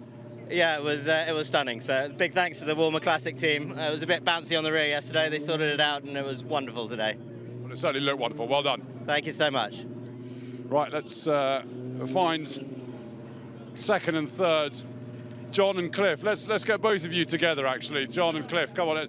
Cliff, I mean, it's quite a tiring race watching that. I mean, talk us through it behind the seat. It was just fantastic. John and I had a wonderful race, and then Patrick's, I could see with the flashing lights, you think, oh my goodness, keeping an eye on him, thinking, can we, can't we? And then we had just a great race between three of the most beautiful Nashes, so it's absolutely wonderful. Brilliant driving, loved driving with John. John, so close. I mean, it looked like you all had it under control, and then something went wrong in the last lap. Yeah, well, I was losing about 4 laps from the end. I got a little bit of water on the windscreen, so there's something, it's just not quite as sharp at the top end. So I was trying to use the corners to eke out enough that he couldn't get me on the straights, but anyway, he got me anyway. But it was fabulous, because racing close like that, you know, when you're in corners and drifting and you know, with somebody you can trust, it's just wonderful, absolutely brilliant. Fantastic circuit to be here and great competition, wonderful. It's something you'll tell your grandkids about that? Yeah, well, I hope so. We'll have some, but it'll be wonderful, yes, absolutely. No, and I'm grateful to John. It was just a joy. And Patrick as well. Lovely finish. 3 Nashes going along. Yeah, it could have been. It was great. Well driven, all of you. Thanks very much. Thanks.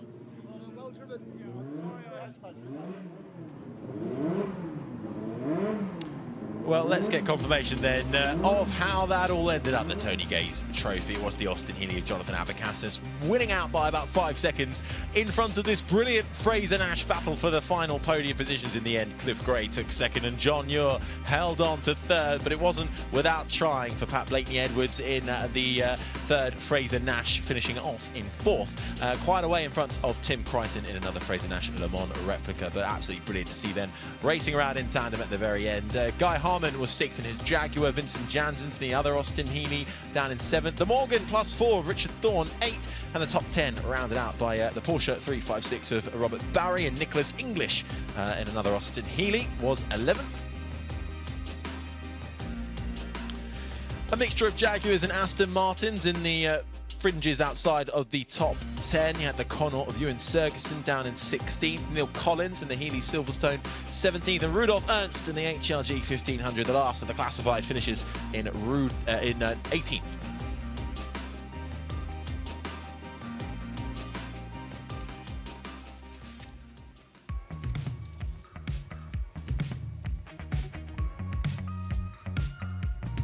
Well, let's take a look back at this fantastic Tony Gage Trophy race for road-going sports and GT cars that raced between 1948 and 1954 on board with the Fraser Nash of Pat Blakeney Edwards to start this race. It was a good start for our pole sitter, but in the end, it all came undone fairly early on for Bobby Burden-Rowe.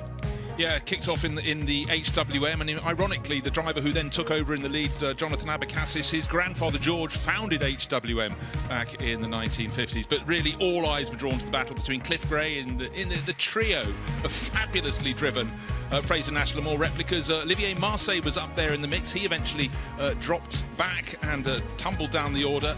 Tom Peed, his Porsche 356, was sending smoke signals to someone. We never found out who. Eventually, he was called in to speak to the crews. Then Nicholas English got it very wrong, but somehow, despite collecting a marker board, managed to actually stay away from the tyre wall. But then John Yore showed that he wasn't the only one who'd be taking to the grass, but great control to get it back on the black stuff. He absolutely was, but no one was troubling this man out front, Jonathan Abacassis, in that Austin Healey, extending his gap. But those Fraser Nashes kept him close, but they were busy with their own battle. But in the end, Abacassis was able to hold on, and this was where it got nice and tasty for Pat Blakeney Edwards, getting right alongside Cliff Gray on the right-hand side while they tried to both catch John Yore up ahead. A wheel on the grass for Pat Blakeney Edwards, couldn't get him onto the podium, but no one could stop Jonathan Abacassis from taking the win here in Goodwood for the Tony Gage Trophy. The Austin on top, ahead of the Fraser Nashes.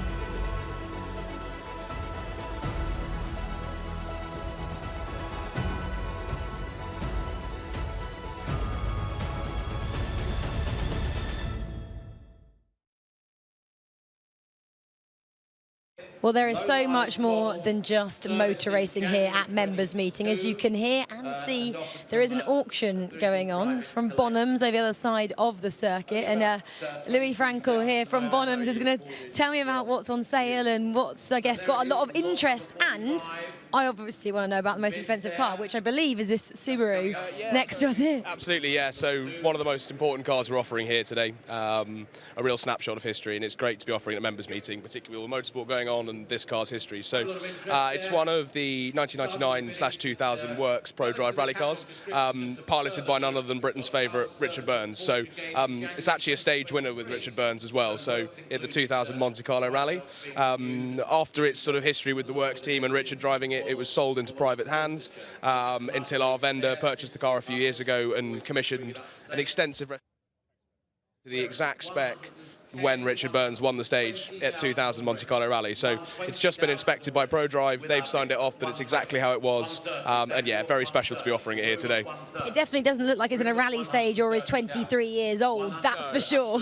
And I've heard it's had quite a lot of interest as well. Yeah, lots of interest, as you can imagine. I think particularly these sort of late 90s, early 2000 rally cars, they're a sort of growing market all the time, you know, particularly cars that have got great history and been driven by the likes of McRae and Burns. There's so much interest in that now, and I think, yeah, it might be a good time to buy one of these because I suspect interest is going to continue to grow as more and more sort of come out of the woodwork, which is great.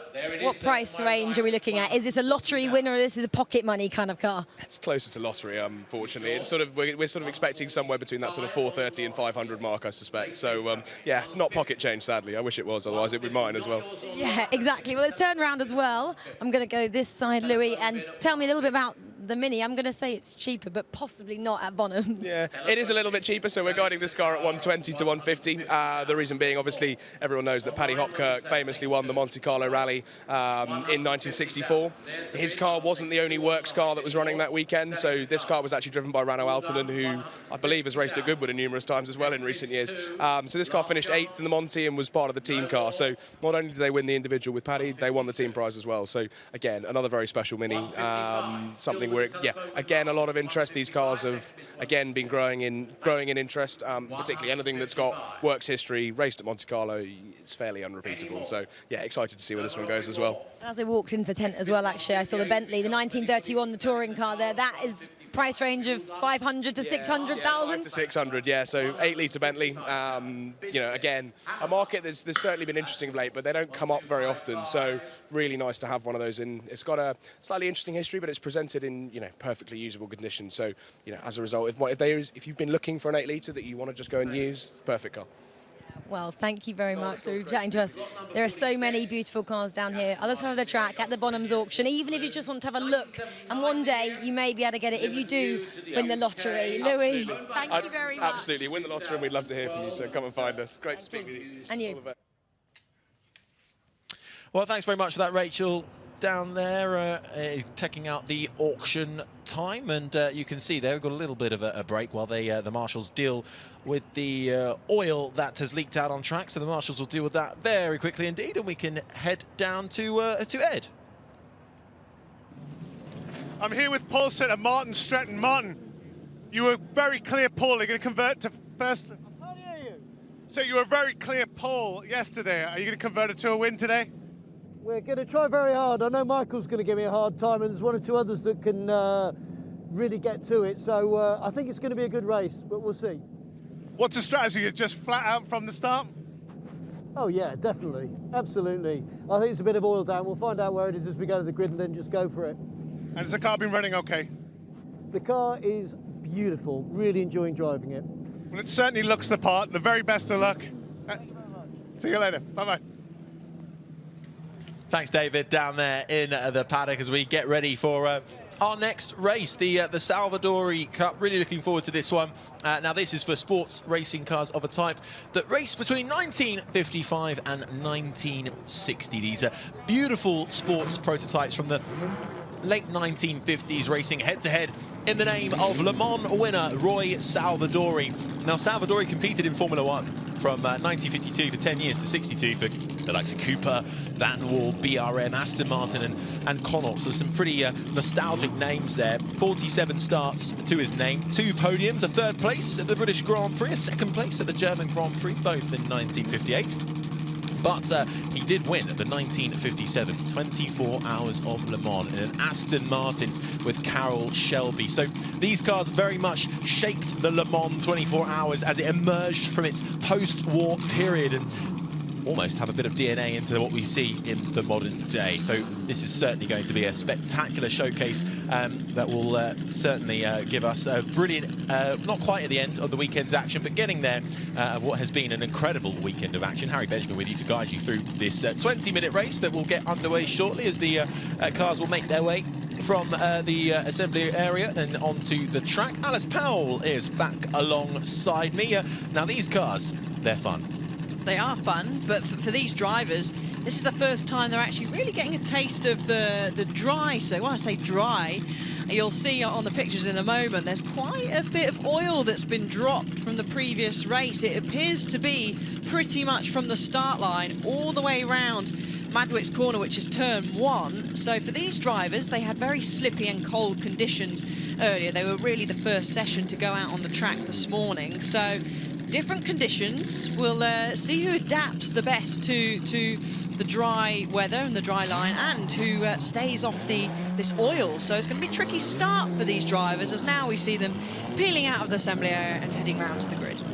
Absolutely. Some of these drivers saying they couldn't even get the power down the straights when they went out earlier on in the not-so-nice weather. But there is the remnants of that oil spillage that has been covered up by the marshals. But thankfully, it's not on the racing line. But, of course, off the race start, it's usually about 3 or 4 wide. So we shall see how they deal with that. The spray that gets, the dust that gets kicked up off of that. You can already see a little bit as the number 6 car there made its way through. That was a Jaguar D-type long nose. And just one of the many historical brand names we have in this. We've got Jaguars, we've got Maseratis, we've got Ferraris, we've got Listers, Coopers as well, not to mention Chevrolet too. So a little bit of something for everybody here, which is very nice to see. Yep, so it will take a few laps to sort of bed in, so you see the dust that's on the track. That'll take a while to be absorbed, so we're good to see how far around. It looks like it still carries on the exit of the corner, but whoever was in the car that dumped the oil in the previous race did do a good job of sort of avoiding staying off the exit. It's a very fast exit on the exit of turn 1, so they did a good job of staying out of the way, but it is going to be tricky, Harry, heading down into that first corner when all the cars are bunched up, jostling for position. You're going to want to sort of try and stay off that dust, and also it does seem to be a lot of dust down. That may affect visibility a little bit for some of these drivers as well. Certainly is. We're currently looking at the number 12, I should say, in the red. That's a Ferrari there of David Cook, the former England rugby international. It's a really interesting story of his car that he's driving, the Sega Ferrari 250 TR, based on a wreck of a 1958 Ferrari chassis, and it's built by the Ganchnag. I've probably absolutely butchered that, brothers. George, who is actually the grandfather to a rather well-known racing driver and somebody who's got a penchant for winning endurance racing, Sebastian Buemi, a former Formula 1 driver as well. So a relation there to the modern day too, and that car was raced between 61 and 62 at the likes of the Pescara 4 Hours and Nürburgring as well.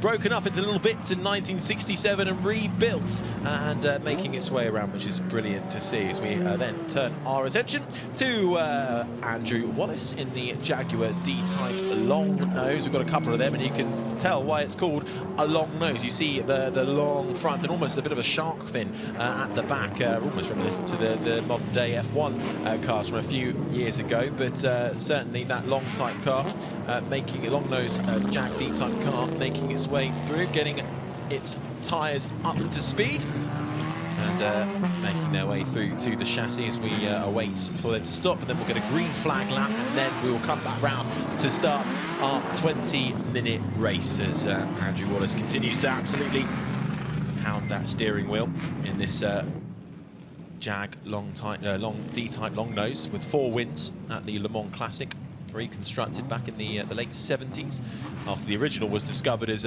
being the original 1955 Le Mans winning chassis. The likes of Mike Hawthorne and Ivor Buick used, rebuilt using original Jaguar D-type parts as well. Now, this was something I thought about when they were coming out, and of course this oil cover-up is not on the racing line, so it should be okay for when they're racing, but at the very start of the race, when they are 3 wide on the starting grid, well, for the man who starts second in the Lotus Climax, Michael Gans, well, he's going to have a face full of dust. Yeah, he is, and his left-hand wheels are actually on the dust, so I'm not sure whereabouts he is in his box. If he has got room to move over slightly before they, when they come back round for the start of the race, then he can. But you can just see there, right as we look at it, he is actually quite tight, so he hasn't got any movement to move out of his box. So unfortunately for him, he will have to start on a little bit of dust there, but he's had experience. He's been racing in the Threlfall Cup as well, so he's had a little bit of experience of racing in the dry today. So probably one of the few drivers that has, from when these cars went out this morning. So he'll know what the track's like in the dry, so that could be a benefit for him. Yeah, a lot of these races racing across the day in very different classes. That Michael Gans car in the middle, an example of Colin Chapman's finest front-engine sports cars. Roy Pierpoint, the British Touring Car champion, raced this from 1960 to 1962, winning outright no less than 7 times. So this 1959 Lotus Climax 15 in the hands of Michael Gans today, sitting pretty in the middle of the front row. That is second position. So there's a yellow flag. Looks like one of the cars, sorry Harry, has maybe a bit of an issue. You can see one of the marshals. Let's see they all get away. They do. So I'm not sure what the yellow flag was for. One of the marshals was waving, so I have a little look. It looked like it was the red car with the stripes, but look at the dust. I mean, visibility. That's what I mean about the visibility. It's going to be difficult for these drivers coming down into turn 1. If you're the leader, you've got a perfect view. It's almost worse than driving in the rain, because that's just going to sort of stick a little bit to your visor as well. But it'll get cleared a little bit, but it will take a few laps, and the start will be tricky. Well, hopefully they've kind of cleared quite a lot of it just from kicking off there. There's the David Cook Ferrari just being followed by the number 16 of James Thorpe in the Lister Jaguar, which will start right at the back of the pack in that number 16. That's the Flatiron Jaguar, the only Lister to have finished Le Mans. And back in 1958, that was. Original ran as a 2-litre car. Raced in the Goodwood 9-hour race back in 1955, so the heritage there, very strong. But let's take a look at how the rest of the grid forms up then. It's a Lister Jaguar on pole too. It's Martin Stretton on pole alongside the Lotus Climax of Michael Gans, and the Jaguar D-Type long nose of Gary Pearson makes up third. Next row is a Cooper Climax, the Shane Brereton, and the Lotus Climax of Ben Adams in fifth. Then we've got another Lister Jaguar, a Lola, and another Lotus, which makes up row 3, 6th to 8th positions.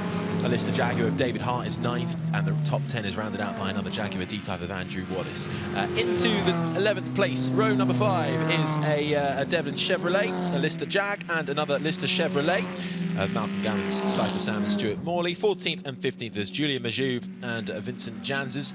Then we have an Ian Dalglish Lotus Climax ahead of the Tejero Jaguar. And in 18th place, a Lister Jaguar of Anthony Schrauen. Then we have a Maserati and a Cooper Climax on row 8. Row 9 is 2 Lotus Climaxes and the first of the Ferraris of Mike Malone in 23rd. The penultimate row is David Cook in that Sega Ferrari from 24th, just in front of a Maserati of the number 36 in 25th spot. And the final row, all on his own at the back, Lister Jaguar James Thorpe, the number 16. So watch out for him to see how well he can carve through. But the blue skies here very much remained with us for the bulk of this day here for the 80th members meeting here at the Goodwood Motor Circuit as the cars make their way through the chicane. The Salvadorian Cup about to get underway. We are looking at sports cars that raced between 1955 and 1960. A huge array of brands, a huge array of shapes and sizes and different aerodynamic designs as the front 3 pull up into the front row. So you can see the middle there, Michael Gans. So he's going to line up in front where the marshal is going to stand. So it looks like we might have a bit of a delay though. The red flag is out. So I'm not entirely sure why that is. So looking at my commentary box window, there doesn't look like there's any issue. So I wonder if one of the cars, when there was a yellow flag, might have dropped some oil onto the grid. But we'll keep an eye out. There is red flags at marshal posts. So, well, red flag certainly out, and you can see that with confirmation of the on your screen as well. But we're not quite sure why at the moment. I can't imagine it would be for the cover of the oil spillage that happened in the last race and all the dust that's being splint up. But the marshal's chatting there. And let's see how this unfolds then. Are they about to show the 1-minute board and a green flag? So perhaps so I wonder if it is for the dust. So I think maybe they felt that it was too unsafe to release the drivers because the visibility was extremely poor. And there's lots of different variety of old cars here. Some get off the line a little bit better than others. So I wonder if it is because of the dust and they're just wanting the dust to be driven over again by all of these cars just to help try and clear it, because as we did see, the visibility was poor. So the message is being spread by the marshals down the grid, and we wait for the green flag at the front end of the grid. 1-minute board did go up, so we'll wait and see, but hopefully we will have some racing underway very shortly. So potentially then another green flag lap to get rid of that dust, or to try and make it a little bit clearer. We saw on the initial green flag lap that the visibility, certainly for those behind anybody on that front row, was not the greatest.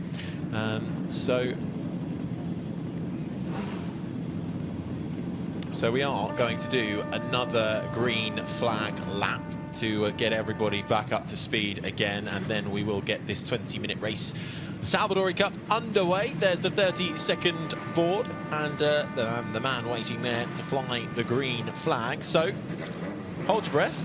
And a quick 30 seconds. I mean, yeah, but I guess safe to say that always when you get these boards, especially in club racing here in the UK, they don't always go by time with 30 seconds. So dust has settled a little bit more, so this is actually definitely going to help with the dust and the visibility. As all cars make their way around again, gives them actually a nice little sighter to get the feel of the track, seeing that it was damp earlier on for them today. So actually not a bad thing for most of these drivers that haven't been out in other things today, just to have a little look, a little see, and a little feel of the car, even though they are going at quite a slow pace, but it still definitely helps some of them. Of course, the fear of a second green flag lap is, I mean, these are old cars, so there's always the case that one of them might break down on this green flag lap.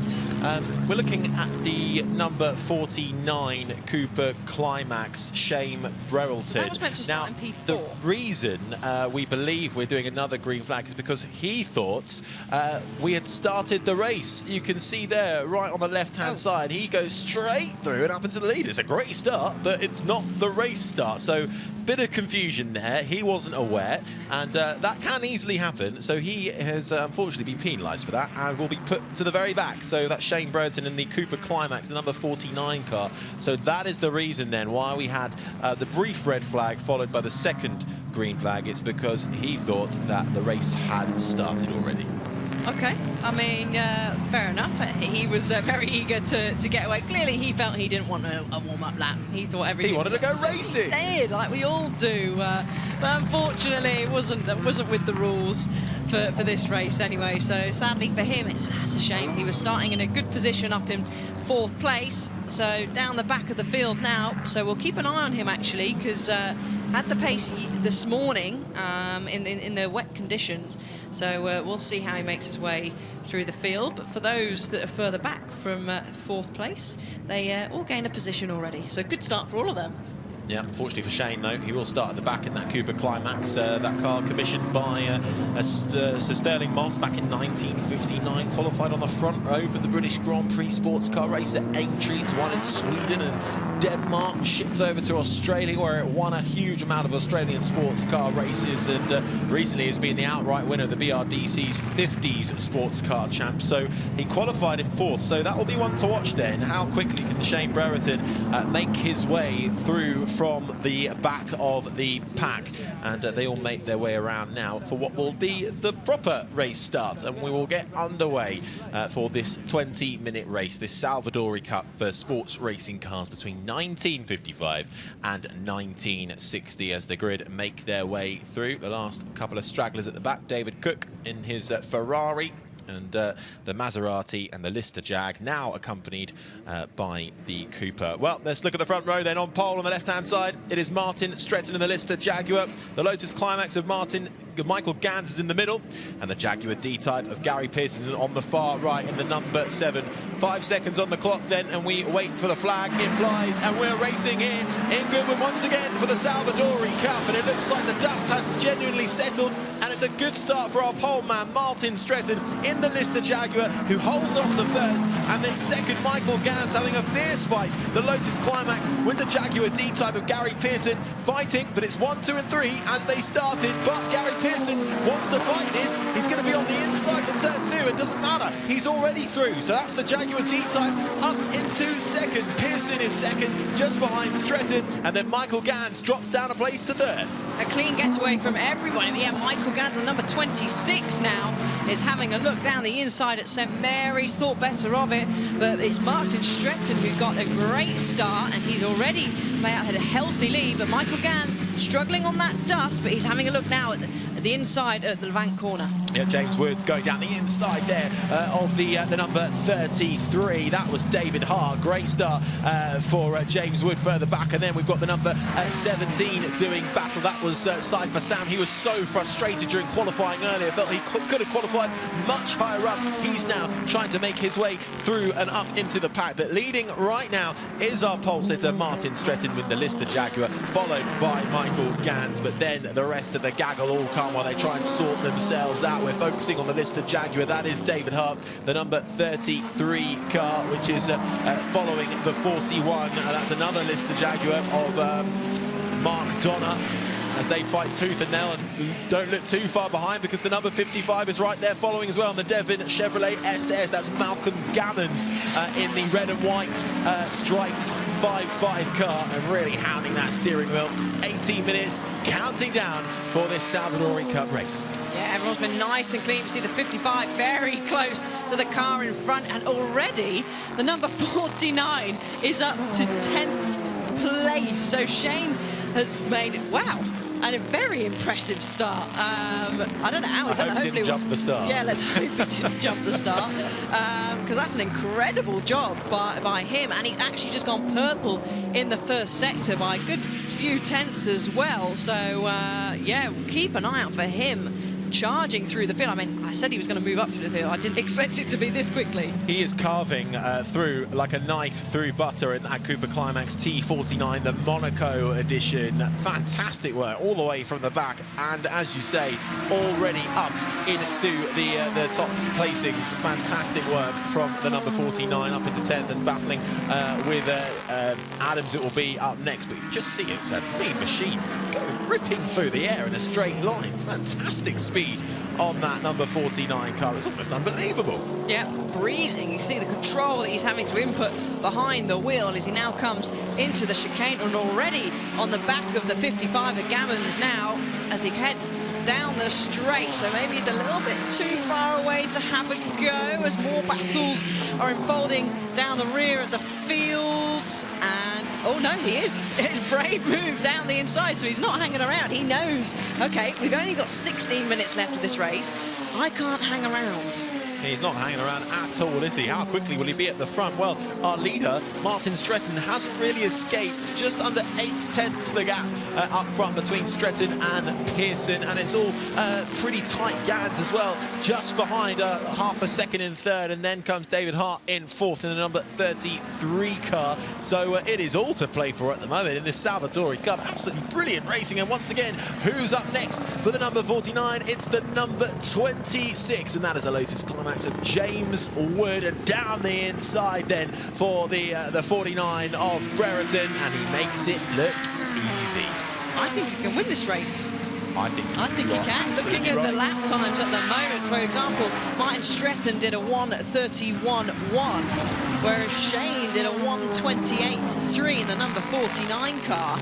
So looking at that, he's 6 seconds back. We set another purple first sector, so fastest overall in the first sector, and he's carving his way through the traffic, and especially now the gap at the front has closed down.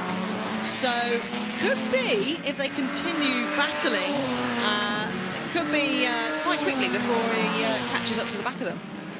And so we get almost a little bit of contact there with Pearson in the losing many places. That's the 33 of Hart making its way through up into second, Gans up into third, and then comes the number 7 of Pearson. We are just watching Gans, there he is in the white, and then comes Pearson in the number 7. So Pearson losing out big time in that battle. Stretton still leads 2.5 seconds now the gap though, so during that little scuffle he's managed to make up a bit of time. And what's this? The 49 doing an overtake.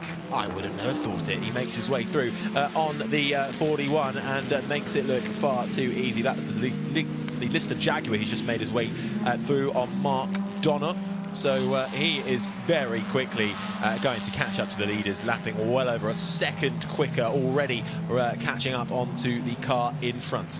However, another man on the move is the number 33, who is setting the first sector on fire as well. So he's got 2.5 seconds to close the gap to Stretton in the lead. But at the moment, if you're going by these sector times, he should be able to do that.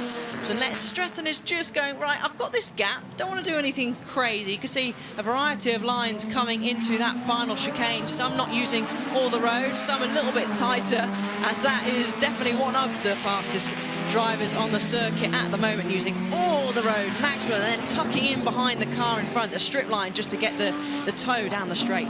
Almost running a bit of a James Hunt style helmet for the number 49 Shane Brereton there, but the rear end kicking out a little bit on that Cooper Climax. But this is such a high pedigree car.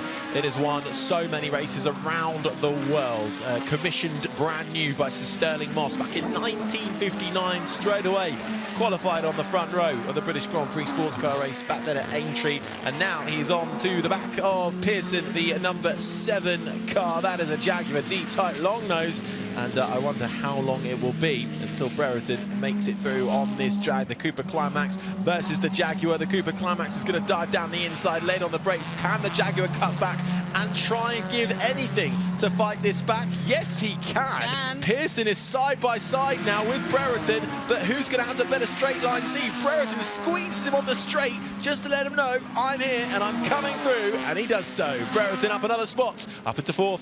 Yeah, brilliant fair, close racing as go down into Woodcote now. You can see how much the car pitches forward under the brakes, and there's a long corner trailing the brake round sideways through there into the chicane. It's getting very close up front as well between, is that Gans and the 33 car as well, Hart. So they are really in Martin Stretton, so gap down now to 1.4 seconds, setting some pretty impressive lap times as Michael Gans now is the fastest man on circuit. Yeah, I think we just saw the back end of Gans losing it a little bit into the chicane. He's that close. He's fighting tooth and nail to try and get through on David Hart in that number 33 Lister Jaguar, just in front of the slightly bigger car. And then we have this number 3. That's a Lotus Climax driven by Michael Gans.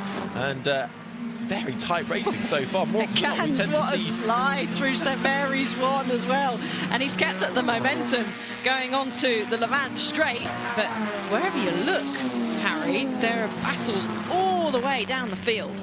It really is. Now, what do we have here? We've got the number 9 making its way through, but as he does so, someone's off on the number 17. That's the Lister Jaguar. That's Saif Assam, I think. No, it's not. It isn't. Yes, it is. Yeah, he was frustrated with the traffic earlier on in qualifying, if you remember, and with actually Julian, who he was possibly battling with. It looks like they were pretty close together on circuit. So I wonder if the battle from qualifying continued into the race. But we've got a battle for the lead now as Martin Stretton got a bit of oversteer going into the chicane. That's allowed Hart now to close the gap even more. And look who's coming up behind, the number 49. The 2 Lister Jaguars fighting out, but is this a change for the lead then? Stretton trying his might to keep in front. The second gap he had has come down and down and down to less than half a second. David Hart battling for all his might in that number 3 Lister Jaguar. And then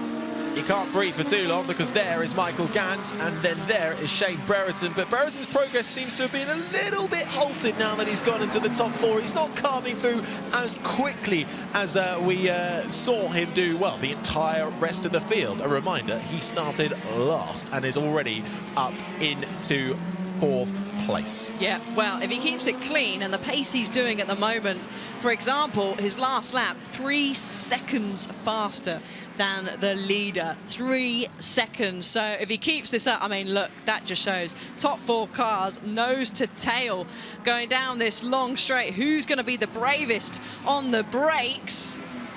And we've got a back marker thrown in there as well. It's just out of shot. He's trying to go round the outside, nice and brave, late on the brakes. He's going to run out of road. No, just about hold it. But the 49 is through into 3rd.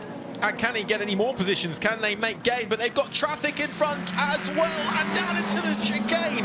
That was tight between Shane Brereton and Michael Gans. Wow, but now the number 12 gets out of the way. David Cook in his Ferrari, but that could have been a lot worse. Stretton still leads in front of Hart, and then it's Brereton now up into the top 3, just scooting through on Gans, who's down to 4th. Fantastic racing. Oh, I was praying that Brereton was going to get the car stopped and he just about did. So you see Hart went slightly wide, which compromised him. He was trying to be very brave going around the outside, and Shane thought, do you know what, I'm going to stick it up the inside. Then he thought, no, actually, no, I'm not. The door firmly closed quite quickly. So very great decision to back out, because that gap was always going to close. But we've got a race on here, Harry. I think David Cook was looking in his mirror and thought, yep, no, I'm getting out of the way as quickly as I can. We've got a car off in the background there. That looks like, oh, it's the 55 car that we saw battling early doors. That's Malcolm Gammons. Looks like his day is done. He's pulled off. So a yellow flag out in that sector of the track, and it's now a full safety car.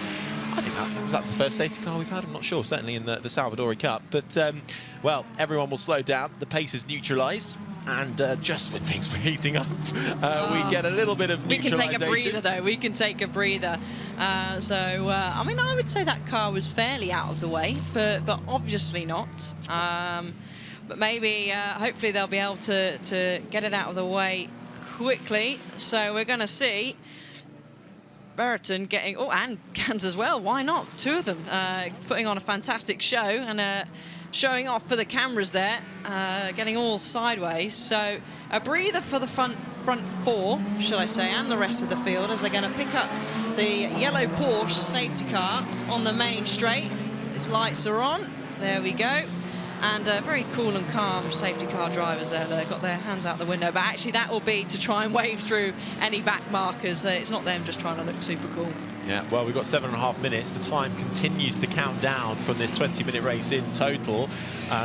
I'm looking forward to this restart already. Hopefully we can get it underway as quickly as possible. Already the marshals working with the driver to get that car out of the way as swiftly as possible, because, well, this top four battle could go either way. The gaps they had, even though they were minimal, now completely wiped out. And so Stretton, who will head this pack, will have to defend for all his might. Or can he? Has he saved something? Has he got any more grunt left? Has he got any more rubber left on his tyres that he can start to pull away? But what about Brereton? How much tyre has he used up coming right from the back of the field? Has he reached his limit? All of these questions still to be answered over the next 6.5 minutes. Yeah, there's not much time left, so hopefully they will move that car pretty quickly. But a replay of the start now. Everyone away pretty cleanly, which is really nice to end. Good that everyone got off the grid as well. You see Michael Gans there in the middle, not so strong getting away. Probably something to do partly with that oil, but Stretton, he got his head down and he was on. He was making a good gap at the start, battles all the way down the field, but it's really nice to see everyone away nice and cleanly and racing fairly as well. Look at the back here. This was Shane Brereton then making his way up. He goes right to the left-hand side, almost collides with the car in front, and is just like a missile going round the outside, darts into the middle. He's overtaken 5 cars by the time they get to turn 1. Yeah, he wasn't hanging around at all, was he? He knew, right, 20 minutes, I've got to go, I've got to make way now. And as they're just going to wait, so fantastic work by the recovery team all weekend, and the marshals as well, for clearing all the cars, making sure we all stay safe on circuit as well. So they'll drag that car, they won't drag it back to the pits, I don't expect. They'll probably drag it to a safe place so we can get back racing as soon as possible. Safety car lights are still lit on top of the safety car. Those will go out, which will signal to the drivers that it's time to go racing again. 5 minutes left on the clock, so we won't have many racing laps, Harry. Yeah, well, if you're ever in a hurry to get anywhere, I'd recommend the Cooper Climax T49 Monaco. That would get you anywhere pretty quickly. The Porsche safety car in yellow and black leading the field, which is completely neutralised at the moment. 5 minutes still remaining under the safety car conditions after the 55 car of Malcolm Gammons in the Devon Chevrolet SS pulled to the side of the road. So a suspected mechanical problem perhaps. And sadly out of this race. That car now being towed away, and fingers crossed maybe another lap behind the safety car while they just finish off getting that Devon out of the way, and we can get a frantic few minutes of racing in, which will be incredibly frantic. It might only just be one lap, possibly. That last lap behind the safety car, that full lap they did, was nearly 3 minutes long. We've got 4 minutes and 20 seconds left on the clock, so it could be a one-lap dash, Harry. And, you know, I would struggle to pick a winner right now. just when you think it couldn't get any better. I mean, we've had more races decided on the final lap this weekend than I think I've ever covered in my entire life. It's been that close across the entirety of the different races in the different fields. This is, of course, the Salvadori Cup for sports racing cars. The race between 1955 and 1960. A huge, diverse range of cars out there. And when we get, hopefully, this race restarted, we may even just have a lap. And I think we will get this race restarted. And it probably will be just one lap. Yeah, so safety car in this lap. The lights will eventually go off on the top of the Porsche. So they'll all start to back up. And we know how frantic safety car starts can be in any category. But let's keep a close eye on how Martin Stretton deals with this restart. Obviously, he's got a long run down from the chicane up to turn 1. He's not backing up yet. He's got to keep a distance, a close distance to the safety car. But maybe he's just going to not slow down at all.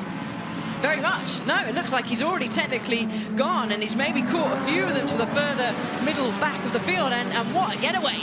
He does not want to wait around. He does not want to become a victim to any of the drivers behind him. David Hart then under huge amounts of pressure from Shane Brereton, who's been carving his ways through the field. There he is in that number 49 Cooper Climax. Can they make any ground? It's actually been a pretty sublime start for our race leader. All he has to do is to try and hold on to that lap. We might get a lap or two of racing still in, because the gap, well, about a second, and then comes Hart, Brereton and Michael Gans in the number 3 Lotus Climax, just in the background of your picture here. But is this the move for second then? Shane Brereton going down the inside of David Hart. Can he hold it all together? A little bit of steering correction, holds it all going into the same direction, and now chases down Stretton for the lead. Yeah, and he's very quick, even though he was overtaking through that first sector. It's not all done yet, as the 33 car has another little look down the inside. They're going to go side by side, be nice and clean. No, he's on the grass. It could all come untangled there for Shane Brereton, but he didn't spin out. He holds it going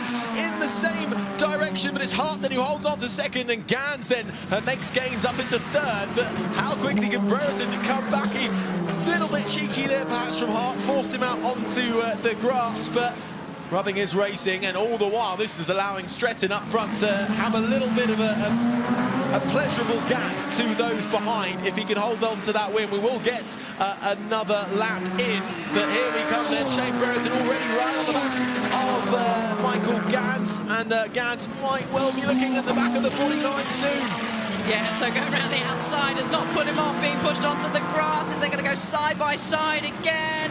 Nice and clean. Is he going to get the cut back? No. So Michael Gans holds on to third place, but he's still going to have to defend and keep a close eye. He gets sideways going through Fordwater and heading down to St Mary's now. He pulls over to the right-hand side to defend. And I was going to say that's brave. He's going to try around the outside, and he does. These two are not giving an inch. Was there a bit of contact there, a bit of smoke with tyre-to-tyre contact perhaps? But everybody wants a podium at Goodwood, and Shane Brereton is desperate to take it off of Michael Gans. But what an absolutely fantastic battle. And while they have been fighting it out, that has allowed David Hart and Martin Stretton to head up the road in first and second, so perhaps they are safe for now as the clock counts down, and Stretton leads ahead of Hart. What can Gans do? He's in the number 3. Can he hold back Brereton? No, he can't. Brereton goes through, but can he hold it all together? He has to force out wide. He's on the grass again, and that's going to allow Gans through. Hart, meanwhile, is right onto the back of Brereton. The clock is going to time down, and I think Gans has just about got third, but up front then, after all that, it's Stretton in the 27 who wins the Salvadori Cup, just ahead of David Hart and Michael Gans in third, and Shane Brereton from the back in fourth. But my word, Alice Powell, that was some racing. That was fantastic, but actually I can't see the checkered flag, so I think we're still... Oh, they've gone too early there. Well, yeah, it's another lap. Too early. We have got another lap down there. Well, I've got racing. too excited. Certainly, half a second the gap. Still going. So they haven't put the flag out when time was up. So it's great for us, because I was going to say we needed some more racing laps, and we've certainly got that here. The battle for the lead is not over, and neither is the last spot for the podium. Absolutely. Well, Gans is holding on for all his might. But here comes Shane Brereton, but he tries it down the inside, can't quite make it work then. And Gans gets all out of shape, the rear end really going around on him, but he holds it straight. Stretton still half a second in front of the lead. David Hart in second, then it's Gans in third, Brereton in fourth, and the rest of the field is about 13 seconds back. But it's a good battle perhaps for those further behind, but we're focusing on this. Can Stretton hold on for the lead? He's only got a few more corners to go, but he is fighting hard. Hart is pushing him all the way in that number 33, but the 27 is the one out in front through the chicane for what we think might well be the last time. This time around is the checker flag out. I think it might well be. Stretton then in the number 27 does it when he needed to. Out in front, ahead of Hart. Then it was Gans who held on for third, and Shane Brereton from the back up into fourth. And I think they'll be exhausted after that. I certainly am. But that was fantastic racing from all of our races, not least the top four. Yeah, no, so fantastic racing all round. I mean, just brilliant. You didn't know where to look. Well, I certainly didn't as well, but fantastic driving. Michael Gans, he's certainly happy with his podium. A great job from Martin Stretton by defending and holding off the fast-charging David Hart as well, who was in second place. And Shane Brereton, wow, what a charge from the back of the grid. Well, you wonder if Shane had started in fourth, where he was meant to, how quickly could he have got to the front? But even when he caught up to the top three, it was still nip and tuck between them. So could we have had that battle raging on for much longer? Because you could just see, especially the replay of that start from Brereton, like a missile coming from the back. Overtook 5 cars before they even got to turn 1. Yeah, he certainly was, and he definitely had the pace as well. Fastest lap by over 3/10. So fantastic job. The crowd enjoyed it. We enjoyed it. Fantastic, incredible, close racing here in the Salvadori Cup. Fantastic for sports cars of a type between 1955 and 1960, and I can't wait. Hopefully we'll get to speak to some of the drivers, the top three, in a little bit when they make their way back down. But because I'd like to know what they think. I'd like to speak to Shane Brereton to find out what he thought about that. He had the fastest lap in the end, a 1:26.6 to him. He was just a couple of tenths behind Gans for that final podium spot. Then came Wood, Pearson, Donna, Morley, Julian Majuve and Crossthwaite in the top 10. Sadly, we lost a couple of cars, the 55 and the number 6. So 24 runners finishing this race out of the 26. But I think the fans appreciated how good of a race that was. Round of applause all round here as the sun beats down on this beautiful Goodwood Motor Circuit for the 80th Members Meeting. Stretton wins ahead of Hart, and Gans rounds out the podium. Yeah, amazing job by all drivers, and it was tricky at the start as well with the dust on the circuit, as this is how close the fans can get. They get so close to the cars, to the drivers when they come into the assembly area as well. It's something you don't get really anywhere else as well. There's lots of smiles, which is fantastic to see as well. And yeah, laughter too. I mean, these just look awesome to drive as well. Such great fun. They really do, don't they? The car control these drivers have is fantastic. We can see there Martin Stretton coming across to David Hart. I can imagine he's saying, yeah, I could see you coming. You were coming quickly as well. He really was. But hugs all around. They enjoyed that one as well. We'll wait for Gans as well. And the wreaths get placed. And thankfully, we can throw down to Ed and hear from the drivers themselves after that epic battle. Martin Stretton, you had to earn your money on that one, didn't you? Yeah, I went on the first lap. I realised I'd got a bit of a braking issue, and then I thought it was going to be all right in terms of whatever. And then David started hunting me down, and I just had to be on the limit. And he's a great guy to race, and that was just such fun. Fantastic drive. Did you realise how quickly number 49 was coming up? Yeah, I saw him coming too, and then I don't know what happened to him after the safety car. Did he make a mistake or something? But it was all, I just was blocking my rear brakes all the time if I wasn't careful. So, yeah, I really had to concentrate, so it was hard work. Cracking drive, well done. Thank you very much. Right, let's, Lee, we're going to disappear down here, and, well done, Michael, we'll come and see you in a second. David, wow, where do we start? I mean, what a race. Yeah, it was really nice. I had to watch with the sand and everything came in my eyes, so I couldn't see a lot. But yeah, it was well. The last time I drove was in an LMP1 in the driveway. So this is slippery, but it's really nice. I enjoyed it a lot. And it's also honest. I mean, we were sliding together, but I like Martin. It's an honest guy. David, well done. Okay, thank you. Where's Michael? Michael, we got Shane. We're going to come to you in a second. We'll probably need an hour-long podcast for you. But Michael, what a race! I don't even know whether we can cover this in a 30-second interview. But how did it feel from behind the steering wheel? Pretty frightening and exhausting, I must say. I thought I was moving forward, but then these guys came up from behind. I mean, David is viciously quick. The car has lots of power, and they're pretty wide, big things, these Lister Costons, you know. So I was hoping I would just be able to sit back there and watch them make a mistake, and lo and behold, behind me shows up this Cooper Bobtail, and he's going like gangbusters. So that was more hard work than I'd ever expected. Well done, a great podium. Thank you very much. Appreciate it. Right, Shane, here we are.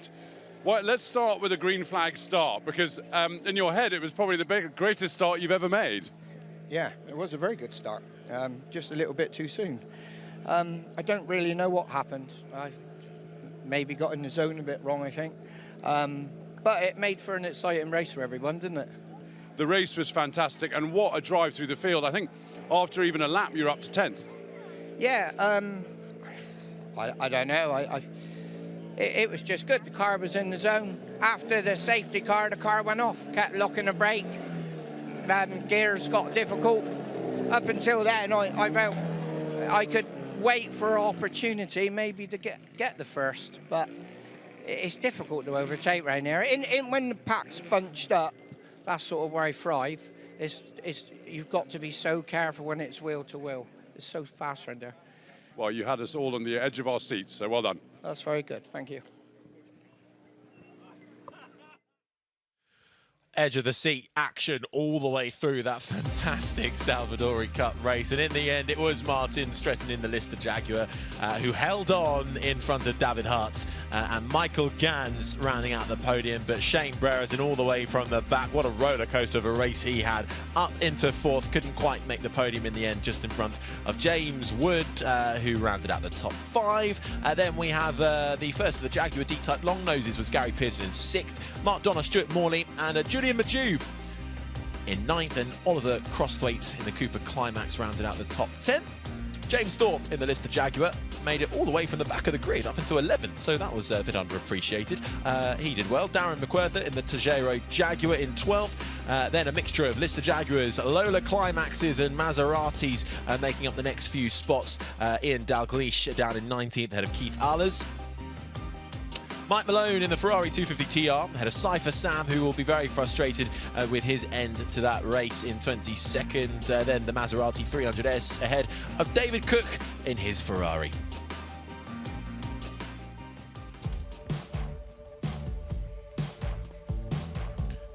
Well, hold your breaths, because this was a exciting race from start to finish, the Salvadori Cup for sports car racing between 1955 and 1960. That car, the rocket ship right at the back, the 49 Cooper Climax of Shane Brereton, started last, but very quickly made its way into the top 10, and then very quickly made its way into the top 4 for what ended up being a huge, epic battle for the podium places. One by one, Shane managed to carve his way through, and meanwhile the top 3 was still battling this fantastic battle between Gans and David Hart for the final podium places was happening all the while. Brereton was slowly reeling them in. Pearson was up next in the Jag for the 49 to reel off, and he did so in style. That fantastic Cooper Climax looking beautiful in this Goodwood Motor Circuit. David Hart and Michael Gans continuing to fight on there. The rear end stepping out left, right and centre. And that final chicane sometimes proving a little bit tricky. Heart in mouth moment for Stretton as he tried desperately to fight on for that lead. He lost it a couple of times, but was always able to just nick it back from the 33 of Hart. A safety car intervention at one point as well. Closed the pack up before we got a last gasp of racing. And here we have the top 4 all in the same shot and nearly there for Shane Brereton Brereton finding the wall of the chicane. He thought better of it at the last moment, but he was fighting for every bit of track he could get, so much so he ended on the grass a couple of times, but he still kept that car pointing in the right direction, but it wasn't quite enough, and it was Stretton who took the win ahead of Hart, Gant and Shane Brereton from the back in fourth.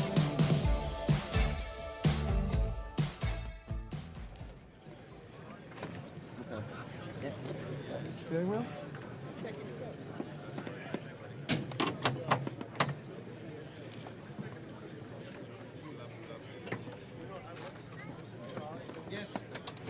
Yes, we are firing up now. Over. Ready? Get ready to catch it, Karen.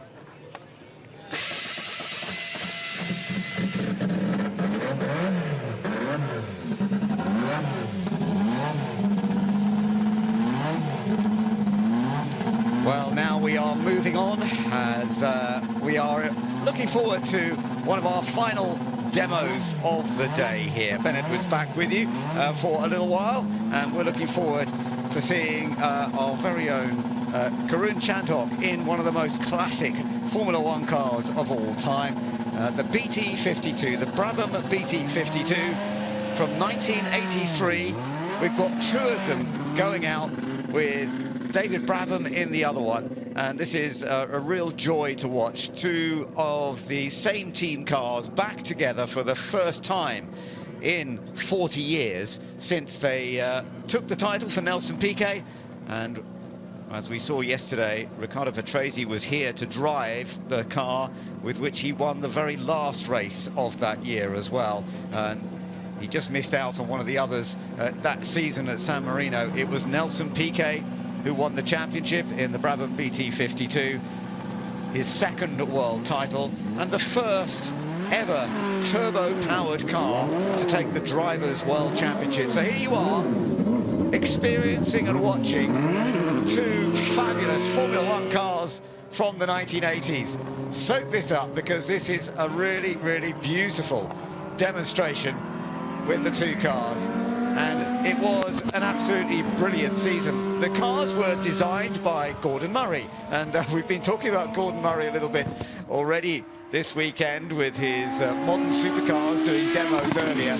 And Gordon Murray designed these actually very short notice in the end. He had already designed a car for 1983 with full ground effect, and then suddenly they got the rules that ground effect had been banned for Formula One for 1983.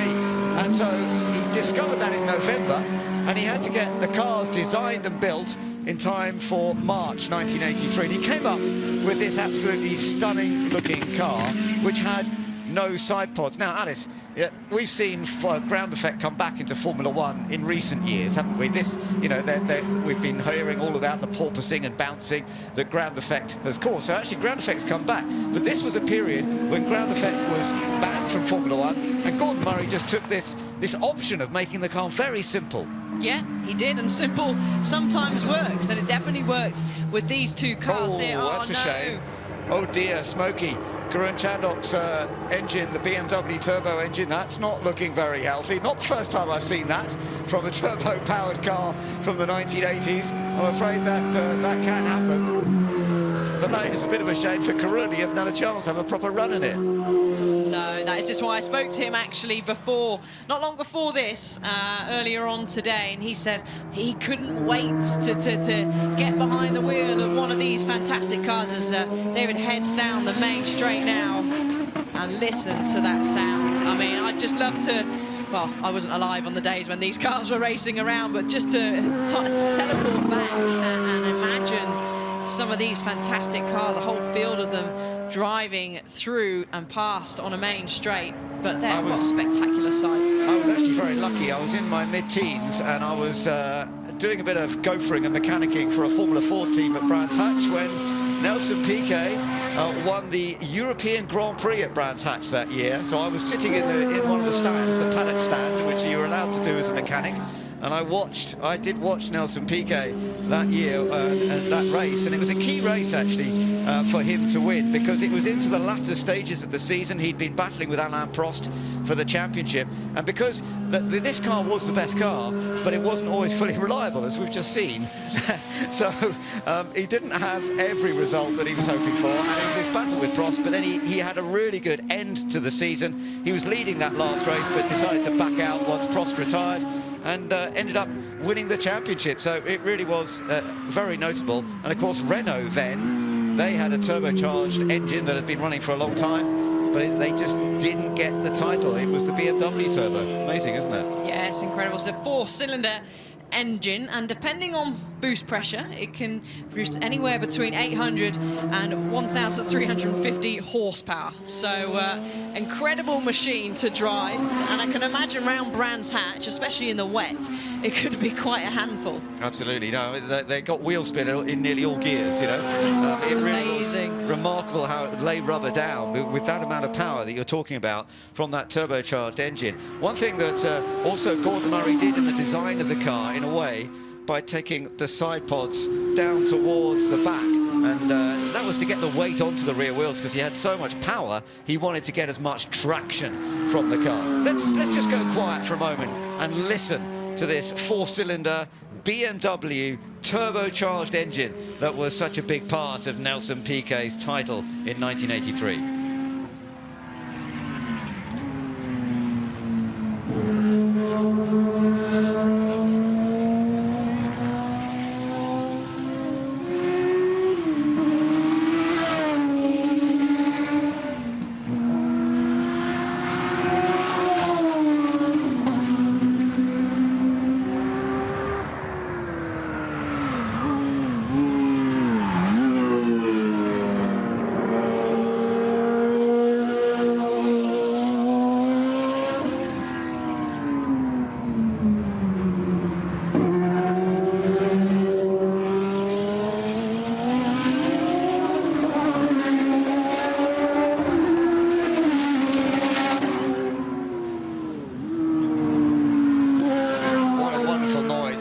Fabulous, and David Brabham it is at the wheel, great racer himself, and son of Sir Jack Brabham, of course, who set up this team originally. By the time we got to this stage in the 80s, of course, it was run by Bernie Ecclestone, and Graham Murray was the designer that he brought in about 10 years before that, in fact. And as I mentioned, this was the second World Championship that they managed to take, and the final championship, indeed, for the Brabham team that Nelson Piquet took in that 1983 season. It was a strong season, as I say. He had 3 wins in total. He led 11 out of the 15 races. As I say, there wasn't always the reliability they wanted, and 327 laps led, more than double any other driver in that 1983 season, were led by Nelson Piquet in the BT52. British Grand Prix at Silverstone. So we had 2 Grand Prix in the UK that year. The British Grand Prix was at Silverstone. That saw Prost actually win and Piquet second. But as I mentioned, the second Grand Prix in the UK, very unusual, of course, that happened, but it did with the European Grand Prix taking place at Brands Hatch, and that was a very important win for Piquet. Funnily enough, Patrese and De Angelis, they tangled from first and second. Prost finished second to Nelson Piquet that day. He still had the lead in the championship, but Piquet managed to grab it away right towards the end. So it was a very memorable time indeed. And the other key thing about it being here at Goodwood is it tested here at Goodwood in 1983, and it is said to have lapped at under 1 minute. I say it's said to because it was never written down. Nobody's ever found the proof of it. Of course. Ackeron's out. Fantastic. That is good news. So hopefully that wasn't a major problem. Yeah, so under 1 minute is the fastest lap that is ever known to have been timed around here, but it wasn't written down. It was on somebody's stopwatch, and a few people remembered it, but they were just busy testing. They were getting so ready for the race. It didn't get written down, so we don't know it for official, but the story is the fastest ever lap round Goodwood has been done in the Brabham BT52. Yeah, so I also asked Karun, actually, I said, are we going to be trying to beat that lap time? He said, no, I'm just going to go around and enjoy driving. So I'm really glad to see that he's back out. He did also mention and remind me as well, it's Bernie Ecclestone's car. So he'd been in a lot of trouble if he happened to stick it in in one of the barriers. Yeah, so Bernie Eccleston still owns this car. The other car is owned by BMW themselves. So it's lovely to see two of them out on track at the same time. It's a beautiful livery too, isn't it? Very straightforward. They actually reversed the blue and white from the beginning of the year. They had it the other way around in terms of where the blue and where the white was. But I think it's a lovely, lovely livery. It works extremely well. Yeah, it certainly does work really nicely. Karun now, he can really give it some beans down the main straights. And it almost shakes the commentary box as it goes past. A wonderful, wonderful sound. Yeah, very impressive indeed. And a beautiful time in Formula One racing, and to have this simplicity of the look of the car and its tremendous performance as well really was very impressive. It was a time as well when they were stopping to refuel during the races, and that was something Brabham did extremely well. They were very, very efficient at doing that, and it worked as part of the handling of the Formula One at the time. But of course, refueling is not something we see in Formula One now. It's all about tyre changes, but it's not about refueling. But at that time, it was pretty important. And as you say, this engine, this turbocharged engine, would go on to well over 1,000 horsepower in qualifying. Certainly over the next couple of years after this, it was already very strong.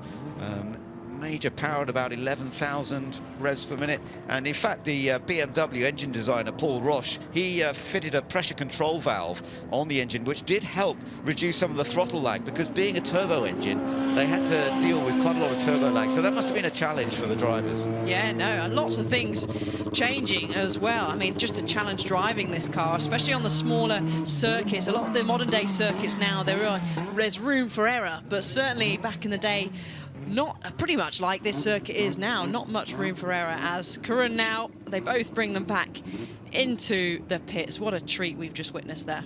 Yeah, really beautifully done, and nice relief to see that car back out after the smoke pouring out of it earlier on. So hopefully that was nothing too serious, and that both cars ran and demonstrated extremely well, just celebrating the Nelson Piquet win in 1983 of the Drivers' Championship, but also that amazing lap that happened here at Goodwood in the early part of the season. Rob Widows was here that day and actually saw it, and there are various people around, and it's lovely to remember it. So that's the Brabham demonstration done, and we're going back to some racing coming up now. The Moss Trophy is the next race that we are looking forward to. We've got a lovely mix of Jaguar E-Types, Aston Martin DB4s, AC Cobras, Lotus Elites, and one or two others as well. So it's a beautiful mixture of cars coming out onto the circuit now as we prepare for them to line up. Beautiful weather this afternoon as well, brightened up gloriously, and we're into the Moss Trophy for these closed cockpit GT cars between 1958 and 1962. And plenty of Jaguar E-Types, as I mentioned. We saw a good battle in qualifying, in fact, between the E-Types and the AC Cobras, and that's kind of how they split up on the grid. We've got two E-Types on the front row, plus one AC Cobra, and then we've got an AC Cobra and an E-Type back on the second row. We have to go down to the third row before we get something different. That's the Lotus of Andrew Cocotti, and then down to the fourth row we get an Aston Martin and a Ferrari as well. But the E-Types in particular, very quick around this Goodwood circuit, very elegant, very beautiful, and we're looking forward to this. Bruce Jones rejoins us in the commentary box, and Bruce, I know you've watched these types of cars around Goodwood many, many times. I do, but there's always a different mix. But you know what, walking around the paddock, as you and I have done when we're not in the commentary box, it's just seeing people stopped in their tracks by the beauty of some of these cars. The Lotus Elite in particular, not as well known as a Jaguar E-Type, but by golly, it was so super dynamic, and its handling was exquisite. But really, a very, very well-driven E-Type. A lot of these drivers who are competing here have a huge amount of historic racing experience and a lot of time lapping the Goodwood circuit. And the battle between Alex Buncombe, Ollie Bryant, and then of course the AC Cobra of James Costingham. They formed the front row. It was really nip and tuck, and conditions were not as good as they might are this afternoon, because it was quite greasy this morning. Had a little flurry of rain that started just before the cars went on track. Yeah. And certainly it meant that drivers had a narrower circuit because they didn't dare put any of these valuable cars onto the grass on the outside, because as we know, wet grass is pretty fast. Absolutely.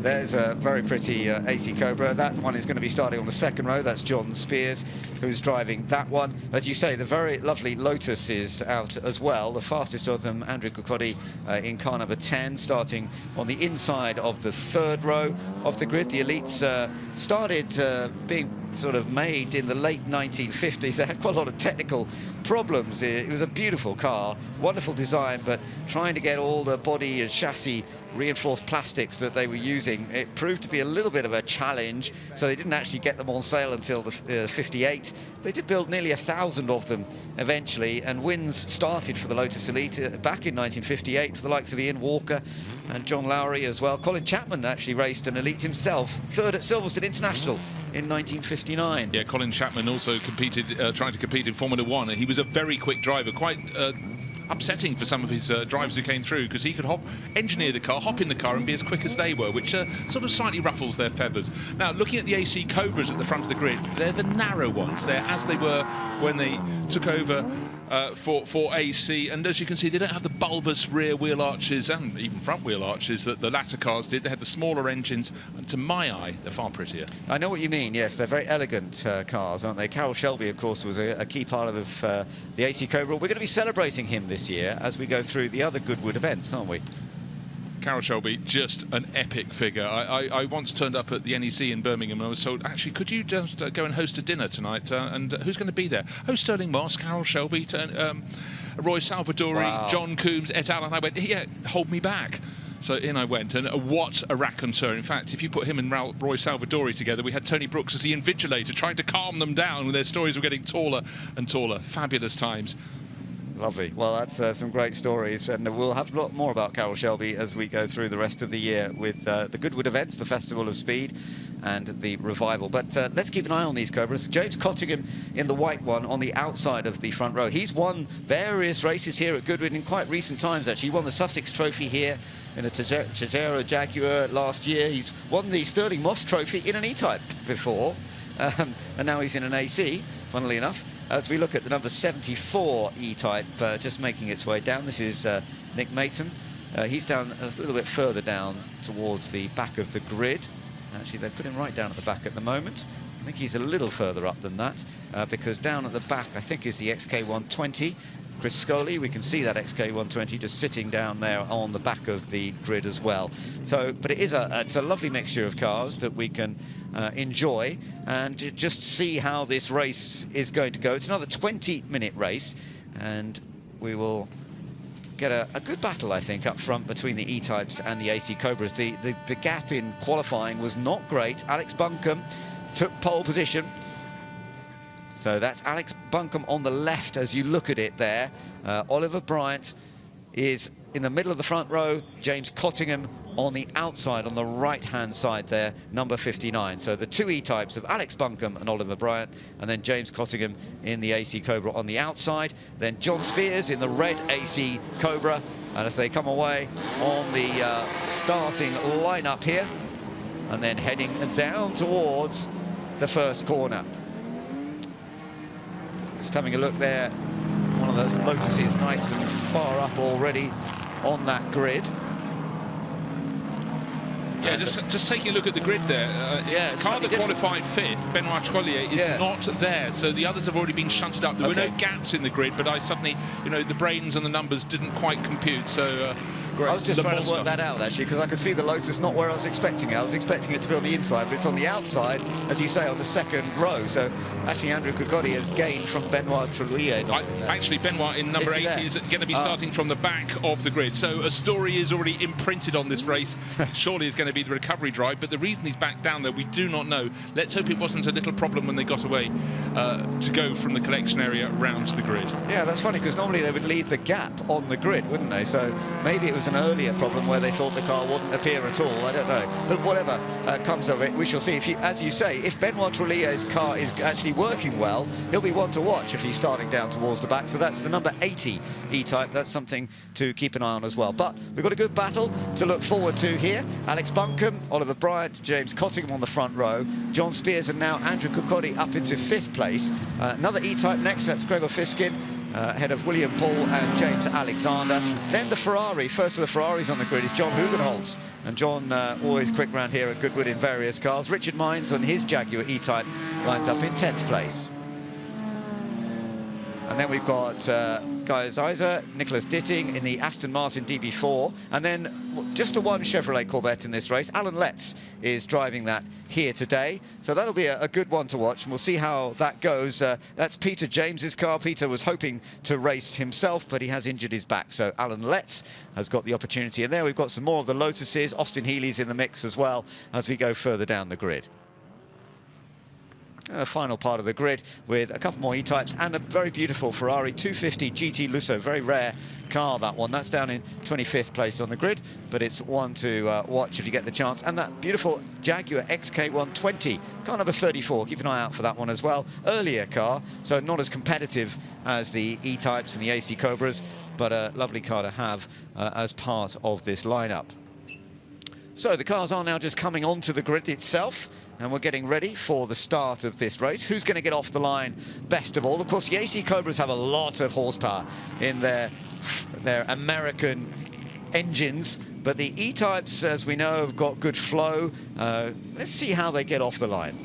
Absolutely so, and the car that has the handling, of course, is the Lotus Elite, but that has none of the grunt of the rivals.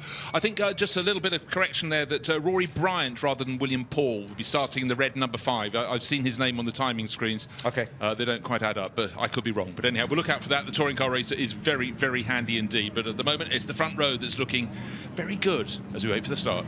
Okay, let's have a look. We've got a green flag from the back. We're all set to go racing. The Moss Trophy at the 80th members meeting underway, and it's a good start from the poleman. Alex Buncombe for the Chevy doesn't move at all, does finally get going, but actually from the outside, James Cottingham in the AC Cobra going around the outside, and I think he's taken Alex Buncombe. Yes, he has. It is the initial advantage to James Cottingham, and now Alex Buncombe finding himself under pressure from Oliver Bryant. Well, if you've got lots of grunt, it's rude not to make the most of it, and certainly from the outside of the front row in that white AC Cobra with the black roof and the back wheels, James Cottingham has got clear, but through the course to lap, the flow, the wonderful flow the Jaguar E-Types have, should enable the front two cars, Alex Buncombe and Ollie Bryant, to fight back, but exactly what needed to be done for the AC Cobra of James Cottingham. Third became first. It did, beautifully done. And we got some great battles going on further down the field as well. The John Hugenholtz in the number 14 Ferrari, just getting past there, that silver Ferrari. But we'll also be keeping an eye out. There it is, number 14. You can see he's coming back again in the fight. So there is John Hugenholtz. This is a car that raced in Italy in the 1960s. And Hugenholtz has had it for some 40 years pretty much now. Well, just under that. And he is enjoying racing. He always loves racing here at Goodwood. Number 77 E-Type as well. That is Guy Zeiser, and that's a car that's been rebuilt by the CKL team. Look at this, 3 abreast with the Austin Healey in the middle. That's a rally. It is a rally car originally, that Austin Healey, a winner in key rallies, the Alpine Rally. I see that it's still got the labels on it and the rally lights on it, which is fun to see. And what you saw in that little battle, the green and yellow Lotus Elite just had no answer to the power of the Austin Healey, and all around him, and fell back enormously on the straight. But up front, what's the gap? First to second, 0.8 of a second. James Cottingham, that brilliant start in the AC Cobra, number 59. Alex Buncombe started on pole. He's down in second place, but he and Ollie Bryant and their E-Types will be fighting absolutely tooth and nail to get on the tail of the race leader. Well, there is another of the Lotuses, as you mentioned, and that is Andrew Kokotti, who has dropped back a little bit from where he started, because he ended up starting 5th. But as you mentioned, with the less power in the Lotus Elite, he's very difficult off the line. So that's cost Andrew a bit of time. We saw Andrew earlier on today having a good second place finish in the Gurney Cup race. And just one thing I really want to look out for is Benoit Trollier. We said he should have been starting 5th. He started right at the tail of the field. He gained possibly a dozen places. So look out for the number 80 E-Type working its way forward. But also look out for Alex Buncombe getting closer and closer to the race leader, James Cottingham's AC. And certainly Bob Neville's crew have done a fantastic preparation job on that dark blue E-Type. But Ollie Bryant not exactly falling away in 3rd place. No, he isn't, is he? He's still part of that. Then you got Spears in 4th position. And then there are others coming over the line. There's the first of the Aston Martins, and then just looking for Andrew Kokotti in the Lotus. He's dropped back a little bit now. If you real mix of E-types and the Austin Healey's there as they try to come through. Back to the battle for the lead, though. And for the moment, James Cottingham is not getting away by very much, you have to say, with Alex Buncombe, who had that pole position right on his tail now. Right, Jaguar fans, the good news is James Cottingham is not getting away. He's been hauled in, just 0.5 of a second clear. The top 3 cars, the AC Cobra and those 2 E-types of Buncombe and Bryant, 1.1 seconds covers them. Then they've got 3 seconds back to John Spears in the red AC, the second one. He's got Rory Butcher, or is it William Paul? We'll find out. in behind in 5th place, but the first 3, as expected, are getting away. The big question, Ben, is in which order will they finish? Yes, it is. Oh, we've got a problem for the number 11 car there. That's Robert Kaufman in his E-type. Hope they can get that out of the way. The marshal's doing a great job. Leaders still very, very close. Oh, a little touch of the grass for Alex Buncombe. Hand out of the window there from the AC Cobra up front. Is there a problem for James Cottingham, or had there been a little mistake before? Wet yellows. That was where they were pushing the car out of the way. So he saw the yellows, and I think he just responded to that. And in many ways, that just shows that a lot of mortals could be out and not have the extra brain power and capacity, but leading the race, James Cottingham's got the experience, and he didn't want to be clouted from behind.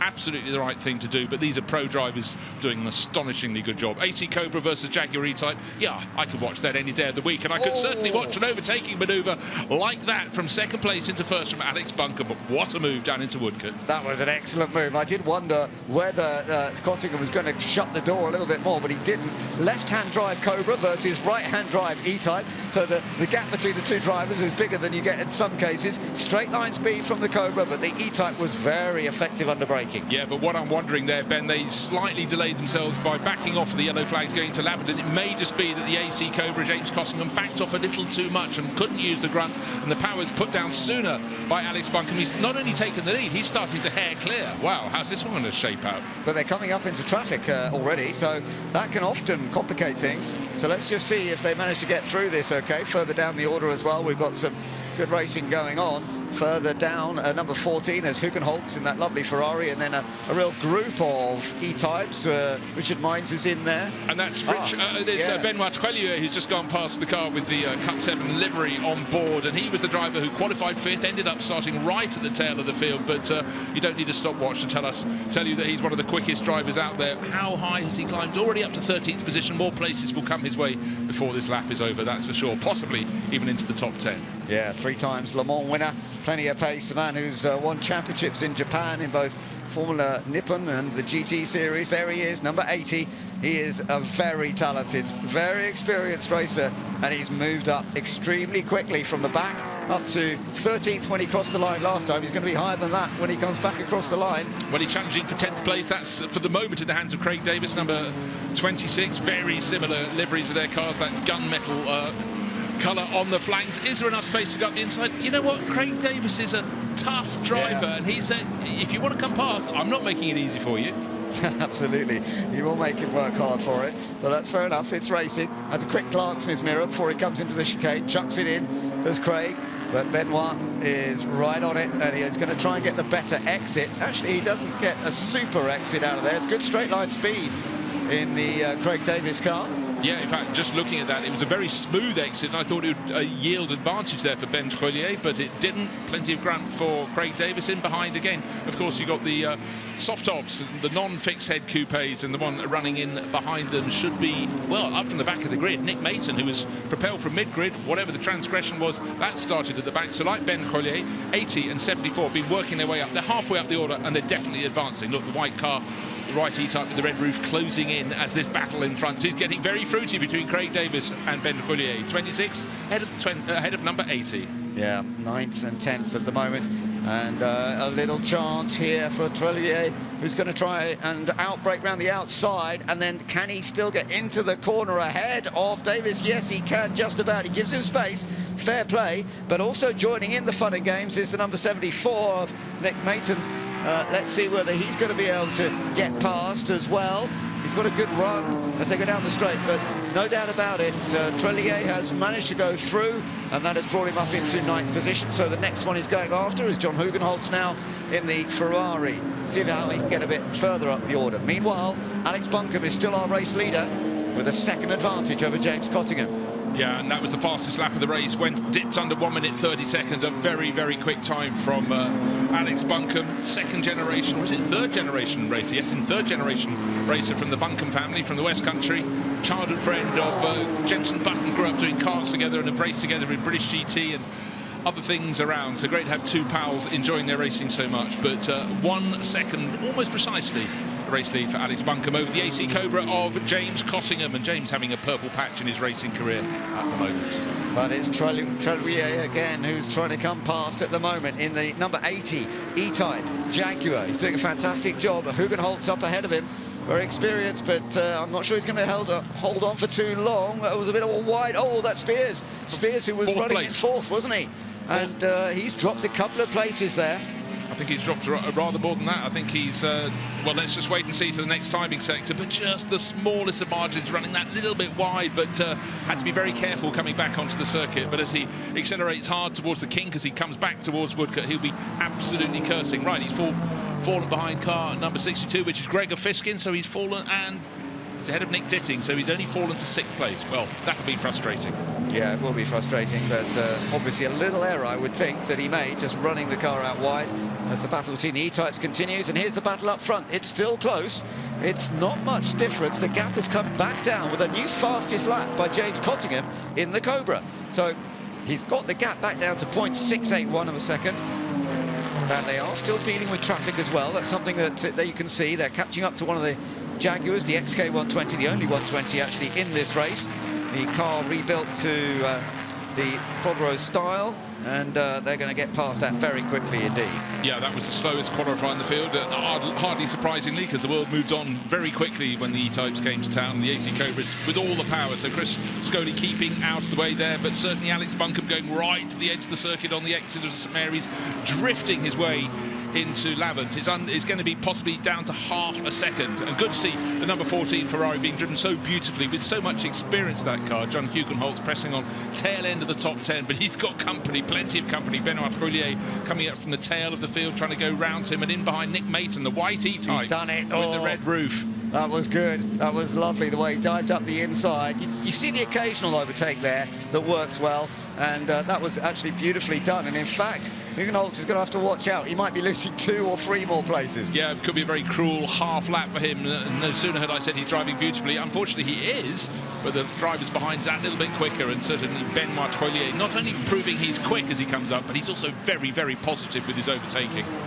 So there we are, back with the 2 leaders, and it's still nothing to choose. It was 0.2 as they went over the line that time. Very, very close. And they're lapping one of the Lotuses as well, getting past it safely. Mark Gordon in the Lotus Elite. That car has done much racing over Europe. Hasn't got the straight line speed to run up front with the Cobra and E-Type here at Goodwood, but still having a lovely run outside this afternoon. But this is the race for the win in the Moss Trophy. At the moment, it's still Alex Buncombe who fought his way in front, sliding around a bit there. You know, what I wouldn't discount in this, it looks like it's a 2-horse race, but not that far back in 3rd place is Ollie Bryant. I think the traffic works against him. It may well be these 2 cars in front, the AC Cobra of James Cottingham in 2nd place, the number 22 E-Type in the lead. The race are marginally faster, but how far of the race have we got to go? 8.5 minutes remaining in this 20-minute race, but, well, 0.2 of a second on the start-finish straight. But like so many races, the Goodwood Members Meeting, we have power against handling, and it's the E-Type that has the handling. Who breaks later would be the lighter E-Type, surely, down to Woodcote. You're right, he does break later, but they were absolutely side by side there for a moment, and it looked like Cottingham was going to get the chance. We've got a car limping, one of the Astons. Missing the front wheel. I think that's the Dwight Merriman's car. Yes, number 3, the American racer. Well, he was so excited about racing here. There's his wheel. Great camera work again. Wow. So we suddenly saw it dip down. The wheel has come off. It's not the first wheel we've seen come off a race car here today, but it's always a concern. Thankfully, I don't think it's done too much other damage. That's where it went off. It's always a worry with bouncing wheels, but it's bouncing in a straight line, and the barriers did a fantastic job. The tyre wall slowing it down, but the sparks coming underneath it. I love DB4 GTs. That gives me a little spasm of pain, I'm afraid. There's some suspension arms that are going to have to be replaced. They've been ground hard by that sparking along the tarmac, but that was the wheel, and thankfully it hasn't gone into an area where the marshals were, so that is okay. They have put out a yellow flag, and there you can see the damage being done to that front disc as well, front suspension, and then pulling over to one side. At least you can take it to an area that is safe down at that section. So back with the leaders. The race is still underway. There's no need for a safety car as he's managed to take it to a safe place. And it's still Buncombe versus Cottingham. E-Type versus AC Cobra for the win in the Moss Trophy. Ollie Bryant still running in third place. Quite a lonely third. As you mentioned, he's a few seconds further back.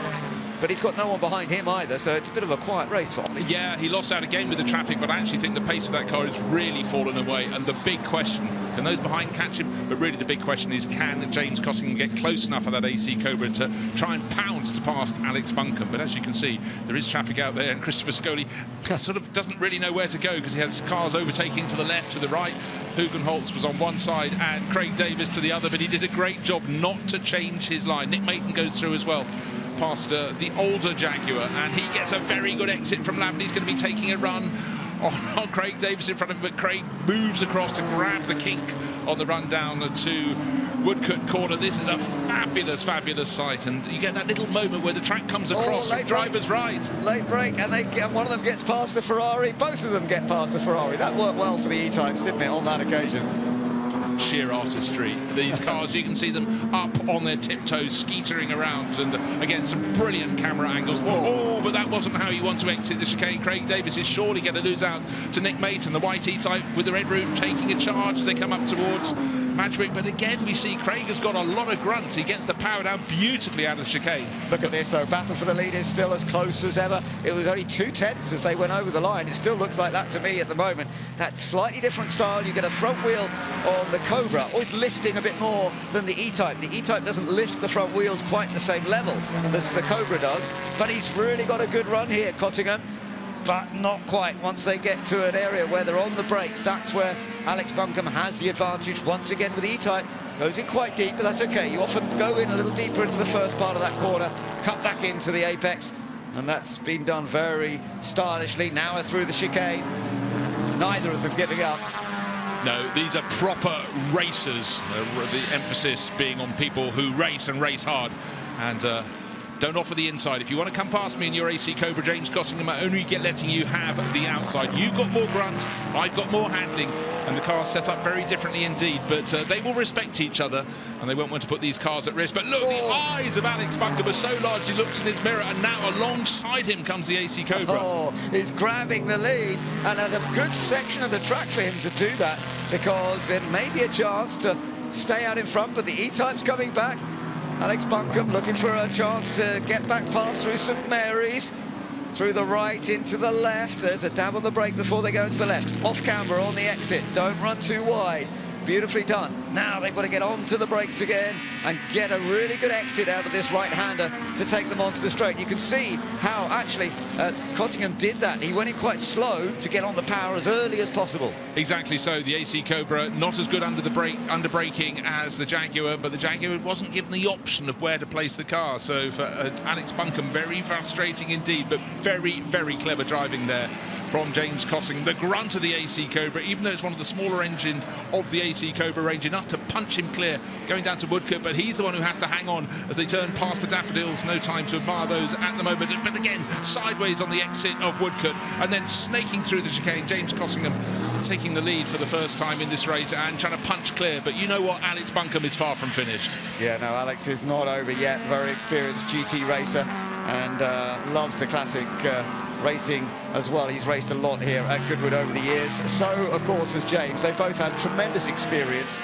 around this track. James is son of David Cottingham, who runs DK Engineering. They prepare a lot of the cars that are here this weekend. Great engineering knowledge. They know how to get the best out of their cars. But these two drivers are really going to push it all the way to the checkered flag. Just under 3 minutes to go in the Moss Trophy. Ollie Bryant still running in third place. Gregor Fiskin is running in fourth. John Spears, who had that little moment in the red Cobra, he's still running, but he's in fifth. And Trelouillet is now up into seventh place. And I'm not sure, he's only a couple of seconds behind his next rival. So there is still a chance that he's going to find another place or two, perhaps, before the end. I sense he should be able to catch what we think is the Rory Butcher, the touring car racer in William Paul's red E-Type number 5. But right now, the dynamic very different at the front, because having the AC Cobra, leading the Jaguar E-Type. So Cossingham ahead of Buncombe. It's a different equation when they go through the points where one of the cars has an advantage, and the absolute advantage for Cossingham, he has more grunt. So if he can set it up nicely for the first part of Lavant, get the power down as soon as he possibly can before the second part, he should be able to pull clear. Yeah, we just saw John Spears going through. There is Trellier, and he is now running in 7th place. As you can see, he's not quite at all. Lovely wheel spin, lovely control there. And you get a great view that the rear undersection of the E-Type, so pretty. It's almost like a Venturi, isn't it? It isn't a Venturi. They didn't use it for aerodynamic effect, but it has that beautiful curve under the back of the E-Type.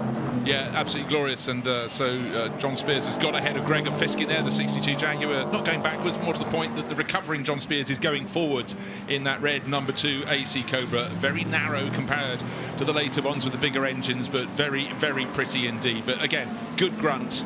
And John Spears using that very well indeed. So we have 1¼ minutes to go. Whether they're going to get another lap in, I think they probably will. Let's just see. It's going to be a bit tight. James Cottingham ahead of Alex Buncombe for the moment, but the gap still just over 1 second. Good racing going on further back now. John Spears just getting past Gregor Fiskin there. And Spears getting himself back into 4th position. And here's Trellier again on the charge, seeing if he can gain another place, and he does do so. So that brings him up into 6th position. So he has gained well, considering he started right from the back. That's a good move up the order, isn't it? Hey, that's very, very impressive indeed, because some of the drivers at the back are doing their best, but they're nowhere near the pace of those at the front, and it does sometimes make it very hard indeed. You get a little bit held back, but as I said, he gained about a dozen places on the opening lap, and that was the key to this run up through the field. With Nick Mason coming through as well. Nick's up to 9th position, while Ben Trellier up into 6th, so he's made the better of it. But then again, with his Le Mans winning pedigree, you'd rather expect that. Beautifully driven. It's a very balanced car, this number 80 car, and I have to say, he's putting on a wonderful demonstration with it so far.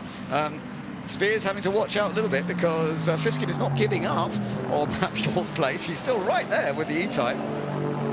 Yeah, just a half a car length between them, and as they accelerate and then have to hit the brakes heavily to set the car up for the chicane. A short blast from Woodcote. It really does go in a very quick blink of the eye. But who makes the better exit? We've got the clock has gone to 0. Has the checkered flag come out? It won't yet, because it has to come out to the race leader, and that is James Cossingham. He's probably got 2/3 of a lap to go in the number 59 AC Cobra. Started from the outside of the front row, worked his way past those 2 E-Types, and looks as though he's got this one in the bag, Ben. Yeah, he's got to get this last part of the lap done. He's still sliding the car, working those tyres very hard, but as you say, that gap that he's got over Alex Buncombe is looking pretty comfortable now. It does look as though this Moss Trophy is going the way of the AC Cobra as opposed to the Jaguar E-Type. A fight between the 2 types of car, and of course the AC Cobra coming up to some traffic, so he's flashing his lights. He does not want to get caught here, because it could make a last-minute change if he gets slowed down too much. Coming up to the Lotus and the Chevy, it is slowing him down, and it could give a chance to Buncombe, but he's got a decent exit out of the chicane. The Lotus getting out of his way, and fair enough, the checkered flag is out, and he takes victory. It is a win for James Cottingham in the Moss Trophy. The AC Cobra that started 3rd on the grid. He fought hard, worked out how to get past Alex Buncombe. Buncombe finishes in 2nd place. Oliver Bryant in 3rd position in the 111 E-Type. So we have 2 E-Types and 1 AC Cobra up in the top 3, but it is the Cobra that has taken victory. Here's another AC Cobra. This is the John Spears machine coming through. He is going to hold on to 4th place ahead of Gregor Fiskin. And John, who had that little off onto the grass at one stage in the race, lost a couple of places, he actually came back very, very well and got back to where he wanted to be. Trellier, who started at the back, putting his hand out of the window to wave at the fans, because he did a great job there, starting from the back and coming all the way up towards the front. Lovely to see that. And just seeing Andrew Cocotti going through. I think the Austin Healey's struggling a little bit, seems to be just slowing down a touch. I'm not sure. Richard Woolmer seemed to allow him past almost too quickly there, but he's still running, so you think he's going to get to the end of the race outside the top 10. But lovely to see this car slipping and sliding its way around the Goodwood circuit. And you know what, we talked about Benoit Collier coming from stone last up to 6th position, as Justin Hilly does make it to the finish line. Was a bit slow in a straight line. Might have lost a gear or something. Yeah, I think you're spot on. Another 2 laps, and I'm sure Trellier might have got up to 4th place. I think he'd have picked off Gregor Fiskin and John Spears. Didn't get the chance, but he'll still have loved the fact that he worked his way through the field so effectively. But what a battle up front between James Cottingham and Alex Buncombe. But eventually, very bold move took victory to put it in the hands of the AC Cobra driver. No, it didn't put him in his hands. He grabbed it with both hands, and that was a wonderful race. In a very classic Cobra, one of only 11 recognised 260 Cobra competition cars. It was sent to Shelby, America, to Los Angeles, and campaigned extensively by its first owner in Seattle in the 1960s. It did hill climbs and races in the early 1960s. It's lovely to see a car like this back. It's been returned to completely original specification, and with the factory build sheet in that colour. That's how it was produced originally, in that very smart, clean colour. And hasn't it delivered well today? No doubt about it. James Cottingham has earned an excellent victory in this race from the Moss Trophy. Let's go down to Ed. Ollie, I know you've got to rush off to the next race because you're in that, so we'll be quick. What a pace these two set ahead of you. Yeah, they certainly did. I mean, they got away well, and we knew the Cobra was going to be tough to hang with, but Alex did a good job holding him off for as long as he did. We caught a Ferrari in traffic, and then I lost quite a chunk of time to them when the Aston lost a wheel, so couldn't keep touch with them then. But fantastic to see that Cobra win. I drove the car last year, so I know it well. So it's good to see it win, and Alex did a great job as well. It was a great drive for myself. Enjoy the next race. Thank you. Right, please stay with me. We'll take it slightly back to front today. That was 3rd place. Alex, I'll tell you what, I'll squeeze in here. Wow, James, you seem to have sort of created a Cobra that can be fast at the end of a race. Well, I've only done a handful of dry laps in the car, and I say dry, moist, at Donington a couple of weeks ago, and this morning, the last lap of qualifying. So, great start, and then it was like 2 or 3 laps of trying to work out how to drive the car. And yeah, using the horsepower to my advantage and trying to sort of get a rest on the straights whilst I recover from all the turning the steering wheel, because it's super heavy, but a great car, and I really enjoyed it, and really close race with the boys, and nearly put you on the grass, sorry. Well, I did put you on the grass, but yeah, it was unintentional, but yeah, great race, really enjoyed it. Well driven, great job. Thank you very much, thank you. Alex, come on in. Obviously a few hairy moments there, but I mean, it looked like you sort of had it under control, but you can't really compete with the grunt. For sure. No, it was a bit David and Goliath, which round Goodwood you can't beat. It was a great race. I hope everyone enjoyed watching it. And yeah, for a moment I was pulling a bit of a gap, and I thought I'll just ease it back a little bit. And then the tyres started to go away, and then I could see him just really me in again. And I had a few unfortunate back markers, which is, you know, it's just, you know, how it goes here. But you know, I've got to say this almost does feel like a win for me. The car, you know, we haven't been out with it at all in the dry. We've only been out in the wet with it, so it was a little bit like James was saying, a little bit see how the car is, and I knew he'd be faster than the Cobra. You know, it you know, has got a lot of power, but you know, I'm a little bit faster in the corners. But unfortunately, just that bit more power just made that little bit of difference for him. So, but you know, it was a great race. We had a bit of a dicey moment on the grass with the yellow flags. I think there was a Aston Martin on 3 wheels or whatever. But no, just an awesome race. Thank you so much to Bob Neville for the car, and yeah, let's come back, you know, next year, and let's try and get on the top step. Lovely way to end the Sunday. Well done. Cheers, guys. Thank you. Yeah, beautifully done, and great to hear from them. So let's just go through that result, and well done to Goodwood for putting together a grid that worked so well. And it was the early AC Cobra. If you'd put in one of the later ones, as you mentioned earlier, the bigger, wider ones, they would have been even quicker. But this was perfect, a great balance between the powerful AC Cobra and the beautifully balanced Jaguar E-Type. In the end, the Cobra had the win with James Cottingham ahead of Buncombe, Bryant and John Spears with the other AC Cobra. Then Gregor Fiskin and Benoit Trellier, I keep saying that wrong. And then William Paul is listed still, but we still think that it was Rory Butcher in that car. Nick Maton, Nicholas Ditting and Craig Davis completed at the top 10. Then John Hugenholtz, who had some good fights in his Ferrari ahead of Richard Mines and Guy Caesar, and then the rest of the cars, the Astons, the Lotus Elites, Andrew Kokodi losing out a little bit because he was right up front early on, but I don't know whether they had a problem with that car. It's quite possible they did. Further elites down the list as well, Christopher Scully in that lovely Jaguar XK120 and Neil McFadden in the E-Type at the rear. We had a couple of cars unfortunately not making it, and that Aston Martin that lost its front wheel. I do hope that there's not too much damage that's been done to that. So let's take a look at the highlights from that race. And the Moss Trophy saw the real fight up front, there's no doubt about it. Off the line, it was an interesting one because E-Type initially off the line, but then the power of the Cobra work going through into that first corner.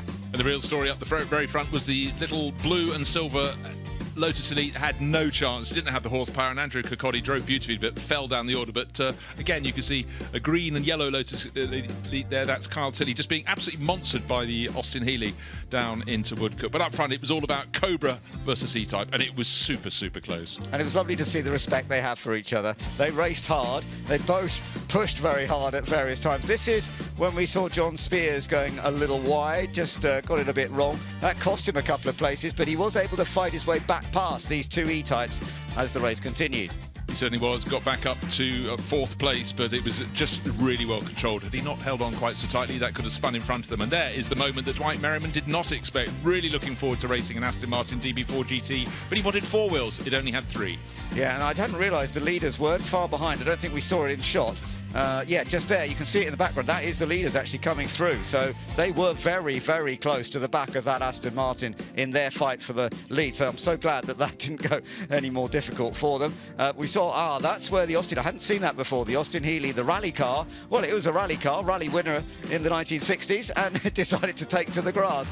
And then we saw how it was swapped up front with the AC Cobra going ahead. But two drivers with great speed, great flow, but great respect for each other. But once the AC Cobra was in front, it managed to deliver, all by a small margin, but a great result there for James Cottingham to win in the AC Cobra. So another enjoyable race. Let's go to Rachel. We've been talking about the House Shield being contested all weekend, and you've got to gain points for the 4 houses and the 4 captains this weekend. And obviously this lady here is taking part in the axe throwing. That's one of the ways to gain some points. What house are you trying to get some points for? Methuen. Methuen is the house we're going for, and you've actually taken part in quite a lot of challenges, not just the axe throwing. We've tried to do our bit. So we've done the sports field, we did the off-road yesterday, so we're trying our best. How many points do you think you may have gained for Methuen? 47 so far. You really are playing your point. We're trying. And in terms of what else you've been doing here at Members Meeting, what else have you seen, what else have you done? We love the racing, so we spend a lot of time doing that. Yeah, I love the racing, do the pits, just have a good wander. Enjoyed the party last night, that's always good fun. Family here? Yes. Competitive between each other, who's going to be the best here at axe throwing? Probably our daughter. Yeah, probably our daughter. Well, I'm going to see just how good you are. They have 2 axes each. I think it's let me have a check over here while you're looking at that. It is 5 points for taking part and 30 for getting the bullseye. Guys, when you are ready, please start axe throwing. Let's see how these guys get on with this. We have a bullseye over there. We have 1 bullseye. There we have it. I thought that was pretty good. You didn't quite get them on the target. Do so well as the rest of my family, no? 10 points still for taking part for Methuen. Just pretend we didn't see that. Thank you so much. Enjoy the rest of your day. And it's great that you're taking part in all these house challenges. Thank you. Well, beautiful scenes as we get towards the end of this 80th members meeting. We can do a little update on the house challenge. That is the scoreboard for you at the moment, and leading the way, it looks like it's Darnley out in front. This is not the final result yet, so there is still time for this to change around. It's pretty tight at the moment, certainly in the top end between Darnley and Methuen, but certainly keep an eye on how this rages on as we get very quickly towards the end of the 80th Goodwood Members Meeting on this beautiful Sunday it has turned out to be. And a change in the commentary box as well. Ben Edwards has done an excellent stint. And now my name's Harry Benjamin, back in for the next race, which we're really looking forward to rounding off the day with the Gordon Spice Trophy. Bruce Jones will be alongside me to guide you through all of the action. And if you've waited around, whether you're watching online or whether you are here in these beautiful surroundings of the Goodwood Motor Circuit, well, this is certainly one that will reward your wait. This is going to be Group 1 saloon cars that raced between 1970 and 1982. Now, we had 2 heats yesterday, separating the big-engined saloon cars with the small-engine saloon cars. The top 15 of each race have gone through to the final, which is about to take place. So we've got a bit of a multi-class, multi-powered grid lineup for you on the way. Now, some of you may know this as the Jerry Marshall Trophy, which after 10 successful years at Goodwood's Group A touring car race, well, it has had a makeover after a decade of commemorating the life of touring car legend Jerry Marshall. The start of a revived members meeting, second decade, felt like the perfect time for a bit of a change. So Goodwood in honour now to celebrate the life of 7-time British Saloon Car champion and 4-time Le Mans class winner. The race is now called the Gordon Spice Trophy. So we're looking at touring cars from the 70s and early 80s, and we cannot wait to get this underway. So this 20-minute race will get started. And Bruce, we've got all sorts of machinery in here as well. So many brands: Ford Capris, Rovers, the VW Mark 1 Golf, which looked very, very quick yesterday. It did, but the absolute beauty after those 2 heats, we had the first heat for the Capris, the Camaros, the Rover SD1s. The second heat was for the smaller engine cars, the Triumph Dolomites, the Ford Fiestas, the Ford Escort RS2000s, the Minis, and then the top 15 finishers in each of those groups combine.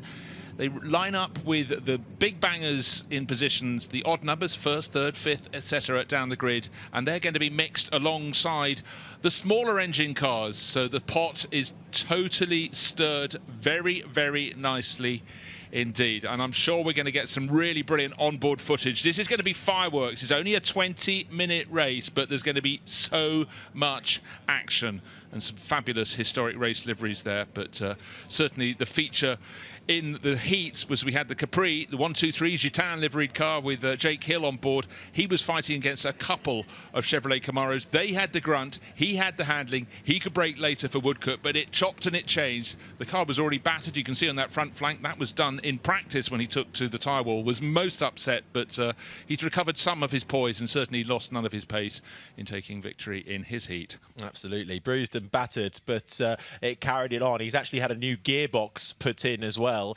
because he couldn't use second gear yesterday. So even without second gear, he still finds himself starting on the front row and in second place in that bruised and battered, as you say, Bruce, Ford Capri. So watch out for Jake Hill, a multiple winner in the British Touring Car Championship, still racing in that British Touring Car Championship. And actually just behind him is another touring car legend, really, Rob Huff, in the number 5 Chevy Camaro as well. So look out for the World Touring Car Champion, who has looked very fast in whatever piece of machinery you put him in across the weekend of action here. But there they all are, lining up, just getting ready to filter out onto the track. It will be a 20-minute race to round off what has been a spectacular 80th members meeting, and celebrating, of course, the life of Gordon Spice. There's some brilliant cars in here to pay homage to him, including the Mazda RX-7, which is a little further back on the grid. It's a fascinating car because actually that's the main rival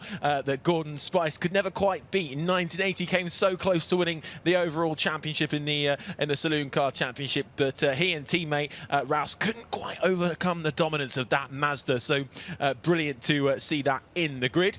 As we take a look inside car number 5, that is Rob Huff, the 2012 World Touring Car Champion. And I think engine started, and I think we're about to get them out onto the track. I cannot wait for this battle. Little against large, David against Goliath, or as a Brazilian racer Gilles de France said to me once, David against Goliath, and I still rather like that. Very nice. Wonderful stuff. There is Rob Huff there. Also raced in the Scandinavian Championship, winning that as well back in 2020. So whatever you put him in, wherever you put him in, he tends to do rather well. And green flagged in, so they make their way out on the lap. They'll do a lap around to the grid, and then they'll stop. We'll have a green flag lap. They'll make their way around once again, and then it'll be go time, and it will be the race. Because we've had a few tricky incidents with a couple of drivers thinking the green flag was the race start, and so we just make sure everybody is on the same page, and that's easily done with so much going on here at Goodwood. Now, of course, if the cars were in their true order, it would be all the big bangers at the front and the very best of the smaller engine cars knitting in from mid-grid onwards. But they're mixed up, and so it's going to take a while for it to sort out.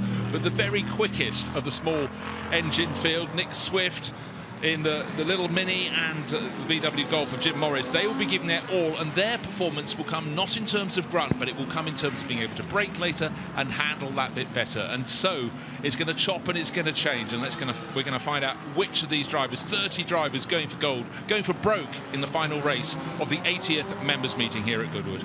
Absolutely. Well, starting on pole position will be the GT Mini of Nick Swift from 1978. It's actually a replica of the 1979 Longman British Touring Car Championship winner. And then we have Jake Hill alongside him in the Ford Capri. That's entered by Rick Wood, who's been supporting that car. So Jake Hill, very grateful for that from 1980. The car is actually an exact copy of the 1980 Racing Capri, raced at Spa. Many original parts were used. The Rick Wood engine, 296 horsepower as well. So rear-wheel drive, plus the added element of it being a Ford Capri. And Jake has said it's rather fun to drive, especially around this Goodwood track. We've got the Volvo out there as well, a huge mixture of brands, and the Volvo, quite a distinctly different shape as well, the 242T. That's John Young at the wheel of that. But have we already got a slightly slow car? It's the number 4. It's Olivier Hart, who is due to be starting from the inside of the third row in 6th position. That was a car that he shunted during practice. Was good enough still to start from 3rd for the large engine grid. Drove beautifully, was challenging for the lead in the race, ended up 3rd, and alas for him, something is untoward. You can see the car's actually damaged under the front from his off in practice. You can see the lower grille tattered, but clearly going nowhere fast. That car will have to be moved from the track, so one of the potential winners has got a line through his name. Really bad luck for young Dutch racer Olivier Hart. Very bad luck in that Chevrolet Camaro 228, which also took a bit of a shunt yesterday as well, and the team quickly repairing that bruised and battered Chevy to get out into the race. He should have been lining up 6th on the 3rd row, but sadly will not do so by the looks of things. Well, they make their way around into the chicane as we get ready for the green flag lap.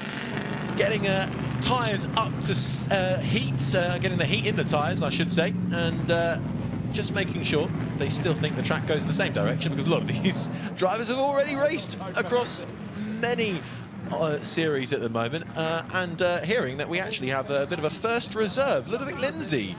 Yeah, well, he had to start the back of the Big Bangers heat from the tail of the grid. He's worked his way up to 16th, so just out of the position. But if the number 4 Olivier Hart car doesn't come round to the grid, and it does, I can see the gap on the inside of the 3rd row is still empty, then Ludovic may be able to take the race start. We've got to see where exactly he is. Is he in the pit lane able to do that? Well, let's wait and find out. Well, I'll have to get a bit of a hurry on if he wants to line up. He would line up at the back of the grid if we did go with Ludovic Lindsay as that first reserve driver. Oh, another faller, the number 72 Mini that was driven really very well indeed. That's fallen from mid-grid out. That's Harvey Death and Harvey Death, and he's out of the race. So 2 have fallen before the start. We've lost. There is the 33 Fabergé Racing Brute 33. He was ready. Liveried Ludovic Lindsay. Right, who's the next reserve? The second reserve is the car number 14, which is from the little class. It's the Alfa Romeo GTV 6. Paul Clayson. That's the white and bright green Alpilate liveried car, and that may yet get a chance to come out and race. So we looks like we've lost potentially Harvey Death from that the Mini. That car ran in the British Saloon Car Championship during the 1980 and 1981 season. You're seeing it now, and sponsored by the Austin Leyland Garage. PJ Green on the side and on the windscreen as well, and Harvey just having a little look at the car. We've still got the number 4 Chevy out there. Olivier Hart at the wheel, stranded and being picked up by the Land Rover to be wheeled away. No, we don't know what the problem was that caused the number 4 Z28 Camaro to come to a halt. Let's hope it wasn't one that was preceded by oil issuing forth onto the track. But for the crews at the front, there's going to be a little bit of a delay. Just waiting the last few cars to be put into their grid positions, and the car that's bringing up the rear as Harvey Death pushes forlornly the number 72 Mini out to a position of safety, having stopped out on the circuit. Yeah, the last car is coming into grid position at the back of the field. That's the first reserve. That's Ludovic Lindsay. And in fact, he literally had done no driving in this car before. Well, as he said, I've done nothing before, so that's a bit cheaper. But he went out to get his experience in a very short practice session. Had the race, just missed out on the cut, but there he is at the back in that number 33 Ford Capri. Absolutely, British Saloon Touring and European Touring car racer as well. Well, they've ditched the Land Rover Defender, and now they're doing it by the old push and roll. So do you reckon they can try and get that car maybe restarted and back in this? Or is that no, they're moving it to a position of safety. I'm quite sure of that. You could see, in fact, the gesticulation from the window from Olivier Hart. Maybe he thinks they can push start, but I tell you what, that's a heavy piece of machinery. Two marshals, as hard as they push, will not do it, but along the outside, clearly someone has been dropping oil. That could be a little bit interesting on the first racing lap. The quick drive's put down. Nick Swift, ever the showman, biting his fingernails through his gloves, but playing up to the camera. He's got a huge role to play. He'll be starting first, but you sort of feel that Jake Hill alongside will have more grunt in that Ford Capri. Whether either of those leads into the first corner. Jim Morris very quick in that VW Golf on the outside of the circuit, and don't discount the Bastos Camaro tucked in behind. That's Rob Huff, who was so strong in the closing stages of the Big Banger race yesterday afternoon. And even Tom Shepherd in that Scirocco had a great start yesterday as well. Fell a little bit back from its VW counterpart as the race went on, but any one of the front two rows could really nip through. Of course, we've got a bit of oil on track, so that might lead to a bit of dusty fog being laid out in this green flag lap. They have speed, but that oil down at Lavant, where we saw Olivier Hart being pushed clear, it may not have been his oil. It could have actually been from the Mini, from Harvey Deeth's Mini. But look, we've got 5 different makes of car on the front 5 positions on the grid. Then we've got a couple of Camaro Z28s, and in the middle of them on row 3, David Devine, the 63 Ford Escort RS2000, who I thought drove fantastically yesterday. So he fancies his chances as well. We just need to get this race underway, and once we do, it'll be 20 minutes of fabulous fun. You can be sure of that. Well, we're teeing up nicely for you. The final race of the day then to see off what has been a brilliant 80th members meeting here at Goodwood. Thank you so much if you're here trackside, if you're watching around the world. It's an absolute honour to see these cars go racing as they were meant to do in a huge wide range of classes and cars throughout the ages that we've had on display over the last couple of days here at Goodwood, properly kick-starting the season for many. And you see all lining up, sitting pretty and just awaiting for the all clear. And I think there it is, the 1 minute marker. So the green flag lap will hopefully get underway in less than a minute now, and we see what's he bringing out next, the 30-second marker, I imagine, and it will be Nick Swift in the Mini. That's the pole position on the far left-hand side. Jake Hill in the Ford Capri's in the middle, and Jim Morris in the VW Mark 1 Golf is on the far right. So as the field waits to go around on the formation lap, their side to lap as they'll come around. The one thing they will see, particularly if they're on the left-hand side of the track, is the oil that is down. There will be warning flags, the red and yellow warning flags, as they approach Lavant. But on the first lap, when they come around at full racing speed, they might have just forgotten what lies ahead. Just looking to see, we've got another car coming out onto the circuit, so it's not the second reserve coming out. It looks as though it's car number 3. I think that's Raphael de Bourman's Ford Capri popping out. So we will have 30 cars starting this race. Excellent to see as well. So maybe the number 14 wasn't quite ready. We'll see that was the Alfa Romeo. But we will, as you say, have a full car grid, which is brilliant to see. Sad to see those two not make it through, Olivier Hart and Deeth. But we will absolutely get racing. And just seeing the BMW, I think that was Nicholas Padmore right at the back of the field, really weaving quite vigorously to get some heat into his tyres in that BMW. He's starting alongside the Mazda RX-7 further back in row 10. So no matter where you start, it's all about how you can finish and carve through the field. We've seen so many drivers start at the back and are able to pick off cars one by one, perhaps out of position, but also the racing here is fierce, as we saw yesterday. If you were here for Heat 1 and 2, it is absolutely fantastic. Well, as Bruce said, here is the grid, 5 different makes making up the first 2 rows of the grid. A Mini, a Ford Capri and a VW Mark Golf on the front row. Nick Swift on pole position. Row 2 is a Chevy Camaro and a VW Scirocco, Rob Huff and Tom Shepherd. Then we've got another Camaro, a Ford Escort and another Chevy, rounding out row 3. In 9th and 10th, we go back to a Ford Fiesta and a Chevy Camaro of Dorlin and Bryant. Deeth will not take the start in that Mini GT, so we'll have the Rover from 12th and Michael Whitaker, and then we'll have the Ford Fiesta of Simon Goodliff, James Thorpe and Peter Smith in the Chevy Camaro and Ford Escort on row 6. Row 7, a Ford Mustang, the Mini Clubman estate, the only estate in the field, and the Ford Capri of Mike Whitaker will go from 18th, just in front of the Mini GT of Lawrence Waugh and Graham Scarborough in the Ford Capri. Row number 9 is the Mini GT, or it won't be the Mini GT actually, because it was Harvey Deeth, wasn't it, that had the issue, not Rupert Deeth. He will start that position earlier. The Volvo of Jack Young will go from 27th, and Tim Clark in the Triumph Dolomite, the first of those, in 23rd. The BMW and the Mazda RX-7 are row 10. Row 11 is the Ford Capri, the Toyota Corolla of David Green, and the Rover of Nick Sleet. And we will have at the back, well, the VW Mark 1 Golf of Mark Wilson, Timothy Morley in the Triumph Dolomite, Ludwig Lindsay, the first reserve in the number 33, and the number 3 Ford Capri as well will also line up as our reserves due to a couple falling by the wayside on that green flag lap. So either way, a full car grid of these Group 1 saloon cars that raced between 1970 and 1982 to see out the 80th Goodwood Members Meeting here for the Gordon Spice Trophy. I dared call it, Bruce. They're going to be clammy hands on all of these cars, clutching the steering wheel, praying they can get the start right. The big bangers have got all the grunt, but they're heavier. They're going to be more difficult to get off that initial shove off the line, but so many cars go quickly for the first bit. The second gear change, the more powerful cars gain, and then they might be 3 or even 4 abreast when they get to the first corner, down to Madrick. The start is all yours.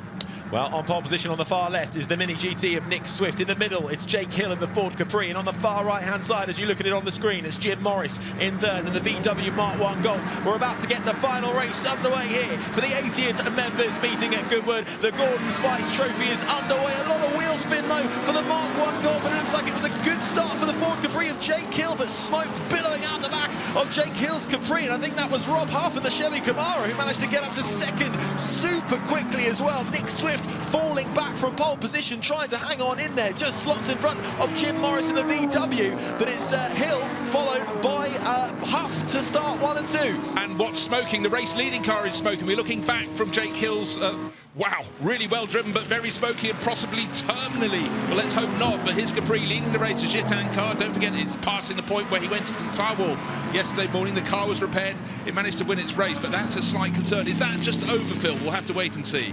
Yeah, it might just burn off, but certainly that's going to be giving Rob Huff a face full of smoke. He's not going to be able to see a lot apart from where Jake Hill is, full of the smoke, and there Jake Hill will be. Well, I'm just slightly concerned maybe that getaway from the line was just a little bit too good. Was a rev limit exceeded to cause all this smoke coming from the car, so maybe the driver in second place, Rob Huff, who can see very little, will suddenly be in the lead. But Nick Swift in third place is hanging in there, guessing, almost muscle memory perhaps, as they go down the Lavant Straight towards Woodcote. It's a huge lead. It's probably about a second and a half, but Jake Hill will be very aware. He'll be looking at the gauges. He'll be looking in the mirrors. Will he even go off on his own oil? That's always a concern. Through Woodcote he goes into the chicane. This is the point where it has to be slowed right down. Can he? Let's see. Well, you know what could be a worry? I've seen this in similar races so far this weekend. A Porsche, very similar thing, smoke billowing out the back, and after a while it got a black and orange flag and had to come in and see what the issue was. So if that doesn't clear itself up, Jake Hill may well find himself forced into the pit lane. This is the view on board the World Touring Car champion of Rob Huff in the Chevrolet Camaro. You can see Jake Hill in the distance and that smoke, and Rob Huff just keeping a gentle distance for the time being and keeping Swift in his rear view mirror, who started on pole in that Mini GT, has stabilised in third ahead of Jack Tetley as well. He has managed to get up into fourth in the number 28 Chevy Camaro. So good starts from both the Chevrolet Camaros. Yeah, and Ollie Bryant, just in the previous race, hopped out of one car, hopped into the number 21 Camaro. He's running in 5th place, so we've got two of the big bangers up front. In 3rd place, we've got Nick Swift in the Mini. The second of the little engine cars is in 6th place. That's Jim Morris from the outside the front row. But the big question, is there still as much smoke coming from Jake Hill's car? Is it bodywork rubbing? I don't think so. I'm rather worried. There is the black and orange warning flag. I'm afraid he's going to have to report to the pits. They're convinced that he is dropping oil on the circuit. And I think Rob has to be very clever not to take too many risks. He'll be having his senses completely heightened. Is it more slippery? What's that on the screen? But very shortly, I'm sure Jake Hill will heed the warning flag and report to the pit lane for inspection. Yeah, very wise from Rob Huff, it seems. He's not even quite following behind him on the straight. He's just staying just off the racing line, just in case he is met with a bit of slippery track. Well, Jake Hill will see the flag when he comes round this lap now. So There'll be another lap. He's been told to come in. He'll see the black and orange flag. Rob Huff will know the situation as well. He was probably expecting this for quite some time, but he'll cross that lap with the fastest lap. So he's still got the pace, clearly, but you can't really see anything rubbing. There's no bodywork, as you mentioned there. 1:29.4 is the fastest lap at the moment, but I get the sense Huff is just biding his time for the time being. Yeah, I really think so. But with so much smoke coming out of Jake Hill's Ford Capri that's leading the race, if they were trying to show a warning flag to the driver in second place or anyone behind him, they wouldn't probably have seen it, but at least Jake Hill would have seen Rick Wood's crew holding out the in message on the board. Right, the Mini has gone back from pole position to 5th place. No disgrace in that, but it's the Camaros making their way forward. Car number 28, last year's winners, Jack Tetley, the Oimig sponsorship, and tucked in behind him, Oliver Bryant, pushing on very hard indeed. Of course, he just hopped out of a Jaguar E-Type to something with far less finesse, but a lot more grunt. The American grunt, yes, making its way through. A little word on our first reserve, Ludovic Lindsay, who started right from the back in his Ford Capri and has got himself up into 20th spot so far. So not too bad for the number 33, who didn't think he'd be starting this race about 10 minutes ago. Goes to prove testing is bunkum, doesn't need it at all. So he's gained 10 places in 2 laps. That's neat, that's tidy. That was just so hard to pick anyone out. Another car that's making its way forward is car number 19, the best of the Rovers. Hill's just moved over, but there's way before the pit entry, before the chicane. Has he already got the problem? Has the car gone kaput, or is he just trying to stay out of the way at the moment? We're looking at our pit lane, our commentary box window. He's made it into the pit lane on board with Jake Hill. He's still hoping he can go back out because he came into the pit lane as fast as he was allowed to do and wasn't wanting to wait a second. The bonnet's being wrenched up. Rick Wood's crew is taking a look on board. What has come loose? It may just be an oil pipe, but they've got to be sure. And we've had the number 64 Mini going for a little bit of a rotation. Very frustrating there for Lawrence Waugh in the ex-John Mowat car. Yeah, further back in the pack now, 15 minutes gone to go of this race. Rob Huff now takes over the lead of this race as Jake Hill, our leader, who had a great start from second on the grid to take the lead. Suddenly, as soon as he hit the gas pedal, a plume of smoke billowing out from the rear of that Ford Capri, and then eventually a black and orange flag saw him into the pit lane, allowing Rob Huff and his Chevy Camaro to take the lead, and he has nearly 4 seconds over Jack Tetley behind in another Chevy Camaro as well. So it's a Chevy Camaro 1-2 currently. 1, 2, 3, because Ollie Bryant in the 3rd place, number 21. But what we saw in the first race for these big bangers yesterday was the fact in the heat was that Rob Huff bided his time. He worked his way forward, got up into 2nd place and pushed and shoved and challenged really, really hard. But again, so much experience and a huge appreciation of historic cars, and all the way through his touring car career, all around the world. He was racing his MGB GT. And Hill has rejoined. You could sense the frustration in his eyes as he was sitting there waiting for the crew to work as hard as they can. There is less smoke this time around, so the pipe clearly has been reattached. Can't see enough information on his gauges. In fact, he's probably not looking at them too hard through the fiddly parts of the circuit, and certainly as you go into St Mary's, you need to be looking at to where the track is. He'll catch the tail enders fairly soon, but a victory, I'm afraid, for Jake Hill and for his ever enthusiastic father, Simon Hill, in the pit lane. Frustration is clearly the byword at the moment. Fantastic onboard camera shot as well, just to see how hard he works the steering wheel, where the car is pointing, and a bit of anti-lock on there, a bit of anti-steering as well, even though it's a right-hander, the steering wheel's moving left. Fantastic work. Now, though, all the work to do for the 1-2-3 car back on the pack. Fantastic battle developing in the mid-pack around 7th place. There's a few thousandths of a second between. We've got a Volvo in there, along with another Camaro, a Ford as well, not to mention the Rover, all battling it out, I think, from Shepherd down in 5th, 6th, 7th, 8th and 9th. Yeah, I said if we'd put the cars according to their natural pace, you'd have the big bangers at the front and the very best of the smaller engine cars down around midfield. Of course, they were allowed to start all in sort of alternate positions, 1st, 3rd, 5th, etc. for the big bangers, 2nd, 4th, etc. for the smaller engine cars. They're very good through the corners, not so good down the straight, so they will gradually fall back. But Tom Shepherd going really well to be running 5th in that VW Sirocco. Yeah, we're just looking at the number 31 of Thorpe trying to chase down the Volvo, the number 27 of Young for 11th place right now. That battle heating up nicely along with this, the Scirocco Mark 1. This is the 44 car trying to get through, but blink and you'll miss it. All of a sudden, another battle happening. The Data Post car is trying to catch up to that gaggle, but there's there's a little bit of a gap because the Scirocco is all over the back of him. Yeah, and James Dorlin had as much understeer as is possible to have there. He got the 61 Fiesta just somehow through Woodcote, but some great drives. And the Jack Young driven Volvo coming up with the Antar livery on the headlights and the Bastos livery on its flanks, the red and white colours in which it would have competed in the Spa 24 Hours. It had problems in practice, it's worked its way up the order, it's continuing to do so. It's getting faster and faster as Jack becomes accustomed to that absolute brute of a car. James Dorlin heading up this little gaggle of cars in that Fiesta, the number 61. Then comes Tom Shepherd in the Scirocco, and then, as you rightly say, it's Young in that Volvo. A bit of side-by-side action. The Scirocco decides he's had enough of waiting behind the data post Ford. He wants to get through. Bit of a shove, bit of a squeeze, but no, the Ford holds strong. The 61 car gets up onto the curves. The Scirocco tries to cut back. That sends the data post Fiesta out wide, but will have the inside line for the next right-hander. The Scirocco has to bide its time into that 45. Shepherd holding on behind Dorlin, and he'll be sick and tired of that orange data post livery if he has to stay there for much longer.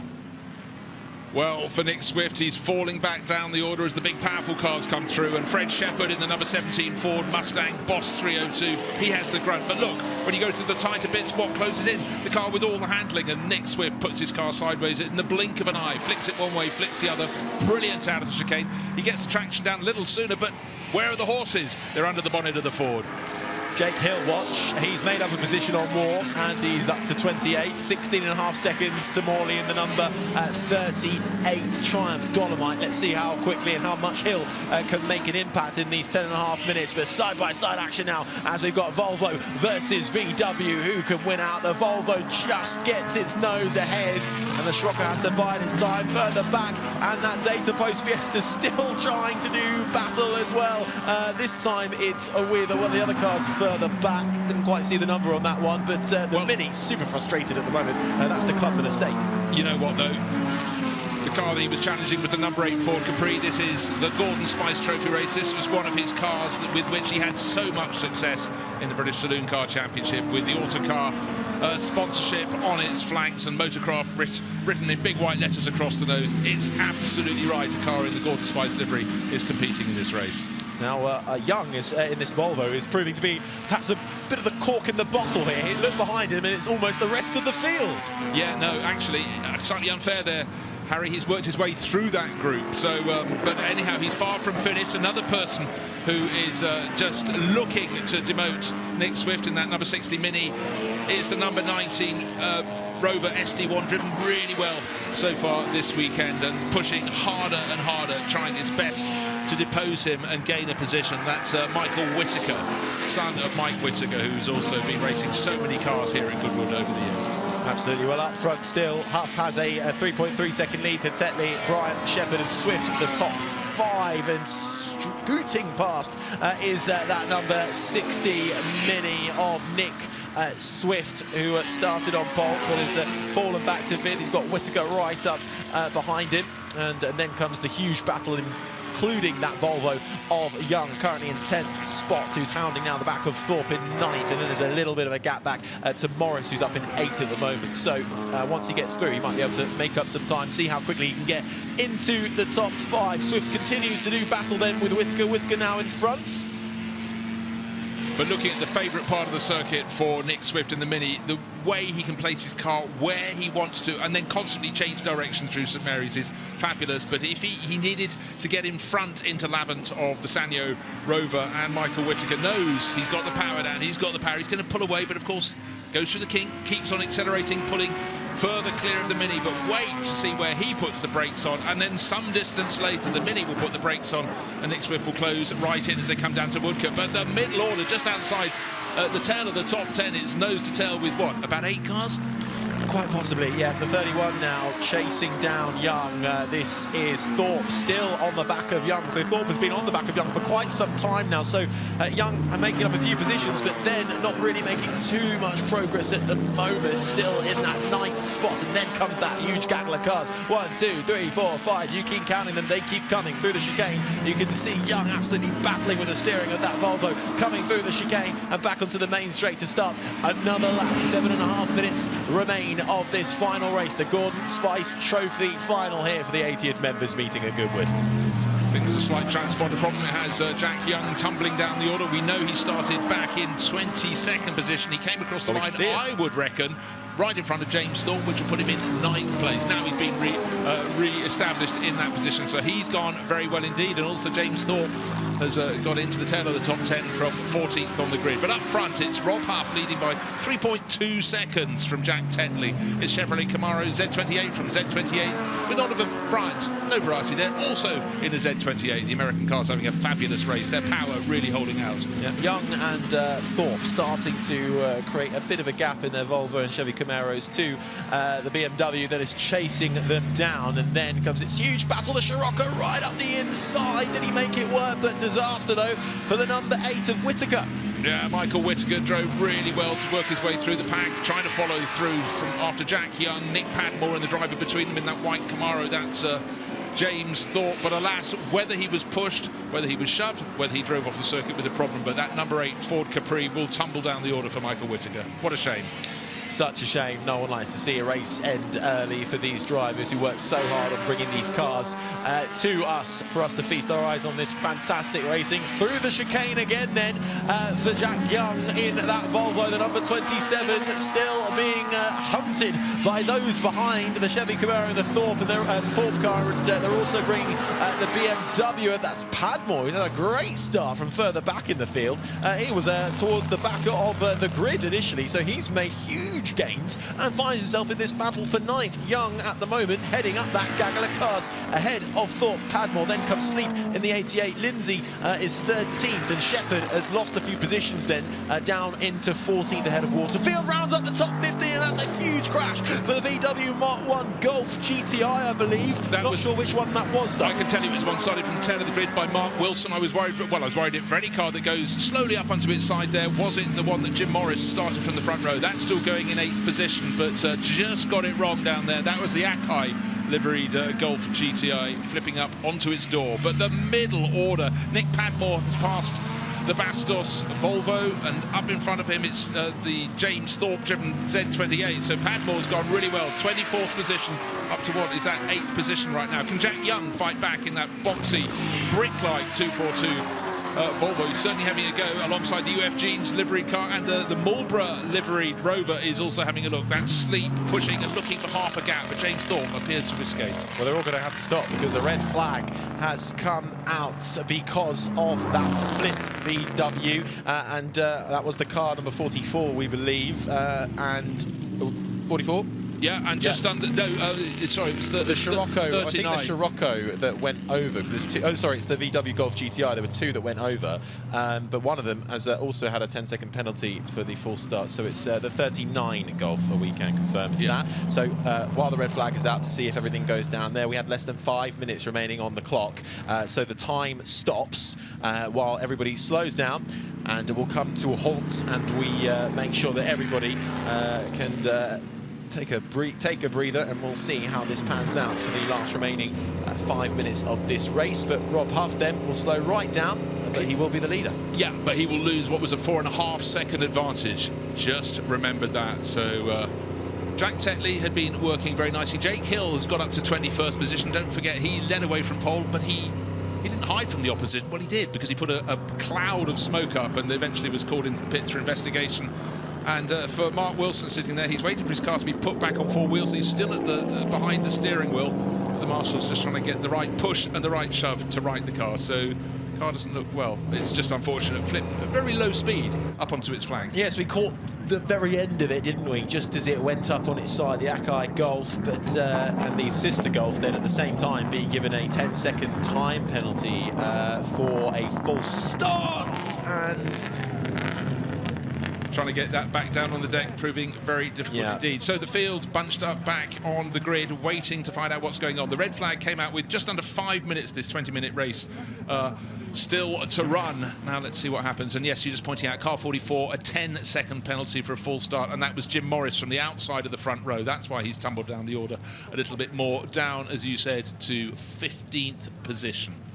All right, well, red flag conditions here, so let's restock on how this race has panned out so far. It's Rob Huff in the lead at the moment, the World Touring Car Champion, at the wheel of the Chevy Camaro, and good to see that everybody involved with getting that car down is up and walking away, and driver as well, so very good to see that. So although it was looks like a slow incident to happen, any incident, of course, needs to be carefully monitored, and the marshals and the medical services there doing a brilliant job of being on the scene so quickly, and excellent to see. So hopefully it won't be too long until we can potentially get this race restarted, but I don't think we will, because on our timing screens we're being told, well, it's gone now, so maybe I shouldn't, we thought it might have been the checkered flag with only 5 minutes remaining. You wonder if they would restart or not. Well, I think they'd have to resort the order here, because they haven't made their way back round to form up on the sort of dummy grid in the right order. Certainly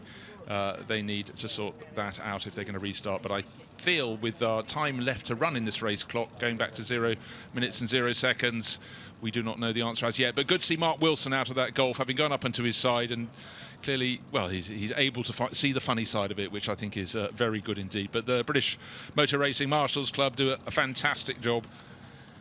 And that car back down on the deck, and good to see he's okay. And looking at the Akai Golf, what a shame to see any car damage, but the damage doesn't look as bad as it could have been. The flatbed there to recover it, still waiting for further messages about whether this final race of the 80th members meeting here at Goodwood will be restarted or not. It provided plenty of action, and certainly, Harry, it was very enjoyable having that mixture of the small cars and the big engine cars starting in alternate positions down the grid. We knew the smaller engine cars, even the best driven ones, would go back, and when the flag came out at the red flag there with 5 minutes to go, it was Nick Swift, was the best of the small engine cars in his Mini, number 60, down in 6th position. He started on pole, but the sheer grunt of those Chevrolet Camaros propelled them through. We got 3 of those in the top 3 positions, Huff, Tetley, Bryant, and then the best of the Mustang, the Boss Mustang 302 of Fred Shepherd, up in 4th place.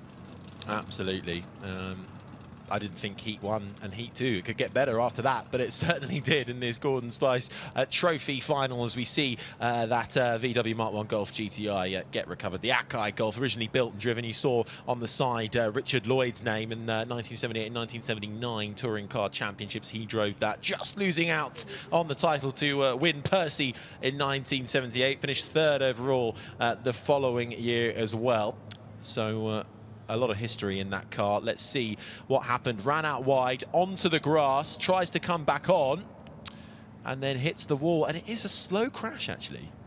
It is, in fact. It was the friction against the tyre banding in front of the tyres, the rubber banding that almost forced the nose to come around there. But driver walks away, so that's very good news indeed that Mark Wilson is fine, and hopefully not too much damage to his absolutely fabulous Mark 1 Golf GTI that raced in the Akai colours that Richard Lloyd achieved so much success with. Absolutely. Well, as you can see, we completed 10 laps. We're still waiting to hear official confirmation if we will get the race restarted or not. But as Bruce, you said, all the cars are on the grid, but they're all in a jumbled up order because we've got lapped cars as well in front. We've got the other VW Mark 1 Golf right at the front of the field in the middle centre too. But they're all quite poised to nip back into the paddock if they need to. But a spectacular race up until that point, you have to say. It really was, and it was, the pot was wholly stirred. I mean, there was plenty of variety in the large engine grouping in their heat, and likewise the small engine grouping, mixed them together. And as we remember, Harry, we had 5 different makes of cars in the top 5 positions on the grid. You can't ask for more than that. Of course, they all have different performance advantages or deficits. Some can corner better than others, some have more grunt, some have a sort of happy medium in between. And the racing was great, but Nick Swift could not resist the oncoming tide of horsepower. He fell from pole position in his little Mini, car number 60, down to 6th. And that's a very strong performance after 10 laps against the big bangers. Shame for Jake Hill, though. A blinding start, and away he went, but trouble almost immediately for the It was blinding for everyone behind him. So much smoke coming out of the Gitane Grand Prix, Capri. Of course, he was called into the pits by the officials because they were worried he was dropping oil, and that had to be investigated. Whatever pipe was off from where it should have been was fixed, the car back out, and he ended up in 21st position. So still waiting for any signal as to whether, well, the cars haven't been encouraged to go back into the paddock And we've just got the message coming through, the one we wanted. There will be 5 minutes remaining, or 4 minutes 56, let's not be picky, for these cars to do battle all over again. They'll have to get them back in the right order on the grid, which will take a little bit of time, I feel. I wonder, and this might be naivety here, but would a safety car restart almost sort of sort that out, perhaps? Or would they just try and it would take too long, I would think. Okay. That means that clearly that's what they're about to do. Yes, clearly. Well, the medical team and the recovery team making their way back as well. So good to see that car being cleared away and everyone walking away from the scene of that Akai crash, which is great to report to you. But the even better news is that we will get this, well, just under 5 minutes of racing to round out what has been a brilliant Goodwood 80th members meeting, and with these fantastic saloon cars between 1970 and 1982 rounding off in racing style for the Gordon Spice Trophy. 3 days of solid rain at the circuit had us worried, but 2 days of starting slowly but building up to glorious sunshine have been a fabulous fillip going into spring, and yet another feather in the Duke of Richmond's cap. A hugely successful 80th members meeting. So just again, if you didn't hear, we are restarting this race for the final 5 minutes that were curtailed by the red flag. It will be a red, it will be a standing start. They have to get them in the right order, and just remember this number, 123. That's a Ford Capri. It's covered in Gitan livery. It's starting 21st. Can Jake Hill go from there in 5 minutes? Surely he can't get up with the 3 Camaros in the first 3 positions, but you know what? He's got a target and he's going to go for it. Stranger things have happened in motorsports and across this weekend that I've experienced as well. We had a car in one of the other races started plumb last, was already up to 4th place by the end of by halfway point. So what can this man do? Multiple winner in the British Touring Car Championship. Looking forward to getting properly underway back in that season this year. But Jake Hill just looking calm, collected, knows the camera's on him. And he can hear me as well. So Hill certainly with work to do in this 5-minute sprint race, essentially, that we're going to get. Rob Huff, who will have to keep everyone behind him, really. He'd built up an almost 4-second gap, and then that all gets undone, of course. Here he is, Rob Huff, who sat pretty for a while behind Jake Hill when he was having his exhaust smoke issues at the start of this race, and just managed to take the lead as Jake Hill had to pull into the pits to fix his issues. But what will Rob Huff have to do to keep Jack Tetley and the other Chevy Camaro of Bryant behind him? Well, Huff has proven he is certainly a capable racer. So let's see what he can do when we get this 5-minute restart underway. And of course, they'll be super close together in the restart. And we all know a little push here and a shove there can lead to someone going a little bit offline. And there, suddenly, you could be monstered and half a dozen positions could go away from you. And look, too, for I reckon Nick Padmore was going better and better. He started 24th, got up to 10th position. Easy car to pick out. It's the BMW 530i in the red and white UFO jeans livery. You can see it on the outside of the pretend front row, but the grid will be reordered. He finished that first part of the race in 10th place when the red flag flew, but he worked his way constantly, position gain, position gain, position gain. Absolutely. So many recognisable brands here. It's just brilliant for if you're a car enthusiast or a motorsport fanatic and you know everything about historical cars or you know absolutely nothing. We hope you are able to enjoy and see everything that you could possibly see here for this 80th Goodwood Members Meeting. In fact, there is something for all ages as well. I did a bit of research in between races. I went over to the fair. I had a little go on the Helter Skelter, and I went on the Ferris wheel. Cam reports. Then I did get a little bit car sick at the top of the Ferris wheel. But you got an excellent view, no doubt, over the circuit here. It was an excellent view. We had the Edwardian races going around at the time, so it was a wonderful view. Felt like I'd gone back in time as well. So something for everyone there, and definitely for the family as well. If you can head over to, there it is on screen. The gallery are good, aren't they? And that is all there for you as well. And if you've enjoyed it this weekend, well, I report that the Helter Skelter, I'm 6'5" and I can slide down it. So can you, Bruce. How quick were you when you hit the bottom?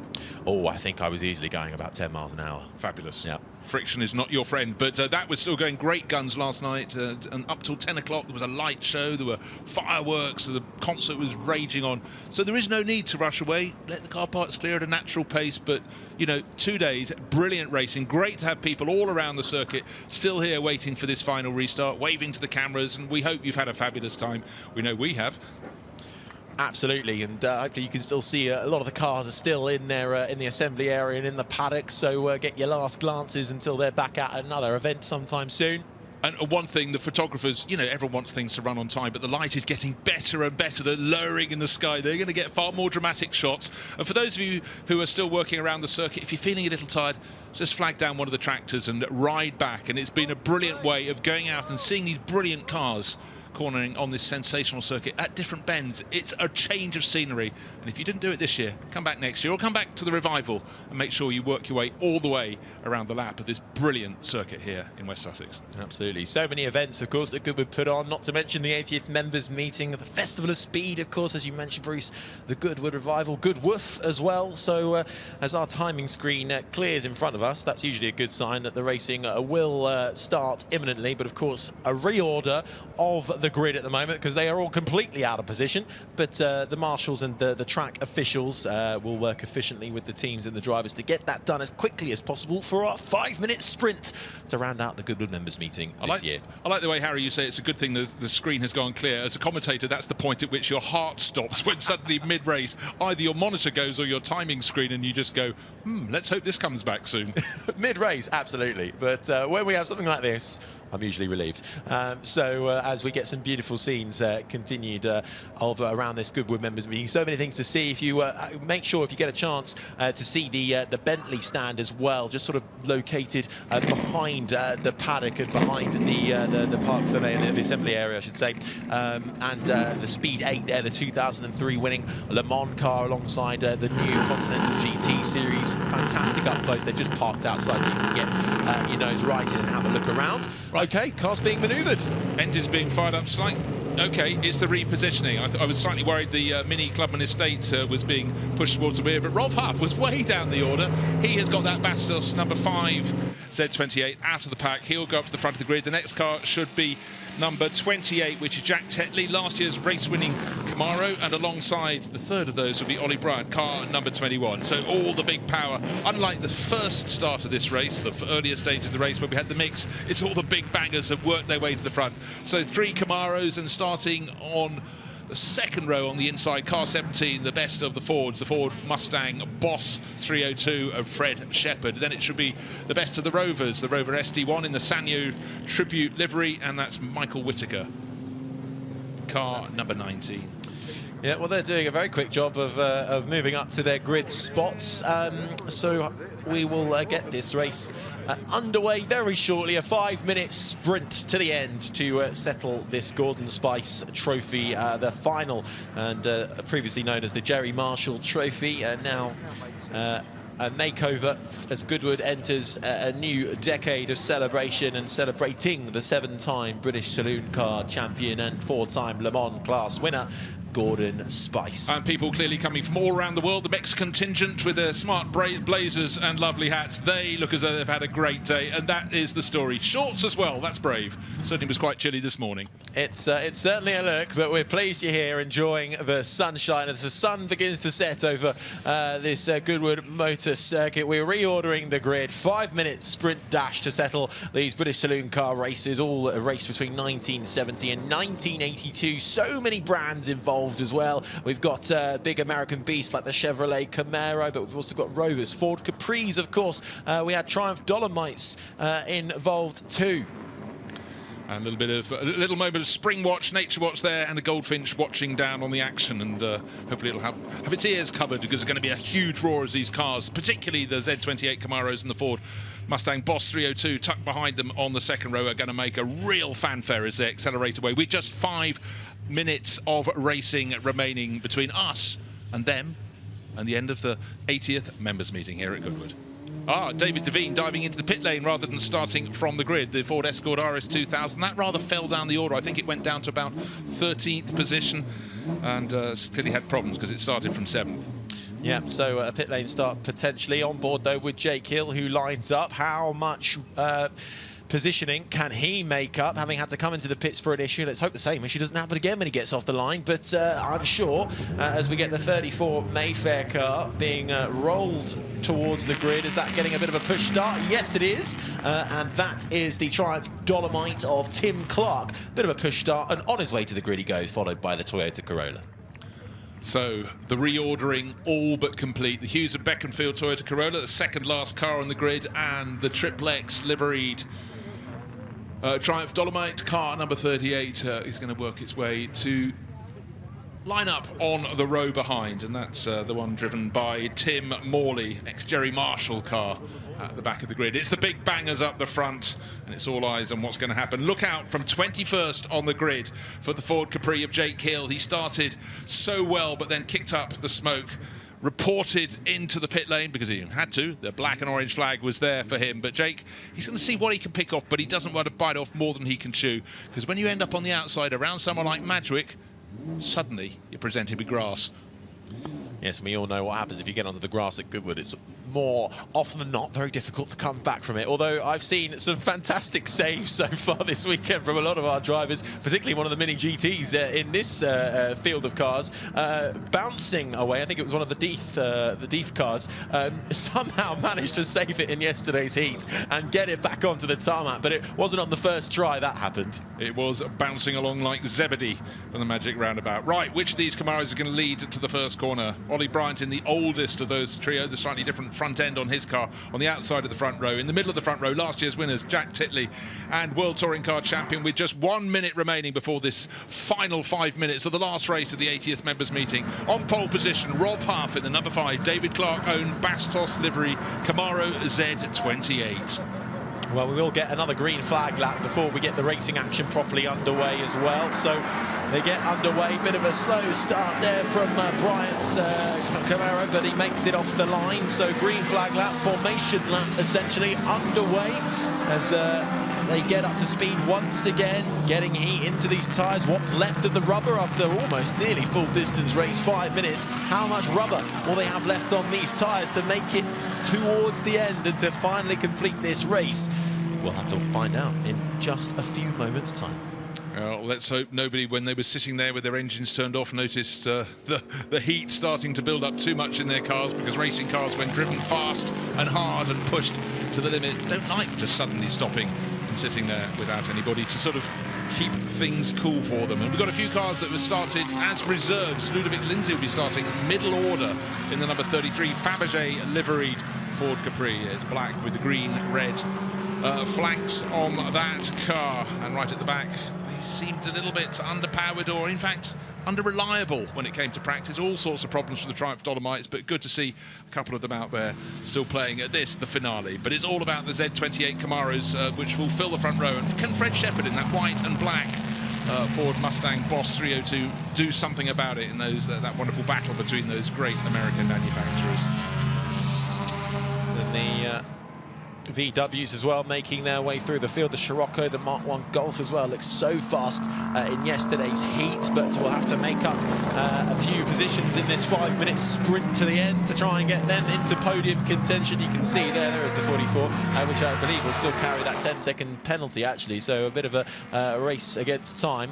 Don't think that will be able to quite find 10 seconds in 5 minutes, but who knows. And let's do another grid for you, and we'll try and get up to speed. So Rob Huff on pole position ahead of Jack Tetley and Oliver Bryant. They are the front three in the Chevy Camaros, but watch out for that Ford Mustang of Fred Shepherd. Then we go back. The Volvo of Jack Young was really rallying hard in the top 7. He goes from 8th, along with Nicholas Padmore, who on the initial grid started way back down in 28th position. He's already right up there. First reserve, Ludovic Lindsay, started this race from the back. Didn't know he would be starting this race. He starts from 12th in this 5 minute sprint in his Ford Capri. Head down to Rupert Deeth, the remaining mini GT. Deeth down in 18th position. He will start just behind the Ford Capri and the Ford Fiesta. James Dorlin 19th and 20th is David Devine, who we saw going to the pit, so I wonder what will happen to him. And then we have the Triumph Dolomites, the Mini Clubman Estate, and there is Jake Hill in 21st, the 1-2-3 Ford Capri. Watch out, how much progress can he make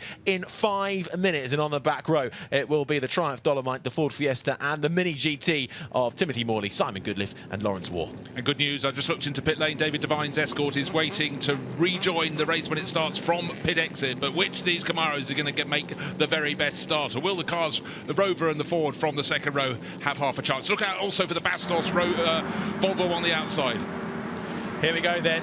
A restart then, 5 minutes for the Gordon Spice Trophy to decide this final. Rob Huff is away, and well, bit of a slow start for the Chevy of Brian, but Jack Tetley, I think, has managed to hold on into second. We've got cars already way off into the grass. It's a BMW and a Scirocco off. There's carbon fibre going everywhere further back in the pack as the middle pack scuffles. But for Rob Huff, he's away and well, being chased down by the sister Chevy of Jack Tetley. Jake Hill is getting into the thick of it as well, passing cars left, right and centre. He is trying to make up as much time as he can.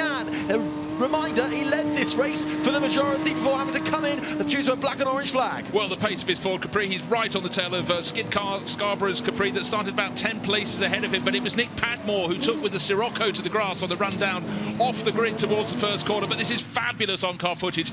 It's the Ford Mustang of Fred Shepherd has picked off Ollie Bryant's Camaro. Rover started 5th, it remains in 5th, but look, Jake Hill, I think he's up into about 8th position from 21st. Extraordinary. He's in the top 10. I'm certain. We're still waiting for our timing screen page to update to give you the proper order as confirmed. Rob Huff, though, certainly leading the way. Here is Jake Hill then alongside the number 24. Side by side they go. Who is going to be the last of the late breakers? You have to say it's probably going to be Hill, and it is down into the braking zone, and the right-hander makes it stick. Hill up another position, but Rob Huff, is he coming under pressure a little bit from Jack Tetley and Ollie Bryant? He may well be, but Jack Tetley's coming under a lot of pressure from Fred Shepherd in the Mustang. That's going to be to the advantage of race leader Rob Huff. 0.555 of a second is his advantage. We've got this lap and another lap and possibly one more. We'll see if they can squeak it in. But Jake Hill, what was the position? I said 8th. What a good guess. So it is. Nailed it. Up into 8th for Jake Hill. How many more can he pick up in these last 3 minutes? Absolutely brilliant. Rob Huff then half a second ahead of Tetley, Shepherd, Bryant, Whittaker. The top 5 up another position for Jake Hill. He's got 4th, but he's up into 7th. What's his next target? Nick Swift, a little bit up the road in the Mini, the best of the small engine cars, running in 6th at the moment. But boy, oh boy, nothing is being kept in store by Jake Hill. And up front, a little bit of a slide wide by Jack Tetley in 2nd place. That should surely let Fred Shepherd close a bit, but also let Rob Huff escape in the lead. He was half a second clear, but look, everything is being thrown out there by Jake Hill. Is there more smoke? Is that bodywork rubbing in the front corner? Has there been contact since the start of the second part of this race? But it doesn't matter at all. He's closing in the next target. Nick Swift, and Nick will not give up without a fight. A lot of pride out there. Well, I wonder if there was a bit of contact further back in the pack, because we saw that BMW and another car out well wide into the grass before we'd even reached turn 1. So you have to wonder how they ended up out there. But we're focusing quite rightly on the racing action, and Rob Huff is still leading this race from Jack Tetley, who is right up behind him, half a second. But then it's only 2/10 to Shepherd now, who's up into 3rd ahead of Ollie Bryant, down to 4th. Whittaker holds out the top 5.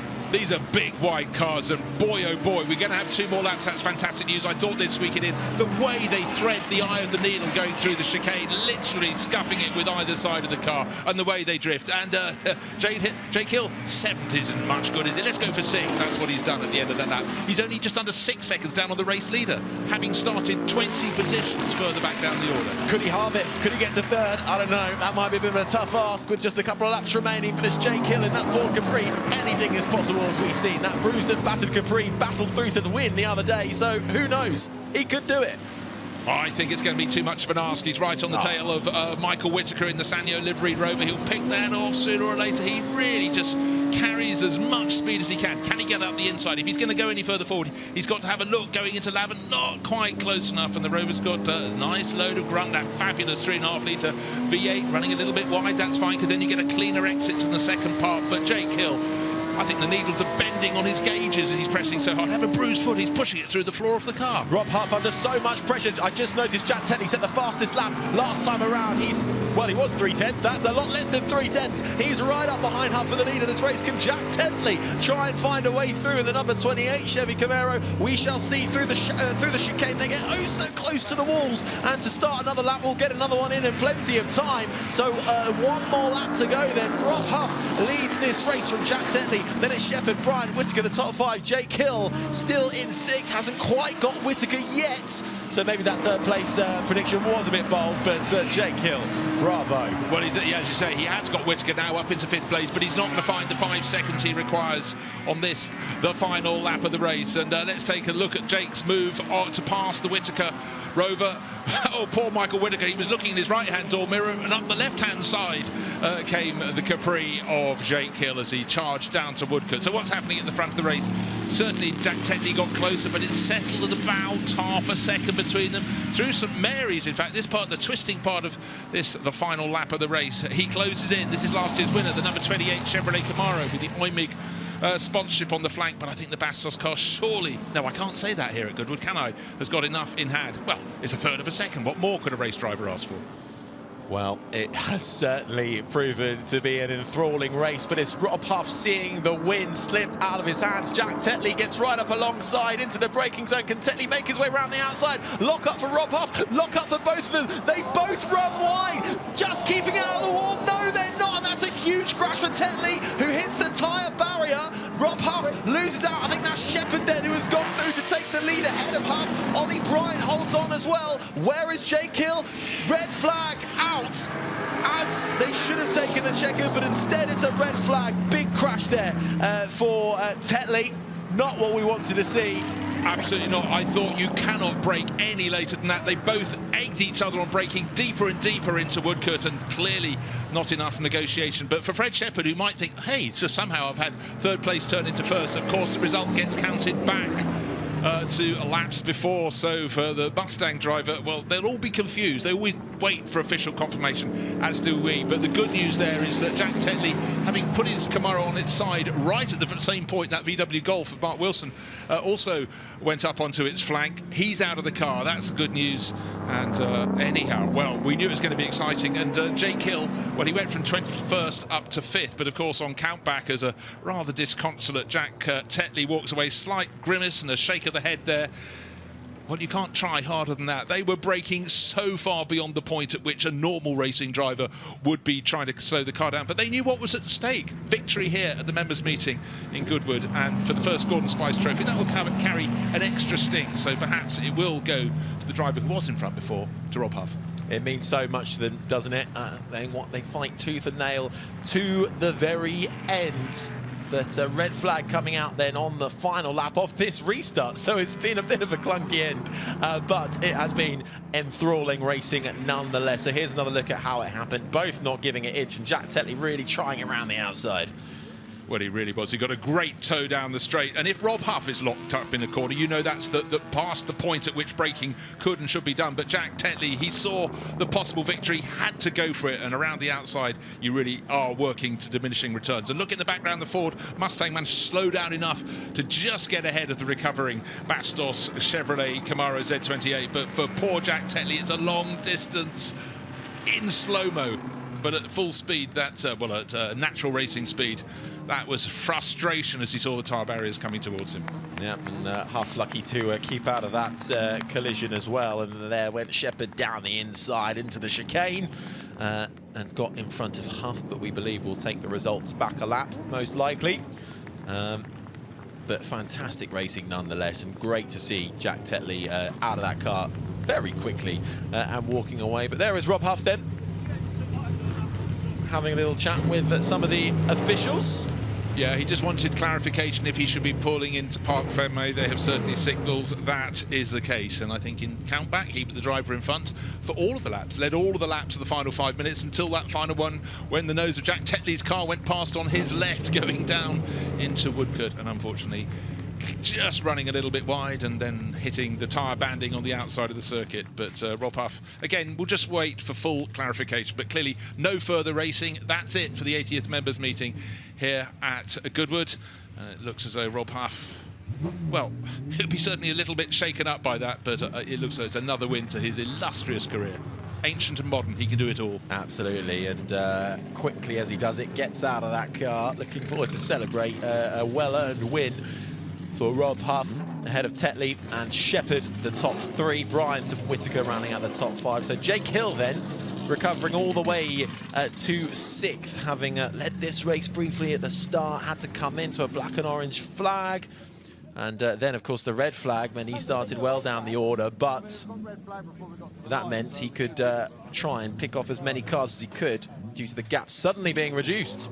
Yeah, now what's happened, we've got the official sort of final element, because it's counted back to just 2 laps. And I just heard Rob Huff say, yeah, but the red flag was out before we got to the finish line, so they count back another lap. But either way, he led from the start. Fred Shepherd looking slightly bemused, but rather happy. Great run for him in the Ford Mustang. Boss 302, but the winner's garland around the neck of Rob Huff. That's enough confirmation for me. Yeah, I think Shepherd was just saying, I wasn't expecting that, didn't realise that. Well, he's got the wreath around his neck now, as all the drivers and the teams have a little chat about what exactly happened in that race.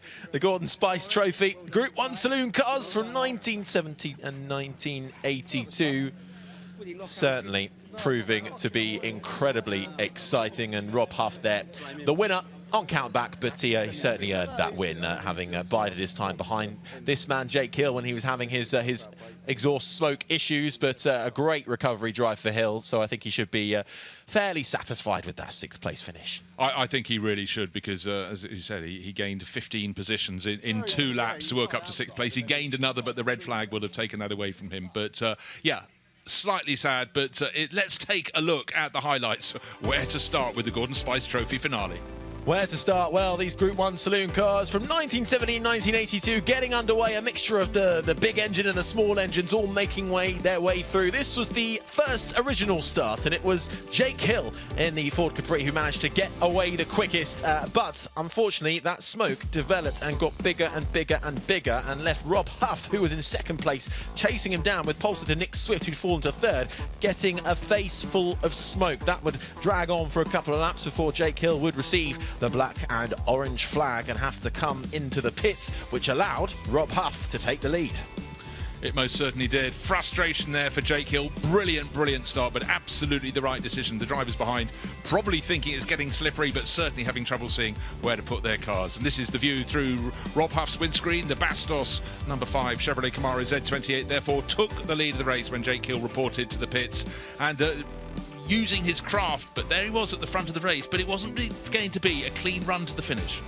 No, well, Jake Hill continued into the pits and came back out, but was plumb last, had to fight his way back. And then we had this magnificent battle involving the likes of Young in the Volvo. We had the BMW in there too, the Mini, all fighting it out. And the Data Post Ford Fiesta finding the curb and the grass with smoke early doors as well. But a great battle, really, from 6th downwards in the early stages of this race as the Chevy Camaros decided to make their way up to the front of the pack. Huff, we had Jack Tetley, Shepherd and Bryant all leading their way. We had another red flag as well for the big incident that resulted in a 5-minute sprint to the end, and that allowed Jake Hill to try and make up as many positions as he could. Rob Huff fighting fiercely with Jack Tetley. It ended in the wall for Tetley. Rob Huff fell down to 2nd, but in the end on countback, Rob Huff wins the final here at Goodwood.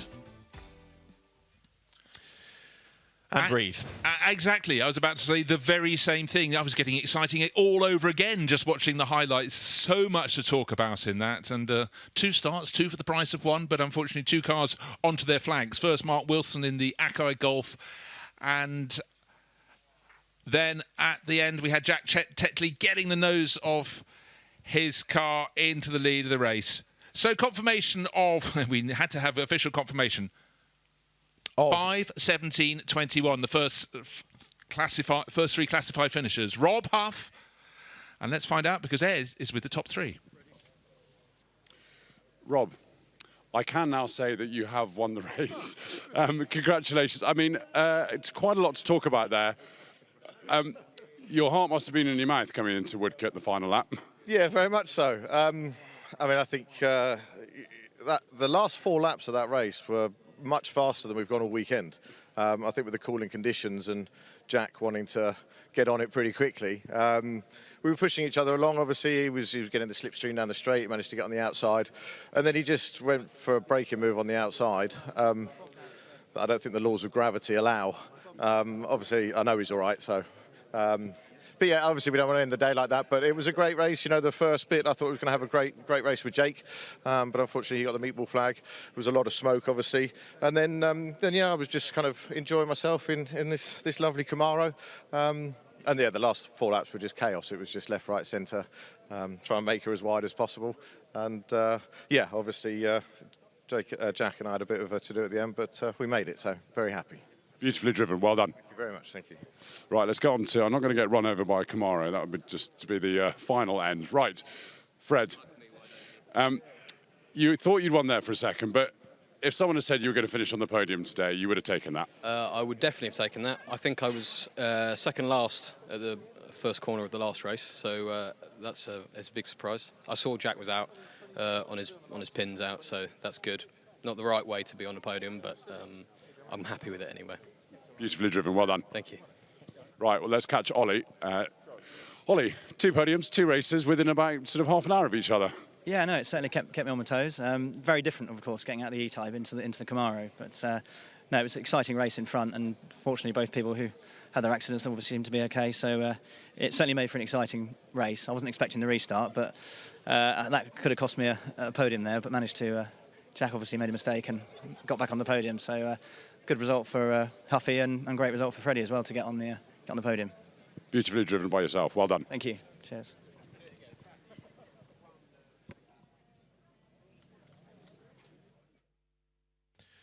Well, Ed doing a fantastic job of getting the lowdown for all of our drivers there. But this is how it all ended up. The final race of the day on the Gordon Spice Trophy final. Rob Huff winning out in his Chevy Camaro ahead of Fred Shepherd in the Ford Mustang Boss and Ollie Bryant in the other Chevy Camaro in 3rd. The Rover of Whittaker was in 4th and Jake Hill up to 5th in the end in that Ford Capri in front of Swift, Thorpe, Scarborough, Waterfield and the Rover of Nick Sleep rounding out the top 10. Jack Young in that Volvo was certainly in the wars, fighting left, right and centre, and he ended up in 11th, just in front of Nicholas Padmore. A great start in his BMW, saw him move up a ton of positions into 12th in front of the Ford Capri. Rupert Deeth in the Mini GT was 14th in front of the Scirocco, in 15th of Tom Shepherd. Then we had the Ford Escort, the Triumph Dolomite, the first of those. Tim Clark in 17th, ahead of David Devine, Ford Escorts. Mark Burnett in the Mini Clubman Estate, and David Green rounding out the top 20. We lost a lot of races, but what a final for the Gordon Spice Trophy.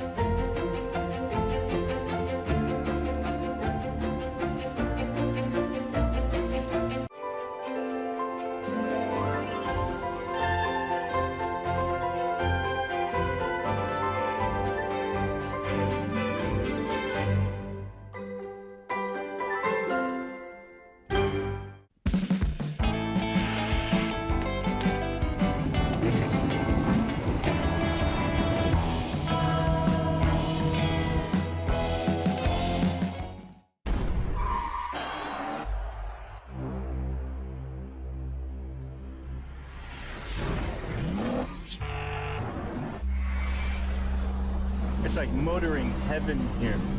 It's motorcycles, cars, helicopters, planes. It's a sort of assault on the senses when you come here. I know, but it's the best kind of assault. To hear them start and then...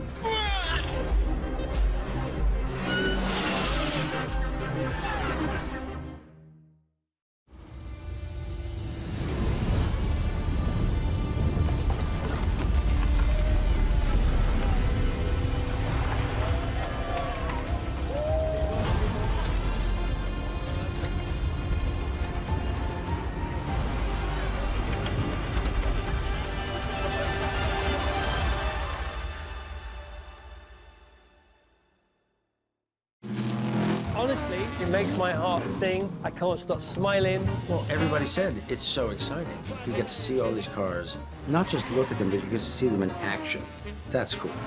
Goodwood Revival is all about make, do, and mend, vintage style, not vintage values, and of course, sustainability. Not only is there the motor racing, but it's everything else. The shopping, it's the fanfare, it's the look, it's the period, and that is what the Goodwood Revival is. It's just a fantastic day out.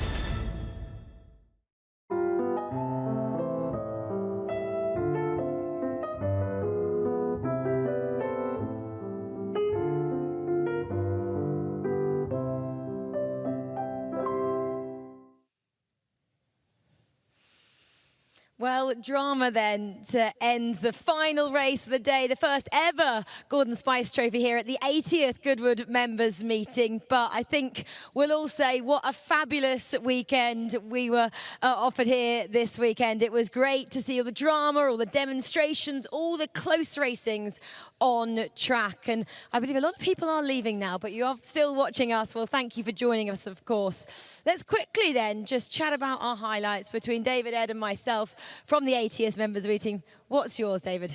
Well, that last race wasn't far off, to be fair, but I think for me, the weekend, it has to be the Jim Clark Trophy, a fitting name for a fitting race, having all those Lotus Cortinas together and drivers right across the board. IndyCar drivers like Dario Franchitti, obviously Andrew Jordan, touring car driver, winning a race. Just a fantastic celebration of Jim Clark and a great old school one-make race. It was a great nod, wasn't it, to 60 years from those cars making their debut here. So great to see them out on track. I mean, so many close races, though. Obviously, yours the race, yours the demonstration, though, wasn't it, Ed? It is. The GT1 demonstration last night was absolutely fantastic because the lights were on, the sun was going down, and if you closed your eyes, you're at Le Mans in the early 2000s, 2007, 2008. And it's wonderful. You can hear the Corvettes go past, the Astons, they all have different noises. And that, for me, was brilliant. And that's what makes Members Meeting a bit different to the Revival. You get these more modern demonstrations. So that was fantastic. Yeah, a beautiful demonstration there to end out day one. And it's great, isn't it, when the just sunsets here on the Goodwood Motorsport Circuit. It's very, very special. Well, no one really ever asked me what my highlight is, so I'm going to ask myself. What's yours, well, Rachel? You guys have asked me now. Mine was the Brabham demonstration from yesterday. The BT52s are out in action, of course, and getting to see them on track, I think that was a highlight for a lot of people as well. And someone in particular who really enjoyed that was Riccardo Patrese, of course. He got to sit in that car for the first time since 1983, 30 years ago, when he won at the South African Grand Prix there. And he said it was just like nothing had changed. They'd set up the car exactly how it was when he raced. So it was pretty special, and I think it brought a tear to his eye as well when I got to speak to him after he jumped out of that. So that was a highlight from myself. Well, guys, what a 80th Goodwood Members Meeting we had. We really hope you all enjoyed it as much as we have bringing it to you. Ed, thank you so much. David, thanks for joining us. And guys, thank you from wherever you joined us from as well. Of course, this was our opener of the Goodwood season. Next up, it is Good Woof. That's being brought to you on the 20th and 21st of May, followed by Festival of Speed, the 13th, the 16th of July. That's when all the cars will be back in action here. They'll be racing up the hill. Let's see if anyone can beat Max Chilton's record. Guys, we'll see you in a few months' time. Thank you very much for watching. We'll see you soon.